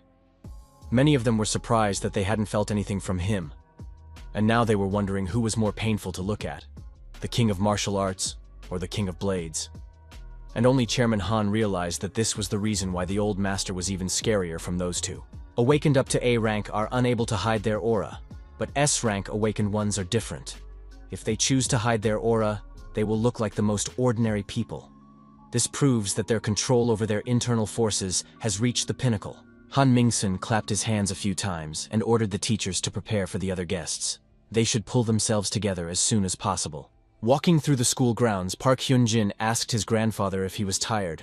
After all, they have a pretty big school. Wouldn't he like to rest for a while? Hearing this, the grandfather raised his sword and asked his grandson, how dare he treat him like an old man. Covering himself from his grandfather's sword, Hyun-jin reminded him that he was an old man. The old man ordered Hyun-jin to shut his mouth and was about to teach his grandson a lesson when he suddenly stopped. Surprised at Grandpa's sudden change of heart, Hyun-jin asked, "What happened?" Grandpa asked, "What is that way?" To which Hyun-jin replied that it was the main school building. Old Man Park was surprised at the energy he felt. He realized it was them. It was the energy of beings from another dimension. The old man said he thought he had seen enough and suggested that he head to the main building. Park Jong-yun lifted the negligent brother by his jacket and asked why they should go there. After all, the students would be coming out now. The old man took a deep breath and replied that he needed to check something in Lee Jun's classroom. Teacher Che announced to the students that the final exams, the heavenly battle, would begin from today. Teacher Che told them that the battles would be done by a draw system. All classes would participate, and the winner would receive a demonic calamity as the grand prize. The students began to speculate that the rumored demonic scourge was a mystical artifact that even the creator of the blades had not been able to recognize. Many believed that the reward would go to Li Jun, and they were envious. Che Jingzhen advised her disciples to do their best, and not just envy those who were capable of taking first place. She then revealed that according to the chairman, students who improved their ranking significantly would also receive prizes this time. The excited students asked if it was true. After which, Teacher Che added that those who wouldn't improve their ranking would have to participate in more intensive training with her. Teacher Che wished that they would all come back from the heavenly battle victorious. But after hearing the words about more intense training, the disciples couldn't be so excited anymore. Teacher Che let the students leave the classroom and they began to disperse with a rumble. Suddenly, Li Jun heard a loud "Jung," immediately after which he leaned over, dodging Park Hyunjin. Hyunjin, who was hurt by what happened, admitted that he couldn't believe that Jun had decided to dodge him. Li Jun asked if maybe he shouldn't have tried to jump on him like that in the first place. After seeing this scene, Park Jung-yeon laughed and said that even though Hyunjin is her brother, he's a real idiot, and that of course Jun won't let him do it more than once. Li Jun asked Hyunyoung, "Who is that standing behind her?" Park Jung-yeon stepped aside and asked Li Jun to say hello to her grandfather. Park's grandfather grinned and, assuming that Jun was in front of him, said that he was happy to meet him. After that, the grandfather extended his hand and said that he was the grandfather of the two. Li Jun was surprised because this person is the strongest awakened of the Iron Blood Blade clan, as well as one of the top 10 in the world rankings, and the only S-rank awakened in Korea. Li Jun shook the old man's hand and said that he was also happy to meet him, then introduced himself. Even in his past life, Jun had only seen this old man from afar, and now he was meeting an awakened S-rank for the first time. Compared to this old man, AA rank awakened ones were nothing. Upon meeting Li Jun, the old man felt very uneasy, and he couldn't help but wonder who this boy was. This is the boy from the recent news broadcasts. He's a friend of his grandchildren, and he's also the high school student who destroyed the AA-ranked awakened one, Wind Apostle. He's an illegitimate child who couldn't even inherit the bloodline of the Sacred Power clan. Unless he is. But that simply cannot be. He can't understand this boy's energy. Moreover, he can't even understand what kind of internal energy that boy has nurtured. It is an energy that he is unable to identify, even with the Heavenly Thunder Divine Art. Thinking about it, the old man unconsciously squeezed his hand. He simply refused to believe that such a thing could exist. Such a thing shouldn't even exist. Could it be that the Heavenly King Divine Art is a more advanced technique than the Heavenly Thunder Divine Art?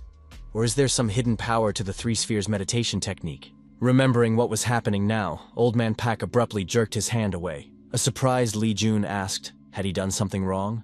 After all, the old man was staring at him so intently. The old man chuckled and told him that he had probably unknowingly glared at him after hearing about the friends of his ill-mannered grandchildren. Upon hearing this, Hyunjin and Jungyeon angrily asked, what was he even talking about? Immediately afterward, they lashed out at their grandfather. Jungyeon said that she doesn't know how Hyunjin is, but she is very soft and kind. Hyunjin, on the other hand, told Grandpa that he was hurt by their words. The old master explained to Li Jun that just now, the old man was trying his best to determine his energy. Hearing this, Li Jun sighed and admitted that he was very afraid that he might have said something wrong. Just as suddenly, the master shouted, how dare he doubt the sacred artifact of the primordial gate? Li Jun barely had time to dodge the shout, thanks to which he was not deafened. After which, the master continued to shout that not only the blade creator but also his grandfather would not have been able to break through the inner power of the primordial ring.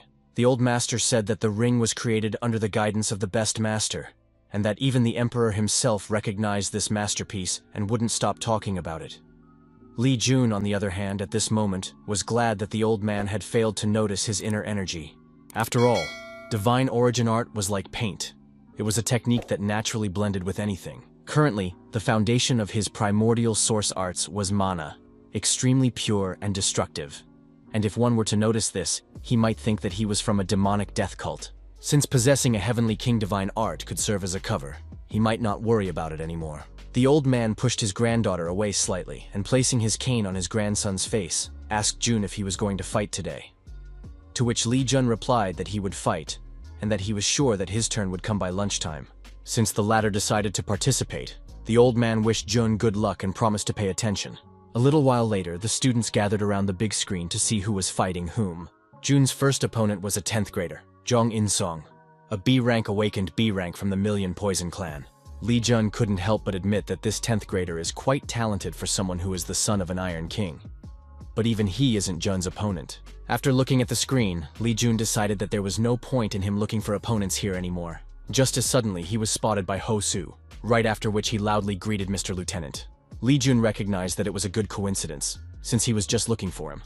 Hearing this, Ho Su asked in surprise, Looking for him?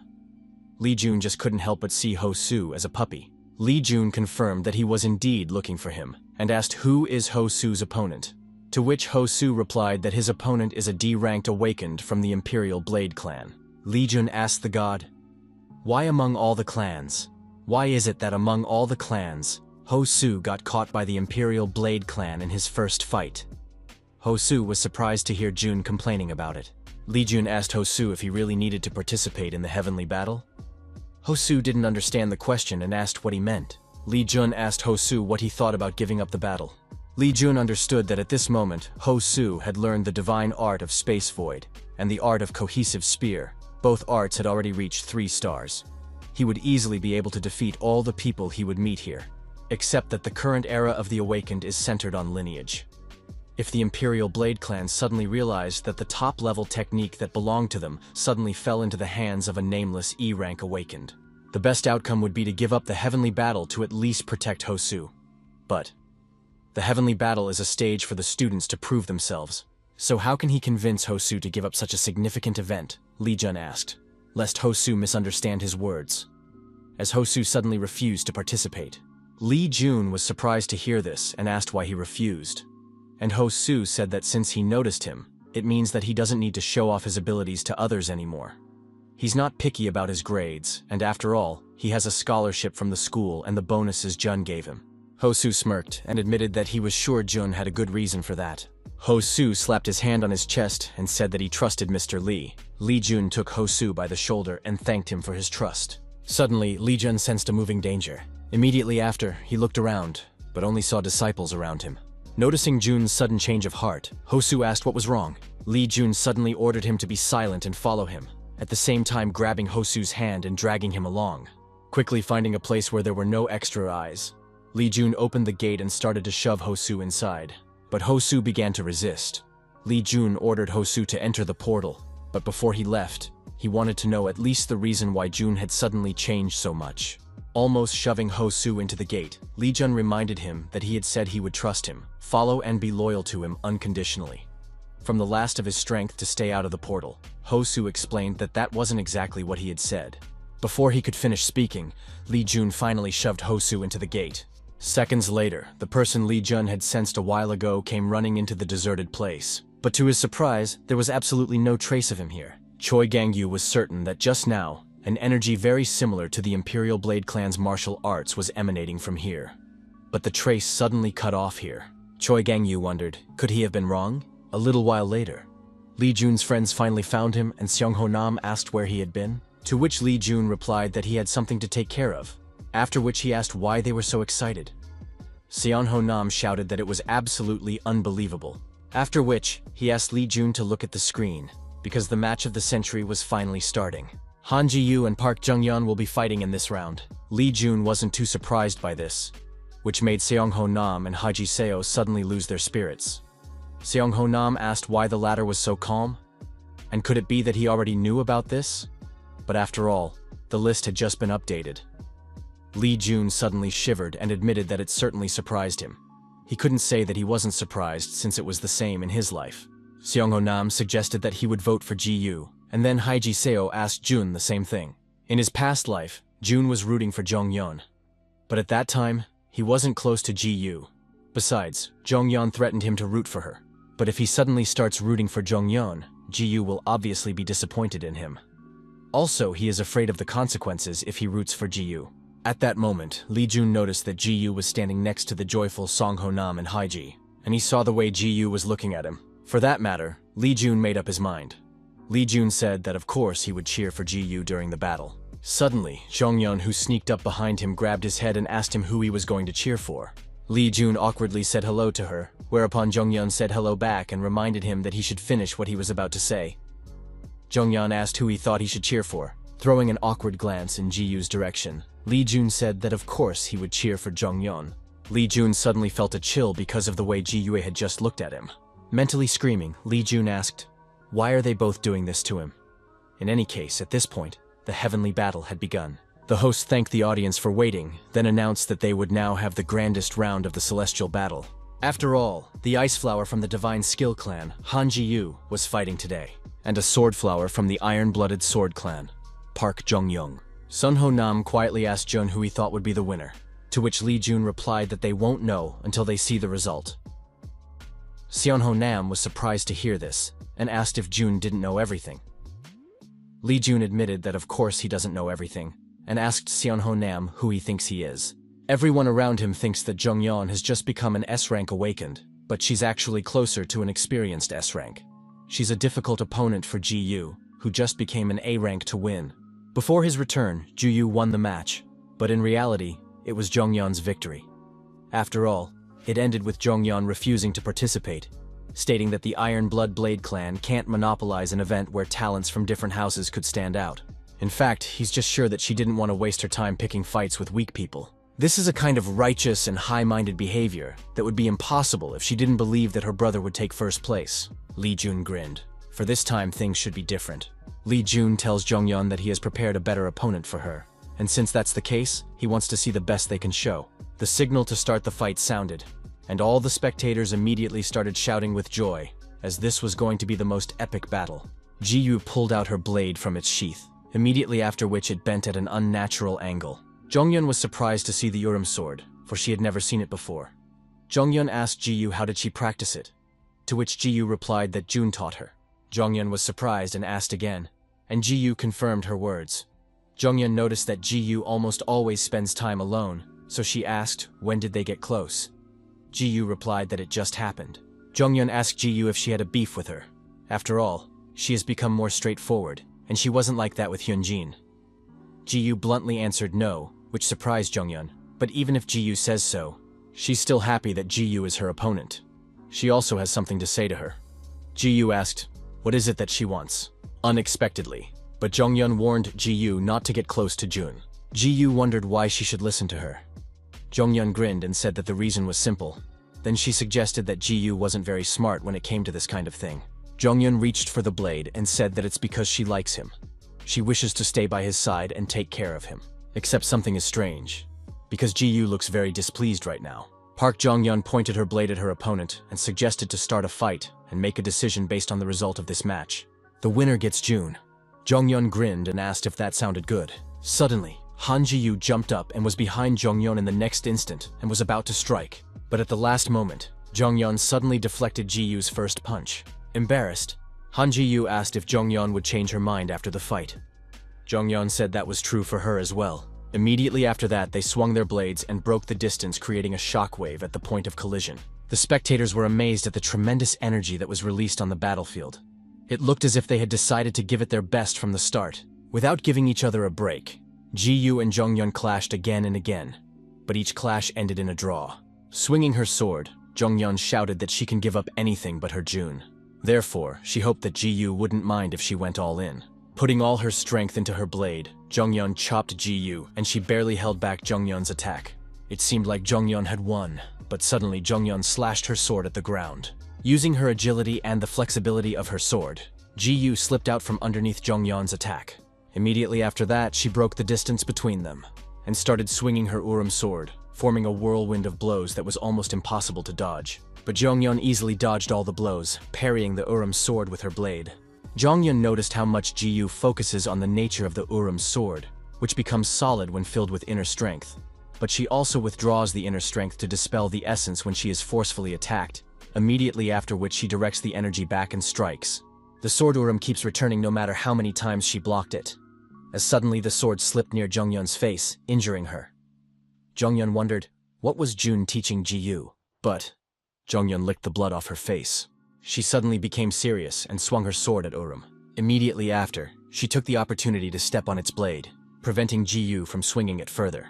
Trying to retrieve the sword, Ji-yu yanked it with all her might, but it was no use. Taking advantage of the momentum, Jongyeon rushed towards Ji-yu. Park Jongyeon and Han Ji-yu channeled all their strength into their fists for a decisive strike. As soon as they collided, a huge lightning explosion formed in the middle of the arena, forcing the spectators to take cover. Even Lee Jun was surprised by this battle, for previously, he had never even considered that a 10-step strike could be used in such a manner. The old master awed and said that he thought that Ji-yu had calculated the range of the sword strike and used the 10-step strike, a melee skill, to avoid increasing the distance.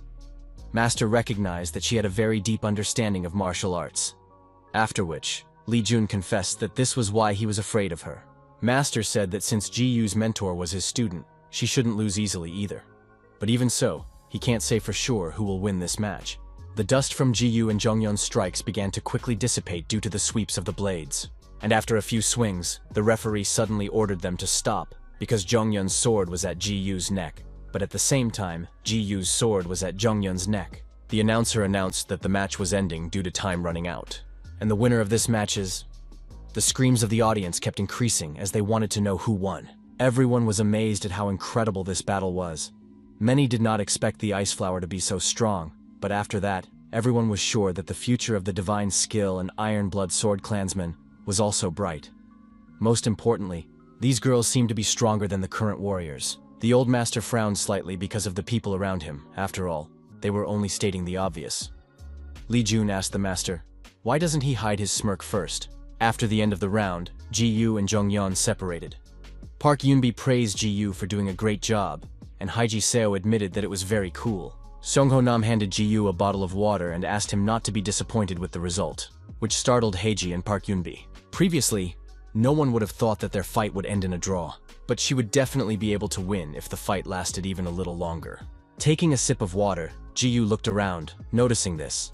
Park Yunbi wondered if she was looking for someone. Haiji Seo, on the other hand, was at this moment smothering Song Ho Nam, asking if he really needed to bring it up now. Just as suddenly, Ji Yu heard a shout, "What do you mean Jun has already run away?" The angry Park Jongyun was giving out orders to the clan people to find Jun and bring him straight to her. He wants to demand that he tell her directly to her face who he's rooting for. The atmosphere around Han Ji Yu suddenly turned dark. Noticing this, Song Ho Nam said that Jun was here just a moment ago, so where could he have disappeared to? Han Ji Yu clutched the bottle and said that he just decided to run away like some rat. Immediately after which she shouted that she would catch him. In the evening of the same day, the festival near the martial arts high school. Taking this opportunity, Li Jun was eating sweets with gusto. Looking at it, the master felt uneasy. After all, it's just a bunch of sugar, and it looks too sweet. Li Jun explained that they eat it because it's a big pile of sugar. And laughing, Jun explained that these snacks really help them enjoy the festival. Not noticing the person behind him, Li Jun accidentally bumped into him. And just as Li Jun was about to apologize, he realized that he knew the man. Sehyunjun was also surprised to suddenly run into Mr. Li. Li Jun inquired, "What was the leader of the Heavenly Kings group doing here? Is Shin Li really here?" To which Sehyunjun replied that he wasn't here with Shin, and that he had taken a vacation for a while, which surprised Jun. Li Jun admitted that he would never have thought of that. Partly it was because he knew the leader of the Heavenly Kings group existed solely to protect Li Shin. Sehyunjun had never once taken a break until he became the leader of the Divine Fist Alliance. So what was this such a sudden change? Just as suddenly, Li Jun thought that the girl behind Sehyunjun's back looked quite familiar. Of course, Li Jun recognized teacher Jae Kyungjin. Kyungjin laughed awkwardly and said hello to Jun. Sehyunjun explained that they just happened to meet while walking, and Jae Kyungjin confirmed it. They had just met. Looking at them, the old master chuckled into his fan. Li Jun, on the other hand, smirked evilly as he looked at these lovebirds. Li Jun remarked that even someone like the leader of the Heavenly Kings group must be dating someone. But Sehyunjun said that wasn't the case at all. Li Jun swept up that he was denying too much, and that Lady Jae might feel bad about it. Li Jun said that he would leave them at that and wished them a great time. Jae Kyungjin looked at Sehyunjun with displeasure. She then reprimanded Sehyunjun, which did not escape Jun's attention. The festival continued. Li Jun climbed onto the roof, and looking at the people from below, he thought about the fact that the Heavenly Kings group leader, who had only been with Shin before, had suddenly taken a vacation. That means that Sehyunjun is no longer Shin's security guard. And since he's dating Kyungjin Chae, he'll be able to win him over through her. Since she is currently training with her students, what would happen if he helps her overcome the obstacle right now? And since he has that function, S-rank Devil Instructor. Li Jun enjoyed training his students, and now he realized why the master enjoyed training him. Li Jun could unleash the target's skills and get 100% training experience. Soon after Ji Yu revealed her S-rank Sword Master skill, Li Jun's skill was upgraded to Devil Instructor. Once he revealed Teacher Che's skill, the game would be over. Li Jun admitted that he already couldn't wait for tomorrow. Meanwhile, in a certain temple, the initiates were bowing before a monk and an inverted cross. A stranger asked only to see what they were doing here. The woman asked if he had abandoned the heavenly temple and changed gods. "He's just a mad monk." The monk asked the woman to be quiet, so that her wicked tongue would not interfere with the sacred ceremony. The woman in Qipao remarked that he says such things, but he is not even a real monk, and that all he does is yell at her. The monk ordered her to shut her mouth and finally get to the point. The woman said it was about a vampire witch, so who she cared for suddenly disappeared. She was a member of the Divine Power Clan and disappeared with the Demon Slayer Corps in Busan. The monk was surprised to hear about Busan and asked if a red gate or something like that had appeared. The woman said that according to the guy investigating the case, a vampire witch had died because of the gate manifestation. To think that someone who had reached the top like that died from a gate manifestation like that was incredibly unfortunate. The monk asked, "Did she come just to tell him about the vampire witch?" The woman smirked and said that of course not, whereupon she said that the demonic scourge had finally appeared. As soon as the monk heard this, he suddenly became serious and his head turned 180 degrees. The monk asked, "Was she serious?" And the woman told him that the Imperial Blade clan had offered a demonic scourge as a reward for a heavenly battle. The monk assumed that they had simply lost their minds, and writing his head said that they clearly had no idea what this item was capable of. Moreover, he found it hard to believe that they had made it a reward for some heavenly bat, a common children's show. The woman reminded him that they also wouldn't have known the value of the demonic calamity if their vassal hadn't told them about it. But as it was, the demonic calamity must fall into their hands. The monk ordered the woman to prepare for the arrival of their leaders in this world, for this time they must come all at once. The woman said that she knew everything. The monk promised that he would get a demonic calamity.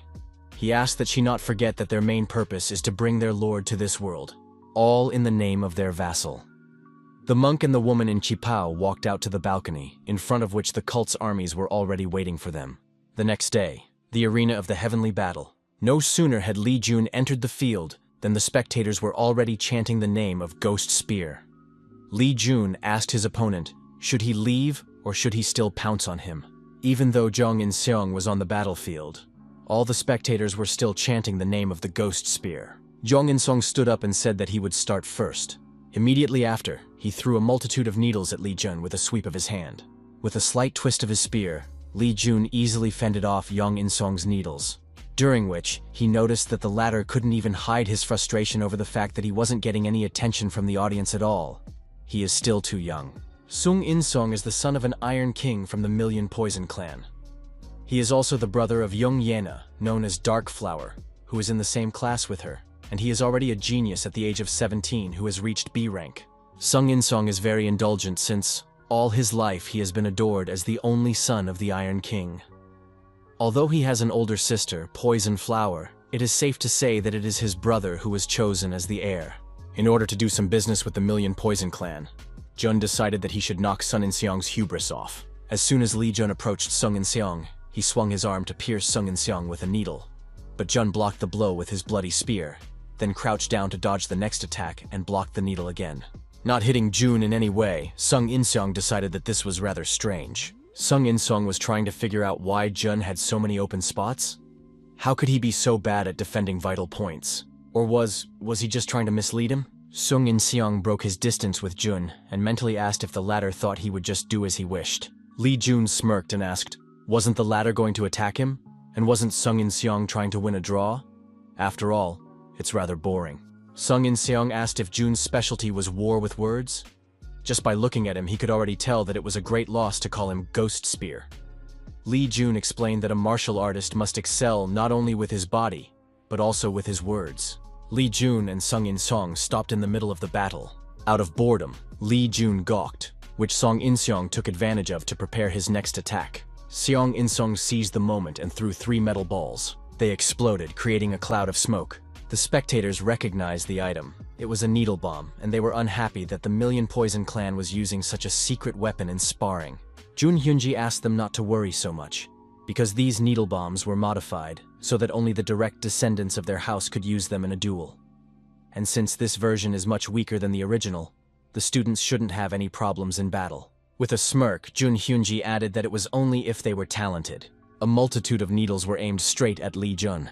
But what happened next stunned everyone in the audience, including the heads. Zhang In-seong asked, what the hell is going on? None of the needles hit Li Jun. They just stayed hanging in the air without even overcoming Li Jun's mana. Lee Jun grinned and admitted that he was just about to be hit by a needle. But it just so happened that he had previously encountered a needle bomb. Electricity suddenly traveled through the needles, and they obeyed Jun. Lee Jun said that he was willing to return the needles to the master and asked him to catch them. After which, Lee Jun raised his hand and pointed his finger at Sung In-seong. Before Song In-song realized it, the needles were already right beside him. Sung In-song wondered, were these really the needles he had thrown? So why were they here? After all, he was certain that he had thrown the needle bombs at Jun. It was only now that Sung In-seong realized that he might die right now. Out of fear, Sung In-song tried to cover himself from the needle bombs. Lee Jun asked Sung In-song if he thought he would just throw all those needles at him. After which, Lee Jun said that he wasn't scary, and snapped his fingers to ask if it was true. Right after snapping, countless needles fell around Song In-song. Realizing that he had just been on the verge, Song In-song's legs gave out and he fell down. The announcer announced that the match was over, and the winner, Lee Jun. After Lee Jun won, the audience began chanting Ghost Spear's name even louder. When Lee Jun was about to leave, Sung In-seong suddenly asked, how did he do it? But instead of answering, Jun gestured for him to keep quiet. Jun Hyunji asked, what he had just seen was telekinesis. A surprised Lee Gunmoo admitted that he had seen the same thing. He could even find it hard to believe that an 18-year-old high school student could be able to control his inner strength so thoroughly. Chairman Han explained that they simply can't think of him as an ordinary high school student. After all, he is an awakened Wind Apostle, overpowered apostle from the Imperial Blade clan. Not to mention that he is a high school student who has faithfully joined his Divine Skill clan. Upset by what he heard, Lee Gunmoo asked Chairman Han not to talk nonsense. After all, this child belonged to their Divine Mastery clan, and he hoped that Han Ming-soon did not covet him. Han Ming-sun grinned and recalled that it was a child who was thrown by the Emperor's fist. Lee Gunmoo reminded that blood was thicker than water. The story of Jun's past really made him shed tears. Hearing about how he struggled every day in this house, Lee Gunmoo asked if Han Ming-sun really believed that their house would be different. What do they think about focusing on strengthening their own house first before trying to conquer Jun? After hearing this, Han Ming-sun's veins popped out on his face from anger. He asked if the man had finished speaking. Lee Gunmoo grinned and asked, why not? Just as Han Ming-sun was about to lash out at Lee Gunmoo, he shut his mouth and was reminded that it was Jun's own opinion that mattered in the end. With a smirk, he asked Lee Gunmoo if he disagreed. Lee Gunmoo only gave the man a glance before turning away. A certain woman with a clipboard was satisfied with the ghost spear. Lee Jun is exactly who she needs. When Jun returned from the arena, he was greeted by Ji-yu along with Jong-yeon. Ji-yu gave Jun a towel and praised him for a job well done, while Jong-yeon served him water and told him that he was great. Just as suddenly the girls had a change of heart, even though they met Lee Jun together, but the same animosity was still present between them. Jong-yeon asked Ji-yu, did she not watch the match carefully enough? Jun didn't move from his seat until he broke a seventh sweat. Ji-yu reminded that you never know for sure. He might even want to wipe his sweat. A frightened Lee Jun tried to turn to the girls to calm them down somehow. Suddenly he heard Hyunjin calling him.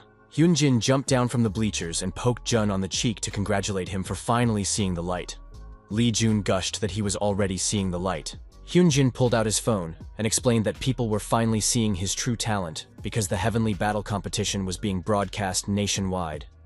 Hyunjin asked for Jun's dub just to look at such strong reactions. No one else will call him a loser or a mistake, and that thought makes him happier. Park Hyunjin confessed that he is happy that Jun has become stronger. Just as suddenly a voice came from the speakers. Dragon Sword, Park Hyunjin from Class 2-1 should enter the stadium. Hearing this, Hyunjin suddenly remembered that he had to prepare for the match. As he left, Park Hyunjin told Jun that he would have to tell him upon his return how he did the trick. Lee Jun waved at Hyunjin and told him to go already. The old master recognized that Lee Jun had a great friend. Lee Jun said that he's really an amazing guy, and that he has no idea why Hyunjin is friends with someone like him. The old master assumed that Hyunjin saw his heart, not his abilities. People like him value faith and trust the most. Lee Jun promised that he would remember those words. Park Yoonbi called Jun over and suggested that he cheer for Hyunjin, and of course he agreed. Lee Jun wished Hyunjin good luck in this fight. In the evening of the same day, martial arts school. After the day of the heavenly battle, the guys clinked glasses in honor of their first heavenly battle victory. Hyeji Seo admitted that there was no way she expected all of them to win today, to which Seong-ho Nam also agreed. Park Yoonbi admitted that she thought she would lose in this battle. Lee Jun asked with a smirk, did she really think she would lose after his training? After all, it could only mean that his training wasn't enough. Frightened by the intensified training, Park Yoonbi shouted that that wasn't the case, and that she meant something else entirely, after which she explained that Jun, Ji-yu, and Hyun-jin were strong enough. But on the other hand, she and Haiji-seo and Seon-ho-nam are only E-ranked, meaning that the probability of them winning a fight against D and C ranked is 0. Seon-ho-nam confirmed Park Yoonbi's words, and Haiji said it's a miracle they're even still here. Lee Jun said that they missed the most important part. He then reminded that they're not just E-ranked, they're E-ranked who were trained by him, and therefore it's obvious that they're going to win. Jun asked, are they unhappy with today's victory? From now on, they would have many obstacles in their way, which they would destroy. The disciples shouted that they were not dissatisfied with the victory, and that they should live up to their mentor's name. Han Ji-yu suddenly heard the sound of a message on her phone. Seeing her take out her phone, Lee Jun asked, did she have some important message? Just as suddenly, Ji-yu squeezed her hand, destroying the phone screen. Suddenly enraged, Ji-yu turned to Lee Jun. Park Yoonbi and Seong-ho-nam moved away from Lee Jun just in case. Looking back at these traitors, Lee Jun asked to wait for a second and asked what was wrong. Lee Jun asked to have it explained to him what was wrong. The awakened are the celebrities of the current era.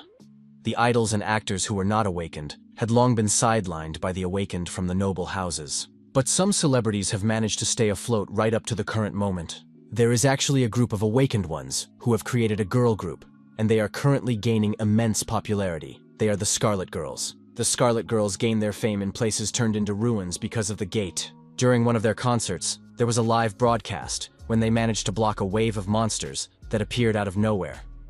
This incident brought them fame as a favorite girl band, and one of Uni's members, known as Bob Girl, became popular thanks to YouTube. Her channel had 4 million subscribers, and among the recent videos, there was one gaining popularity even too fast. Noticing Uni smirking, a friend asked her what she was watching, to which she replied YouTube quite contentedly. The friend realized what was wrong and advised Uni to stop using the edited photo as a clickbait thumbnail because she might get complained about. Uni asked how else could she get a decent reaction if she didn't do something like that in the current era. Besides, everyone likes to clickbait. Uni giggled looking at the views and asked her friend to just look at it. She had only posted the video a few hours ago, but it had already racked up over 1 million views. Uni assumed that with that many views, Jun must have already seen the video. Uni awed and collapsed on the table looking at Jun's picture, because he's so handsome, and she would like to meet him in person someday. The next day, at the Heavenly Battle Arena, a lot of people were discussing something with each other, and in particular, today's grid on the fighter's screen, because it's really amazing. The spectators were very excited about the participants, and already wanted to know who would win. Looking at the screen, Hyun-jin was surprised. He admitted that he would never have believed that Lee Jun would be the one to fight him. It was even possible that Jun's opponent was simply doomed to be annihilated in this fight. Be that as it may, Hyun-jin still decided to ask Jun this question. What happened to Jun's face? Jun painfully touched the bruise on his face and asked Hyun-jin not to ask that. He couldn't imagine that he would suddenly be hit by Ji-yu. Except why did she do it? Park Hyun-jin asked Jun if he wanted him to buy him some balls to massage the bruise, but Jun refused to do so. Meanwhile, someone familiar approached them. He called out to the two losers in front, and Lee Jun and Hyun-jin turned around to him. Lee Shin said haughtily that he thought as if Lee Jun ran away as soon as he saw the tableau. But since he's here, he still has his pride. Lee Shin told Jun that he is definitely an idiot. Lee Jun and Hyun-jin decided to ignore the taunts from Lee Shin. Hyun-jin wondered if this guy ever gets tired. Lee Jun advised Hyun-jin to just ignore Shin because apparently he was just too bored. Lee Shin just couldn't believe what he was seeing. After all, Jun had only defeated the AA rank awakened AA rank Wind Apostle, but he had already become so proud. Aside from the Heavenly King divine arts that his father seeks, he also can't accept that Jun might have some valuable technique. While Lee Shin was pondering this, Lee Jun and Hyun-jin were betting on Shin's next words. In the end, there was a bet of $10 on Smile While You Can. Just as Jun predicted, Lee Shin said smile while you can, because in this fight he will finally destroy him. A little while later, the announcer said that the fight between Lee Jun and Lee Shin would start soon, and so he asked the players to get ready. Looking at Lee Gunmu's face, Jun Hyunji assumed that he was unhappy that his children would be fighting one-on-one. Jun Hyunji then said that he was also a father, and he was also uncomfortable with his children fighting amongst themselves. Lee Gunmu said that it's not like that and admitted that he's actually happy with this match, which surprised Jun Hyunji. Lee Gunmu then explained that in their divine power clan, only the strong survive, and so naturally the weak fall behind and are abandoned. And if the succession structure was determined as a result of today's heavenly competition, it would only make things easier for him. Jun Hyunji had to admit that Lee Gunmu is a perfect example of the ideal head of the house, but he is the worst in the role of a father. Lee Gunmu bowed his head and said he would take those words as a compliment. Meanwhile, Lee Jun and Lee Shin entered the arena. The host said that once the match started, they could use any martial arts and weapons, even sudden secret techniques were allowed. The match would be over once the opponent surrendered, and they could also do anything to the opponent as long as they were alive. The host asked if both agreed to these terms. Without too much thought, Lee Jun immediately agreed. After which, the host turned to Lee Shin and asked, "What about him?" Gritting his teeth in anger, Lee Shin said that he also agreed. Since both of them agreed to the terms, the announcer announced the start of the match. Without rushing to attack Lee Shin, Lee Jun quickly stretched his neck, after which he lowered his spear. Lee Shin said, "Tooth for tooth, fist for fist, so why doesn't Jun go first?" Suddenly, Lee Jun let go of the spear and stood in a stance to use the divine art of the Heavenly King. Lee Shin stood in the same stance and called Jun an arrogant bastard for daring to use this art. Lee Shin promised that he would make Jun regret this decision. Immediately afterward, Lee Shin released his mighty aura, raising dust into the air. Closing one eye to prevent sand from entering it, Lee Jun admitted that he now understood why he was so confident. The burgundy energy that Lee Shin possessed, Lee Jun immediately realized that there was something wrong with it. The more it spread, the stronger that foul odor became, as if Shin's aura was soaked in blood. Lee Shin shouted to Jun that it was too late to realize anything and rushed to attack. Lee Shin hit Jun with his fist, but he quickly blocked the attack with his hand. Immediately after, Lee Jun kicked Shin with his foot, but he dodged the attack by leaning back. Taking the chance, Lee Jun threw another punch to Shin's stomach, but he managed to block the blow with his palm. Lee Shin asked his brother if that was all he had. He laughed loudly and started punching Jun, but Jun blocked all of his attacks. Lee Shin asked Jun where did his fighting spirit go, and offered to fight back against him at least a little bit. Forcing Jun into a dumb block, Lee Shin thought that he could win. Even without the Heavenly King divine art, he would be able to defeat the one who had previously defeated the AA-ranked awakened Wind Apostle. Putting more strength into his fist, Lee Shin shouted that he was the strongest.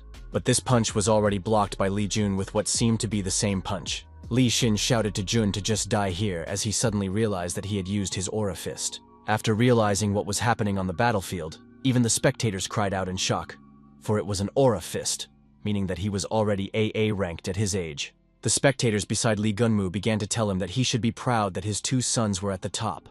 And if only his son was like that, he would carry it on him all the time. The A-Rang awakened, it's a certain type of power. Even the government cannot easily interfere in the affairs of houses that have many A-Rang awakened ones, and those with AA-Rang awakened ones attract the attention of governments all over the world. Lee Gunmu suggested that if Jun has AA rank being a schoolboy, he will surely reach S rank within 5 years. Currently, there are no S rank awakened ones in Korea since the time of the Blade Creator. Knowing that, he should be happy with this situation. Except what is that sinister energy surrounding Shin? Watching the fight below, Jun Hyunji seemed to recognize that energy. Meanwhile, Jun and Shin's clash ended with Lee Jun receiving several wounds. Lee Shin laughed, mocking Lee Jun's efforts. Lee Shin asked if the latter could see his strength. If so, how dare the latter try to compete with him? But seeing no response, Shin was surprised and asked why the latter was still silent. Lee Shin, loudly awed after realizing what the matter was, and suggested that Jun couldn't even open his mouth as they were using their inner strength. Shin wondered if he was right, after which he continued laughing. Lee Jun tisked and told Lee Shin that he was talking too much, after which Lee Jun explained that he wanted to see how far he had gone, but he couldn't take the chatter anymore. Pulling his left hand back, Jin repelled Shin's fist with his right hand. Immediately after, he used another martial art to prepare his next strike. Before Lee Shin could notice anything, Jin's fist was already right next to his face. In the next moment, Lee Shin was hit by Lee Jun's punch. Coughing out blood, Lee Shin twisted in the air and landed on his feet. Lee Jun asked Shin to finally stop screaming as his ears were already starting to hurt. Suddenly Jun heard a question from the master. Why? Lee Jun turned around to the master and asked what was wrong. The master's heartbeat kept speeding up. The master asked again, why is he seeing this? What he is seeing is a piece of his martial arts. So why does he have the heaven destruction particle inside him? Li Jun asked the master what the heaven-destroying particle was, and what did he mean by saying that it was a part of his martial arts. The master explained that destroying the heavens was a skill that Jun would learn after he perfectly mastered the infinite spear technique. It was also a martial art that he had been using ever since he became most famous. He used this martial art too. His very first disciple. Unbelieving what he heard, Li Jun asked, how could a martial art that existed 1,000 years ago even appear here? And what was even going on here? The master admitted that he himself was not sure about it. But even Goldilocks, former boss of the Heavenly Lake, just like these martial arts keep appearing in this world. Li Jun wondered if it was because of the gate. Gates are equal to openings. High-rank gates are basically field-time gates with interiors reminiscent of the Middle Ages or Murim, a martial arts world. So what if the worlds in these gates existed thousands of years ago? And if these worlds were connected to the modern world through these openings, even if it's just a spirit, even he was able to meet the greatest martial arts master from thousands of years ago. Thinking about it, the picture in Li Jun's mind began to take shape. But the question remains, how did Shin manage to get hold of a part of the sky destruction art? The old master admitted that he had no idea how such a thing could have happened. Li Jun said that they could find out later, and grinningly added that he was right in front of them right now, the very person who had gotten that fragment. Just as suddenly, the system gave Li Jun an additional task of returning the sky destruction art fragment of difficulty level C. The great martial artist is curious about where the item came from, and to satisfy his curiosity, Jun must defeat Shin and destroy his elixir. If Li Shin escapes or his elixir is not destroyed, the reward will be 8 million tree points. If the task is successfully completed, Li Jun will receive 10 million tree points. As a level C quest, the reward was even too great. Jun wondered if the master had lost his mind. Whatever the case, Jun now had another reason to defeat Shin. Li Jun asked Li Shin what he thought about starting the second round. Li Jun abruptly lunged at Li Shin, as suddenly many of Jun's doppelgangers appeared around Li Shin. Li Shin asked what the hell was going on. At first, he assumed it was some sort of hidden skill, but he immediately discarded that option. Because Shin realized that it was all about Jun's speed being too fast. Li Jun suddenly got close to Li Shin and punched him, but he managed to block the punch with his hands, and in the next instant he sensed danger coming from above. A moment before the attack, but Li Shin still managed to bounce back, causing Li Jun to punch the ground. This guy...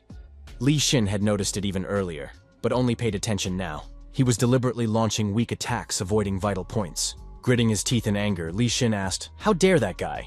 Immediately after, Li Shin attacked Li Jun, but it was only a doppelganger.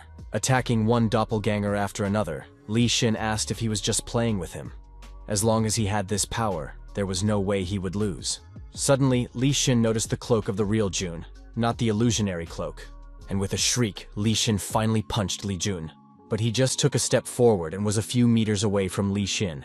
Suddenly, Li Shin was hit in the face. Li Shin touched the place of the punch without realizing what had just happened. Just as suddenly, another invisible blow traveled across his face. Immediately after that, it accelerated, and Li Shin received many punches. Looking at this fight, the spectators shouted, cheering for Li Jun. Li Shin was already exhausted and beaten up, and his legs began to shake. Li Shin's entire body was shaking uncontrollably, and his back was drenched in cold sweat. It had been a long time since Li Shin had felt this kind of feeling. He knew what it was. It was the fear of the most powerful enemy of all. As Li Jun lifted his foot to take a step, Li Shin unconsciously jerked to the side. Looking at the more powerful enemy, Li Shin asked him to leave, and not to come any closer to him. Li Shin ordered Li Jun to stay away from him and punched Jun, but it was all in vain. Li Shin's punch passed by. Jun, on the other hand, caught his opponent's weakness, and with force he kicked Li Shin on his back, instantly sealing him into the ground. After seeing this spectacle, the stands suddenly fell silent. The announcer said that the match was over, but Jun protested, saying that it wasn't over yet. Li Jun then asked if he remembered correctly that it was only over when the opponent surrendered. Jun lifted Li Shin by his hair and asked if he was awake yet. Li Shin involuntarily swallowed and turned to Jun, but Jun didn't let him finish. Jun asked if the latter had heard about what had become of Li Kehong. How on earth does he deal with those who bother him? Bending his hand as if he was grabbing an elixir, Li Jun advised Li Shin to answer the question correctly. Otherwise, he would destroy his elixir field. After all, this abominable power he has... Li Jun asked Li Shin, where did he get this power from? From fear, tears started to come to Li Shin's eyes. Li Shin replied that the person who gave him this power. At that moment, a stranger entered the field. Li Xin said that this person was just as suddenly. Li Jun sensed danger and dodged the danger. Immediately, a crackling sound was heard and a flash went off at the level of Li Jun's neck. Immediately after that, the stands behind Jun and Xin were damaged. Suddenly, Li Xin broke free from Li Jun's grip and grabbed his mouth and screamed, his mouth bleeding. Choi Gang-yu asked, "What happened here?" The moment Li Jun faced Li Xin where the latter was bragging about his strength, Choi Gang-yu felt a familiar strength. Choi Gang-yu realized that they had given Li Xin the power of destruction. The power of destruction was a power that could be obtained from those who had traveled from Murim to the other world. At first, he mistook these people for monsters disguised as humans. Judging from the energy emanating from them, he expected it to be an uphill battle. But the result was a complete defeat. They couldn't defeat them, for they were on a completely different level. How could such a power even exist? The Inamirian said that there is no limit to perfection. There is only heaven above heaven. Among the strong, there will always be someone even stronger. So is he willing to be empowered? He has agreed to give strength, but in return, something of equal value must be given. So is he willing? Li Gunmu said that he would do anything he pleased to the one who is stronger. That power is absolute. But they wanted to hide their identity, so this power naturally became very confidential. A user of the power of destruction could also hide their energy without possessing much internal energy, exactly like him. The man told Choi Gang-yu that from the looks of it, he would have to intervene. After all, if he doesn't, Li Xin might say something stupid. Choi Gang-yu said that the man would be able to stop him. Moreover, he has a good excuse since he is his bodyguard. The man admitted that he wasn't sure if he could keep his head intact. In response to which Choi Gang-yu chuckled and asked, "How about the man take this opportunity to reveal himself?" Looking at Choi Gang-yu, the bodyguard reminded him that those above him were not willing to do so. In that case, Choi Gang-yu agreed to intervene. Choi Gang-yu was displeased with that person. He assumed that they had laid low because of the demonic calamity. Just why were they so desperate for it? If he could figure out this secret, he could probably make them his subordinates. In the current time. Choi Gang-yu shouted at Li Jun that this was too violent. How dare he be violent towards someone who had already lost the will to fight? Choi Gang-yu demanded that Jun stop now. Li Jun reminded Choi Gang-yu that he was the one who had suddenly entered the arena and slashed Shin's mouth. But the latter shouted that he was aiming at Jun, and that if he hadn't dodged the attack, Li Jun realized that although the Blade King was Shin's uncle, but at the same time, Shin was the future rival of the Imperial Blade clan. And if he wished for his son Dae-min to win, he shouldn't have interfered. Seeing Choi Gang-yu tearing Shin's mouth open so that he could no longer speak, Jun realized that Shin must have known something. The Imperial Blade clan currently should have already merged with the demons by now, which meant that the Sky Destruction Particle was related to demons from another world. Choi Gang-yu told Jun that he was overdoing it, just like that, to just try to destroy the opponent's elixir field during a fair fight. Choi Gang-yu said that he had already seen Li Jun's evil nature, and so he could no longer sit and watch. Li Jun reminded Choi Gang-yu that in that case, even the King of Blades has no right to interfere in his match. Li Jun asked, why didn't the old fool just sit in his seat and see how it ended? Or did he decide to fight him? In that case, he was ready to get it over with. After hearing the insults from a boy like that, Choi Gang-yu was no longer sure if he could hold his temper. A second later, the King of Blades lunged at Jun, shouting that he was just an arrogant bastard. Choi Gang-yu attacked Jun, but Jun stopped his sword with his bare hands. Immediately afterward, the battlefield exploded from the energy they released. The spectators were amazed at what they saw, for they had just seen the energy of one of the 5 kings. Barely restraining his sword, Li Jun had to admit that it was quite difficult. After which, Li Jun wondered, was he not ready to battle the 5 kings yet? While holding the blade at his neck, Li Jun suddenly shouted status window. At this moment, he was currently at the AA rank. With this rank, he was only able to defeat Apostle of Wind and Jinhwa Shim, a demon from another world, due to his high level of martial arts. But right now, he can't show the divine origin art to the public, in which case there is only one option left. To obtain 1 skill point, 1 million technology tree points are required. A system click was heard, and 1 point was added to Li Jun's health. Just as suddenly, all of his attribute points began to increase rapidly, allowing him to push back Choi Gang-yu's sword. To Li Jun's health, physique, and strength, he added 77 points each, while he only invested 6 points in dexterity. Because of Li Jun's increase in stats, the sword Choi Gang-yu was clutching began to crack. Choi Gang-yu asked, "What the hell?" Li Jun stood up, pushing the sword away and asked, "Is he surprised?" to suddenly see someone he thought was an ant that could just be crushed, suddenly started fighting back with the same force. Li Jun said that he should have expected this. After all, his martial arts were far superior to the divine lightning martial art. The Sword King asked, "Yes, how dare an inferior being think that they are on the same level?" Simultaneously, he swung his sword, but Li Jun simply bounced back. Bouncing back to Li Xin, Jun complained to his brother that his uncle was very scary, but the latter couldn't answer for his own reasons. Li Jun told Li Xin that since the latter didn't answer the question, he wouldn't be able to keep their promise. Hearing this, Li Xin looked at Jun with fear. Li Xin tried to run away, but Li Jun grabbed him by his cloak. Right after which Li Xin, ignoring the pain, shouted that he would say everything and that it was all because of his uncle. Li Jun told Xin that he didn't think he needed to keep listening to him, making him growl painfully. Choi Gangyu ordered Jun to stop. Just as suddenly, another bystander came onto the field and said, "That was enough." Hearing that voice, Li Jun stopped and turned around. Li Gunmu grabbed Li Jun's hand and said that was enough. After that, Li Gunmu told the Sword King that he should also stop, because an adult who interferes in a match with children doesn't look good. Disgruntled, Choi Gangyu hid his sword in his scabbard. Li Xin shouted to his father to save him, but Li Jun covered his mouth and told him that he didn't want to stop. Li Gunmu was displeased with Li Jun and thunderously asked if he was refusing to listen to his father. Just as suddenly, the expression on Jun's face changed. Li Jun asked since when did he start treating him like his son. Li Gunmu asked, "What?" But before he could finish, Li Jun fought off his hand and painfully asked if he could take off that damn mask for once. After all, it looked so disgusting that he would feel sick just looking at that face. Uni from Scarlet Girls started the stream and then said hello to her subscribers. The subscribers in the chat room immediately became active. One of the subscribers wrote that he had heard that she had gone to the heavenly battle, and so he asked how she felt about the ghost spear. Uni sighed and asked if she really needed to explain. She's a fan of his now, and from what she sees, the 5 kings suddenly turned into 6 kings, and Li Jun became one of them before he even graduated from high school. Just as suddenly, one of the subscribers wrote 3 no's and added that they were 3 no's for her. Upon seeing this, Uni hit the table and shrieked that she was serious. The signer wrote that 6 kings was nonsense anyway, which pissed Uni off even more. Uni gritted her teeth and said that now they would find out who would be right in the end. Li Gunmu and even Choi Gangyu were stunned to see the pain on Jun's face. Li Jun asked again, since when had he become a father to him? After all, if he was going to act like a father, he should have at least done his duty. Li Jun stood up and looked Li Gunmu in the eye and admitted that he had never expected much from him. But when his mother was killed, and when Choi Mi-jin bullied him, when he was just trying to get his attention, and when he begged him not to kill him, Li Jun shouted that Li Gunmu didn't care about him at all, and that he had just abandoned him.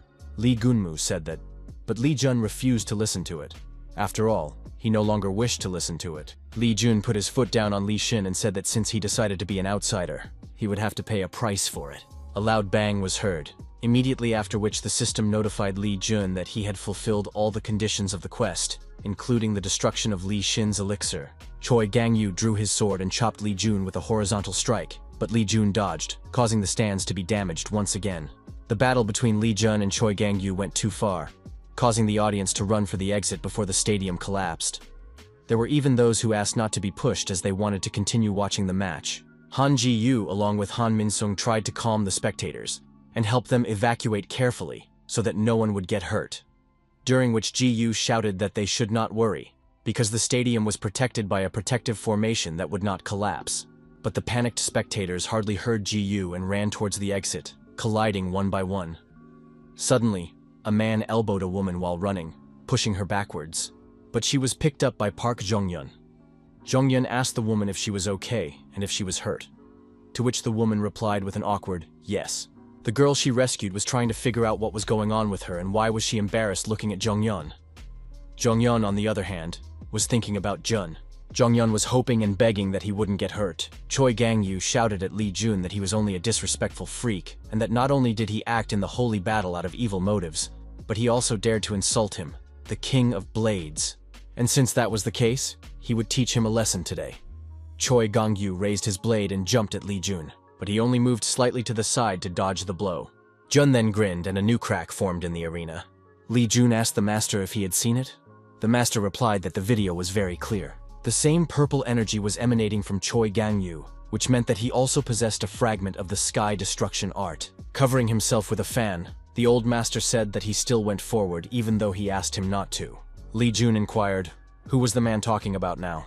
Just as suddenly, Choi Gang-yu chopped with his sword again, making Jun look away and asked how dare he look away. Running away, Li Jun asked for Choi Gang-yu to just take a look at how strict he looked. Li Jun wished to play around here a little more, but he can't, especially after he confirmed that a piece of the sky destruction art is in Choi Gang-yu's possession, even though he doesn't have to continue the match right now.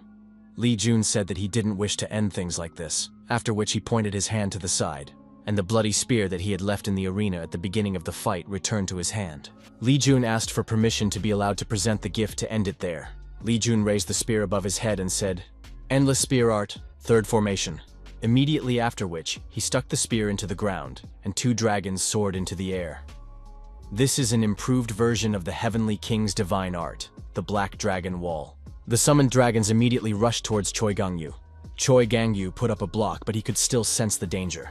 He was certain that he wouldn't be able to defend himself against it. Since that was the case, he should take it back. Choi Gang-yu struck the dragon and immediately began to redirect it. A huge dragon flew straight over the spectator stands. The blade creator headed towards the edge of the stands, after which he unleashed his blade. The blade creator used the divine art of heavenly thunder, the wall of blades, shattering the dragons in an instant. After which he said that was enough. Or were they still not ashamed enough? They should all leave the arena, for they could no longer continue fighting today. A little while later, there was a war between users on the internet. Internet forums were just bursting with what had happened today. The most popular queries were, Li Jun destroyed the Dragon Fist elixir. Is it acceptable to continue his ruthless actions? And the chilling outcome of the battle for the air. Many online users began to fear Ghost Spear, for he is as cruel as the demonic death cult. He had committed a simply inhumane action. Did he really have to do that to his family members? He started to be praised, and now he can do whatever he wants. So what happens if he ends up joining the demonic death cult? Li Jun must be limited. Who is stronger, the Ghost Spear or the King of Blades? Just how strong is the Ghost Spear? In the battle with the King of Blades, he showed overwhelming power. So does this mean that the 6th king has been born? One of Uni's subscribers admitted that she was right, as if it was an accidental visit to a fortune teller. With this kind of success, she can stop her career as an idol and start a career as a psychic. After finishing the message, Secretary Nam leaned back in her chair and let out a long sigh. Even though the chairman ordered her to do it, she just can't believe that she has to manipulate the press with articles and comments. If he doesn't pay her a bonus after all this, she will resign. Secretary Nam imagined the chairman telling her not to worry because he won't let her do it. The next morning, in the forbidden area of the 4 shrines, Li Jun suddenly received a text message from reporter Kim Soa. The reporter asked Jun to call him as soon as he saw the message. After receiving another text message, Li Jun let out a long sigh. The world has become too good, and since he still had a signal, the annoying messages kept coming and coming.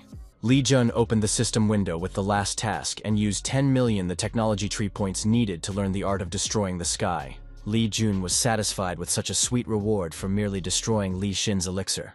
He had dealt with the trash and received the reward, then killing 2 birds with 1 stone. And all he has to do now is to win the heavenly battle. Once he wins, he can get the demonic scourge that the demons from the other world are looking for. And as Jun thinks about this, as suddenly Li Jun remembered something. Li Jun turned to the master and said he had a question. The master let Jun ask the question. Afterwards, he began to pet Goldilocks. Li Jun asked, if Li Xin and the Blade King each have a fragment of the sky destruction art, does that mean those demons used to be human, back when Master was alive? The old master turned away from Jun and admitted that he himself wasn't sure yet. Li Jun recalled that according to the master, the art of destroying the sky was the art of his first disciple.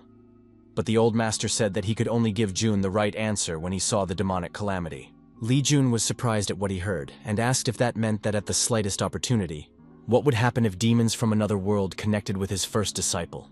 To which the master replied that if that turned out to be true, he would have to kill him with his own hands. Li Jun asked why, even though he was his apprentice.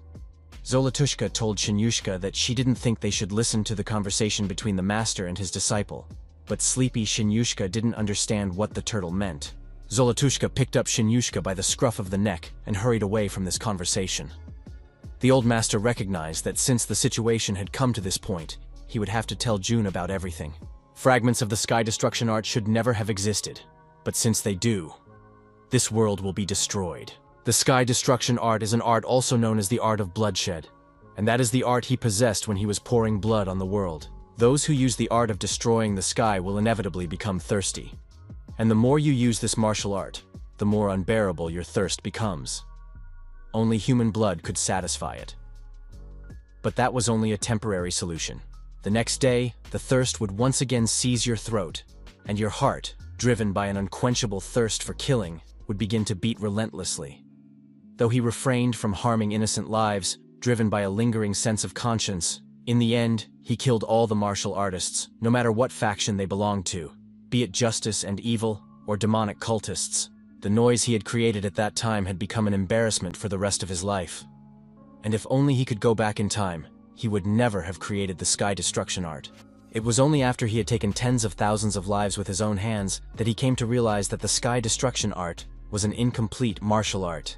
Although the sky destruction art was flawless compared to any other art, but it was his meditation technique that was the problem. The meditation technique simply couldn't handle the nature of the martial art, leaving it with an unsatiated bloodlust as a side effect. This martial art went far beyond the demonic arts forbidden in Marima, and it was something that should never have existed in their world. Li Jun asked, did he really teach such a martial art to his students? To which the master replied that fortunately, he had only taught it to the first one. The moment he realized the lack of inner strength that nourished him, he decided to go into seclusion. He created a new martial art to atone for the irreversible sins he had committed, and to prevent his first disciple from following the same path as his master. This art was created by combining the heavenly demonic art and the Dharma energy technique based on the heaven-destroying art. And this art is the same divine origin art that Jun had studied. Just as suddenly, the description of the divine origin art was updated. The SSS rank divine origin art of the 5-star growth. Type SSS rank is a meditation technique that a supreme martial artist created during the process of enlightenment and left behind. The technique effectively gathers all true energy scattered throughout the world in one place, and blends perfectly with any other martial arts technique. The art accelerates the recovery of inner strength by +25, and infinite arts, sky destruction art, and demonic energy resistance +30%. Li Jun awkwardly laughed from this because it was too wild. But SSS rank and growth type? It was already surprising that there was already a rank higher than SS. So what rank could this technique reach? The old master coughed into his hand to attract his disciple's attention, as he was too engrossed in learning the technique. Remembering where they left off, Jun asked what happened after the master created the divine origin art. The master revealed that after that, he had gone to his first disciple in order to pass on the art to him. But the situation was irreversible. Although he himself was not innocent, it was also his fault that he was in such a position. He tried to take the blame for everything and bring peace. But not everything was going according to plan.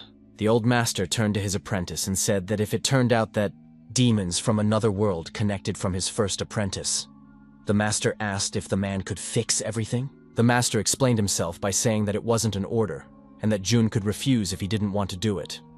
He just has to consider it as the old man's wish. Li Jun kneeled down and addressed the master, after which he bowed and said that this was exactly what he wanted to ask.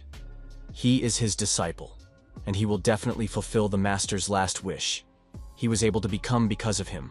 In this world where the weak aren't even considered as humans, there was a person who helped him reach great heights. And that person is him. Li Jun admitted that his greatest desire in life was to destroy the demons that killed his mother. That's why Master doesn't need to ask anything. Li Jun grinned and said that more than anything, he is his disciple. The master thanked Li Jun for those words. Li Jun asked the master, since he was so satisfied, would he give him some good artifact or something? But the master asked him to forget about it. 1,405, 1,406, 1,407 sword swings. Seeing Hosu's efforts, Li Jun praised him for his hard work. Hosu was surprised that Mr. Li suddenly visited him and wiped his sweat and said that he was happy to see him. Hosu then congratulated Li Jun on the successful completion of the match and added that it seems like everyone is talking about him now. Li Jun admitted that he doesn't care about that. Hearing this, Hosu cried out that he knew it. His master doesn't place much importance on fame. And since that was the case, Hosu promised that he would never stop improving and strive to be even a little bit like Jun. Lee Jun reluctantly agreed with Hosu. Jun then told Hosu that he needed to unlock some functions. Hosu was surprised at such sudden words and asked how. Lee Jun wondered why he was asking that. And does Hosu really not trust him? Realizing what he said, Hosu immediately retracted his words and shouted that he trusted Master more than anything else. Lee Jun came closer and reminded Hosu that he had not even allowed Hosu to participate in the heavenly battle. Now he wants to help Hosu become a better person. This requires Hosu to trust him and give his best today. Jun asked if the man agreed. Hosu was flattered that Jun wanted to help him, so he promised that he would do his best. Hearing this, Lee Jun mentally laughed, for he would turn Hosu into a new person. The residence of the Imperial Blade clan, from where a shout was suddenly heard. Choi Gangyu threw his blades at the targets, trying to at least vent his anger a little. He wanted to know at what point did everything go wrong. Choi Gangyu said that the Imperial Blade clan's reputation had already suffered, and now they were left with only one option. Choi Gangyu told Dai Min that he had to win the heavenly battle in order to obtain the demonic scourge, and for that, he would try to deal with Lee Jun. Choi Gangyu asked his son if he understood everything. Unable to refuse his father, Choi Dae-min said yes. Lee Jun receives a system alert that his disciple has opened the AA rank trait. For this, Lee Jun receives 1,700,000 tree points. Lee Jun was pleased with such a perfect result, since it only took 1 day to unlock the trait. Lee Jun asked Hosu how he felt after unlocking the SS rank trait. After receiving such tremendous power, Hosu laughed and replied that it was unbelievable. He had never felt such a surge of energy before. Lee Jun was pleased with what he heard, and said that this is exactly what happens when a great trait is revealed. And Hosu's trait is Descendant of the Taoist Sect. Descendants of the Taoist sect once possessed unusual martial arts, and although they were forgotten over time, the innate talent for Taoism remained. The trait effect corrected the talent for Taoism to S rank. Lee Jun guessed that Hosu's trait would be excellent, and he didn't miss. Moreover, Jun guessed that even the master would praise Hosu.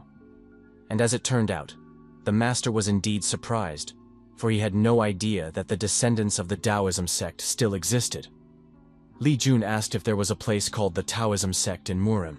Master said that there were houses using Taoism not only in Murima. As an example, there were countless martial artists in the Goryeo Empire, and the sect of Taoism is just one of the houses here. Lee Jun said that just like the Hubei Peng clan is based in China, the Taoism sect has its roots in Korea, while Hosu is a descendant of the Taoism sect that glorified the Goryeo era. Lee Jun asked if this was correct, to which the master replied that Jun grasps everything on the fly. Lee Jun chuckled and said that in that case, he couldn't help but think that a great descendant of the Goryeo sect of Taoism, studying the Hubei Peng clan's martial arts like that was a bit ridiculous. Lee Jun asked Master what he thought about it. Covering himself with a fan, the master let out a chuckle and said that Jun always sees the truth. Therefore, he couldn't help but ask whose disciple is that. Still, he was right, and for the sake of his disciple, he was happy to search for where the martial arts of the Taoist sect were. Satisfied with what he heard, Lee Jun told the master that he was the best. After that, he said goodbye to Hosu and offered to fight with the werewolf sharks if he got bored and went straight into the gate. At the last moment, the werewolf shark reached for the master and asked him to wait. But in the very next moment, Lee Jun along with the gate disappeared, leaving the shapeshifter sharks with Hosu. Reveling in his new power, Hosu asked the werewolf sharks if they had heard what the master had said. After all, in that case, they would have to show what they could do. A short while later, the Heavenly Battle Stadium. Looking at the arena, the reporters were amazed at how badly the stadium had been damaged, and one of them wondered if they would be able to hold matches with such a stadium. A reporter nearby asked a colleague if he thought the sky battle was some kind of joke, and asking to look away said that they would now restore everything. The awakened ones in white robes entered the arena and started using their magic after a little preparation. The first reporter was delighted to see what was happening and asked, "What is this?"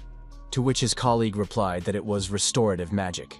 Although this ability doesn't exist in the Asian region where martial arts are mainly practiced, but various types of magic, including restorative magic, exist in the Western region where witchcraft is mainly practiced.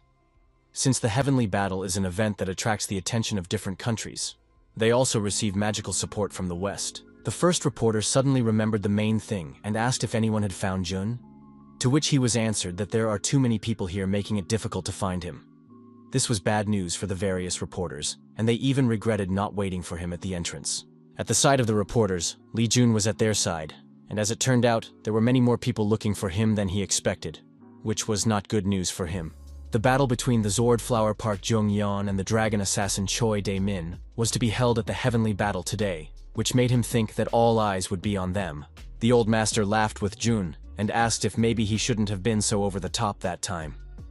To which Jun grudgingly replied to the master that he couldn't ignore such a quest. In any case, he had come today to watch the Jungyeon match, and until then, he would just have to hide quietly. The reporters nearby were asking around if anyone had seen Lee Jun, and as it turned out, no one had seen Lee Jun arrive at the stadium today, so where could he be? After walking past the reporters, Lee Jun headed towards the participants' room and knocked on the door a few times, after which he entered and said hello to Park Hyun-jin. Hyun-jin asked Jun where he had been missing for so long. After all, his sister had been looking for him everywhere. Jun said that he had something to do, and then asked where Jung-yeon was. To which Hyun-jin replied that she went to the restroom. Lee Jun said that in that case, he would wait until she came back. Suddenly, Jun felt someone quietly approaching him. The next moment, Jun was on the floor, where he was being pinned down by Jung-yeon. Jung-yeon said hello to Jun and reminded him that she asked him to come early, but he didn't seem to hear her at all. Lee Jun cried out in pain and asked Jung-yeon to let go of his hand. Jung-yeon wondered if he wasn't worried about his weak and little sister. After all, she's going to fight that horrible Choi Dae-min. Lee Jun asked, "Who is the weak and little one here?" Then he added that he should be more worried about Choi Dae-min. But before he could finish his sentence, Jung-yeon squeezed his hand even harder, making Jun shriek.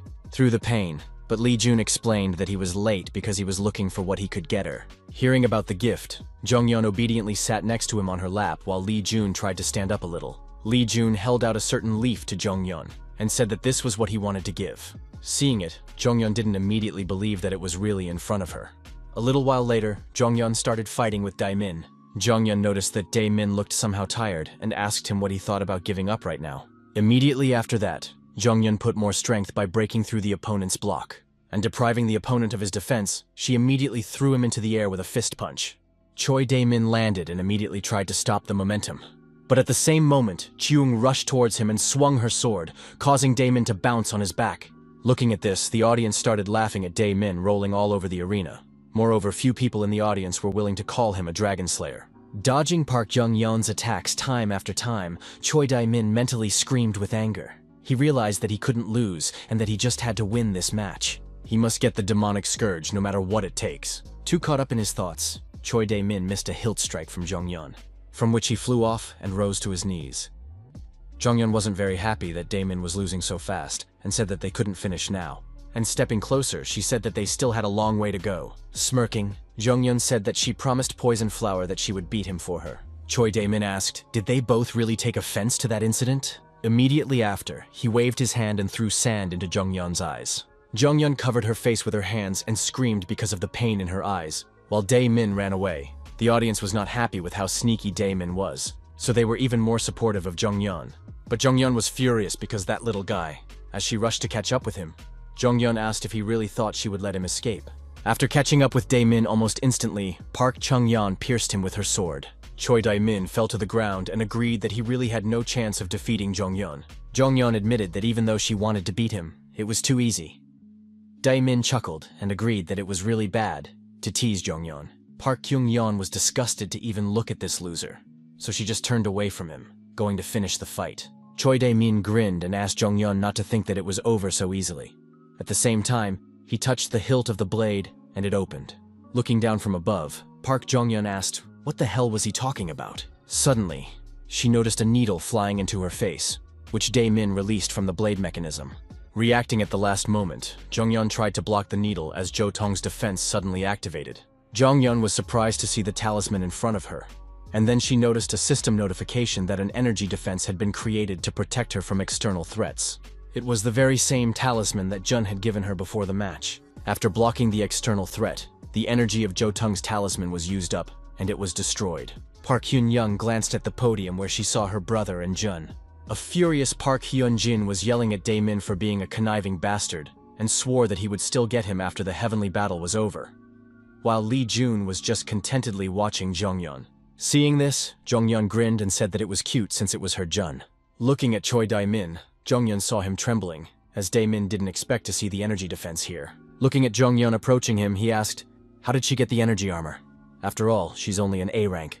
Without answering the question, Jonghyun simply hit Dae-min on the head with the hilt. The man passed out, sprawled out on the ground. Jonghyun unhappily said to that asshole that she was sorry for wasting her blade on him. After that, Jonghyun raised her hand in honor of her victory, and the announcer shouted that the game was over, and the winner of this match was the Swordflower Park Jonghyun. Hyunjin said that it ended too easily, and after all, he was going to destroy Dae-min.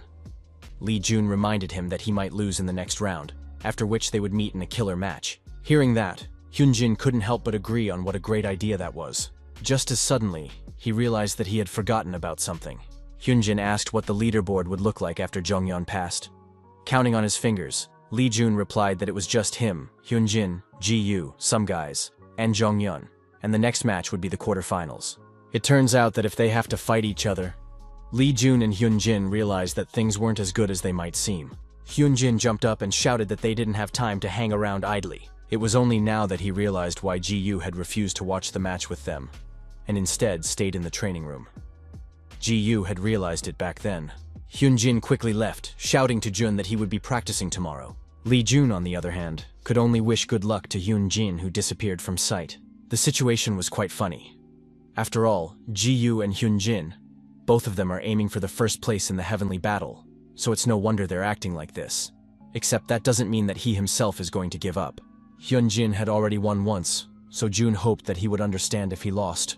A while later, in the med block of the martial arts school, Choi Gang-yu bowed down and sat in front of his injured son. Choi Dae-min apologized to his father and admitted that he could hardly believe that he had lost to someone like her. Furthermore, there was no way he had expected that Jonghyun would have an energy defense. He couldn't even imagine that she had already become an AA rank awakened.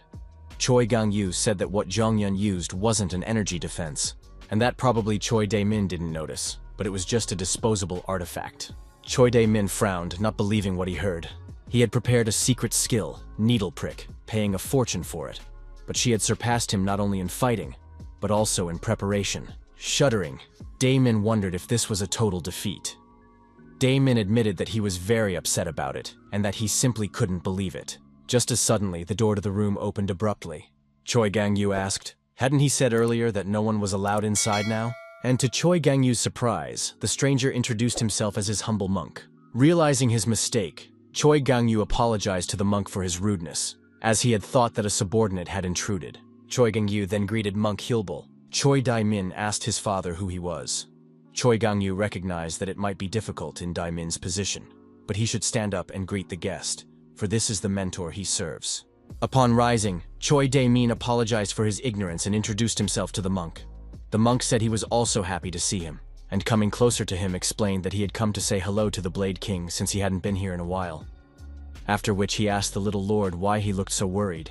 Choi Dae-min explained that he had tried to win the heavenly battle, but all his efforts were in vain. He has to get the demonic scourge on his father's orders. Monk Hyulbul remarked that it was exactly the very thing they were looking for, which was simply an amazing coincidence. After which, the monk admitted that he had no idea that the Blade King was so perceptive. Choi Gang-yu was afraid to even move once in the monk's presence. Choi Gang-yu was panicking, because if they found out that he was hiding the demonic scourge, the Imperial Blade clan would be finished. Choi Gang-yu said that he had planned to give it to the monk as a sign of his loyalty, but as it turned out, his son needed more training, so he apologized for him. The monk chuckled and asked Choi Gang-yu not to worry about it so much, because the world doesn't move at the behest of the common man. In approval of the devotion, he is willing to give a gift to their little master. Choi Gang-yu was surprised to hear about the gift and asked about it. The monk said that the man should already know about such an unusual item, and reached to look for it behind his sinus. Finding the box, the monk held it out as suddenly his head turned with a crunch. The monk advised them to always be grateful to the Lord who had given it to them. The next morning, before the quarterfinals, after waking up, Lee Jun stretched and said that he had had a great night's sleep. After which, he poured himself a drink, and looked out the window and laughed from such beautiful weather. This was just the perfect day to get a demonic calamity. As soon as Jun said that to himself, Han Ji-yu suddenly burst into the room. Hearing the knock on the door, Lee Jun turned around in surprise and saw Ji-yu. Han Ji-yu, on the other hand, was staring at him dispassionately. The next moment, Lee Jun dropped the cup and jumped into bed to cover himself with a blanket and asked Ji-yu what the hell was going on and how did she get here. To which Ji-yu replied that she broke the door. Lee Jun was amazed at what he heard and demanded that she pay for the repairs. But Ji-yu came closer and said that that wasn't the problem right now. Ji-yu then grabbed Lee Jun's hand and shouted embarrassedly for him to help her. After all, the prize for winning the heavenly battle demonic calamity had been stolen. Lee Jun quickly cleaned himself up, then repaired the door as best he could. Lee Jun assumed that the demonic scourge had been stolen last night, and they only found out about it now. But they couldn't find the culprit. Ji-yu confirmed Jun's words. Lee Jun agreed that things were bad and wondered who could have done something so wild. The old master suggested that it was those guys who did it, after which he explained that they were what they called demons from another world. They were willing to go to any lengths to get the demonic scourge associated with his first disciple. Lee Jun got angry and called them treacherous because instead of fighting fairly, they dared to seize the item that belongs to him. The master said that he found it hard to believe it himself. Lee Jun asked if that meant he should return the artifact. Meanwhile, Han Ji-yu called Secretary Nam. She revealed that she had given the information to Lee Jun. The master replied to Jun that the demonic scourge should not fall into their hands.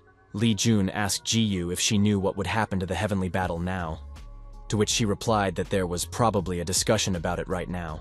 Lee Jun thought about it for a moment, after which he said that they would have to do something to keep the heavenly battle from being stopped. After which, he turned to Ji-yu and asked if she could ask Chairman Han to change the main reward to something he would suggest. Meanwhile, in the meeting room, Han Mingsun revealed that he received a call saying that the Imperial Blade Clan would not be arriving, after which he approached the 15-House Alliance and assumed that they all already knew about the incident that happened last night, and therefore, he asked to be allowed to speak out directly. Han Mingsun said that he was planning to suspend the heavenly battle. Han Mingsun asked what they all thought about it. Without much thought, some of the representatives of the 15 houses almost immediately agreed to suspend the celestial battle, because an item from the Black Zone had been stolen, and recovering that item was more important than holding the celestial battle. Park Youngsop said that even if they stopped the heavenly battle, they would have to give an award to the best student. They would have to follow the rules at least to avoid backlash from the students. Han Mingsun agreed that it was a great method to avoid criticism from the press. Afterwards, an audience member asked, what should they give? Only the heads asked this question as Secretary Nam ran into the office and handed the phone to Chairman Han. Han Mingsun asked Ji-yu what she wanted, after which he was surprised at what he heard and said that they were just having a meeting. While some of the House representatives were boisterously discussing the award, Han Mingsun listened to Ji-yu's proposal. After finishing speaking, Han Mingsun clapped his hands and asked everyone present to pay attention. After which, he asked what they thought about giving out a Blood God card as a reward. Han Jun agreed that it sounded like a great option, after which he reminded that the chairman was in charge of the heavenly battle, while they were all just here to give their opinions. Now the question of the new reward, the Blood God card, hung in the air. Although it's a Black Zone artifact, but at the same time, it's just an ordinary piece of paper. Since no one voted against it, Han Mingsun unanimously chose the Blood God card as the new reward. Meanwhile, in the vault, the staff members were checking the artifacts for any traces. Just as suddenly, one of the staff members suddenly felt as if someone had touched him. He asked his co-worker if he had just been poked, but the co-worker was surprised at what he heard and asked what the co-worker was talking about. The co-worker suggested that he must have imagined it. Meanwhile, behind him, someone was trying to sort out a small problem. Lee Jun reminded Shinya that he had asked him to stay put, because they could get caught because of him. But Shinya tried with all his might to break free from his master's grip. Lee Jun complained that it had cost him a lot of effort to request an invisibility artifact from the Gold Guardian, except that the artifact had too short an expiration date, so they should act as quickly as possible, and moreover, this artifact was disposable. The old master assumed that this place was like a paradise for Shinya because of the manakamnas stored here. While trying to get Shinya out of here, Lee Jun said that he was too much of a glutton. This lasted until Lee Jun finally managed to pull Shinya outside the building. But even after that, the latter tried to get behind the door. After passing through the building, they found themselves at the back exit where the demonic scourge was probably stored. Lee Jun asked Shinya to stop scratching and get down to business. Bringing Shinya back to the ground, Jun asked him to find an energy similar to his inner strength. If he did a good job, he would get a mana stone as a reward. After hearing about the mana stone, Shinya still followed the trail. They kept going along the trail until Jun got bored and decided to ask Shinyushka how far he was going to go. Suddenly, Shinyushka started yapping while looking ahead. Looking up, Li Jun saw a staircase leading to the temple in front of him. Checking the map, Li Jun realized that they were on Inwangsan in Chano. But how could there be a temple here? After all, it wasn't on the map. Li Jun asked Shinya if he was sure it was here, and in response, Shinyushka started wagging his head contentedly. Li Jun apologized and asked if anyone was here, but there was still no answer. So Li Jun assumed that there was no one here, which made Shinyushka angry. Shinya went to the door and started knocking for Jun to check the building. When Jun opened the door, he laughed, as he didn't expect something like this in the temple. Seeing the gate, Li Jun realized the exact reason why this temple was built in secret. Li Jun tried to pass through the gate, but the system reported that it was closed, then asked if he wished to invade by force. Since the trail led to this gate, Li Jun decided to invade the gate to look at the faces of those who stole the demonic scourge. After invading the gate, Li Jun found himself in the Red Supreme Heavenly Temple zone.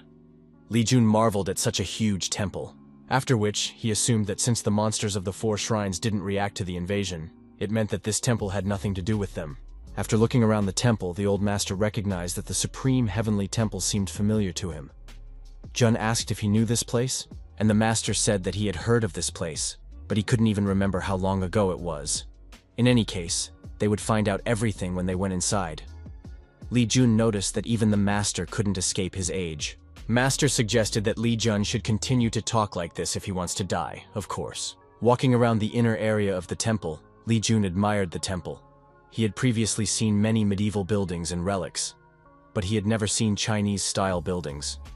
Li Jun even had the feeling that he was traveling through China. Since they had looked around, the master decided to say that this was exactly the place he had in mind. Li Jun inquired what kind of place was this, to which the master replied that it was a den of monks living off of massacres. Li Jun recalled that even ants are not offended in Shaolin, and according to the master, this is not a Shaolin temple. The master explained that these monks are heretics from Shaolin. This place is reminiscent of the era in which he lived. Li Jun was amazed upon hearing this. After that, he thought about the era of the master, but almost immediately came to the conclusion that it didn't make sense, as he suddenly remembered that opening the gate was also something that could happen in fiction. In that case, it's likely that things like awakening, gates, and status windows, it's not realistic at all. Li Jun suggested that if the master lived at that time, then obviously the people who stole the demonic tribulation are related to the master. The old master confirmed this, and told Jun that he couldn't let them do that.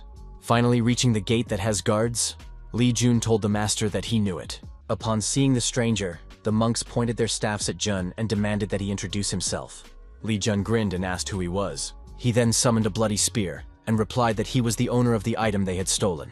Immediately, reinforcements of monks ran out and they quickly surrounded Jun. One of the monks asked, "How dare a pathetic awakened one set foot on the threshold of the highest heavenly temple? It was simply unacceptable for someone like him." Seeing that Jun still hadn't acted, the master asked why he was just standing there, to which Jun replied that he was just thinking. All these people lived thousands of years ago, and since he's a respectful Korean, he wasn't sure if he should show respect to his elders or not. Li Jun suggested that he should have talked things over with them politely first. All this thinking was starting to make him feel sick. Hearing this, the master became furious. He asked, what respect could there be for barbarians? After which, the master admitted that Jun really pissed him off and started beating him with a fan. Li Jun reminded him that he was already dead, but immediately after that, he began to shriek in pain. Shinya, on the other hand, was jumping on 2 paws at this moment trying to mimic his master.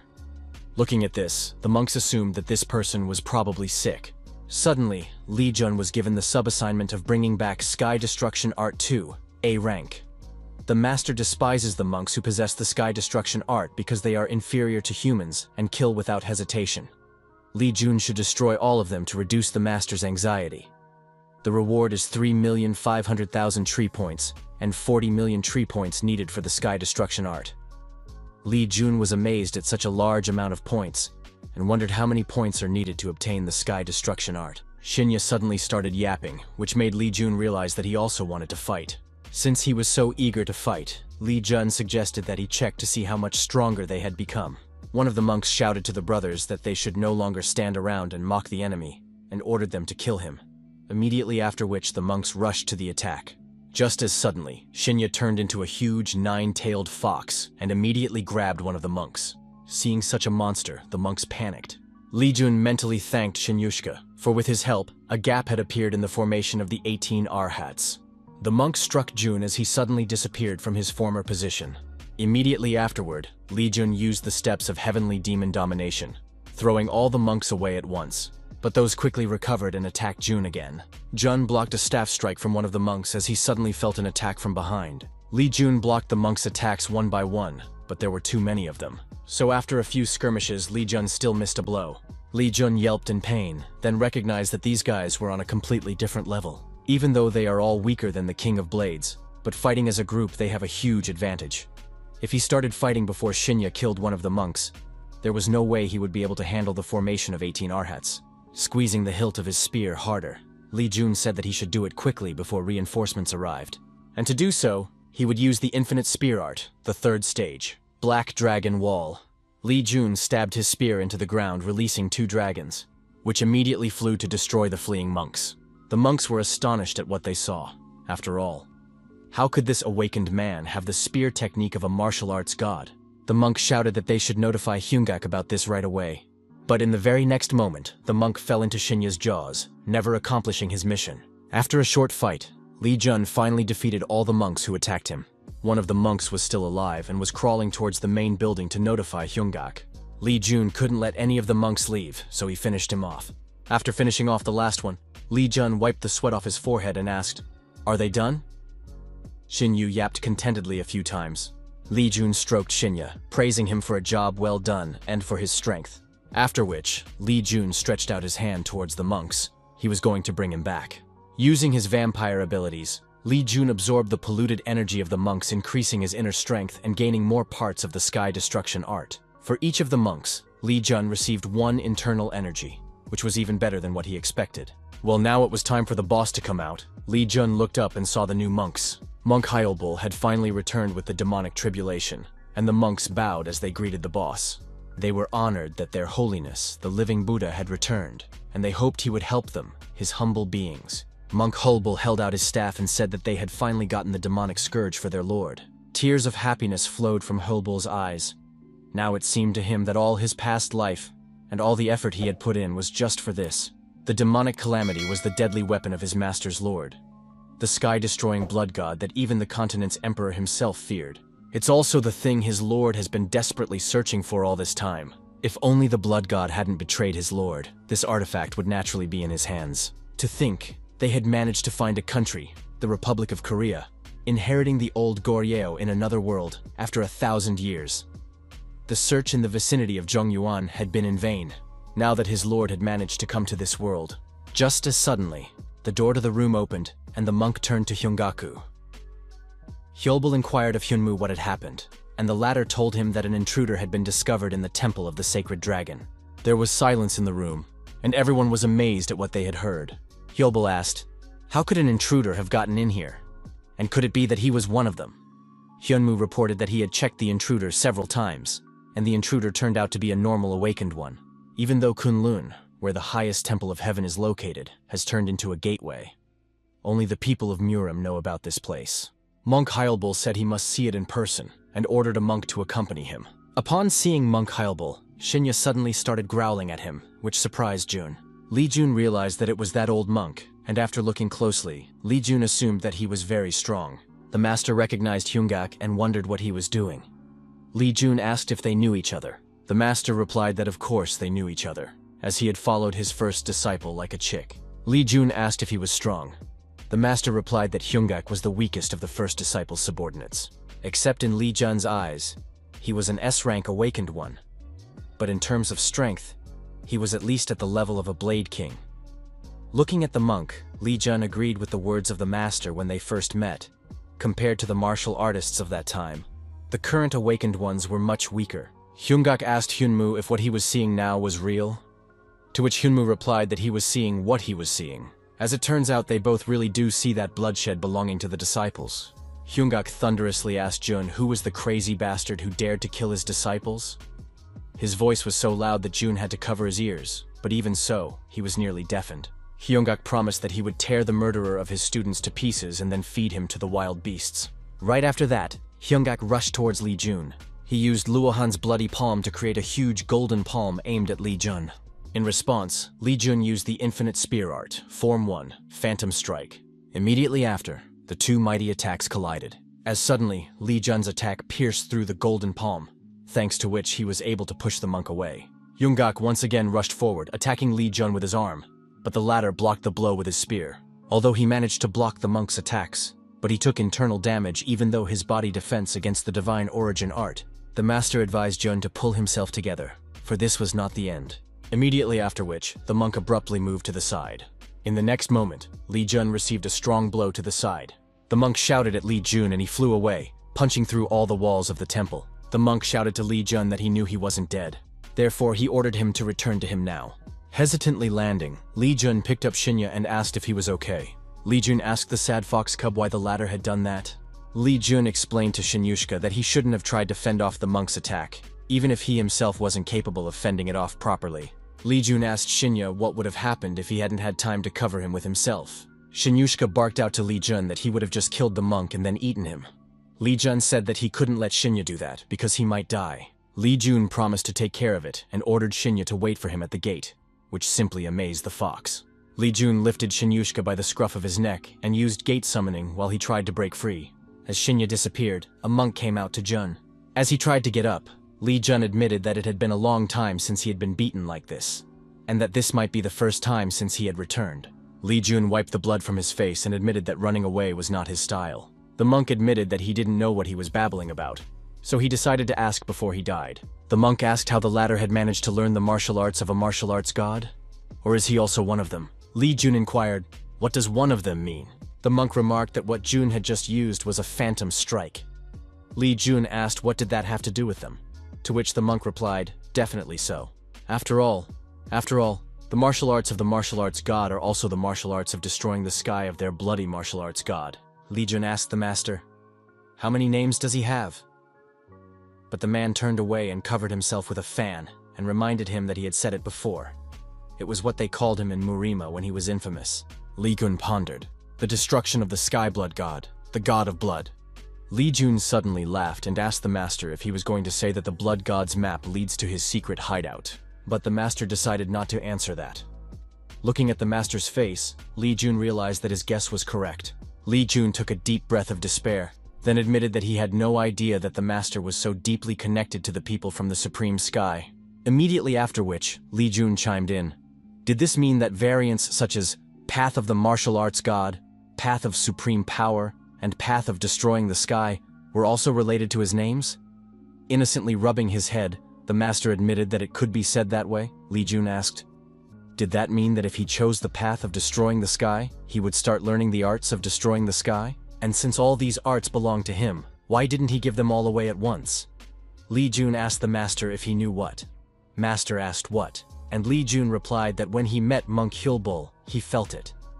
All this time, Monk Hyulbul stood aside, looking at Jun incomprehensibly. Li Jun gripped his spear tighter and told the master that he was indeed the greatest in history. Li Jun said that it was fine even if he didn't have enough inner strength or the sky destruction art. Suddenly, the system sounded an alarm. Li Jun told the master that he had nothing to fear if he had the greatest person in history by his side. The system alerted Jun that a strong demonic energy was emanating from the enemy. Bouncing off a few rocks, Monk Hyulbul approached Jun almost instantly and attacked him. But Jun managed to block the attack with his spear. Immediately afterward, Monk Hyulbul created many bloody palms of Luohan. Seeing so many golden palms, Li Jun realized that things were bad, and as soon as he could, he dodged all the palms. Immediately after which, he rushed towards the distracted monk.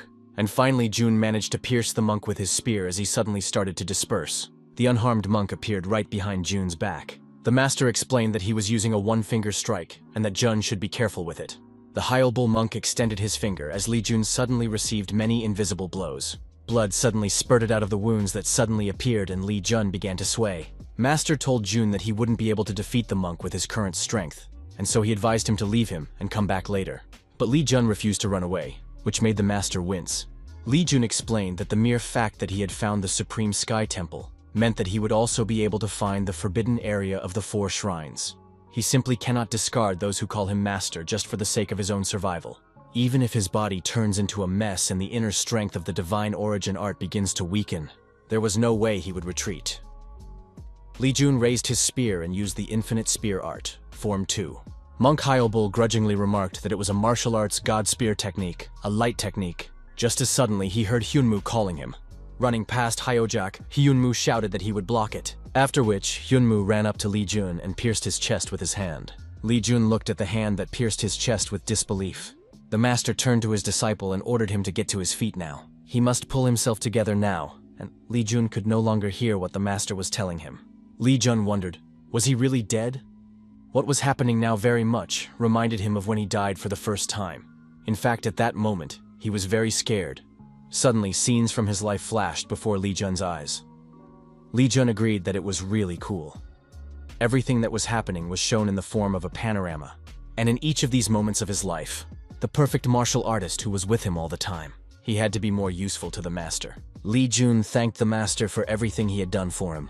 The master told the little bastard that he better thank his ass. Though the time had not yet come, he no longer had a choice. Master extended his hand to Li Jun, to his stupid disciple. Meanwhile, Li Jun's breathless body was lying in a pool of his own blood. Looking at it, Hyunmoo wondered if he was really dead, and trying to shake off the boy's blood, Hyunmoo muttered that because of him, the student's blood had been spilled for nothing. Hyunmoo was about to leave when suddenly Li Jun's body rose up. The dumbfounded master immediately shouted to Hyunmoo. He shouted for him to get out of there right now. Suddenly, Li Jun's body shone, illuminating everything around him with a flash. The reflections of Jun's aura traveled towards the temple, where the recently kidnapped demonic scourge was located. And reacting to the aura, the demonic scourge exploded with energy. Between himself and the stranger, Monk Hyobul saw only a pool of blood. Monk Hyobul was simply amazed that this was all that was left of Hyunmoo standing there. After that, Monk Hyobul realized, although it was impossible, this guy reeked of the sky destruction art, and a stable one at that. This was the energy that his lord possessed. So how could an ordinary awakened person have it? Suddenly, Monk Hyobul felt something in the temple and turned around to see a swirling vortex above the temple. The monk's heart began to pound in his ears, for the unthinkable had happened. The demonic calamity had reacted to this guy's sky destruction art. A demonic calamity flew out from the supreme heavenly temple and headed towards them. Monk Hyobul realized that things were really bad. He must do everything to prevent the demonic calamity from falling into the hands of an outsider. And so the monk rushed towards Jun, trying to get ahead of the spear flying above him. Jumping forward, Monk Hyobul swung his hand backward, creating a huge golden palm. In the next instant, the huge palm crushed Li Jun. Due to the energy applied to the attack, there was an explosion that covered almost the entire area. But what happened next amazed the monk. He simply could not believe what he saw. After all, how could some pathetic awakened person? Li Jun reached out his hand to the demonic scourge, and as soon as he clenched the hilt, a new burst of energy followed. Blinded by the flash, Monk Hyobul instinctively covered his eyes, which Jun took advantage of to attack him. But at the last moment, the monk saw the attack and still managed to dodge it by leaning back. Immediately afterward, he pushed away from Jun with his foot, instantly breaking the distance. Li Jun roared and used the Heavenly King step, immediately after which the skill awakened and evolved into a new skill, a perfect SS-ranked Heavenly King step. Immediately after which, Li Jun was at the monk's back and pierced him with his spear. Monk Hyobul looked at the spear sticking out of his chest in disbelief.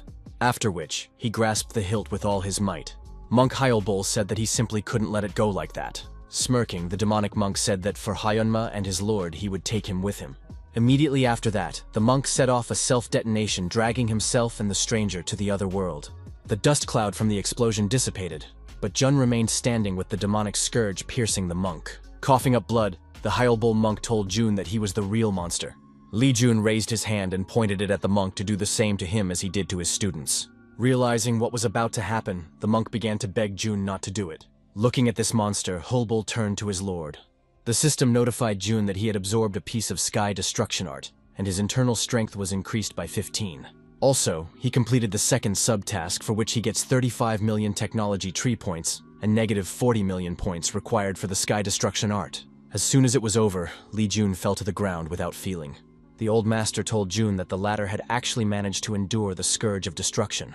Since he was able to handle it, it was time to rest.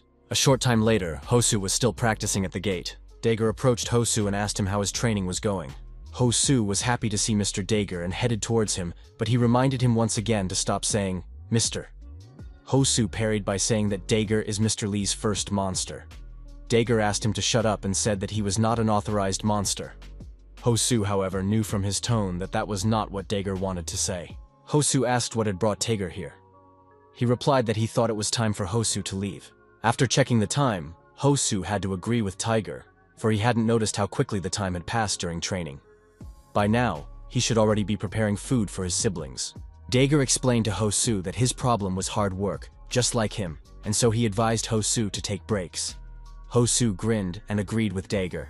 After packing his things, Hosu said he was leaving as suddenly Tager asked him to wait. Dager said that since the master was not home right now, he would kindly agree to take Hosu home. A surprised Hosu refused to be escorted, but Tager said that the master's subordinates were his subfamily, and therefore he wanted to be kind to him. Hosu said that in fact, even Master Li didn't escort him home. Dager asked why the latter refused. After all, he has already offered to walk him and he will take him. He wants to take him home. Hosu realized that mice were monsters, and if Tager walked out of the gate, wouldn't that be considered gate breaking? If Tiger suddenly meets another awakened one, his funeral would take place today. Hosu asked if the man was sure of his wish. After all, he's afraid that Mr. Li might get angry. Dager said it would be better to be scolded than for Hosu to be put in danger. After thinking it over for a bit, Hosu still agreed, but on the condition that Dager be careful and that no one else saw him. Clenching his fist, Tager promised all of this. While they were chatting, a fairy flew up and asked Tager what they were doing here. Tager greeted Lotatil. Then he hugged Hosu and giggled, and said that Hosu was feeling too lonely, so he would take him home. Lotatil asked if they were going alone, to which Tager replied yes and asked if that was possible. Lotatil thought for a moment and said that it was dangerous for them to go alone. Therefore she agreed to lead Hosu together. Dager admitted that he was glad that Lotatil would go with us. Only now, Hosu realized where this was going and asked them not to rush like this. But Dager and Lotatil were already unstoppable from visiting the human world. Hosu mentally cried out. He needed Mr. Li's help more than ever. That night of the same day, in the house at the junkyard, the child asked his older brother when they could eat instant noodles, to which the latter replied that there was only a short time to wait. The sister asked if they had prepared bowls and cutlery. Just as suddenly they heard, "Good job, I'll be there soon." Hearing Hosu's voice, the children got excited and ran towards them. The older brother reminded them not to run as they might hurt themselves. The joyful children ran out of the house and ran towards their brother. The younger brother hugged Hosu and asked him why he had been gone so long. After all, he had been waiting for him for so long. The children suddenly realized that something was wrong with their brother and looked up, where they saw a horrible werewolf shark surrounded by fairies. Around the same time, an alarm was sounded. Mana monsters had been discovered in Dobong-gu, and judging from the measurements, they were red-level monsters. The experts were trying to figure out what was going on here. Dobong-gu is a clear area where no gate has ever been opened before. One of the workers replied that he wasn't sure, but there was currently no gate where monsters could have broken through. This was not a good thing. Why was this happening right now when they were investigating the demonic disaster case? But they had no choice. The senior ordered to contact Muram High School and ask for help from the high-ranked students. Tagore started to toss the girl, and she asked him to toss her again and again. Tagore agreed to toss her higher, after which the younger one came up to him and asked that he toss him as well. Meanwhile, the fairies took the sponge away from the older sister and started washing the dishes. The sister awkwardly said that she didn't need help with it, but Lotatil explained that they would finish it faster if they did it together. While Hosu babysat the younger one, the shark-turned shark thanked him for having them take him too. Hosu said that it was no big deal, and that he was glad that the kids weren't scared of them. The shark shifter asked if this was really his house. Hosu asked in surprise, what did the other one mean? Sharku admitted that he was puzzled when he saw that their house was in a junkyard, and that was despite the fact that he had definitely heard about how Hosu had received a Manacom bonus from the master. Hosu revealed that he had previously lived in a slum and that he had just improved his life. The shark shifter inquired, what was a slum? And Hosu didn't even know where to start the story. Hosu said he wanted to buy a great house with the Manacam he had gotten from him. But the prices of living in Seoul were much higher than he expected. Besides, the prices of living on the outskirts of Seoul start at 1 billion won, and it's been like that almost everywhere since the gate appeared. The less a place in Seoul is endangered by the monster disaster, the more expensive it becomes. But if he can move outside of Seoul, he won't be able to attend Muram High School. And since there are fewer awakened ones outside of Seoul, his siblings could be in danger if the gates there suddenly open. He had tried many times before to find a house that was as safe as possible and big enough for their family, and that's how they ended up here. The shark shifter said that even being in this situation, Hosu shouldn't have moved to the junkyard. Just as suddenly, a fairy flew by without letting Shark finish speaking and shrieked that he really has been through a lot. He takes care of his siblings despite being so young himself. Lotatil advised Sharku to keep his mouth shut because Hosu might get hurt hearing about it. Sharku frowned and explained that he hadn't said anything wrong, after which he asked if they felt bad looking at this dump. Hosu moved away from the monsters as he has to put the younger one to bed. Dager and Lotatil asked Sharku what he meant by that. Sharku explained that thanks to their master's blessing they were able to get a good home and food, but at the same time they can't say that it wasn't the same for Hosu, and that means the master put the concern for Hosu aside as he was preoccupied with them all. Lotatil and Tigger were amazed at what they heard, for only now did they realize what this was all about. And since that was the case, they all agreed to help Hosu, who had been forgotten by their master. Hosu, however, was a little displeased by the shouting, as he tried to put the younger one to bed. A little while later, a huge ice dome appeared around Hosu's house. Seeing what the monsters had started, Hosu along with his family were astonished by it. Looking at the fairies and mice doing construction work, they wondered how did all this happen? Foreman Tager shouted to the workers to move. After all, the master wouldn't praise them if they started to procrastinate. They had to give their best to show the foreman what they could do. Looking at the blueprints, Sharku told Tager that there was something strange. Tager asked what he had found. Sharku remarked that there were only 3 rooms and asked, shouldn't every person have their own room? After thinking about it, Tager agreed with Sharku's thought. He then reminded that some of the children were still too young. And as he had heard earlier, young people didn't like to sleep alone because it made them feel scared. Sharku wondered what would be done when they got older. Would they have to build a new house? Tager asked if Sharku could take a closer look at the X's he had marked the 3 rooms with. They are what he calls magic keys. There is a lot of advanced technology in today's world, and using an item patented by a clan of divine craftsmanship, known for creating interesting things. They will be able to make buttons at specified locations. Just by pressing such a button, the walls would rise and 3 rooms would turn into 5 or even 8. Just to be safe, they will make things so that they can expand the house up to 10 rooms. This is a collaboration between science and mice. Listening to Tager, Sharku applauded his ideas. After hearing this, Sharku admitted that he now understood the reason why the master had taken him under his wing, because he was a very talented monster. Tagore chuckled at the praise and asked him to stop. He then said that he had been diligently studying the knowledge of human construction in case it was useful for mastering, but all he can do is housework, and that's why he's very inspired by Sharku. After all, thanks to the ice walls filled with their mana, monsters won't be able to come close even if they break through. Sharku was flattered by Tagora's words and recognized that he had a way with words. Looking at them, Hosu was amazed at how these monsters communicated and what they were up to. Hosu awkwardly said that they didn't need to do so much for him. Until that moment, neither Hosu nor the monsters who were building the house had any idea that the house they were building would later become more expensive than any other house in Korea. A little while later, in front of Murim High School, Park Hyun-jin let out a long sigh and confessed that he was very tired. Park Jong-yeon wondered why they were suddenly gathered in the middle of the night. Seong-ho Nam was surprised to see the head girl here, and she told him that Ji-yu had called her. Teacher Jae Kyongjin clapped to get attention and asked to hear her out. Teacher Che thanked the students for coming here immediately, despite being called so late. She then said that she would tell them about the mission. Chai Kyungjin told them that according to the Divine Skill Clan, a huge accumulation of mana monsters had been discovered in Dobong-gu, and the level of these monsters is rated as red, except that their mission is not to destroy the red-level monsters. Jonghyun was surprised at what she heard and asked what they should do then. Jae Kyungjin told her that their mission is to prevent the monsters from escaping to other areas, and the rest of the tasks will be left to the active awakened ones who have finished their killing training. Hyunjin asked, "Can't those awakened ones take care of everything themselves?" Jonghyun slapped her brother in the side to stop him from talking too much. He cried out in pain and fell to his knees. Angry because of her brother, Jonghyun asked her brother to grow up instead of saying such things. After which, Jonghyun explained that it was natural for them to take the job since most of the awakened ones were now busy searching for the demonic calamity. Hyunjin complained that she didn't tell him that right away. Teacher Che said that as they had already realized, it was time for them to move out. A little while later, Teacher Che along with her students arrived at the junkyard. Jonghyun was surprised to see an ice wall there, and assumed that an ice monster would be waiting for them there. Except judging from the data, there are too many monsters there. Hyunjin guessed that the monsters under the dome were a little over 100. Jonghyun asked as he finally shut his mouth. But Hyunjin explained that he was just nervous. Jonghyun wondered why he wasn't so nervous at the Sky Lake.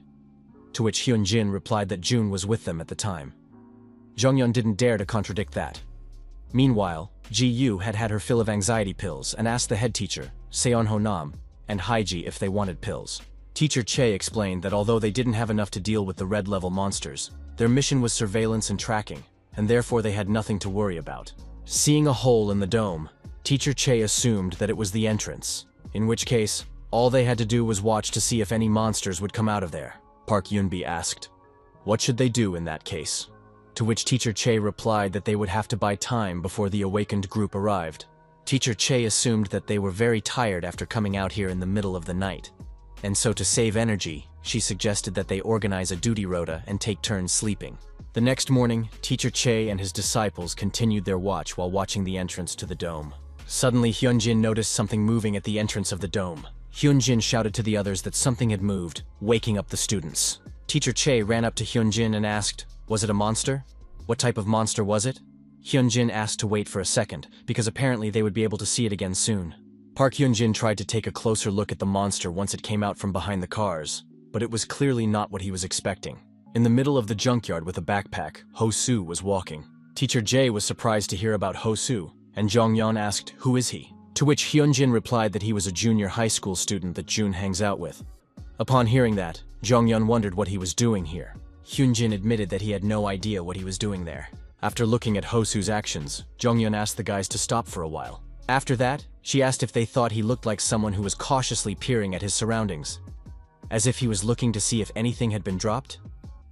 The teacher agreed with this version and reminded her that some people immediately jump into the gate as soon as they appear, and of course everyone should know who it's about. Ji-yu asked if she meant the miners, to which Teacher Che replied that they were exactly that.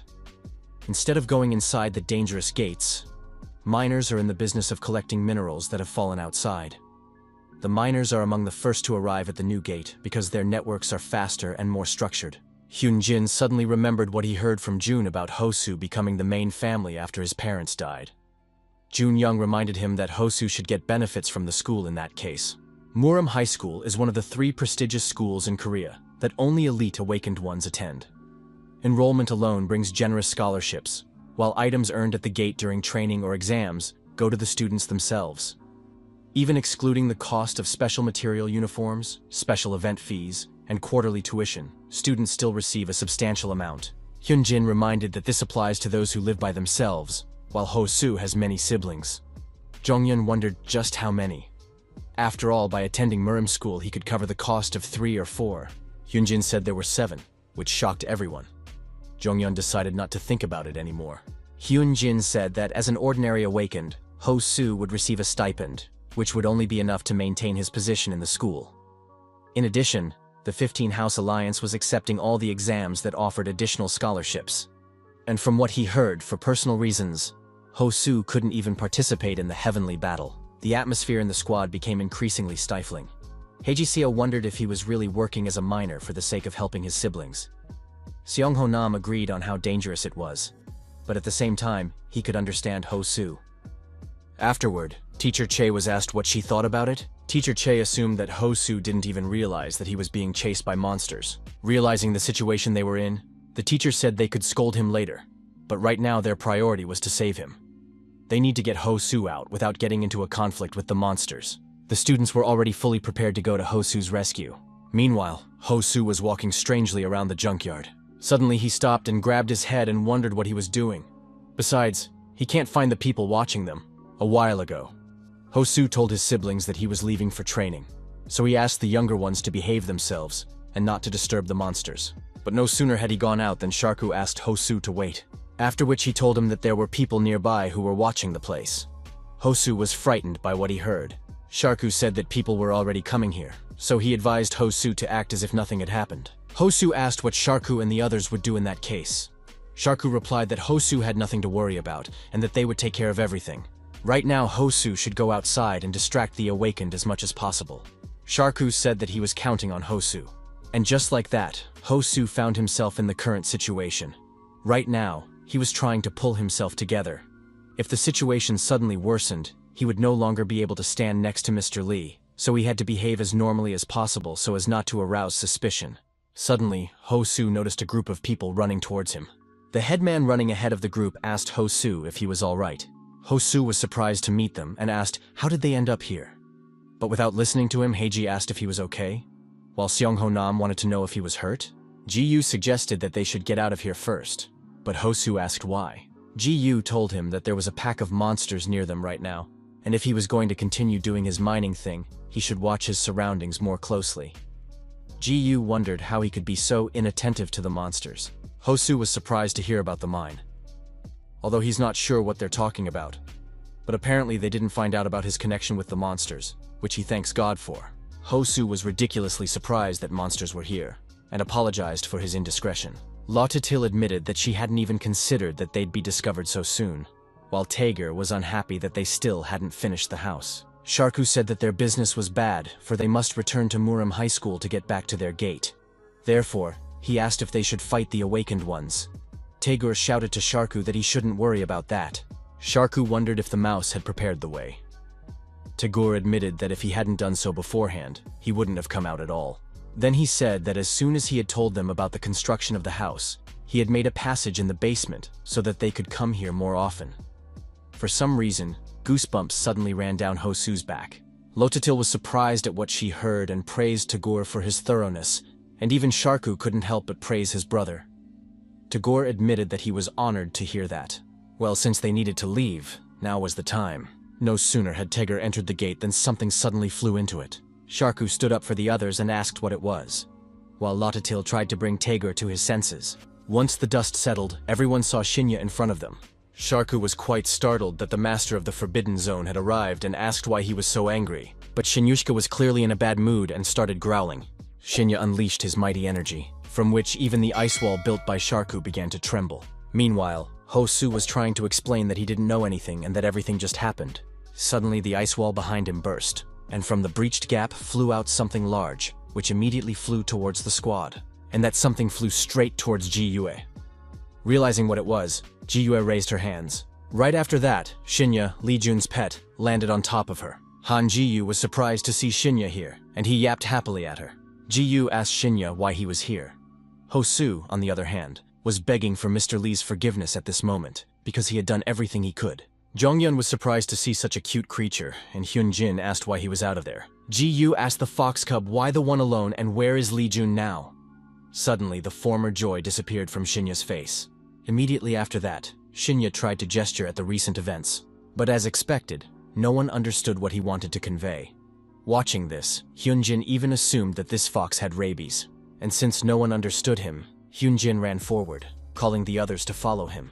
Seeing this reaction, Ji-yu realized that Jun was in danger and ordered everyone to follow Shinya. Hyunjin was horrified by Ji-yu's reaction and asked how she was able to understand him. Everyone was surprised that Jun was in danger, which meant they should hurry up. Seeing the students suddenly start to run away, Teacher Che asked them to wait and demanded them to come back and asked them where they were running away to in the middle of the mission. Ho-soo advised Teacher Che to follow the students. After all, she can't let the students run away like that, can she? Che Kyungjin asked. What is he talking about? After all, they should be watching the monsters. A while later, following Shinya, the students finally reached the highest temple of the sky. Once inside, Ji-yu was horrified by what she saw. Looking at the huge palm indentation, Ji-yu wondered what the hell had happened here. Just as suddenly, Hyunjin noticed that there was something there, right after which Ji-yu and Jonghyun jumped into the hole formed by the palm. At the very bottom, they saw the injured Jun and rushed towards him. After checking Jun's condition, Ji-yu said that he was still breathing. Park Jonghyun took out a healing potion and gave it to Lee Jun. Suddenly, he started coughing up blood. Jonghyun said that the B-rank medicine is powerless here, which means they need to take him to the hospital as soon as possible. Teacher Che warned the students that the monster that injured Jun might still be around, which meant they needed to move as carefully as possible. In the end, they couldn't even figure out what the gate was. Teacher Jae said that Hyunjin, Ji-yu, and Jonghyun would take Jun to the infirmary first, since they were the fastest, while the others would go with her to look around. Hyunjin said that they would meet later in that case, and picked up Jun and ran towards the exit, asking them to be careful. After dealing with Jun, Teacher Jae said that she had never seen a gate like this before. Ho-soo said he felt like he was in China. Hae-ji wondered if the gate didn't always have a medieval setting. The headman admitted that she had never heard of such a place herself. Suddenly, Seong-ho Nam noticed a demonic scourge lying nearby, but what was it doing here? Seong-ho Nam called out to Teacher Che, as his mind suddenly went blank, and reaching for the staff. Song-ho Nam tried to understand why he suddenly wanted to grab it so badly. No sooner had he touched the staff than Song-ho Nam was called out by Teacher Che. The teacher asked why he had called out to her, and had he found something here? Returning to normal, Song-ho Nam remembered what he had just seen and said that he had discovered a demonic calamity. But looking at the ground, he suddenly found that the demonic calamity had disappeared. Looking around, Song-ho Nam wondered how could this be. After all, he had just been here. Teacher Che asked, what had suddenly happened? Did he really see a monster or something else? Teacher Che said that if they didn't find anything, they should leave. After all, it wasn't good to stay in one place. As they left, Song-ho Nam kept trying to figure out what had just happened. And what was this feeling as if his mind had suddenly been taken over by something? Seeing the mountains of corpses around him, Lee Jun wondered where he was. And who was that person on top of the mountain of corpses? The white-haired man turned around and ordered Jun to leave. After all, his time had not yet come. Suddenly, Lee Jun woke up and immediately inhaled a full chest. Just as suddenly he felt pain spread throughout his body, causing him to bend down. It was even too painful, causing Lee Jun to wonder just how badly he was hurt. He began to unbutton his shirt. As soon as Lee Jun unbuttoned his shirt, the door suddenly opened and Ji Yue entered the room. Lee Jun was surprised to see her and asked, "Doesn't she know to knock?" Just as suddenly, Ji Yu dropped the fruit basket and rushed over to Jun, saying he finally woke up. Ji Yu asked how his body was and if he was feeling well. A confused Lee Jun replied that he was fine. Ji Yu asked Jun to stay here and ran to get a doctor. After the doctor examined Jun, Ji Yu asked, "How is he? And is he still?" The doctor said that Jun was fine, which surprised Ji Yu. Ji Yu asked, "How is that?" After all, it had only been 3 days since he was hospitalized. The doctor said that the deep wound on his right chest had already completely healed, and the tangled energy flow had also been restored. The doctor suggested that all of this was due to the Heavenly King's divine art. Heavenly King's divine art be damned. Actually, this energy moving within was the primordial flow arts, but in no way the divine arts of the Heavenly King. As the energy diligently circulated and healed his body, he quickly healed. The doctor told Jun that if he rested, he would make a full recovery within a week, and since he had told him everything, the doctor decided to leave. As soon as the doctor left, Lee Jun complained about how glassy his body felt and got up from the bed, which startled Ji Yu.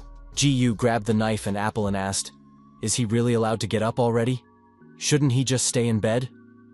Lee Jun reminded that according to the doctor he was perfectly fine, whereupon he asked what happened and how come he was hospitalized. Looking at the bulge under the blanket at Jun's feet, Ji Yu revealed that Shinya had brought her to him, after which they found him lying on the ground. From under the blanket, Shinyushka came out and yapped sadly. Immediately after that, Shinyushka threw himself into his master's arms and started sobbing. Ji Yu asked why he was so depressed since he hadn't done anything, and Lee Jun praised Shinya for doing a good job. After that, Jun got up from the bed and thanked Shinya once again for saving him. An embarrassed Ji Yu reminded him that he was a member of their clan after all. Besides, they were helped by Jonghyun, Hyunjin, and Teacher Che. Lee Jun asked if that meant that everyone had learned that Shinya was also a monster. Ji Yu apologized and explained that there was nothing she could do to help in that situation. Lee Jun said that it was okay since he wouldn't have to hide Shinyushka anymore. Afterward, Jun asked if something happened while he was unconscious. Ji Yu replied that there was something and more. Lee Jun was surprised at what he heard. The first thing was that red-level monsters suddenly appeared in Dobon-gu, causing them all to be sent there. After which, Ho-Su. After hearing everything, Lee Jun was clearly not in the mood. To be more precise, he was furious because what the hell? Why the hell did they cause so much trouble while he was gone? And he had risked his life to save them. Suddenly Lee Jun felt pain, as it turned out the anesthetic wasn't enough. Now he must use the divine origin art to ease the pain. Just as suddenly, Lee Jun felt that something was wrong. Noticing this, Lee Jun opened the stats and things were indeed bad. He had hoped that this wouldn't happen, but he received a penalty. All of his stats dropped by 100 points, while his internal energy dropped by 300, and even his rank was lowered. Lee Jun assumed that this was the result of killing the monk Hyobul, one of the higher heavens. Lee Jun collapsed on the bed. He decided that it wasn't a big deal. After all, he should be thankful that nothing serious had happened. At least he didn't die. Suddenly, someone coughed to get the stupid student's attention. Hearing a familiar voice, Lee Jun immediately turned to the window where the ghost was hovering. Lee Jun was surprised to see the master all of a sudden, and the latter sobbingly asked if Jun had called him. Lee Jun was astonished. He asked the master if he was crying, but he clenched his fist and said that the greatest in history never shed tears. Through his tears, the master said that he didn't feel any emotion, just because his disciple almost died. After which the master reiterated once again that he doesn't cry. Lee Jun admitted that he thought the master was crying because he was worried about him. But since that wasn't the case, he would go, since he had more things to do. The master was amazed at how easily Jun left. The master followed Jun out the door, and waving a fan asked where he went when he was not feeling well. He demanded that Jun return and go to bed now, near the coast of Qingdao, China. Arriving at the meeting place, Somi bowed to the Lord, and greeted her Lord, whereupon the Lord agreed that it had been a long time since they had seen Somi. Somi asked the Lord if he was doing well. But he was only surprised that she called him Lord, because he had not heard it for a long time. Now he preferred to be called the God of Martial Arts. Somi bowed and said that her memories were stuck in the past, so she apologized for making him feel uncomfortable. The Lord said it was fine and asked her not to be so afraid. The Lord of the heavens and the underworld, one of the rulers of the world, her Lord who is feared by all martial artists, the God of martial arts, Samayun. He is incredibly beautiful, but at the same time incredibly cruel and ruthless. Samayun turned to Somi wanting to ask her a question. Darkening sharply, he asked her, "Where is the demonic tribulation now?" Somi nervously told him that Holbul should have gotten his hands on it by now. Samain smiled and asked if that was true. After all, it meant that Hyungak was very pleased, but he would have liked to see him sooner. Somi promised Samayun that she would tell Hyolbul to bring the demonic ascension as soon as she got it. Samayun admitted that he was pleased at how fast Somi was thinking. Samayun asked Somi if she could tell him more about this world. Lee Jun petted Shinya and asked if he could wait for him at the spot. At the moment, Lee Jun couldn't sense any people nearby, which meant this place would be fine for him. After feeling the spear, Lee Jun called out to the demonic tribulation. Immediately after which, the demonic tribulation appeared at his call. The system alerted Jun that the demonic scourge had recognized the divine origin art, and also that the demonic scourge had recognized him as its master. Lee Jun was happy that he was able to summon the demonic scourge. After all, he thought that he had dropped it when he lost consciousness. But was it really the demonic scourge? After all, it looked completely different earlier. And most importantly, the energy emanating from the artifact was at least SS rank. Lee Jun checked the demonic calamity, and it turned out to be a level 1 SSS ranked weapon. The demonic calamity was the first demonic weapon that belonged to the sky-destroying blood god. It reacts to the sky destruction technique and rejects anyone who is not its master. If the artifact is not treated with dignity, the wielder will be destroyed, or its soul will be enslaved, turning the wielder into a puppet. Lee Jun could hardly believe that he had finally gotten his hands on an SSS-ranked weapon, and he wouldn't mind trying it out, except that it was too conspicuous to be carried around. As if reacting to Jun's thoughts, the demonic scourge suddenly began to shrink in size. To Lee Jun's surprise, the demonic scourge shrank to the size of a skewer. Jun wondered if this meant that he could change the size of the spear with a thought, after which, Lee Jun ordered the demonic scourge to return to normal, and it once again turned into a full spear. With this ability, no one would be able to find out that Jun had a demonic scourge. Shinya suddenly began to whimper. Lee Jun said that there was only one thing left for them to do here. They must get out. Taking Shinya in his arms, Lee Jun called out to the gate. He was going to check how big of a mess they had made while he was gone. A disgruntled Sahyun Jun wondered what kind of ice this wall was made of. After all, no matter what they do, they can't even leave a dent on it. The staff member told him that according to the detector, there are dangerous monsters inside this thing. Hearing this, Sahyun Jun asked, "What the hell is going on here?" Meanwhile, inside the dome, Dagger told Sharku that a lot of people started gathering outside. Sharku said that they had no other choice. He didn't want to make a scene, but they would have to go through these people by force. Dagger said that he felt like they could have found another way, and Lee Jun asked what they were going to go through by force. Everyone suddenly shrieked as they realized that a master had arrived. Lee Jun asked them not to pretend that something good had happened, and demanded that Hosu explain everything right away. Hosu said that Mr. Tigger had seen how shabby his house was, and had decided to build him and his family a new one. After listening to him, Lee Jun felt a headache for his subordinates. Lee Jun then turned to Taegur, so the latter immediately fell on his knees and started to apologize. Taegur asked for the master to be merciful at least this time, Lee Jun said that was enough and pointed to the new house and asked if they had built it. Taeger confirmed that it was theirs. Lee Jun remarked that this house seemed a bit big, like for 8 people, but it was still well made. After which, Lee Jun pointed upwards and asked, "What about the ice wall?" Putting his hand on his chest, Sharku admitted that the wall was created by him. This place was like the ultimate dumping ground, and that was why he had decided to make it instead of a protective wall. A vein of anger swelled in Jun's face, and he asked if he had done it. Jun then asked Shinya what should be done about it. Shinya unhappily yapped at Sharka, and he immediately fell to his knees, after which he started begging for forgiveness from the Forbidden Zone Master. Lee Jun said that there would be no apology for them. He ordered them to get up and return home. The saddened monsters one by one ran to the gate as Hosu suddenly approached Jun. Hosu apologized to Mr. Lee and explained that it was all his fault, and the monsters had done it all for him and his family. But things had gotten out of hand in the end. Looking at the wall, Lee Jun assumed that such a wall would not allow anything below from a red zone monster to pass through, and even A-rank awakened ones were unlikely to be able to break through it. Lee Jun was forced to admit that although it was a rash decision, it was also very effective. Lee Jun said that monsters were not uncommon in this area, which meant that the wall would be of great service in protecting the Hosu siblings. After that, Lee Jun asked if he should leave it as it is. Hosu asked Lee Jun how they could explain all this to people, to which Lee Jun replied that it was okay, because they could just lie to them. After that, Lee Jun put his hand on the ice wall, and with a little bit of pressure, Lee Jun managed to break through even such a strong wall. The rumbling sound of the wall collapsing was heard throughout the neighborhood, scaring the awakened people nearby. But seeing Lee Jun coming out of there, Sa Hyun-jun was very surprised. Lee Jun grabbed his arm as if he was wounded and said hello to Sa Hyun-jun. Sa Hyun-jun asked how he was doing, as he suddenly remembered the situation they were in, and asked Lee Jun what happened there. Lee Jun replied that he had already taken care of everything. Sa Hyun-jun was amazed at what he heard. The employee confirmed that the detector could no longer detect the monsters inside, even though there were so many of them. Sa Hyun-jun asked if the man had taken care of all of them himself, to which Jun replied that there were 2 of them and pulled Hosu up. Then he said that he closed the gate and all the monsters inside were green level. What made everything around them freeze was the energy from the gate. Lee Jun said that they now needed to investigate inside the ice wall, after which he directed Hosu inside the dome.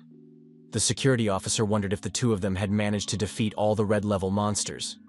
Sa Hyun-jun said that if that was true, then it was big news. Since Jun had dealt with everything, Sa Hyun-jun assumed that there was nothing more for them to do here. Therefore, he ordered everyone to disperse. The security personnel and the awakened ones accepted the elder's order and dispersed. Looking at them, Lee Jun suddenly realized that they were people from the Divine Skill Clan. Lee Jun turned to the departing staff and said that he had something to tell them. Lee Jun asked them to tell the 15-house alliance to leave the ice wall alone. After all, it's the children's house. The younger sister asked her little brother, "Are they really going to live in this huge house now?" Lee Jun added that the Imperial Blade Clan and the Komsun Group in particular should hear this. The staff member told Jun that he had nothing to worry about. After all, they planned to carry out Mr. Jun's orders, so they would pass the message to the Imperial Blade Clan and the Komsun Group. Once the staff left, Lee Jun turned around to look at Hosu along with his family. They looked very happy. A short while later, at the hospital. Entering his room, Jun said that he was home and he was very tired. But as he opened the door, he saw an acquaintance listening to the news. The news reported that the house of one of Lee Jun's classmates was behind the ice wall, and that a little earlier, the place was swarming with red-level monsters. Lee Jun was surprised to see Park Jonghyun here and said hello to her. When she saw Jun, Jonghyun suddenly became angry and went to him and asked him, "Does he really want to die? He is a patient, so how dare he leave his hospital room and wander around?" Lee Jun apologized to Jonghyun and asked if she had been waiting for him all this time. Jonghyun asked, "And what about this news?" Right after that, the news said that Lee Jun noticed that his friend Hosu didn't show up for the heavenly battle and therefore suspected something wrong. Jonghyun asked, did he really go there in such a state? Lee Jun arrived at the place before the group sent by the 15-house alliance and defeated all the monsters by himself. Lee Jun felt embarrassed by the news, for they really hyped up the story a lot. Lee Jun chuckled and remarked that these guys really like to exaggerate. Jonghyun lowered her gaze and asked why he didn't tell her that he was raising a monster as a pet, to which Jun replied that he didn't tell anyone about it. But Jonghyun reminded her that GU actually knows about it. Lee Jun awkwardly replied that he really didn't tell her, because she actually caught him red-handed. Jongyun jumped towards Jun about to hit him and swung her fist at him and asked, "How dare he try to get away with it?" Lee Jun dodged the punch and asked her to calm down a bit and talk calmly. Just as suddenly, Jongyun stopped and tears flowed from her eyes. Lee Jun apologized to Jongyun and promised that the next time something happened, she would be the first person he would tell. Wiping her tears, Jongyun asked him if he knew how much she was worried about him. After which she said that if only he wasn't a patient, she would have already hit him. Just as suddenly, a rustling sound was heard from the bed, and looking over there, Jun and Jongyun saw the blanket moving. After a few seconds, Shinya crawled out from under the blanket and lazily yapped. Lee Jun tried to figure out what the hell he was doing here. Suddenly, a cheerful Jongyun took Shinya in her arms and recognized that he was very cute. After which she asked if it was his monster pet. Lee Jun asked her to stop right now, because it was dangerous to touch him like that. But to his surprise, Shinya calmly laid down in Jongyun's arms. Apparently, he was very happy with her. Jongyun asked why he couldn't be touched like that. After all, he's very calm, and she wouldn't mind taking him home with her. Jongyun admitted that she was upset to hear that Ji-yu was the first to know about it. After that, Jongyun went up to Jun and asked him to promise again that the next time something unusual happens, she will be the first to know about it. A cheerful Jongyun said it was a promise. A while later, after Jongyun left and only Jun and Shinya were left in the room.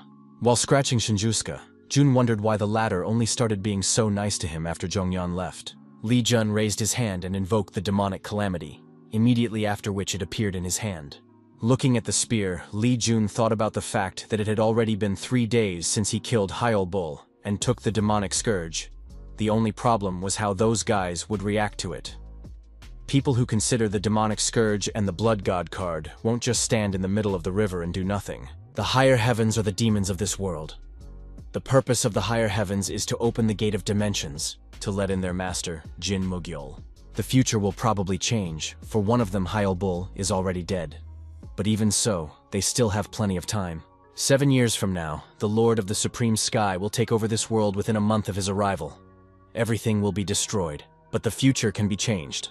If he wishes to kill Jun Mayagul, he needs to become much stronger. Before he can do that, he must start destroying the members of the Supreme Heaven, one by one. A while later, Chairman Han Minson handed Jun a scroll and said that it was a reward for winning first place. Lee Jun thanked the chairman and immediately opened the map. While Jun was looking at the map, Han Mingsun asked if he knew the rules of the heavenly battle. The system alerted Jun that he had gotten hold of the Blood God card, which was an unknown sealed item. No matter how Lee Jun tried to view the card, the system said that Lee Jun did not have permission to view the item. Han Mingsung asked Jun, "Does he not see anything either?" To which Jun replied that apparently that was the case. Han Mingsun admitted that he thought Jun had a reason to ask for the Blood God card specifically, after which he sighed and admitted that he was too excited. Lee Jun laughed and said that he should just start dealing with it. After looking at the map, the old master advised Lee Jun to use the Divine Origin technique. Lee Jun used the technique, after which the previously hidden inscriptions on the card manifested. It was a printed-out SSS rank Blood God map. This map indicated the place where the Blood God and his followers had previously secluded. As a sign that they wanted to start over, they created a one-person successor sect, the Original Gate. Only one person can enter the Primordial Gate, and it must be someone who possesses the 9-star Divine Origin art. If the owner of the card can enter the Primordial Gate, they will be able to inherit all the teachings and knowledge of the sky-destroying Blood God. The card is the key to the Primordial Gate. Lee Jun asked the master why the map has a difficulty level on it if it is the location of the Primordial Gate. The master asked him to remind him what type of martial arts he had mastered. He then explained that if a disciple wished to inherit his teachings and knowledge, he must be worthy of receiving it. Lee Jun wondered if the master meant that in order to inherit the teachings, he had to pass a test. The master replied that he had the right idea, and praised Jun for how quickly he grasped everything. Lee Jun asked how far away he was from reaching 9 stars. The master chuckled and said that according to their rating system, it should be around SS rank. Lee Jun asked in surprise, "What?" Seeing Jun's reaction, the chairman asked, "Did he really discover something on the Blood God's map?" Jun laughed awkwardly and said that he was just trying to get a better look at it. Meanwhile, the master was saying that according to martial arts standards, Jun should reach a state of absolute mastery, because that was the minimum required to enter the Primordial Gate. Lee Jun mentally admitted that this was actually the first time he had actually heard of a level higher than S rank. The master laughed and explained that this was actually the level he should strive for. The 10 strongest people in this world were S-ranked, so it was a little hard for Jun to believe that he would have to reach a state that even they had not reached. Would he really be able to do that? Han Ming-soon wasn't going to give up and asked if he really hadn't found anything, to which Li Jun replied that he hadn't found anything and rolled up the map. Han Ming-soon asked if he was really going to keep secrets from him. Li Jun asked, even if he had discovered something, why would he tell him about it? Han Ming-soon suddenly fell silent, and Li Jun grinned and said that he was just joking. After all, he actually just can't tell him about the Blood God card. But instead, he agrees to work for him in the Divine Skill Clan, and when he can clear the Forest Gate in Seoul, he will definitely give them the poison blood technique. Han Min-sun suddenly became nervous when he heard about the poisonous blood technique. After all, it was exactly what their clan required. Han Ming-sun asked if Jun was really willing to give them something like that, to which Jun replied that he didn't require it. After all, he didn't need such techniques since he had a divine origin technique. Li Jun asked if in exchange, they would spread rumors about him to the Divine Power Clan and the Imperial Blade Clan. The chairman asked what kind of rumors he wanted. Li Jun said that they would have to notify them that Jun had cleared the Forest Gate in Seoul on his own the moment he did so. Han Min-sung agreed to do something so simple, then added that once he got the technique, he would be able to do at least that for Jun. A short while later, Li Jun along with Hyun-jin arrived at the blue-level Forest Gate in Seoul. Hyun-jin wondered if Jun wanted to sweep this place. Looking around, Hyun-jin marveled at the view since this place is so lush and green. Hyun-jin suggested to Jun to get down to business, but the latter asked Hyun-jin to wait, because they need to wait for one more person. Hyun-jin wondered who it was. Immediately afterward, he appeared. Running over to Jun and Hyun-jin, Hosu apologized to Mr. Lee for being late. Hyun-jin asked if Hosu was the one he wanted to bring along, and Hosu was surprised that Mr. Hyun-jin was also going with them. Hyun-jin told Hosu that it was the right thing to do, and that he would just have to follow them. Hyun-jin promised that he would protect Hosu during the sweep, so that he wouldn't get hurt. But Hosu shouted no. After all, he should be the one to guide them and make sure there were no dangers in their way. Li Jun asked them to calm down already, for it was time for them to move out. After which, Jun asked Mr. Han to get started. The system alerted Jun that he was the owner of another gate, and that the owner of this gate would be watching him. The owner of the Seoul Forest Gate attempted to block in the move. The system asked if Jun wished to leave the gate or invade inside. Li Jun chose to invade, immediately after which the system alerted that the gate owner was surprised that the owner of the forbidden area of the 4 shrines had invaded. Li Jun noticed that he could do more things inside the gate now, and wondered if it could be because Shinya's rank had risen. The Forest Gate of Seoul, it's just a blue gate, and fortunately, he doesn't have any trouble clearing the blue gate. Except that in order to pass this gate, you have to fulfill some requirements. One of the requirements, at least 3 people must participate in the sweep. Hyun-jin acted as if he was on a normal walk. He said that the weather was just fine, which made Jun feel uneasy because they were in the gate. Li Jun even thought about the fact that if he took Latital and Sharka, the gate sweep would be much easier. But at the same time, it's a great opportunity for Hosu to use his demon killer, while Hyun-jin is much more skillful than the monsters. Just as suddenly, Li Jun noticed something unusual. Li Jun turned to Hosu and asked if the latter had ever seen golems, the main buildings of the Divine Power Clan. Sitting over her crippled son, Choi Mi-jin kept cursing that bastard. After all, how could a person born with that blood? How dare he lay his hands on her son, the heir of the Divine Power Clan? Woogan entered the room and turned to Madame. Choi Mi-jin asked if they were continuing their surveillance on Li Jun, to which he replied that they are following him, and he has good news for her. They received information that Li Jun is single-handedly mopping up the Blue Gate, the Forest Gate of Seoul. Choi Mi-jin asked if he's sure about that, to which Woogan replied that they got that information from a member of the Divine Skill Clan. Choi Mi-jin smirked upon hearing this. She then ordered Wugong to send the Imperial Blade Corps, the personal guard of the Blade King, there. Choi Mi-jin asked her son not to worry anymore, because his mom would kill whoever did this to him. Li Jun asked Hosu, "Isn't this the first golem he's seen?" Hosu was amazed. Looking at this huge thing, he asked, "Is this really a golem?" Looking at the golem, Hyun-jin assumed that this big guy was the boss of the first stage. Hosu was surprised that they came across the boss so quickly and asked, "What about the rest of the monsters?" Jun asked if he knew that many of the gates had different ways of mopping up. The Forest Gate of Seoul has 3 stages that you have to go through one by one. There are no monsters here, but there is a boss in each stage. Most importantly, he knows how to clear this dungeon, and so Jun advised them to follow his lead. Li Jun suggested them to clear this dungeon in record time. Li Jun drew a golem with minions and told them that as soon as he wakes up, the little golems will be summoned. During the battle, they should not use their inner strength, but instead required to take care of the brown golems. What was important here was for the three of them to team up and attack them. Hosu asked why they couldn't use internal force, to which Jun replied that it was one of the conditions for passing the first stage. They have to pass it using only weapons. Li Jun asked Hosu what he thought about it. After all, this is just the perfect opportunity to use a demon slayer. Hearing about the sword, Hosu remembered the demon killer and reached for the sword. Seeing the sword wrapped in cloth, Hyunjin asked, "What is it?" After all, it looks like a really high-quality sword. Hosu revealed that it was a treasure that Mr. Lee had given him. Hyunjin was surprised by this and looked closely at the sword and saw that it was an S-ranked sword. Hosu asked Hyunjin not to touch the sword as only Mr. Lee can do that besides him. Hyunjin called out to Jun and asked him to give him the weapon. In return, he is also willing to become his subordinate. Lee Jun reminded Hyunjin that he already has an AA-ranked sword, and so he asked him not to act like he didn't get anything good. Hyunjin asked if Master Jun was the one who told him about the Demon Slayer. After which, he continued to beg for S-rank weapons. Lee Jun thought that he owed Hyunjin from his past life, so Jun asked Hyunjin to stop whining and said that if he found something good, he would definitely give it to him. A cheerful Hyunjin said that it was exactly what he expected from his best friend.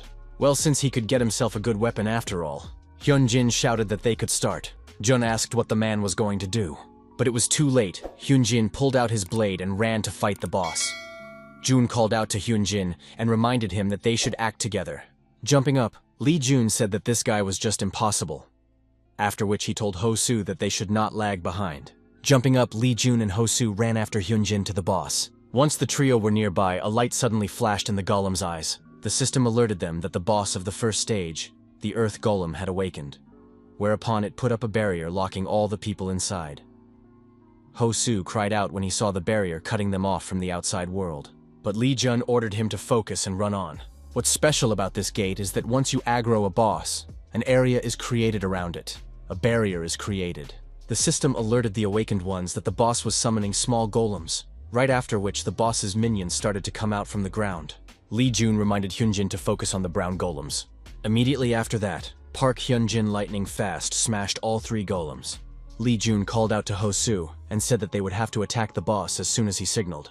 While Hyunjin was dealing with the little golems, Lee Jun started the count, and on the count of 3, they all attacked the boss. With the last strike, Lee Jun smashed the boss golem into pieces. Immediately after, Jun shouted to Hosu that the boss was trying to recover, which meant that they needed to destroy his pieces before he did. After accepting the order, Hosu began to chop up the parts of the bosses that had turned into smaller golems. After a little while, they still managed to defeat the first stage boss, the Earth Golem, a low difficulty boss. The reward for killing the boss was 250,000 technology tree points. Lee Jun walked over to Hosu and praised him for his work. Meanwhile, Hyunjin noticed something up ahead. Running up to the pile of treasures, Hyunjin said that this gate was very generous since they had gotten so many treasures. Looking at the treasures, Hyunjin verified that they were quite rare artifacts. Hosu asked if they were really, to which Hyunjin replied that it was, and advised Hosu to pick some of these as well. Just as suddenly, something in that pile of treasures caught Lee Jun's attention. To be more precise, it was a technique, except that it just couldn't be. After taking the technique, Lee Jun asked if they would mind if he took only this, and of course, Hyunjin was fine with it. Lee Jun wondered why the poison blood technique was the prize for the first stage. It was an A-rank technique that allowed one to inject poison into the opponent to control him. If the poisoned opponent tried to resist the control, they would begin to feel unbearable pain. From the description, Lee Jun realized that this was the perfect technique to use on those who were not going to follow orders. In the worst-case scenario, the subordinates' blood vessels could be damaged, causing them to die on the spot. Lee Jun suspected that they would be able to obtain the technique in this gate, but he didn't expect it to happen this early. Hyunjin asked Jun if he was sure he only wanted to take this, to which Jun replied that he was sure. Lee Jun realized that by giving this technique to the Divine Mastery Clan, he would be able to get much more information from them.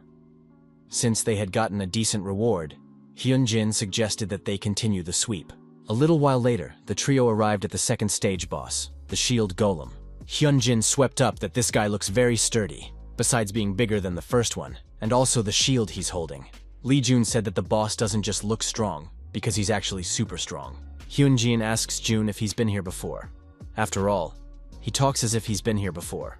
Moreover, he knows how to pass this gate. Lee Jun asked. Hasn't he said that before? He learned it from his master. Lee Jun simply couldn't tell them that he knew all this because he was reincarnated. Hyunjin wondered what kind of person his master was, and how could he know something that even his grandfather didn't know. Ho-Soo suggested that it must be a person with so much power that it's hard for them to even imagine it. Whereupon Hyunjin asked if the one could be more imposing than a heavenly demon or a living Buddha. The old master apologized and asked, "What is this boy talking about? And how dare he compare someone like him to someone as pathetic as his grandfather, or someone who hadn't even traveled a quarter of his path?" Lee Jun mentally reminded the master that he wasn't the one who said all of this. Hyunjin asked how on earth would they be able to break through the boss's defenses. To which Jun replied that they should attack the boss in the moments when he wouldn't raise his shield. Ho-Soo asked if they can use their inner strength this time. Jun replied that they could, and that this time he wanted Ho-Soo to attack first. Ho-Soo was a little surprised by this but still agreed. After preparing himself, Ho-Soo pushed off from the ground, soaring into the air. He then used the Heaven and Earth Void technique to stab the boss in the back. Hyunjin and Lee Jun were astonished by what they saw, for Ho-Soo had used the very same technique. After his attack, Ho-Soo landed close to the boss and tried to catch his breath. Just as suddenly, the boss raised his shield and ran forward, ramming into Ho-Soo. By some miracle. But Ho-Soo managed to block the golem's attack with his shield. If it wasn't for the Demon Slayer's durability, he would have been dead by now. The golem once again caught up with Ho-Soo and swung one of its arms backwards. Immediately after that, it shot out one of its shields like a piston. But at the last moment, Ho-Soo managed to jump up, dodging the attack. Immediately afterward, he jumped and slashed at the golem. But even after such an attack, the golem was unable to do almost any damage. Hyunjin shouted that he couldn't let his junior do all the work, as it would hurt his senior's pride, so he attacked the golem with his shield using the Heavenly Thunder Divine Art.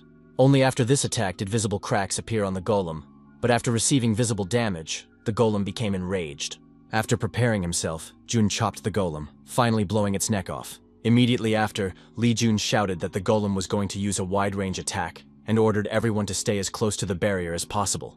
The trio immediately bounced to the edge of the barrier, and at that moment, the golem emitted many rays of light, only slightly hitting Ho-Soo's face. The ray of light left a wound on his face, immediately after which the golem disintegrated.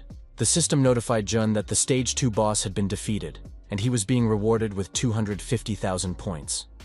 Hyunjin was exhausted after the second boss. He asked Jun why was it so hard. They are in the Blue Gate after all. The thing was, this was far from an ordinary Blue Gate, because this place hides a mana stone mine, and the reserves of this mine are enough to power a third of South Korea's energy supply. So the mana stones would still be there. Lee Jun said that if they have already collected all the rewards, it's time for them to head to the third boss. Hyunjin asked Jun to wait for a while, because there were some things they needed to deal with before moving on. After that, Hyunjin turned to Ho-Soo and asked how he could use the Imperial Blade Clan's martial arts. To be more precise, it wasn't exactly the normal Imperial Blade Clan arts, but something a level higher. It was similar to the Imperial sword arts that his grandfather had studied. Most importantly, he couldn't learn it on his own, and so Hyunjin asked Jun to answer him. Since Hyunjin had seen everything in person, Lee Jun was forced to admit that Ho-Soo had reached the 5th rank in martial arts. This art was from the same category as the Imperial sword art, and it was called the Imperial Chain Blade. Hyunjin was surprised to hear about this art and asked if this was the art that the King of Blades wanted so badly. Lee Jun admitted that it was, after which Hyunjin asked, wasn't Ho-Soo supposed to learn the art of Space Void in order to use that art? Lee Jun asked, what if he answered that Ho-Soo had divinely studied the art of Space Void? Hyunjin was amazed at what he heard and asked if it was true. To which Ho-Soo replied that it was indeed true, and that Mr. Lee had given him a heritage flower to restart his martial arts. Hyunjin was amazed at what he heard, as a heritage flower is something worth a fortune, whereupon Hyunjin asked if it was also a gift from the mysterious master. Jun replied that it is, or rather, he thinks it is.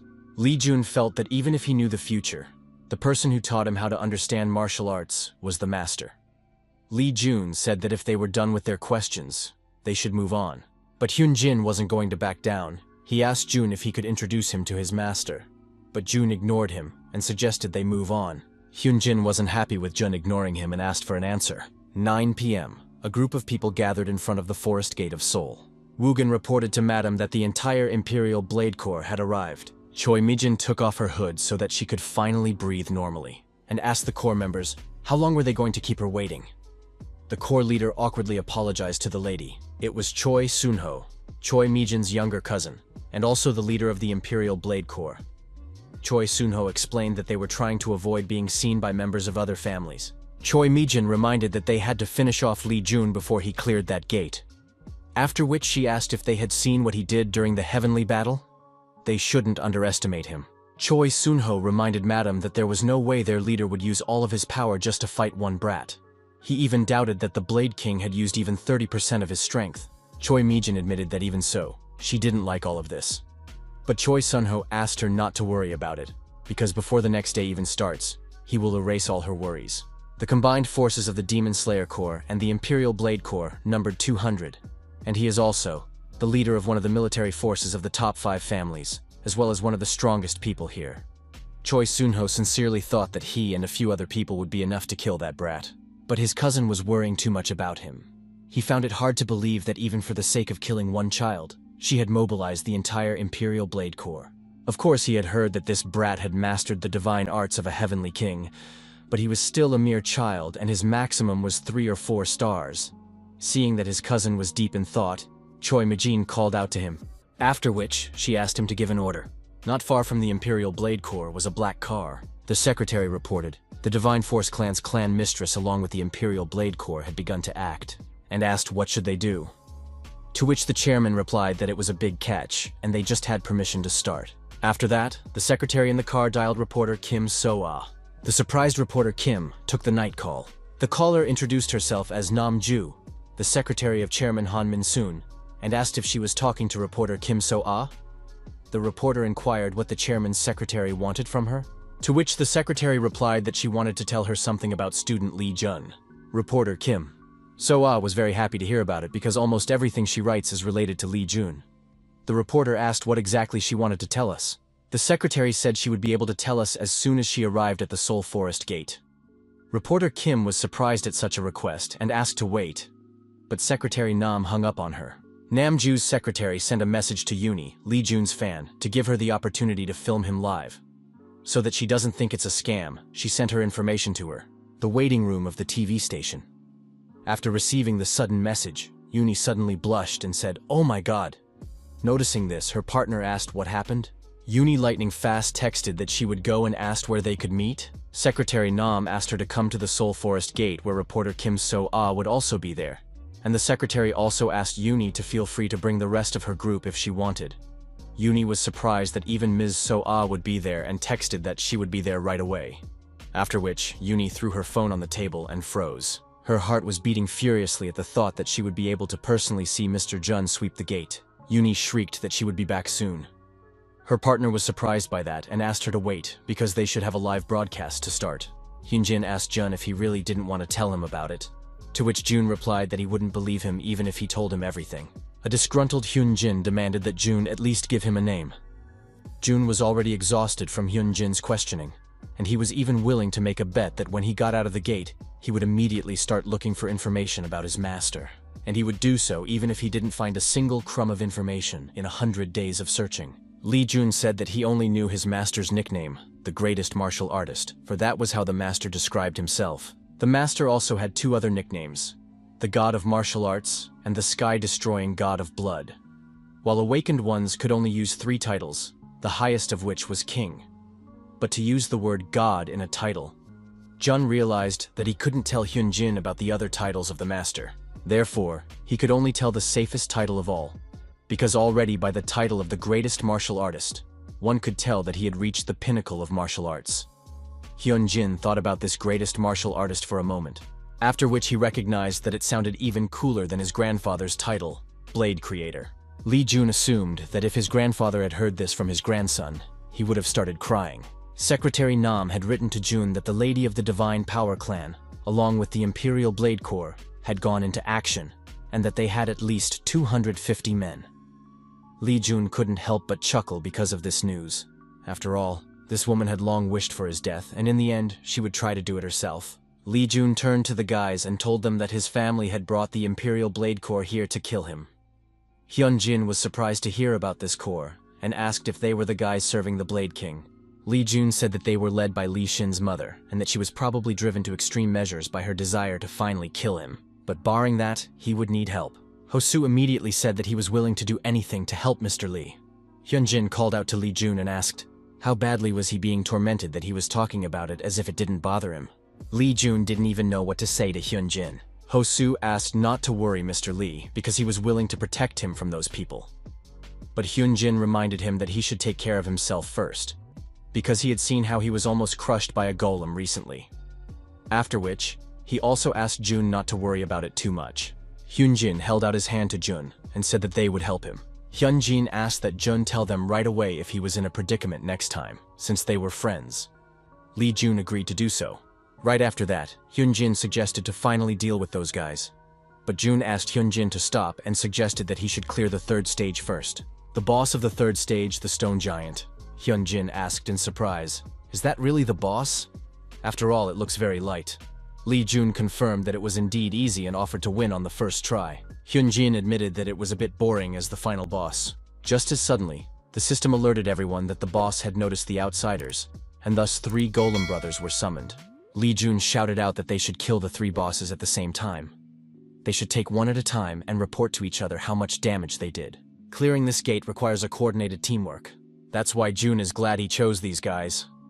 After doing enough damage, Lee Jun called out to Hyunjin. He replied that he was almost done, and then asked how Hosu was doing. To which Hosu replied that he was almost done with the boss too. Lee Jun said that was good and advised to get the bosses to the point where they could be killed in one hit. Once the Golem brothers' health was lowered to the minimum, Lee Jun counted down to 3, and they dealt with the bosses at the same time.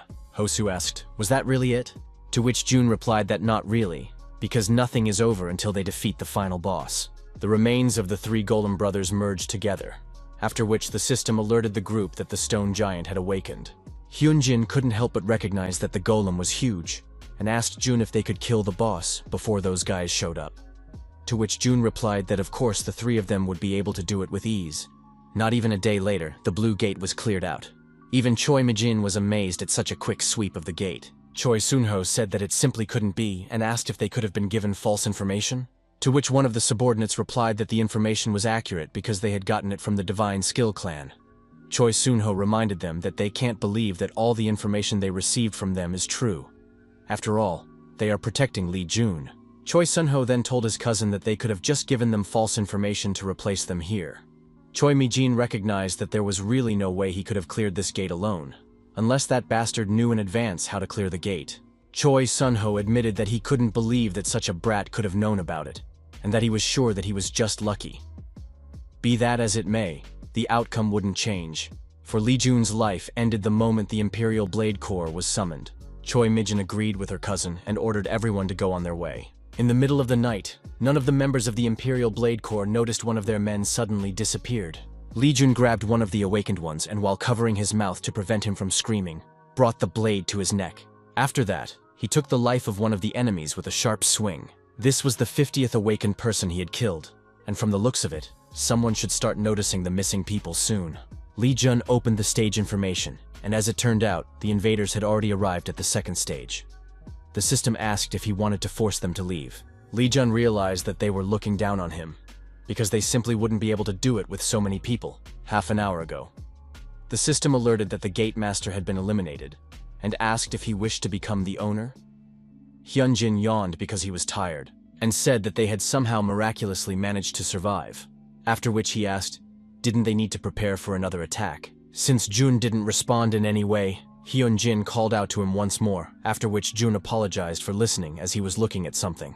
Jun then turned to Hosu and explained that if the Imperial Blade Corps found out about his martial arts, they would try to kill him, and so Jun asked him to be more careful. Hosu admitted that he understood. Hyunjin asked Hosu not to worry about it, because he will protect them both. After that, Hyunjin noticed that the sun was already setting and asked, what will they do with those guys? After thinking about it for a bit, Jun asked what he thought was the best way to instill fear in someone's heart in the middle of the darkness. Hyunjin suggested a sneak attack, and Jun confirmed that answer. They should kill them one by one so that they don't even notice how the person standing next to them a second ago disappeared. Hyunjin asked if it would take too long, and what would happen if the gate closed by then. Jun replied that the gate might close, but it wouldn't disappear. Hyunjin was surprised at what he heard, but still agreed with Jun. After all, he was sure that Jun had been taught all of this by his master, and since that's the case, he's willing to follow his orders. Jun thanked Hyunjin for his trust. Now is the moment when they should notice the disappearance. One of the awakened men ran up to the leader and told him that he couldn't find Myeongsuk. Choi Sunho asked if he might have gone somewhere else to pee again, or something like that. A few other awakened people came up to them, and one of them explained that it wasn't that at all, because Myeongsuk had been right next to him a moment ago. After that, the second one explained that Chanyeong had also disappeared. They also can't find the fourth captain. After listening to a few subordinates, Choi Sunho shouted to all the captains to count their men.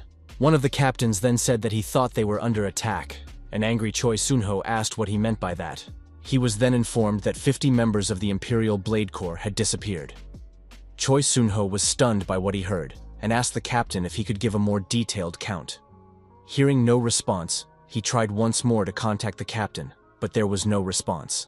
Suddenly, somewhere between the trees nearby, someone's shadow flashed. Choi Sunho shouted that someone was trying to get around them and threw his sword, but his blade hit one of his subordinates. It was definitely not the one he had noticed. Immediately afterward, he again noticed a hooded figure flash nearby. He could sense someone's presence, but worth a glance. Everything around him remained just as still. Choi Sunho was very angry at such antics, and ordered the stranger to be a man and show himself now. Woogan turned to the lady and said that he would go. He then ordered him to be caught and pulled out his blades. Woogan assumed that Choi Sunho was failing, and so he offered to help him. Woogan noticed a shadow flashed between the awakened men and immediately rushed towards them. He grabbed the stranger and stabbed him in the neck, after which he noticed that it wasn't the guy he wanted. Woogan said that it was as if the guy had vaporized. Afterward, Choi Sunho admitted that he had the same thing. That bastard is even too slippery, which is why they keep losing their men. But since it had come to this, he needed to deal with everything as soon as possible. Choi Sunho drew his huge sword and shouted that if he didn't want to die, he should move aside. But if this bastard continued to hide like this, he would just destroy everything here. Swinging his blade in the direction where the assassin had just been, Choi Sunho released a huge amount of energy. It even managed to significantly change the local landscape. Choi Sunho was sure that after doing so, that stranger should already be dead, when suddenly, he saw the one he had used such a powerful attack against was standing there unharmed. Lee Gun wondered why that person was so surprised. After all, he was the only one here who could kill them all here. Not intending to listen to him further, Choi Sunho attacked the assassin, but the latter blocked the attack with his spear. Choi Sunho drew his sword again and asked the bastard how the bastard was still alive after taking that blow. Blocking Choi Sunho's next attack, Lee Jun asked, what was he even talking about? After all, he still had a very long way to go before reaching the level of a Blade King. He is not at all like the King of Blades. Lee Jun swung his spear, throwing Choi Sunho aside. In fact, if he had received such a blow in the past, there wouldn't be a single bone left in his body. The person that is currently opposing him is an AA-ranked Awakened, and he is also one of the 5 strongest fighters of the Imperial Blade Corps. On the other hand, he is currently at the same rank, but he is limited in what skills he can use. That being said, he is not drawn back at all. On the contrary, the more he fights, the lighter his body becomes. Lee Jun wondered if this was the very power of the Scourge of Destruction. The old master laughed and explained to his disciple that it was because he had used the divine flow art on the already powerful Scourge of Destruction, which was why he felt invincible. Choi Sunho was furious. He asked the brat if he dared to be insolent just because he had become a little stronger. That brat. He always uses the same words, making it all unbearable. Choi Sunho asked his subordinates what's going on with them now, since they're being beaten up by some brat. Choi Sunho shouted that he would make him pay for all of this, after which he ordered the Imperial Blades to form a wall around Jun. Lee Jun was forced to admit that this was a smart strategy. Choi Mijin came out to them and told Jun that she could finally kill him. The Queen Bee finally came on the scene. Lee Jun assumed that she had to work hard to achieve this. Choi Mijin was amazed that he was saying that while looking her straight in the eye. She remarked that the brat had grown a lot. Lee Jun wondered if she was here because Shin begged her to avenge him. That would be really pathetic of him. Choi Mijin asked, "What?" Lee Jun inquired. "Did she sneak after him like a rat just to say that?" Choi Mijin laughed upon hearing that. She then asked how dare he say her son's name with his filthy mouth. Immediately after which, she unleashed her sword, rushing towards Jun. Choi Mijin, an AA rank awakened one, also known as a demonic blade. For the most part, she was already forgotten about because she was currently acting as the wife of the head of the Divine Power Clan. But during the time she was active, the name was very famous. People knew of her terrifying temper and powerful sword skills. Lee Jun was forced to admit that she was indeed powerful, and he would be in danger if only the divine origin arts didn't protect him from the lightning. Lee Jun dared to ask Choi Mijin the question, why did she hate him so much? Rubbing his sword, Choi Mijin asked if he was really asking because he didn't understand it. Some woman with dirty blood and her offspring dared to lay their eyes on her place. If they were in her place, they wouldn't even dare to lay eyes on something like this. Hearing this, Lee Jun realized what this was all about. Lee Jun asked if this was the reason why she brutally killed his mother. Choi Mijin was surprised that Jun knew about it and decided to come clean since he was going to die here anyway. She was the person who gave the order to kill his mother. An ominous scarlet energy began to emanate from Lee Jun. Choi Mijin said that since he had been trying to cling to his family all this time knowing that he was just a horrible person. Lee Jun admitted that he was pleased to hear it from his own lips. After all, he had now decided that he would not let any of them live. The scarlet energy around Jun suddenly disappeared, but the aura around him became even colder. Wugong told Madam that it didn't look good and suggested that they retreat to observe the situation. Looking at Lee Jun, Wugong wondered, what kind of energy is this? This energy is like the divine sky destruction art, but he doesn't like what he senses from Jun. Choi Sunho ordered his men to let them stop talking and get to work on their target. Immediately afterward, a group of Choi Sunho's men attacked Lee Jun, but he swung his spear and dealt with everyone around him with a single strike. After that, the aura around Jun became even heavier. Choi Sunho ordered his subordinates to stop panicking and replace the fallen as soon as possible, because if they stopped their attacks, the target would be able to escape. The second batch of awakened attacked Jun, but he slipped through them with lightning speed and grabbed the last one, smashing it to the ground. There seemed to be no end to the enemies. Dealing with them one by one, Lee Jun even wondered what formation they wanted to use. If he wanted to break through, he would have to destroy their ranks. Lee Jun began to gather black as pitch energy in his palm, after which he extended the resulting object forward towards the enemies. As it exploded, it quickly began to incinerate the enemies. Caught in the black flames, the awakened began screaming in pain and begging to be saved. The old master told Jun that what he had just used was not a martial art. It was very similar to what his first apprentice had used. The master wondered if it was because the disciple was filled with anger. Normally, martial arts were supposed to be included there. At least the sky destruction art wouldn't be able to absorb him completely. After all, he had the original origin art. Master told Jun that he could rage all he wanted. However, this would be the only time he would turn a blind eye. After all, there was no way Jun's martial arts should turn into the art of destroying the sky. Lee Jun could still hear the master's voice, which helped him stay conscious. And at the same time, he understands the reason why the master is worried, because this power is different from all the martial arts he has encountered so far. From the energy pouring down from Lee Jun, the ground beneath his feet began to crumble. It was an impulsive urge to kill. Right now, the sight of blood didn't scare him one bit, and he even felt pleasure looking at it. Never before had he experienced something like this using the divine origin technique. He is certain of this. With this power, he will be able to destroy all the living things in this dungeon. Looking at this, Choi Mijin couldn't believe what this brat was doing. She asked where did he even get this kind of power from. Wugong said that he would come closer to make sure. Leaving Madame behind, Wugong moved closer to Lee Jun. This brat was able to destroy the formation in the blink of an eye, and more importantly, this strength was similar to their master's. Looking at this, Wugong realized that this was the sky destruction art, and if that was the case, then he should go back and report everything to the Lord. Suddenly, Wugong felt a scarlet energy touching him. Looking up, he saw Lee Jun was suddenly right in front of him, and everything around him was covered in flames. But just how? And could he only do such a thing through the sky destruction art? Wugong tried to run away, but for unknown reasons he couldn't move a finger.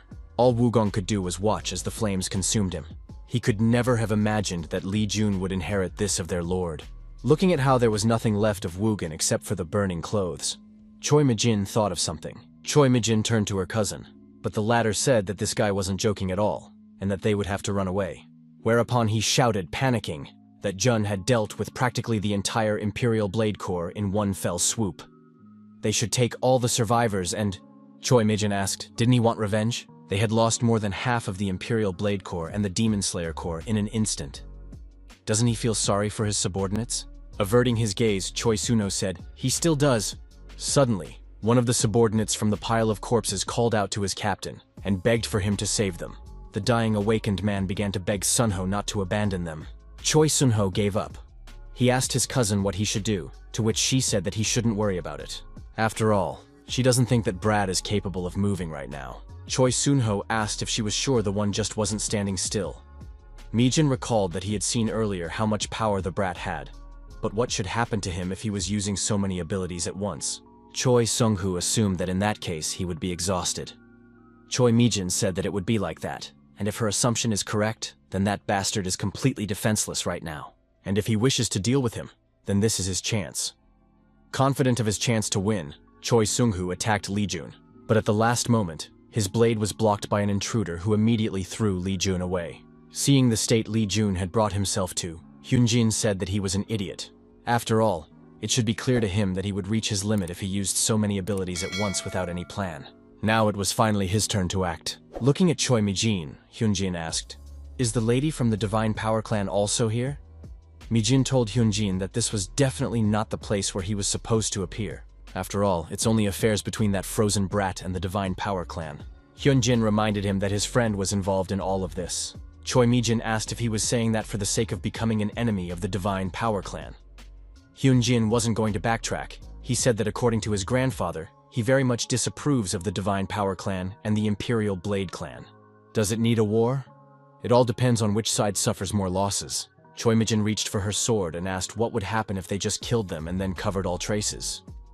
To which Hyunjin replied that she would regret it. Smirking, Choi Mijin admitted that she really regretted not killing Lee Jun when she had so many chances. After which, she asked Sunho what the man was waiting for, and ordered Lee Jun to be killed along with the others. Choi Sunho agreed to Madam's order and immediately ran towards Jun. Hyunjin was about to stop Choi Sunho, but at the same moment, he was injured by Choi Mijin, who took advantage of the moment. She then reminded Hyunjin that he shouldn't spin around during the fight. Choi Sunho shouted to Jun that he would kill him this time and jumped up, drawing his sword. Just as suddenly, another stranger jumped out in front of Jun. Ho-soo asked Mr. Lee for being so late. Hyunjin asked Ho-soo how he could help Jun if he was so slow. To prevent this from happening again, he should take up the art of thunder. Ho-soo complained that the two of them are just too fast. Choi Sunho asked, what does he care if another brat like that shows up here? And once again, drawing his sword, said that if they loved their friends so much, they would bury them here together. Choi Sunho chopped Jun with his sword, but he was saved by Ho-soo at the last moment. After that, Ho-soo put Jun aside and asked him to wait for a while. After all, they would definitely be able to protect him. Not far from the Forest Gate of Seoul, the blue-haired partner asked Uni if she was sure that coming here would make them more popular than broadcasting at home, to which Uni replied that she was sure and asked her friends to follow her. As soon as they arrived, they were greeted by a black-haired woman who introduced herself as Nam Ju, the secretary of Chairman Hana Min-sung, and next to her is a reporter named Kim So-ah who writes in the Gates news magazine. The secretary decided not to say that Kim So-ah is the only one who always writes about Lee Jun. Uni said that she is happy to meet them, and introduced herself as well. Reporter Kim said that everyone is gathered and suggested Secretary Nam to go. Secretary Nam asked those who came to enter the gate. Uni, on the other hand, was amazed that she was just ignored. While the girls looked around as they went through the gate, Secretary Nam told them that according to the information they received, they would be waiting for them in the second stage. Uni said that the inside of this gate was just beautiful and offered to take selfies here. But reporter Kim reminded them that they don't have time for that right now and asked them to hurry up. Uni pouted over the refusal, but her partner offered to take selfies later. After walking a little further, Secretary Nam noticed that the vibration sounds were getting louder, which meant they were getting close. She then turned to Uni, and the latter immediately realized what was required of them. Uni and her friends immediately started the live broadcast, where Uni revealed that they, along with the Scarlet Girls, had arrived at the gate today to meet Mr. Jun. Uni admitted that it is very exciting and asked her subscribers to cheer for her as she is very excited. Upon arriving at the venue, Secretary Nam and reporter Kim were very surprised at what they saw here. Right in front of their eyes, there was a demonic blade fighting against the grandson of the Blade Creator, as well as the leader of the Imperial Blade Corps fighting against a high school student. Reporter Kim asked what was going on here, And could it be that the Demon Blade summoned the Imperial Blade Corps to kill June? Secretary Nam admitted that she had thought the same thing, after which Yuni suddenly noticed that something was wrong here, and looked around the area, and noticed that Jun-san was lying on the ground. Yuni said that they should help him right now. But reporter Kim immediately tried to reason with her. She recognized that Yuni's abilities as an awakened person would help them a lot, but they have stronger weapons with them. If Yuni makes a good video about it and puts it on YouTube, she would be willing to write an article about it. The reporter asked what Yuni thinks about this. They just can't miss this kind of sensation, and so she suggested that they bury these people by their own efforts. After thinking about it for a bit, Yuni still agreed to Kim So-ah's suggestion, all that power emanating from his body. But Lee Jun couldn't move, but at the same time he had been hearing a strange sound for some time now. Kill them. That's the only way your friends can survive. These people who previously looked down on you. He must tear them apart so they can never even look him in the eye again. This is the power of those at the top. Meanwhile, one of Choi Sun-ho's men has managed to sneak up on Jun unnoticed. Revenge for the sake of his comrades is exactly what he should kill him for. During his battle, Hyunjin suddenly noticed one of his enemies getting close to Jun. Immediately after that, he shouted to Jun that the enemy was right in front of him. Things were really bad, for he wouldn't be able to help him now. And worst of all, Hosu was also preoccupied with his enemy. Taking advantage of Hyunjin being distracted, Choi Mi-jin struck him with her blade. After which, she reminded him that he shouldn't be distracted if she's his opponent. But since he continues to do so, it means Hyunjin isn't afraid to part with his life. Looking at the blade being brought over Jun, Hyunjin asked Jun to finally come out of this state. Hyunjin then shouted for Jun to wake up, and at the same moment, Lee Jun opened his eyes again. Immediately after that, he jumped up and kicked his opponent. Lee Jun grabbed his opponent by the neck and brought his bloody spear down on the ground. A certain voice shouted to Jun, "Kill him! You must kill this man!" Just as Jun was about to stab his enemy in the heart, a master appeared and shouted, "Stop!" at the top of his voice. As soon as the man came to his senses, the master said that the man was just a fool. Earlier, he had allowed him to be angry, but not to go about his killing intent in any way. Lee Jun was about to turn to the master when suddenly something came up to his throat. Immediately afterward, Lee Jun started to vomit because of all of this. The master explained to Jun that he was almost consumed by the divine origin art. Lee Jun wondered how such a thing could happen because of the divine origin art, and the master explained that it was all because of the sky destruction art within the divine origin art. Jun's inner strength was thrown into turmoil because of the sky destruction art being influenced by the perfect domination scroll. Lee Jun told the master that a strange voice was shouting at him to kill all those people. The master said that it was the ego of the sky destruction art, and that it caused trouble even for himself. Lee Jun asked what should he do now. What would happen if he used his inner power again and it tried to talk to him again? Lee Jun told the master that he might think he was being selfish, but he's unwilling to let the people who killed his mother go. The master assumed that Jun misunderstood his words and said that he should take revenge. He only meant that Jun should not be consumed by his killing intent. Lee Jun accepted the master's words. Meanwhile, Hosu continued his battle with Choi Sun-ho. Choi Sun-ho asked, how dare the latter master the martial arts of the Imperial Blade clan? Hosu realized that his opponent was an AA-ranked awakened one, and that one was indeed very strong. But he couldn't give up, because if he gave in to the enemy, Mr. Lee would be in danger. Hosu put his strength to his blade, and still managed to throw back the enemy. Choi Sun-ho told Hosu that if he didn't want to answer the question voluntarily, he would force him to do so. Whereupon he began to infuse his energy into the blade. Hosu was surprised to see this, because just now, his enemy's blade suddenly became longer. Choi Sun-ho swung and struck the blade into the air, enlarging the blade enough to reach Hosu. Pushing at Hosu, Choi Sun-ho demanded that Hosu tell him how he was able to learn the martial arts of the Imperial Blade clan. Hosu's opponent was very dangerous, and he could barely block that blade. Hosu wondered, was this really his end? Suddenly, behind Choi Sun-ho, Lee Jun jumped out and pointed his spear, asking how dare he hurt his favorite junior high school student. Astonished, Choi Sun-ho asked if he could still move. Rubbing his opponent on the back, Lee Jun asked, isn't it obvious? Choi Sun-ho was incredibly angry.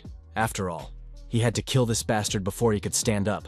At this moment, the Imperial Blade Corps was almost completely destroyed, and at the same time, Madam was still busy fighting with his opponent. Right now, there was no way he would be able to win the battle against these two. Choi Sun-ho realized that there was no way he could help his situation, and so he raised his hand and said that they had lost. Lee Jun asked what the man wanted to say. Choi Sun-ho asked, didn't the man understand? He gives up.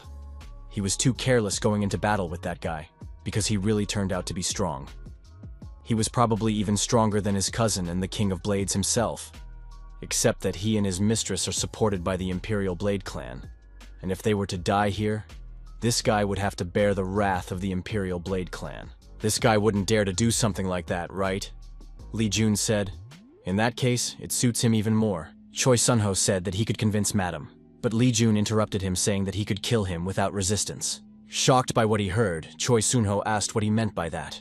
Li Jun turned to Ho Su and said that he would take care of this guy. Ho Su, on the other hand, should make sure that there are no survivors left here. Afterward, Li Jun praised the guys for holding out for so long while he was out. Choi Sunho asked Li Jun to stop and cried out that he was giving up. Li Jun asked who cares.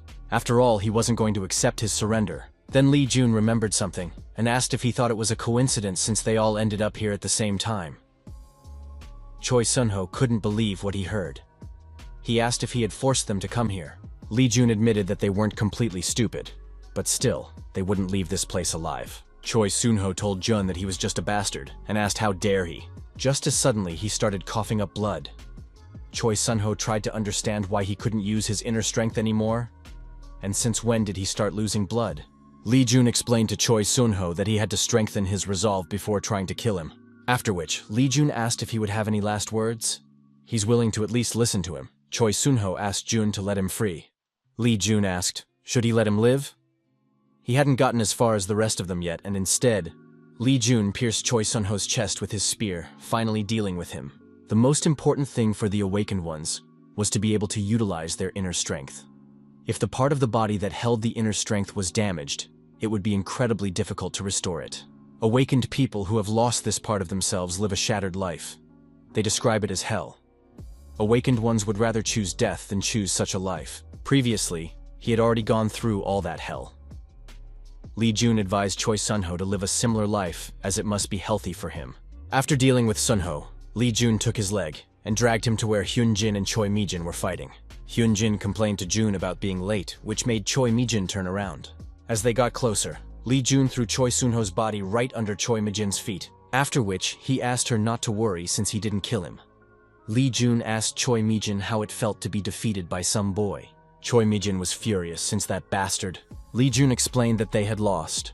Ho Su, meanwhile, was demolishing the bodies of the dead members of the Imperial Blade Corps into a pile. Li Jun explained to Mi-jin that there was no one who could protect him right now, then asked, did she still wish to kill him? Choi Mi-jin demanded that those bastards stay away from her. She ordered them to stay away from her. Choi Mi-jin then decided to get away from those two. She realized that she had no chance right now. But if she went back home and regrouped, just as suddenly she stopped, she ran into Ho Su carrying one of the bodies. Ho Su reported to Jun that all the nearby martial artists were either unconscious or dead. Jun praised Ho Su and said that he could rest. Afterward, Li Jun asked Choi Mi-jin not to dare say that she was going to get out of here alive. Jun asked her not to worry so much right away, since he wasn't going to kill her here. Her crime of trying to kill him and her crime of ordering the murder of his mother, Li Jun explained that he wouldn't let her die until she paid for it all. Choi Mi-jin asked, how dare he, a lowlife, speak to her so arrogantly? After which, she was confronted with Li Jun's cold gaze, in which she saw something familiar. Choi Mi-jin saw that Li Jun had the same eyes as his mother. Deep and dark eyes, looking into which she couldn't read the person. Choi Mi-jin suddenly fell down and said that it wasn't like that because her wasn't looking at her so intently. It was actually her fault, and she didn't do anything. Right after saying those words, Choi Mi-jin passed out. Hyun Jin asked Jun if he was able to knock her out with just one look. He replied that he couldn't have done that. He told her that he had stealthily pressed on her weak spot because he had never intended to hurt her. Hyun Jin was surprised by what he heard and asked what Jun was going to do next with the lady, to which Jun replied that he would have a public execution. The crew members hiding in the bushes were shocked by what happened today.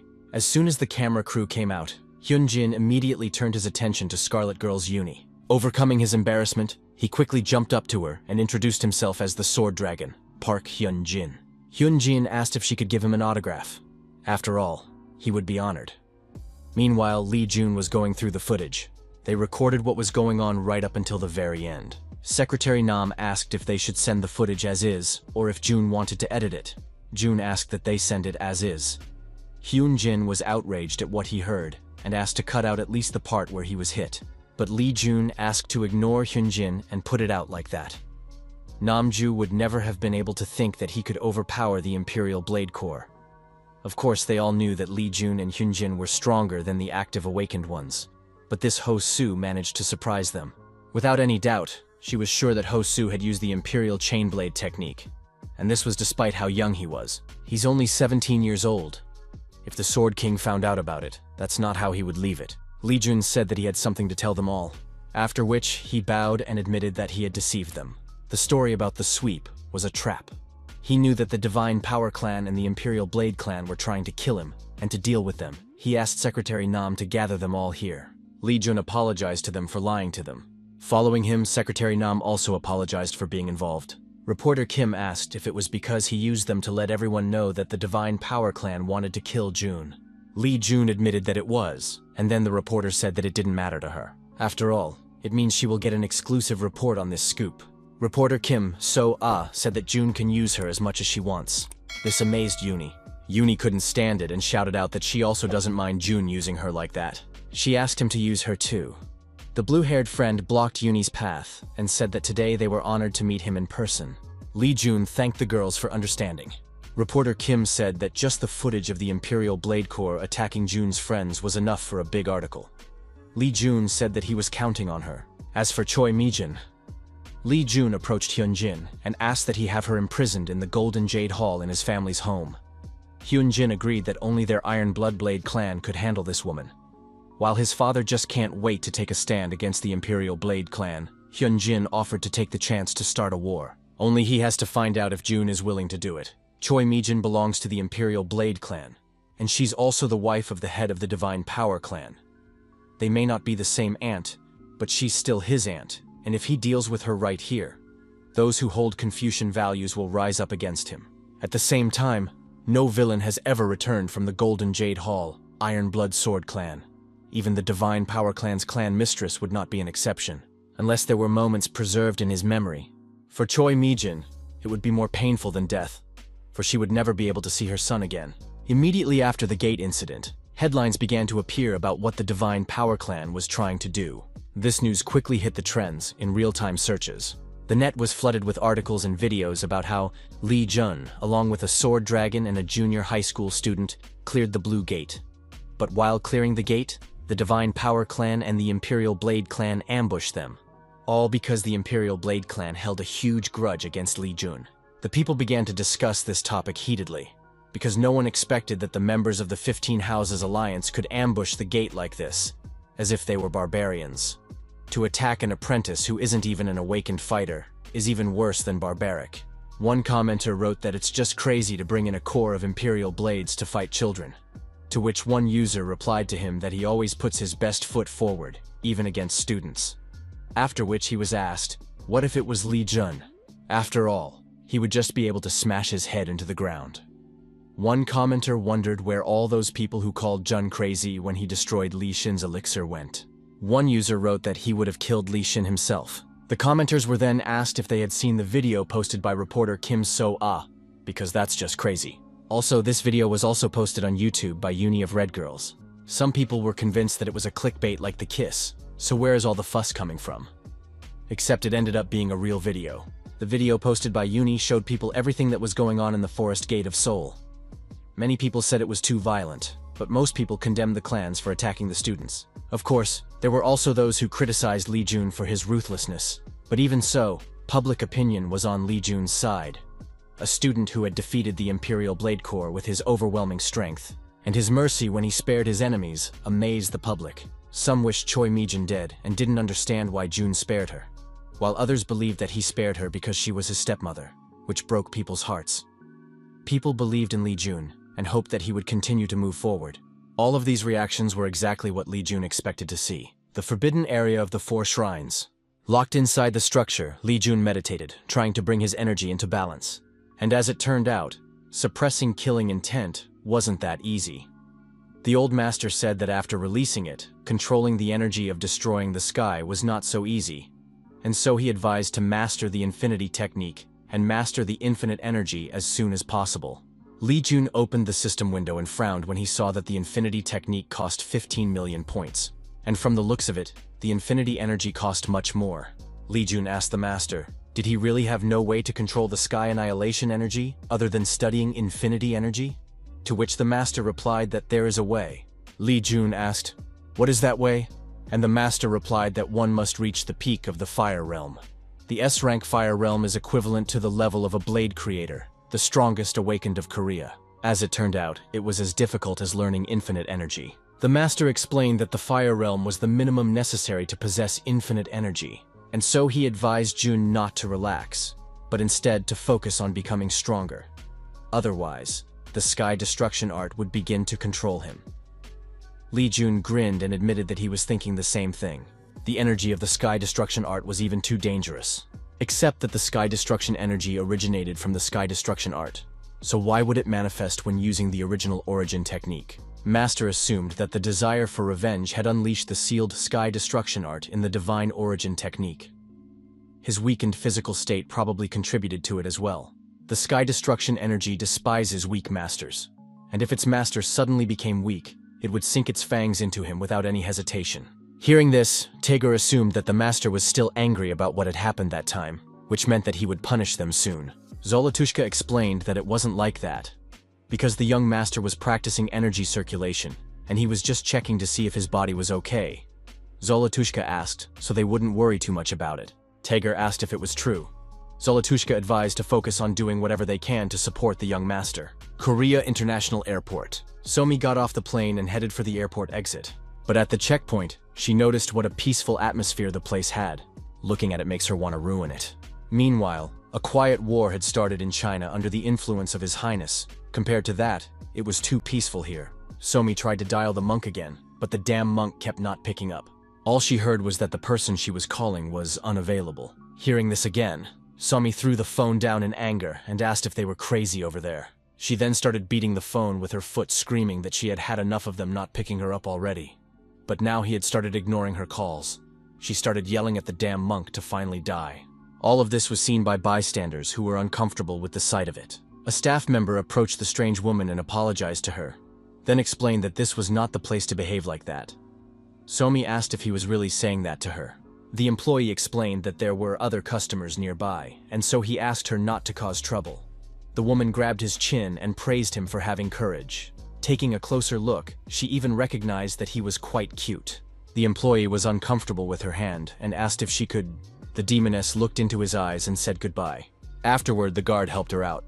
The employee's partner ran up to him and asked if he was okay after seeing that strange woman. But when she came closer, she was shocked because his mouth was bleeding and his throat had been cut. Immediately afterwards, his breathless body collapsed.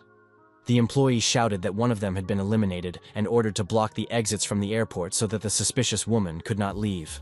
Immediately afterward, she was informed that that woman had disappeared. They could not find her. At the foot of Mount Inwan, the entrance to the Temple of the Supreme Sky. Walking through the temple, Somi looked around, looking at all the destruction. No matter how hard she tried, there was no way she could detect anyone's presence. That bastard monk, she had gotten a bad feeling the moment he stopped answering her in China. Walking inside, Somi found everything around her splattered with blood, causing her to assume that a major battle had broken out here. Meanwhile, Li Jun was resting in his room flipping through the net feed. Suddenly, Ji-Yu kicked the door with her foot and called out to Li Jun.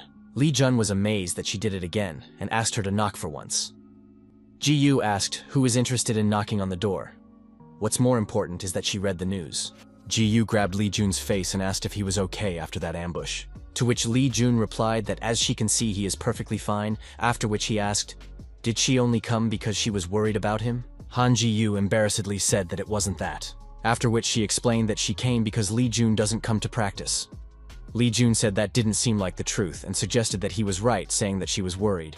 Ji-Yu again said that it wasn't true and tossed him some goodies, asking him to eat it. Li Jun was surprised that she gave him 2 goodies, but Ji-Yu just headed towards the exit of the room.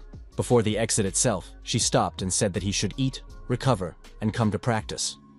The others are also waiting for him. Li Jun grinned as he looked at the departing Ji-Yu.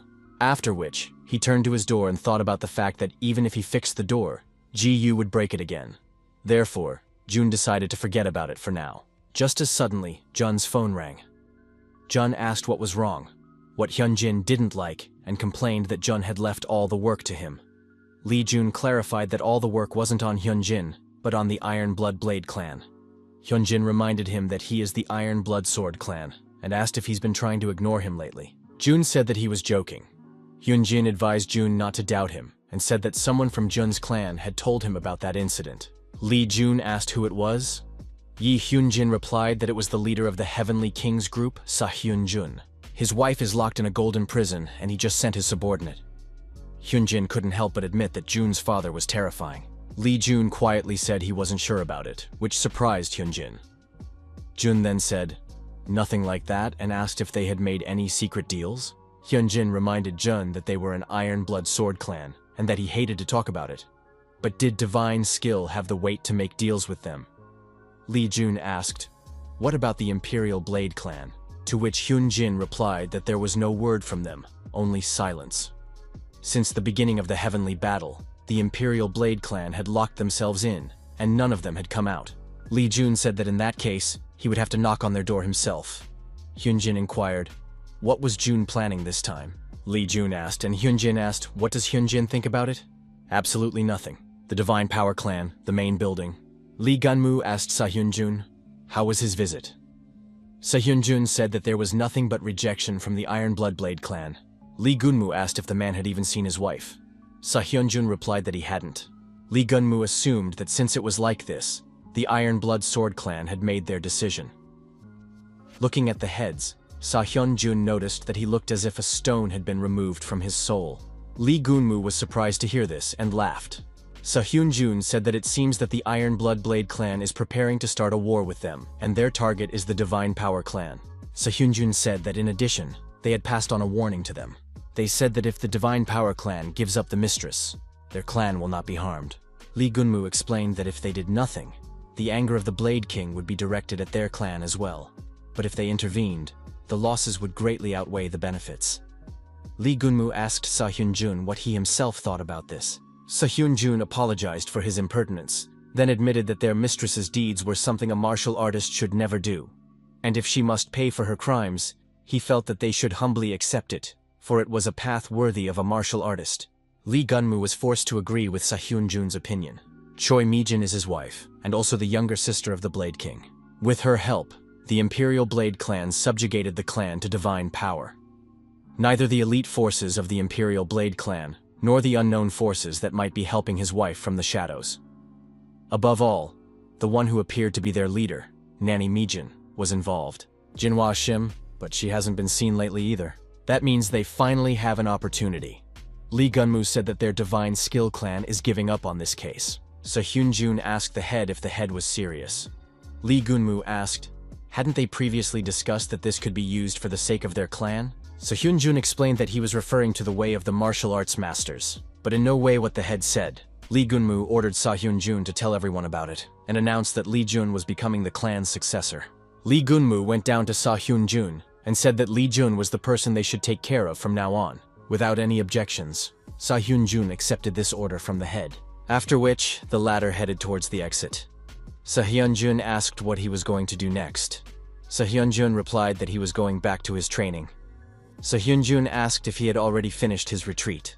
Lee Gunmu asked, can there be an end to martial arts? He wants to focus on his training, and so he ordered that no one should look for him, even if the matter is urgent. Miram High School, chairman's office. Han Mingsun asked Jun, what brings such a celebrity here? Lee Jun took out a scroll and replied that he had brought him the poison blood technique. Before he could say anything, Chairman Han jumped up from his seat and pulled the technique out of Jun's hands in a moment. After which, Lee Jun took out another scroll and asked if it was the original.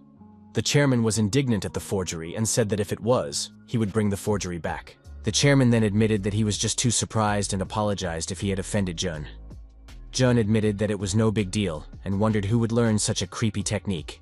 Chairman Han admitted that it was indeed a problem. Upon hearing that, Lee Jun hoped that person wouldn't be Ji-Yu. Han Mingsun admitted that he had thought about it since Ji-Yu would be the head of the Divine Skill clan in the future. Lee Jun still hadn't forgotten about Ji-Yu's bad temper and said that it would be difficult for Ji-Yu.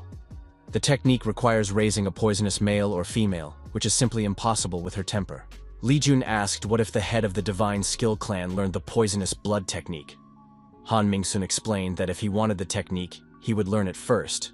But like Ji-Yu, he couldn't stand such insidious martial arts. Lee Jun wondered, How could the head of the family know about something like this? He doesn't even have a single treacherous bone in his body, which well describes his nickname Sage of Divine Skill, denoting the owner of a pure soul, which fits Han Ji-woon perfectly. This was the reason why the Divine Skill clan had been destroyed in the past. In that case, Jun told the chairman that the answer was simple: let him learn the technique himself.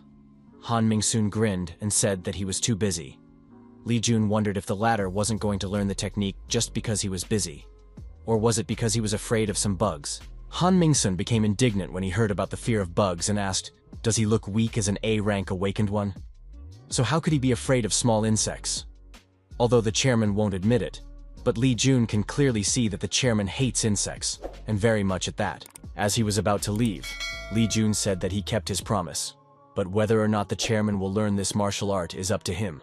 The chairman asked if he was going to leave so quickly. Lee Jun asked, did he need to be involved in the discussion of the person who would learn the technique? He would rather leave. Han Ming-soon asked Lee Jun to stay a while, as he had something to show him since he was here, and then reached for a stack of documents. Lee Jun just couldn't believe what was written in the document. He asked the chairman, did he really want him to train someone his own age? Han Ming-soon told him that Lee Jun's student was definitely qualified to become a teacher, and if he agrees, he can become the youngest teacher without any incident. The chairman asked if he was going to give up such an honorable position. The document stated the following: instead of Lee Jun graduating early and immediately starting the active member job, he would stay in the school. Lee Jun asked the chairman if he realized how meaningless this was. Chairman Han asked, why is that? And why is he so worried? After all, he will only go to the safe gate for training, and with his level, he will always be able to prepare for monster attacks. Lee Jun bluntly said that he had no intention of teaching others. He primarily went to school to obtain a blood god card and to accumulate energy. Chairman Han told Jun that there was still plenty of time, which meant he still had time to think things over. And if student Lee Jun agrees, a special class will be created. Lee Jun asked what kind of special class. Han Min-sung replied that it was only for Lee Jun's students, but the students could be chosen directly by Lee Jun. Han Min-sung asked what the latter thought about this. Lee Jun bluntly replied that he was not tempted by it and said goodbye to the chairman. But the latter again called out to Jun to try to leave him. The old master asked Jun why he refused, as it was indeed a great offer, to which Lee Jun replied that he hated the hassle, and that he was already busy training Ho-soo and Ji-yu. The master told Jun that he was a student who knew one thing, but didn't know two things. Lee Jun asked, what is the one thing he doesn't know? The master asked if he wants to get the points of the technology tree, to which Lee Jun replied that he could get them by simply clearing the gate. But the master reminded Jun that with his current level, the normal gate didn't give enough points anymore, and then asked if he hadn't noticed that. Hearing this, Lee Jun thought about the fact that after mopping up the Soul Forest gate, he had less than 2 million points, and if he didn't focus on mopping up the red gate, mopping up the gate would remain just as ineffective. After thinking it over, Lee Jun reminded the master that it also took more than one day to awaken the characteristics. Master asked what he thought about training the children during the gate sweep. Immediately afterward, Lee Jun received an additional A-rank assignment, the youngest teacher without incident. Your parents and guardians want you to go to school. They expect him to spend his school days with his peers. The conditions for completing the assignment are to agree to Chairman Han Min-sun's proposal and recruit at least 7 students. And of course, as a reward, Lee Jun will be able to regain his characteristics lost after his battle with Monk Hyobul. Lee Jun was simply astonished, for they had offered him a reward that he simply could not refuse. Lee Jun accepted the task. In his position where the sky destruction technique could suddenly manifest, the best option would be to restore his abilities to a normal level as much as possible. Chairman Han Ming-sun was surprised to see student Lee Jun in his office again, and asked if he had forgotten something, to which Lee Jun replied that he would do so. The chairman was surprised to hear this, and asked if that meant. Lee Jun held out the document and said that he was accepting the offer to become a teacher. Lee Jun asked that instead of changing the contract, the chairman let him add a special clause. Han Min-sung was willing to accept Jun's terms and asked what he wanted. Jun explained that he wanted to personally choose his students and he also wanted an assistant. Han Min-sun explained that when the summer vacation ends, the current teachers will be gone, and so they plan to hire new A-rank and above. Lee Jun asked if that meant that teacher Jae Kyungjin would also be leaving. Han Min-sung admitted that she's very capable, but unfortunately, she's only a B-ranked. Lee Jun suggested that in that case, the chairman should appoint Jae Kyungjin as his assistant. Chairman Han was a little surprised by this, but still recognized that it wasn't difficult, and therefore promised to bring it up. Satisfied, the chairman picked up the document and asked Jun to turn the page and put his signature. Han Ming-sung said that he would count on him as the youngest teacher with a clean record. After which, Lee Jun said that he was looking forward to working with him.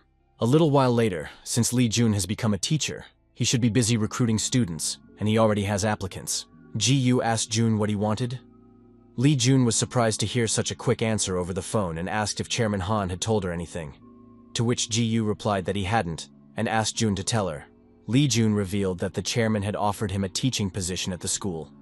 Ji-yu was surprised to hear this, and agreed that it was a good thing. From Ji-yu's reaction, Jun realized that she already knew about it, and admitted that she was indeed a strange person.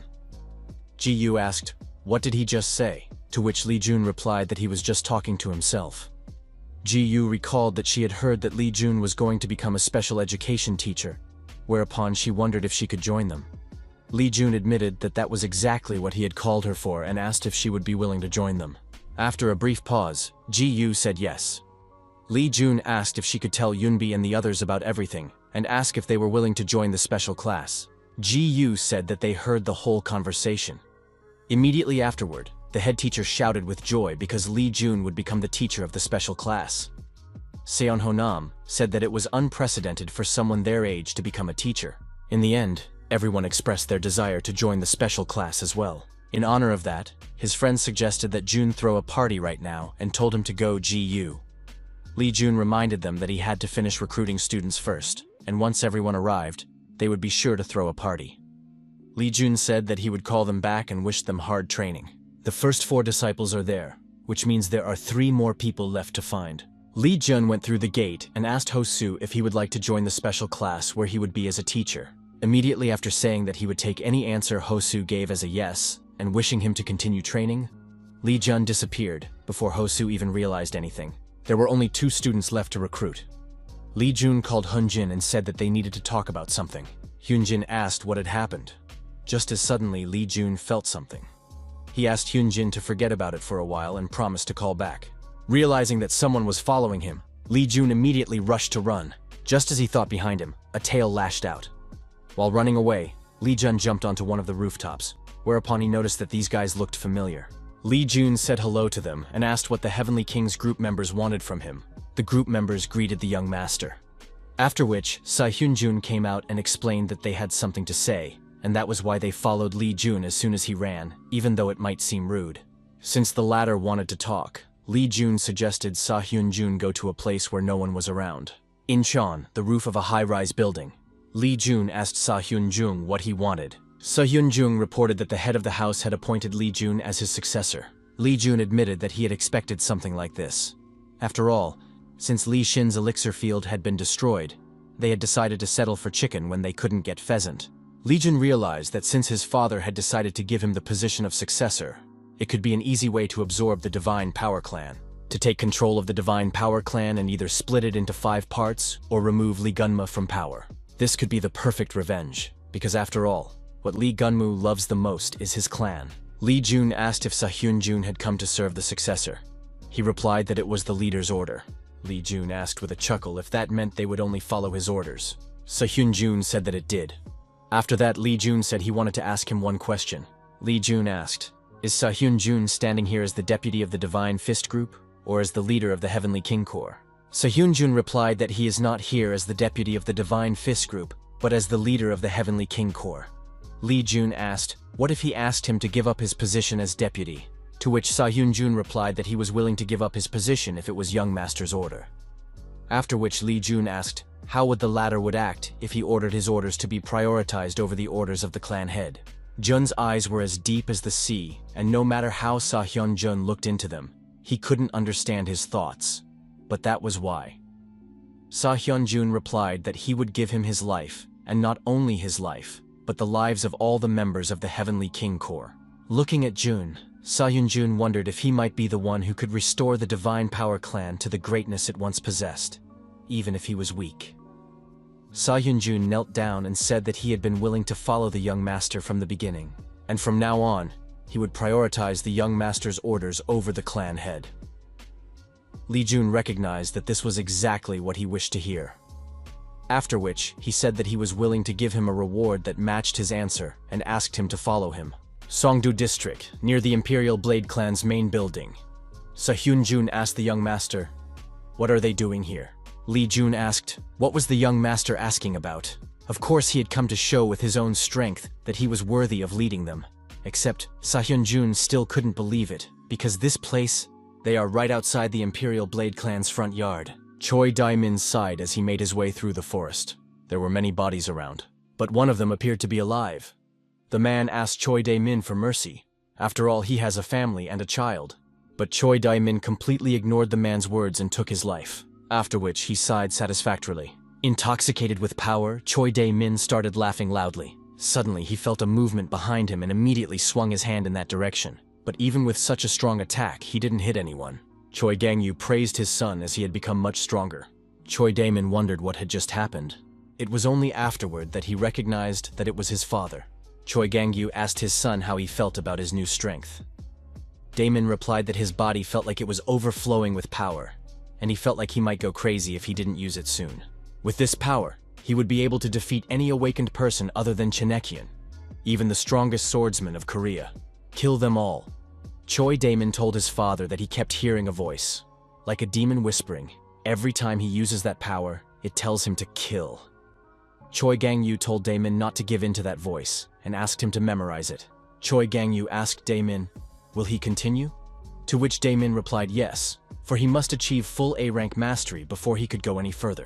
This was something that any awakened person should never do, become stronger by killing people. In any case, there was plenty of time and booty, and therefore Dae-min could grow as long as he wished. Choi Gang-yu summoned Kibom, immediately after which he appeared at the head. Choi Gang-yu said that Dae-min was looking for new prey, which surprised Kibom a little, for new prey was needed too soon. Choi Kibom, the leader of the Red Lion Corps, is the younger brother of King Choi Gang-yu and Choi Mijin. Choi Kibom picked up on the fact that the pace was quickening, and congratulated the chapter, for if things continued like this, another AA rank awakened one would soon be born. Choi Gang-yu said that this is a credit to Kibom, as he picks his prey carefully, and therefore probably the next time will be the last time, which is why he needs Kibom to put in a little more effort. Since this is Choi Gang-yu's order, Kibom promised to do so. He would bring the young master new victims right away. After leading Hyun-jun to the front entrance, Li Jun took out his cell phone, after which he dialed Hyun-jin. A disgruntled Hyun-jin asked, "What was that just now?" To which Jun replied that he's busy right now and they'll talk more about it later. Right now, however, he had something else to say. He has become a teacher at Muram High, and so he wants to ask if he wants to enroll as a student? Hyun-jin asked. Did the latter really think as if he would believe that someone his age would become a teacher at Muram High School? Oh, and what kind of special class teacher? Was it really the end of the world? Li Jun put his phone away so he wouldn't be deafened by Hyun-jin's shouting and asked if he wanted to go or not. Hyun-jin, who was passing by, heard what the silly brother was saying, so she demanded that Hyun-jin give her the phone. Hyun-jin refused as he was busy talking to Jun. Jung-yeon was outraged by this and asked the little brat if he wasn't willing to give his phone number to his sister. With one painful blow, Hyun-jin was forced to give up his phone to the emotionless maniac. Jung-yeon asked Jun if what they just talked about was true. Jun replied that it was true, and after thinking for a while, asked if she would like to join them. Hyun-jin got on the phone and asked Jun to record it. Li Jun admitted that he expected such an answer from Hyun-jin, then asked Nuna again. Hyun-jin asked if she should answer right away, to which Li Jun replied that it was urgent and that he would really like to see her in his class. Park Jong-yeon was embarrassed to hear this from her Jun.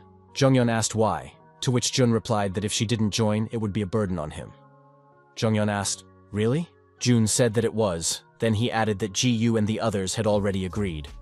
Since Ji-yu had joined his class, Jong-yeon agreed. Li Jun was surprised at how abruptly Jong-yeon changed her mind and said no rejections later. Hyun-jun suddenly noticed a change in Jun. The youngest teacher extra task was completed without incident. Li Jun thanked Nuna. After completing the task, Li Jun had finally recovered his strength. But right now, he felt an energy unlike anything he had felt before. It was as if the power sealed within him had been released. Just when he had completed one additional task, suddenly, Li Jun received another, Li Jun's Will. And also, Li Jun had studied the S-rank Divine Palm Thunderstrike from a master, After learning the new ability, Li Jun asked the master what was going on. After all, he had previously said that he couldn't give him martial arts because of the interference of the awakening system. The master asked why the latter was so surprised by this, and who did he think his master was? After all, even the mysterious awakening system can't escape his brilliant intellect and observation. Additional quest: Li Jun's Will, A rank difficulty. The master believes that his apprentice must be willing to challenge massive organizations. He fully supports Jun's desire to become his junior apprentice. Completion condition: deal with the Imperial Blade Clan. Reward plus 50,000 glory, and mastery of the palm technique of the martial arts god. Li Jun told the master that this quest. The master asked, "What's wrong?" And did the latter think it was impossible? To which Jun replied that it wasn't that, and that he had to do it, by all means. The master praised Jun, for that is the kind of spirit his student should possess. The opportunity to learn martial arts without spending tree points doesn't come along very often. Besides, he already had enough reasons to destroy the Imperial Blade Clan, and since that was the case, after today, the Imperial Sword Clan would no longer be recoverable. The sealed characteristics have returned to normal, and the current points now totaled 5,680,000, which Li Jun decided to invest in inner strength. All of a sudden, Li Jun's energy increased, which stunned even Sahyun Jun. The divine origin art had reached 6 stars, something even the other disciples of the master could not achieve. Sahyun Jun was shocked at the powerful energy being released from the young master's body. It was a dominating aura that even the 5 kings were unable to emit. It's even far more overwhelming than the kings.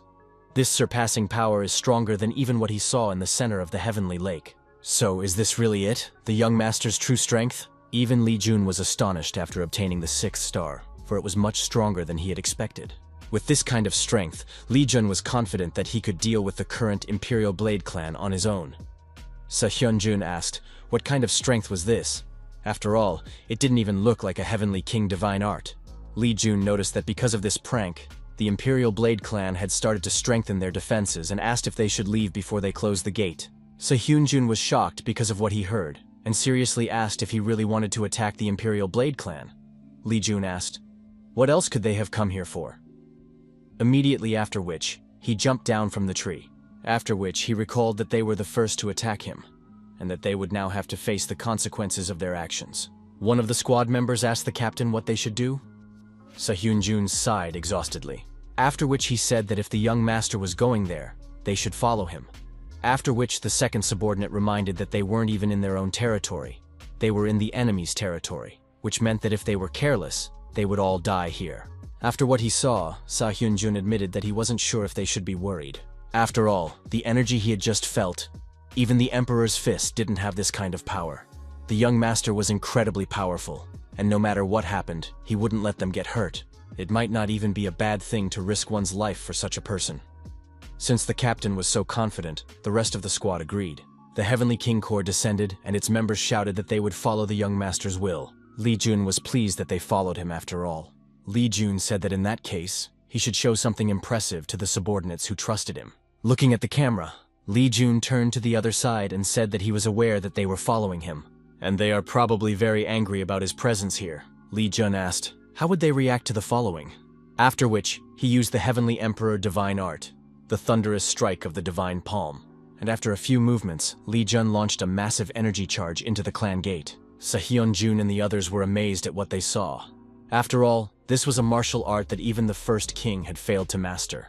Li Jun turned around to his subordinates and asked, what are they doing? Were they really just going to stand there looking at the ruined gate? Li Jun ordered the squad to follow him. Meanwhile, inside the Imperial Blade Clan, Choi Daejin asked, was it really an earthquake or something like that? Choi Daeho asked Hyun Nim, is he really going to continue to sit there and do nothing? But Choi Dae-jin demanded that they find out what was going on. Choi Dae-woon suggested they talk about it when the clan leader returned. Choi Daeho asked if the man was even angry. His son is dead, and the same person who humiliated him did it. The 4th son of the clan told Choi Taeho's 3rd brother that he was going too far, and asked to at least imagine what their 2nd brother was feeling. Choi Taeho reminded him that above all else, the 2nd brother's son was his nephew, whom he cared for very much.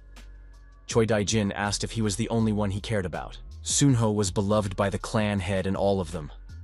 Looking away, Choi Taeho admitted that he was just too upset about it. after which he offered to at least imagine the agony the other brother was going through right now. Choi Tae-ho admitted that he was afraid, because at this rate, their second brother Dae-woon might get sick. Choi Dae-jin said that they understood his feelings and asked him to hold on a little longer, because the clan leader should be back soon.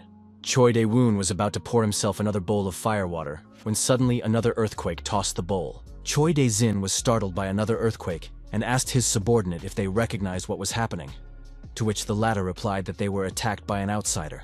Choi Dae-woon was surprised to hear about the stranger and asked who would dare to enter the heart of their clan. The subordinate said that it was true, as the intruder had just crossed the main gate. At the moment, the clan members were trying to stop him in the garden. The intruder is Lee Jun of the Divine Power clan, as well as the Heavenly Kings group. Hearing about Lee Jun, Choi Dae-woon suddenly stood up, after which he walked to the wall and took the blade.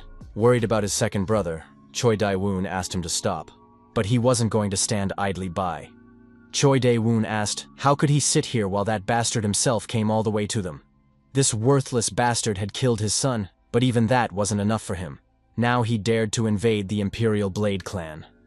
Choi Dae-woon had promised to make him regret setting foot on their land. Lee Jun wasn't happy they had made such a fuss, but no one special had come out. After which, Lee Jun released a charge of thunder energy at the Imperial Blade clan's men.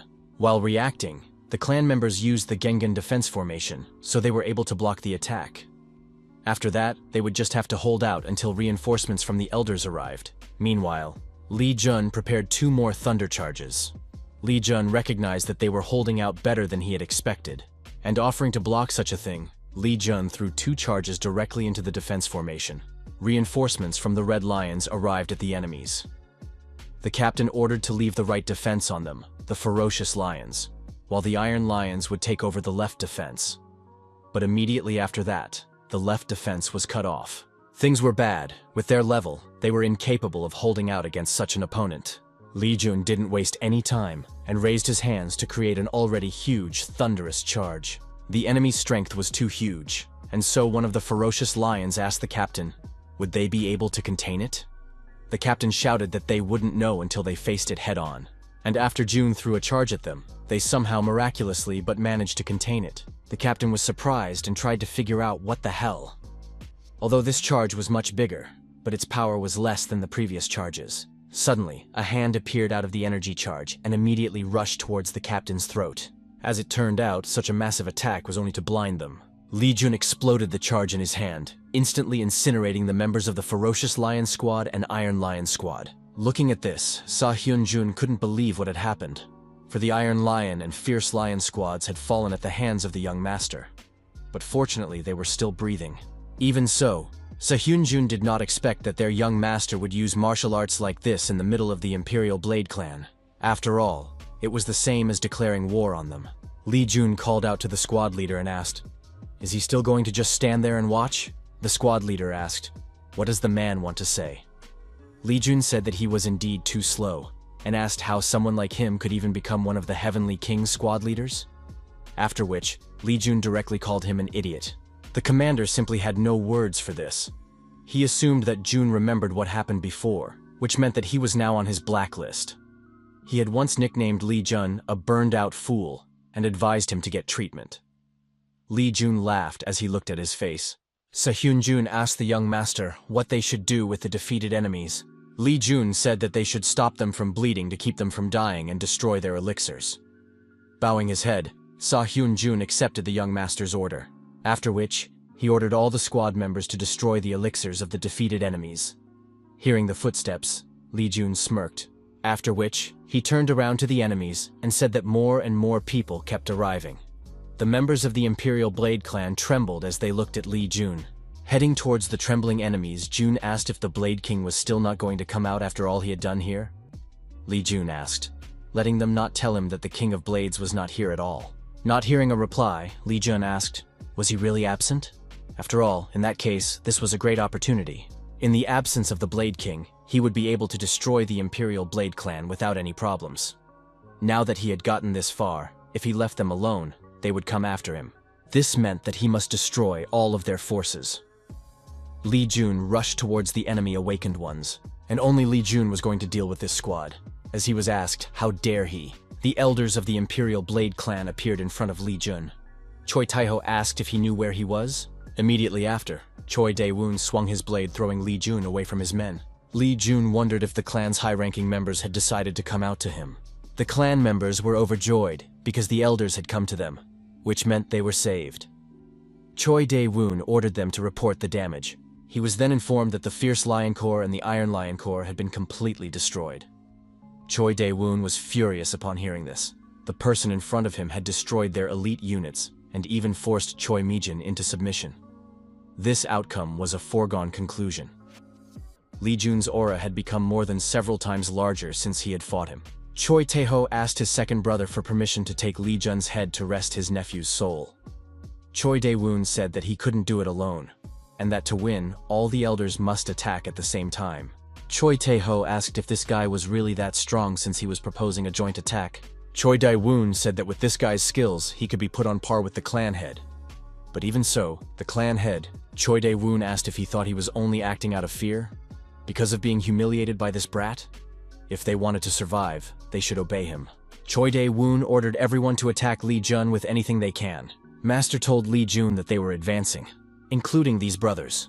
There are only 10 elders in the Imperial Blade clan, and Li Jun wished to strike Choi Dae-woon first. After all, his wind pressure was simply enormous. Choi Tae-ho shouted to his second brother to retreat. Choi Dae-ho threw a set of steel discs, immediately after which Choi Dae-woon retreated, leaving Li Jun in his crosshairs. But right before the discs hit, Li Jun jumped up and tried to dodge all the discs, after which the whole area was covered by a dust curtain. Choi Tae-ho told Jun that no matter how strong he was still a brat. After all, he wouldn't be able to deal with his and his brother's combined attacks.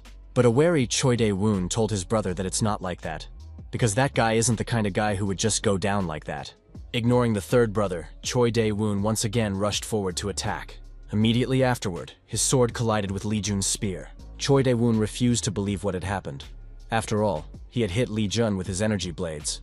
But for some reason, there wasn't a single scratch on Jun. Attacking Li Jun, Choi Dae-woon tried to hold him back. The third brother, on the other hand, was at this moment handing out orders to his subordinates. His brother was at a disadvantage, and so he ordered a formation of blades to be formed to contain him. Choi Dae-woon pushed Li Jun away, immediately after which the subordinates formed a formation around him. If the Gengan defense formation is a formation based on defense, the blade formation completely ignores the enemy's defense.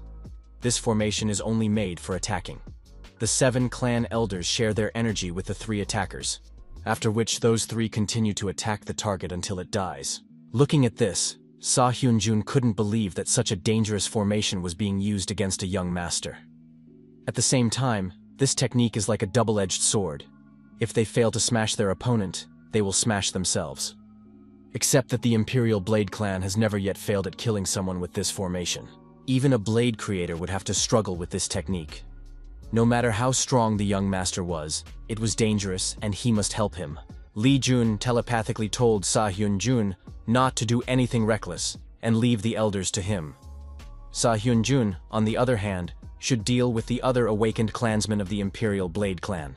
But Sa Hyun-jun objected to the young master, saying that the blade formation was something that was beyond even the blade creator's strength. Li Jun agreed that it would be difficult with just the Heavenly King's divine technique alone. After which, he smirked, and said that his strength did not come from that technique. Li Jun ordered Sa Hyun-jun to leave everything to him, while he took care of the rest of the awakened ones. After that, Jun asked him to remember to destroy their elixirs. Li Jun asked if he could do it. Sa Hyun-jun had no choice but to accept the young master's order. Seeing the leader walking in the opposite direction from young master, the squad captain said that the enemy had deployed a formation of blades, and that they should help him. Because if young master got caught by those old men, Sa Hyun-jun said that they would leave the old men to the young lord and take care of the rest of the awakened ones. Hearing this, the group members asked, "Is he serious?" After all, their young master was in danger right now. Sa Hyun-jun was in agreement with his subordinates. After all, this was indeed incredibly dangerous for young master. But still, Sa Hyun-jun said that this was young master's order. Although it was strange, but he felt that he could trust him. Sa Hyun-jun shouted to his subordinates that they should trust the young master and fulfill the mission he had assigned to them. Therefore, they should move out right now. The awakened around them would stay behind the Heavenly King's unit. Right now, the problem is the blade formation. The 7 elders are sharing their energy with the 3 attackers. The attackers, however, are Choi Dae-woon, Choi Tae-ho, and Choi Tae-sin. Master told Jun to be careful. Looking at the enemies, Lee Jun realized that the first one to attack him was Choi Tae-ho. Immediately after that, he attacked Lee Jun. After blocking the attack, Lee Jun couldn't help but recognize how incredible Choi Tae-ho's internal energy was, as even his spear began to tremble from his attack. At this moment, Lee Jun needed to break the distance, but Choi Tae-ho wasn't going to let him go, for Jun's spear was too strange, causing him to not be able to just leave him alone. No matter how much Lee Jun tried, he couldn't even move his spear. Choi Tae-ho simply pinned him down with his energy.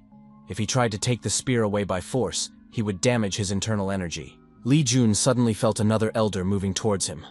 Following his experience, Choi Tae-sin picked the best moment to attack him. Choi Daijin was going to take away Jun's leg with his first strike to avenge his maimed nephew. But he didn't have any effect when he struck his leg. To the elder's surprise, Lee Jun wrapped his leg with protective chi at the last moment. Seeing Lee Jun's protective ki, Choi Dae-woon recognized that Lee Jun was definitely not someone to be taken lightly. And since that was the case, Choi Dae-woon channeled all his energy into the blade to see if the brat could block it. Lee Jun sensed the danger from the Apostle of Wind, for his energy was much more intense and precise now than when he had seen him at the Heavenly Lake. The master noticed that there was a huge chi embedded in this technique, and asked Jun if he was sure he could block it. Jun replied that he had a plan. He had a plan the moment the elders created the blade formation. When the Divine Origin art reached 6 stars, a message appeared. He had reached a growth rate that even martial artist disciples couldn't achieve, and as a reward, the last technique of the Endless Illusion Spear was revealed. The last technique of the Infinite Spear. Lee Jun decided that the enemies in front of him were worthy of experiencing the technique. Choi Dae-woon shouted that it would end here and attacked Jun with an energy-filled blade. But at the last moment, Lee Jun used an illusion that made the world around Jun seem to stop. Lee Jun couldn't help but recognize that this technique was incredible, as he felt as if everything around him had stopped. The master turned to Jun and told him that the time of illusion was very short. If he continued to stand still, the illusion would not be able to show him its true power. Lee Jun used the Infinite Spear technique, Form 1's first Phantom Strike attacking the Elder. While the illusion was in effect, the energy of the Spear of Destruction would remain in place as an arc from the attack, and once time resumed, enemies would take damage. With one strike, Lee Jun had sealed the fate of 3 elders at once, which meant there were 7 more to deal with. Except, even stepping during the illusion, he has to expend a huge amount of effort. If he wanted to master everything in such a short period of time, he would need much more training. After expending a lot more effort, Lee Jun dealt with the rest of the elders. The old master praised Lee Jun, saying that it was not bad as for a first attempt. Immediately after that, the illusion time ended, and the very next moment, Choi Dae-woon attacked the place where Lee Jun had just been. But to the elders' surprise, the brat they were holding back suddenly disappeared. Choi Dae-woon asked what they were doing standing like that, and ordered them to find Lee Jun right away. Choi Dae-jin turned to his brother with difficulty, and said that he couldn't move his body. Afterward, Choi Tae-ho said that he was having the same thing. Standing on the rooftop right above his victims, Lee Jun snapped his fingers, releasing the Infinite Spear technique. Immediately afterward, all the elders were struck by Lee Jun's attacks. The elders were eliminated, so the awakened ones wondered where Jun had gone. After finishing off the elders, Lee Jun jumped off the roof. The captain asked what it was, and did such a martial art really exist in their world? And even Seo-hyun admitted that this was the first time he had seen such a technique. Seo-hyun couldn't believe what he saw. After all, his young master had just destroyed the blade formation. In an instant, the elders of the Imperial Blade Clan had fallen. Hence, Seo-hyun wondered what martial art the young master had used. Noticing the stares of his subordinates, Lee Jun ordered them to stay put and finish all the business here. Seo-hyun then asked the squad members what they were doing and ordered them to move. As Lee Jun had expected, the final technique of the Infinity Spear put a lot of strain on the body. As a reward for the task, Lee Jun received a SS plus rank Infinity Spear technique.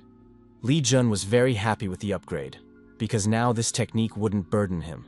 The system analyzed Lee Jun's reputation and gave him the new title of Spear Emperor, and he was also registered in the global rankings. Looking at the ranking, in which the Spear Emperor ranking was a whole 100th, Lee Jun wondered if this was always the case in the system. And what confused Lee Jun even more was that he was only in the 100th place. Previously, He had thought that with the awakening of the S rank, he would at least be in the top 20. As suddenly, Lee Jun noticed that something was wrong with this list. After all, the Blade Creator, who is Korea's top 1 awakened, is only ranked 90th on this list. Looking at the ranking, even the Master recognized that this ranking was very strange. Lee Jun was pleasantly surprised to hear this and admitted that he had guessed that it wasn't about him. Master said that there was only one conclusion that could be drawn from this ranking. If the demons serving his first apprentice were on the list, then this ranking doesn't make sense. If that was really the case, then they should check to see if there was anyone else on the list besides them. A little while later, Seo Hyun reported to the young master that they had sorted everything out. Meanwhile, a bystander had appeared not far from them. Somi was interested in that guy who had single-handedly dealt with all the elders of the Imperial Blade clan, and the weapon in his hands was like a demonic scourge, and since that was the case, no wonder they had lost contact with the Blood Flame. After all, this guy had dealt with all the monks. She decided that it was worth reporting this to Lord Samayun. The next morning, the main house of the Ironblood Sword clan, the Blade Creator was going through the ranking of the strongest. Just as suddenly, the door was abruptly opened by Park Youngsop and shouted to his father that he had a call. Park Junsik said that it was exactly what he was waiting for. The caller was Matsumoto Akagi, ranked 89th in the rankings. Matsumoto asked Chunsik if he had seen a change in the rankings, to which Chunsik replied that he had already seen everything. Looking at those question marks, Matsumoto assumed that the man was in Seoul. Park Chunsik asked that Matsumoto not tell him that they had already started to act. Matsumoto Akagi said that was the case and that he had been unable to contact the Heavenly Demon and Fire Buddha for days, and therefore advised Chunsik to be careful. Chunsik said that he understood, whereupon Matsumoto sighed and said regretfully that it appeared that a huge crisis was coming soon in this country. Important news. Early this morning, it was discovered that the Imperial Blade clan had turned into ruins, and all the awakened ones had been stripped of their elixirs. According to eyewitness reports, Lee Jun of the Divine Power clan has taken charge of the Heavenly King's unit. The public believes that this is a de facto declaration of war against the Imperial Blade clan. Hongdae District, the basement of the Red Bone Club. A man called out to his grandfather and asked if he had seen the latest news, to which the man replied that he was just now watching them. And he had indeed made it. Lee Jun wrote to the old man that he had reduced the Imperial Blade clan's forces by 2/3, and that only the Blade King and his grandson remained to be dealt with. Lee Gunmu laughed and said that the newly formed clan was always welcome. He then reminded them that they had grown distant from each other recently, and suggested that they should be closer from now on. Lee Gunmu asked to contact them later. Young Kyung-hun asked if they had a newly formed clan this time. Lee Gunmu said that they were previously ignored and only sucked up to the Iron Blood Sword clan and the Million Poison clan. But now they are trying to take their turn as well. Young Kyung-hun told the head that this shows how much influence the young master has. Lee Gunmu asked him to forget about it, and asked if they had discovered the location of the King of Blades. Young Kyung-hun apologized, and replied that they hadn't found any trace of him. He then said that the reporter was waiting for the head to interview him. Lee Gunmu was surprised to see a business card from the Gate Information magazine. Jung Kyung-hun explained that it was a publication that had only covered young Mr. Lee Jun recently, and all the good articles about him were written by the reporter Kim So-ah. After thinking for a bit, Lee Gunmu agreed to contact reporter Kim So-ah. After picking up the phone, reporter Kim said hello and introduced herself to Lee Gunmu.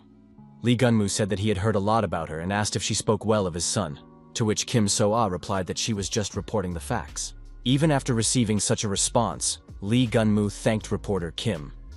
After which he asked what she wanted to talk to him about. Reporter Kim said that she wanted to ask him some questions.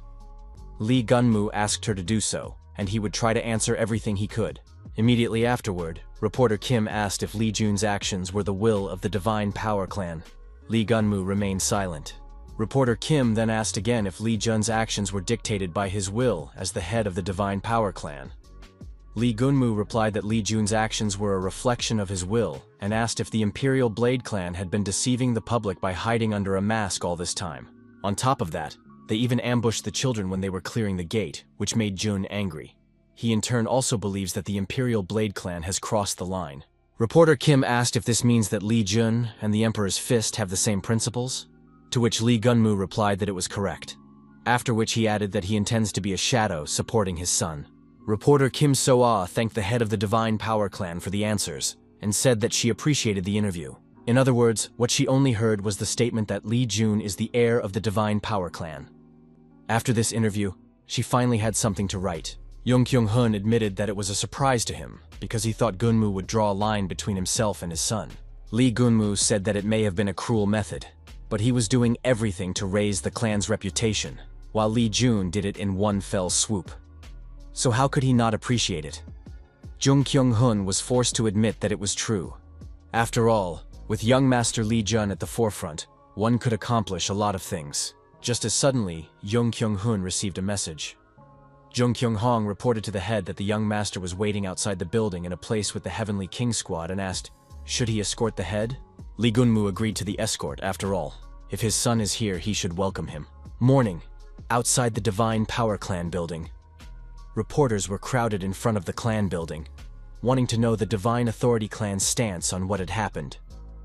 The guard asked the reporters to calm down and explained that by gathering here, they wouldn't make him come any faster. After which, the reporter noticed that he was here.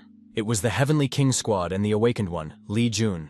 The reporter said that according to the Awakened Ones from the Imperial Blade Clan, it was Lee Jun who had destroyed them. Hence he asked if he could confirm it. Not long ago, the Divine Power Clan and the Imperial Blade Clan were allies. So why did something like this suddenly happen? Originally, Lee Jun was not part of the main faction of the clan. So had he unleashed his power to overthrow the old guard? Lee Jun mentally agreed with the reporter's words. After all, he really wasn't part of the main faction, but things had changed now. Sehyun Jun stepped in front of the young master and asked the reporters to disperse before he had to use force against them. Lee Jun asked for his father to be informed that he was already here, and also opened the gate.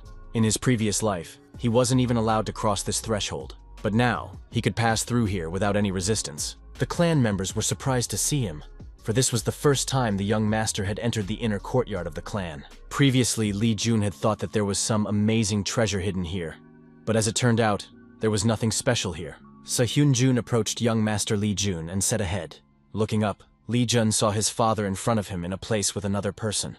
The person next to his father was Jung Kyung-hun, the head of the organization and also his father's closest aide. This man is the first person he must destroy in order to appropriate the clan's divine power. Many years ago, Lee Jun asked Jung Kyung-hun what he must do to cross the threshold of the Divine Power Clan. But the man looked at Jun with disdain and said that his mother was just one of the many women who spent the night with the clan head. And now, the randomly born trash is trying to reach the wall of divine power, which is clearly beyond his conditioning. Jung Kyung-hong explains that unless the one is willing to die, he should never go near the clan gate again. Jung Kyung-hong is a two-faced man, second only to the Divine King in power. He controls all the major processes of the Divine Power Clan. Jung Kyung-hong noticed that the young lord has grown a lot since he last saw him. Lee Jun asked his father, what made him go outside? To which Lee Gunmu replied that he heard that Jun was coming. Jun asked if the man did it because of him. Lee Gunmu replied that of course it was because of him. Moreover, since he had arrived with the Heavenly King Corps, did that mean that he had decided to accept the position of the clan's successor? Lee Jun asked, so what if that was the case? Would the one just give him his clan divine power? Lee Gunmu asked, doesn't the latter understand what it means to be a successor? He would start following him, and they would lead the Divine Power Clan together. Lee Jun explained that he meant that he would give him the entire Divine Power Clan, and of course there would be no room for his father in his clan. Hearing this, Lee Gunmu suddenly started laughing loudly, after which, he explained that any Divine Power Clan member of the Divine Power Clan of everything gets what they want. And if it's divine power, then they are entitled to it, even if they have to blow the head off their own parents' shoulders to do so. But it won't be easy. Lee Gunmu asked Jun if he knew that he would have to be recognized by every awakened member of the clan, to which Jun replied that of course he knows. Lee Gunmu said that it was very good that he understood, and in that case he agreed to step down as head and hand the clan over to Lee Jun, and since the latter is so willing, he will not interfere in the clan's affairs anymore after that. Lee Jun promised his father that he would regret it. Lee Gunmu asked, what should he regret? After all, he had never lived with regrets. Lee Gunmu went to the head of the organization and asked him to escort Lee Jun to the clan branch. Lee Jun told his father that he was waiting for him to keep his word. After which, Lee Gunmu said that he in turn expected Lee Jun to live up to his expectations. The branch of the Divine Power Clan. Pointing to a building nearby, Jung Kyung-hun told Lord Lee Jun that this was the branch where he would be staying. The branch is old and a bit shabby, but there shouldn't be any problems living here. Lee Jun remarked that it's been a long time, but the place hasn't changed a bit since then. Seo Jun asked if he had been here before, to which Jun replied that he had been here, and that this place was filled with memories of his mother. After which he admitted that he used to think that he would never come back here again. No one used to let him come here no matter what. Jung Kyung-hun chuckled upon hearing about the memories, and recalled that Lee Jun was so young back then. But now he had grown up and returned. He recognized that it made even an old man like him feel sympathetic. Lee Jun immediately figured out this snake-like bastard, which made him realize how he wanted to play with him. Jung Kyung-hun turned to Seo Jun and asked him to follow him since it was about the affairs of the authoritarian department. Lee Jun said that it wouldn't be necessary, because from now on, the head of the 4th Division is completely removed from the affairs of the Corps. Jung Kyung-hun asked what the man was talking about, after which he asked Hyun Jun if it was his decision. Hyun Jun admitted that it was his decision and that he was stepping down as the deputy of the authoritarian Corps to focus completely on the Heavenly King Corps. Kyung Hong asked if the clan head knew about it, to which Hyun Jun replied that he didn't know yet. Jung Kyung-hun reminded that Hyun Jun should at least get his permission. Lee Jun said that there's no need for that, and that the head of Division 4 has a case against him. Lee Jun told Jung Kyung-hun that if he had nothing more to say, he was free to go. Jung Kyung-hun said that he would explain everything to the head himself. After that, he wished Lee Jun a good rest. Hyun Jun turned to the young master and said that what he did to the authoritarian Corps was a mistake. After all, those awakened to divine authority trust the clan head the most and follow their master. Lee Jun asked if he was trying to say that it would be easier for him to gain recognition if he had the head of the authoritarian Corps by his side. Hyun Jun replied that it's like that. Since that's all, Lee Jun asked Hyun Jun not to worry about it since he has a plan. Moreover, he has something to tell him. Lee Jun asked, "What about training the Heavenly King Corps in the Divine Palm Thunder Strike technique?" Furthermore, they train the Heavenly King's divine technique. Hyun Jun asked, "Would someone like him be allowed to learn the Heavenly King's divine technique?" Lee Jun asked Hyun Jun, hadn't he recently sworn allegiance only to him? Or was he mistaken? Hyun Jun still said yes. Lee Jun said that in that case he could do it, learn it. Because if a subordinate is weak, it reflects badly on his master as well. Besides, they still have enough inheritance. If he wishes to expel his father from the Divine Power Clan, he needs to gain a solid strength in the clan. And to deal with the Heaven Realm in the future, he will need even more strength. The Divine Power will be in his hands before the vacation is over. At this very moment, Lee Jun received a phone call, which was very timely.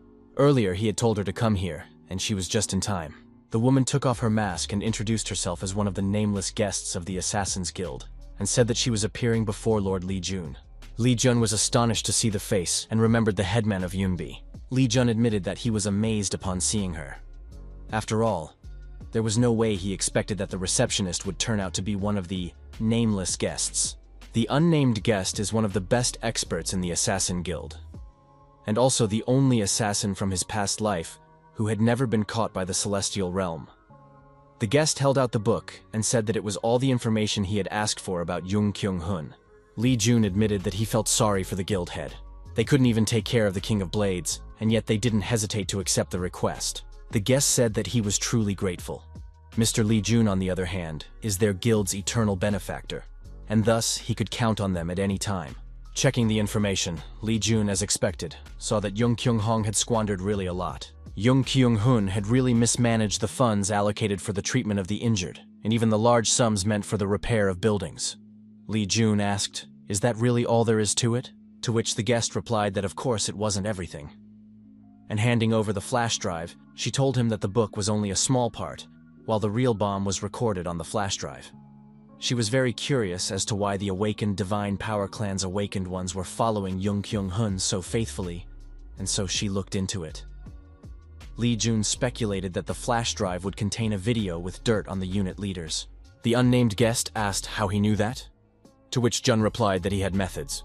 A scandal from a past life involving a Divine Power Clan involving a USB drive that held the secrets of the commanders. It was this incident that showed everyone why the awakened ones had no choice but to follow Jung Kyung-hun. The unnamed guest asked if the clan head would deal with it if they told him about it. To which Jun replied that it wouldn't work because the storage unit didn't belong to Jung Kyung-hun, but to his father. His father wanted to take over the weaknesses of the unit commanders, but Jung Kyung-hun took it a step further and used his father to consolidate his own power. The guest was amazed to hear about it. Lee Jun thanked the guest for providing the information. Heavenly Guest revealed that her grandfather had ordered her to provide Lord Lee Jun with all the information, after which she asked that he should contact them anytime he needed help. Immediately after saying that, the nameless guest disappeared. Lee Jun took another look at the book. Now he could start his plan to deprive Jung Kyung-hun of his funding. The supply warehouse of the Divine Power Clan, Lee Jun had finally found the one he needed. Jung Tae-poon, Jung Kyung-hun's sibling, and the person who owned a large portion of the assets listed in the ledger, obtained from the unnamed guest.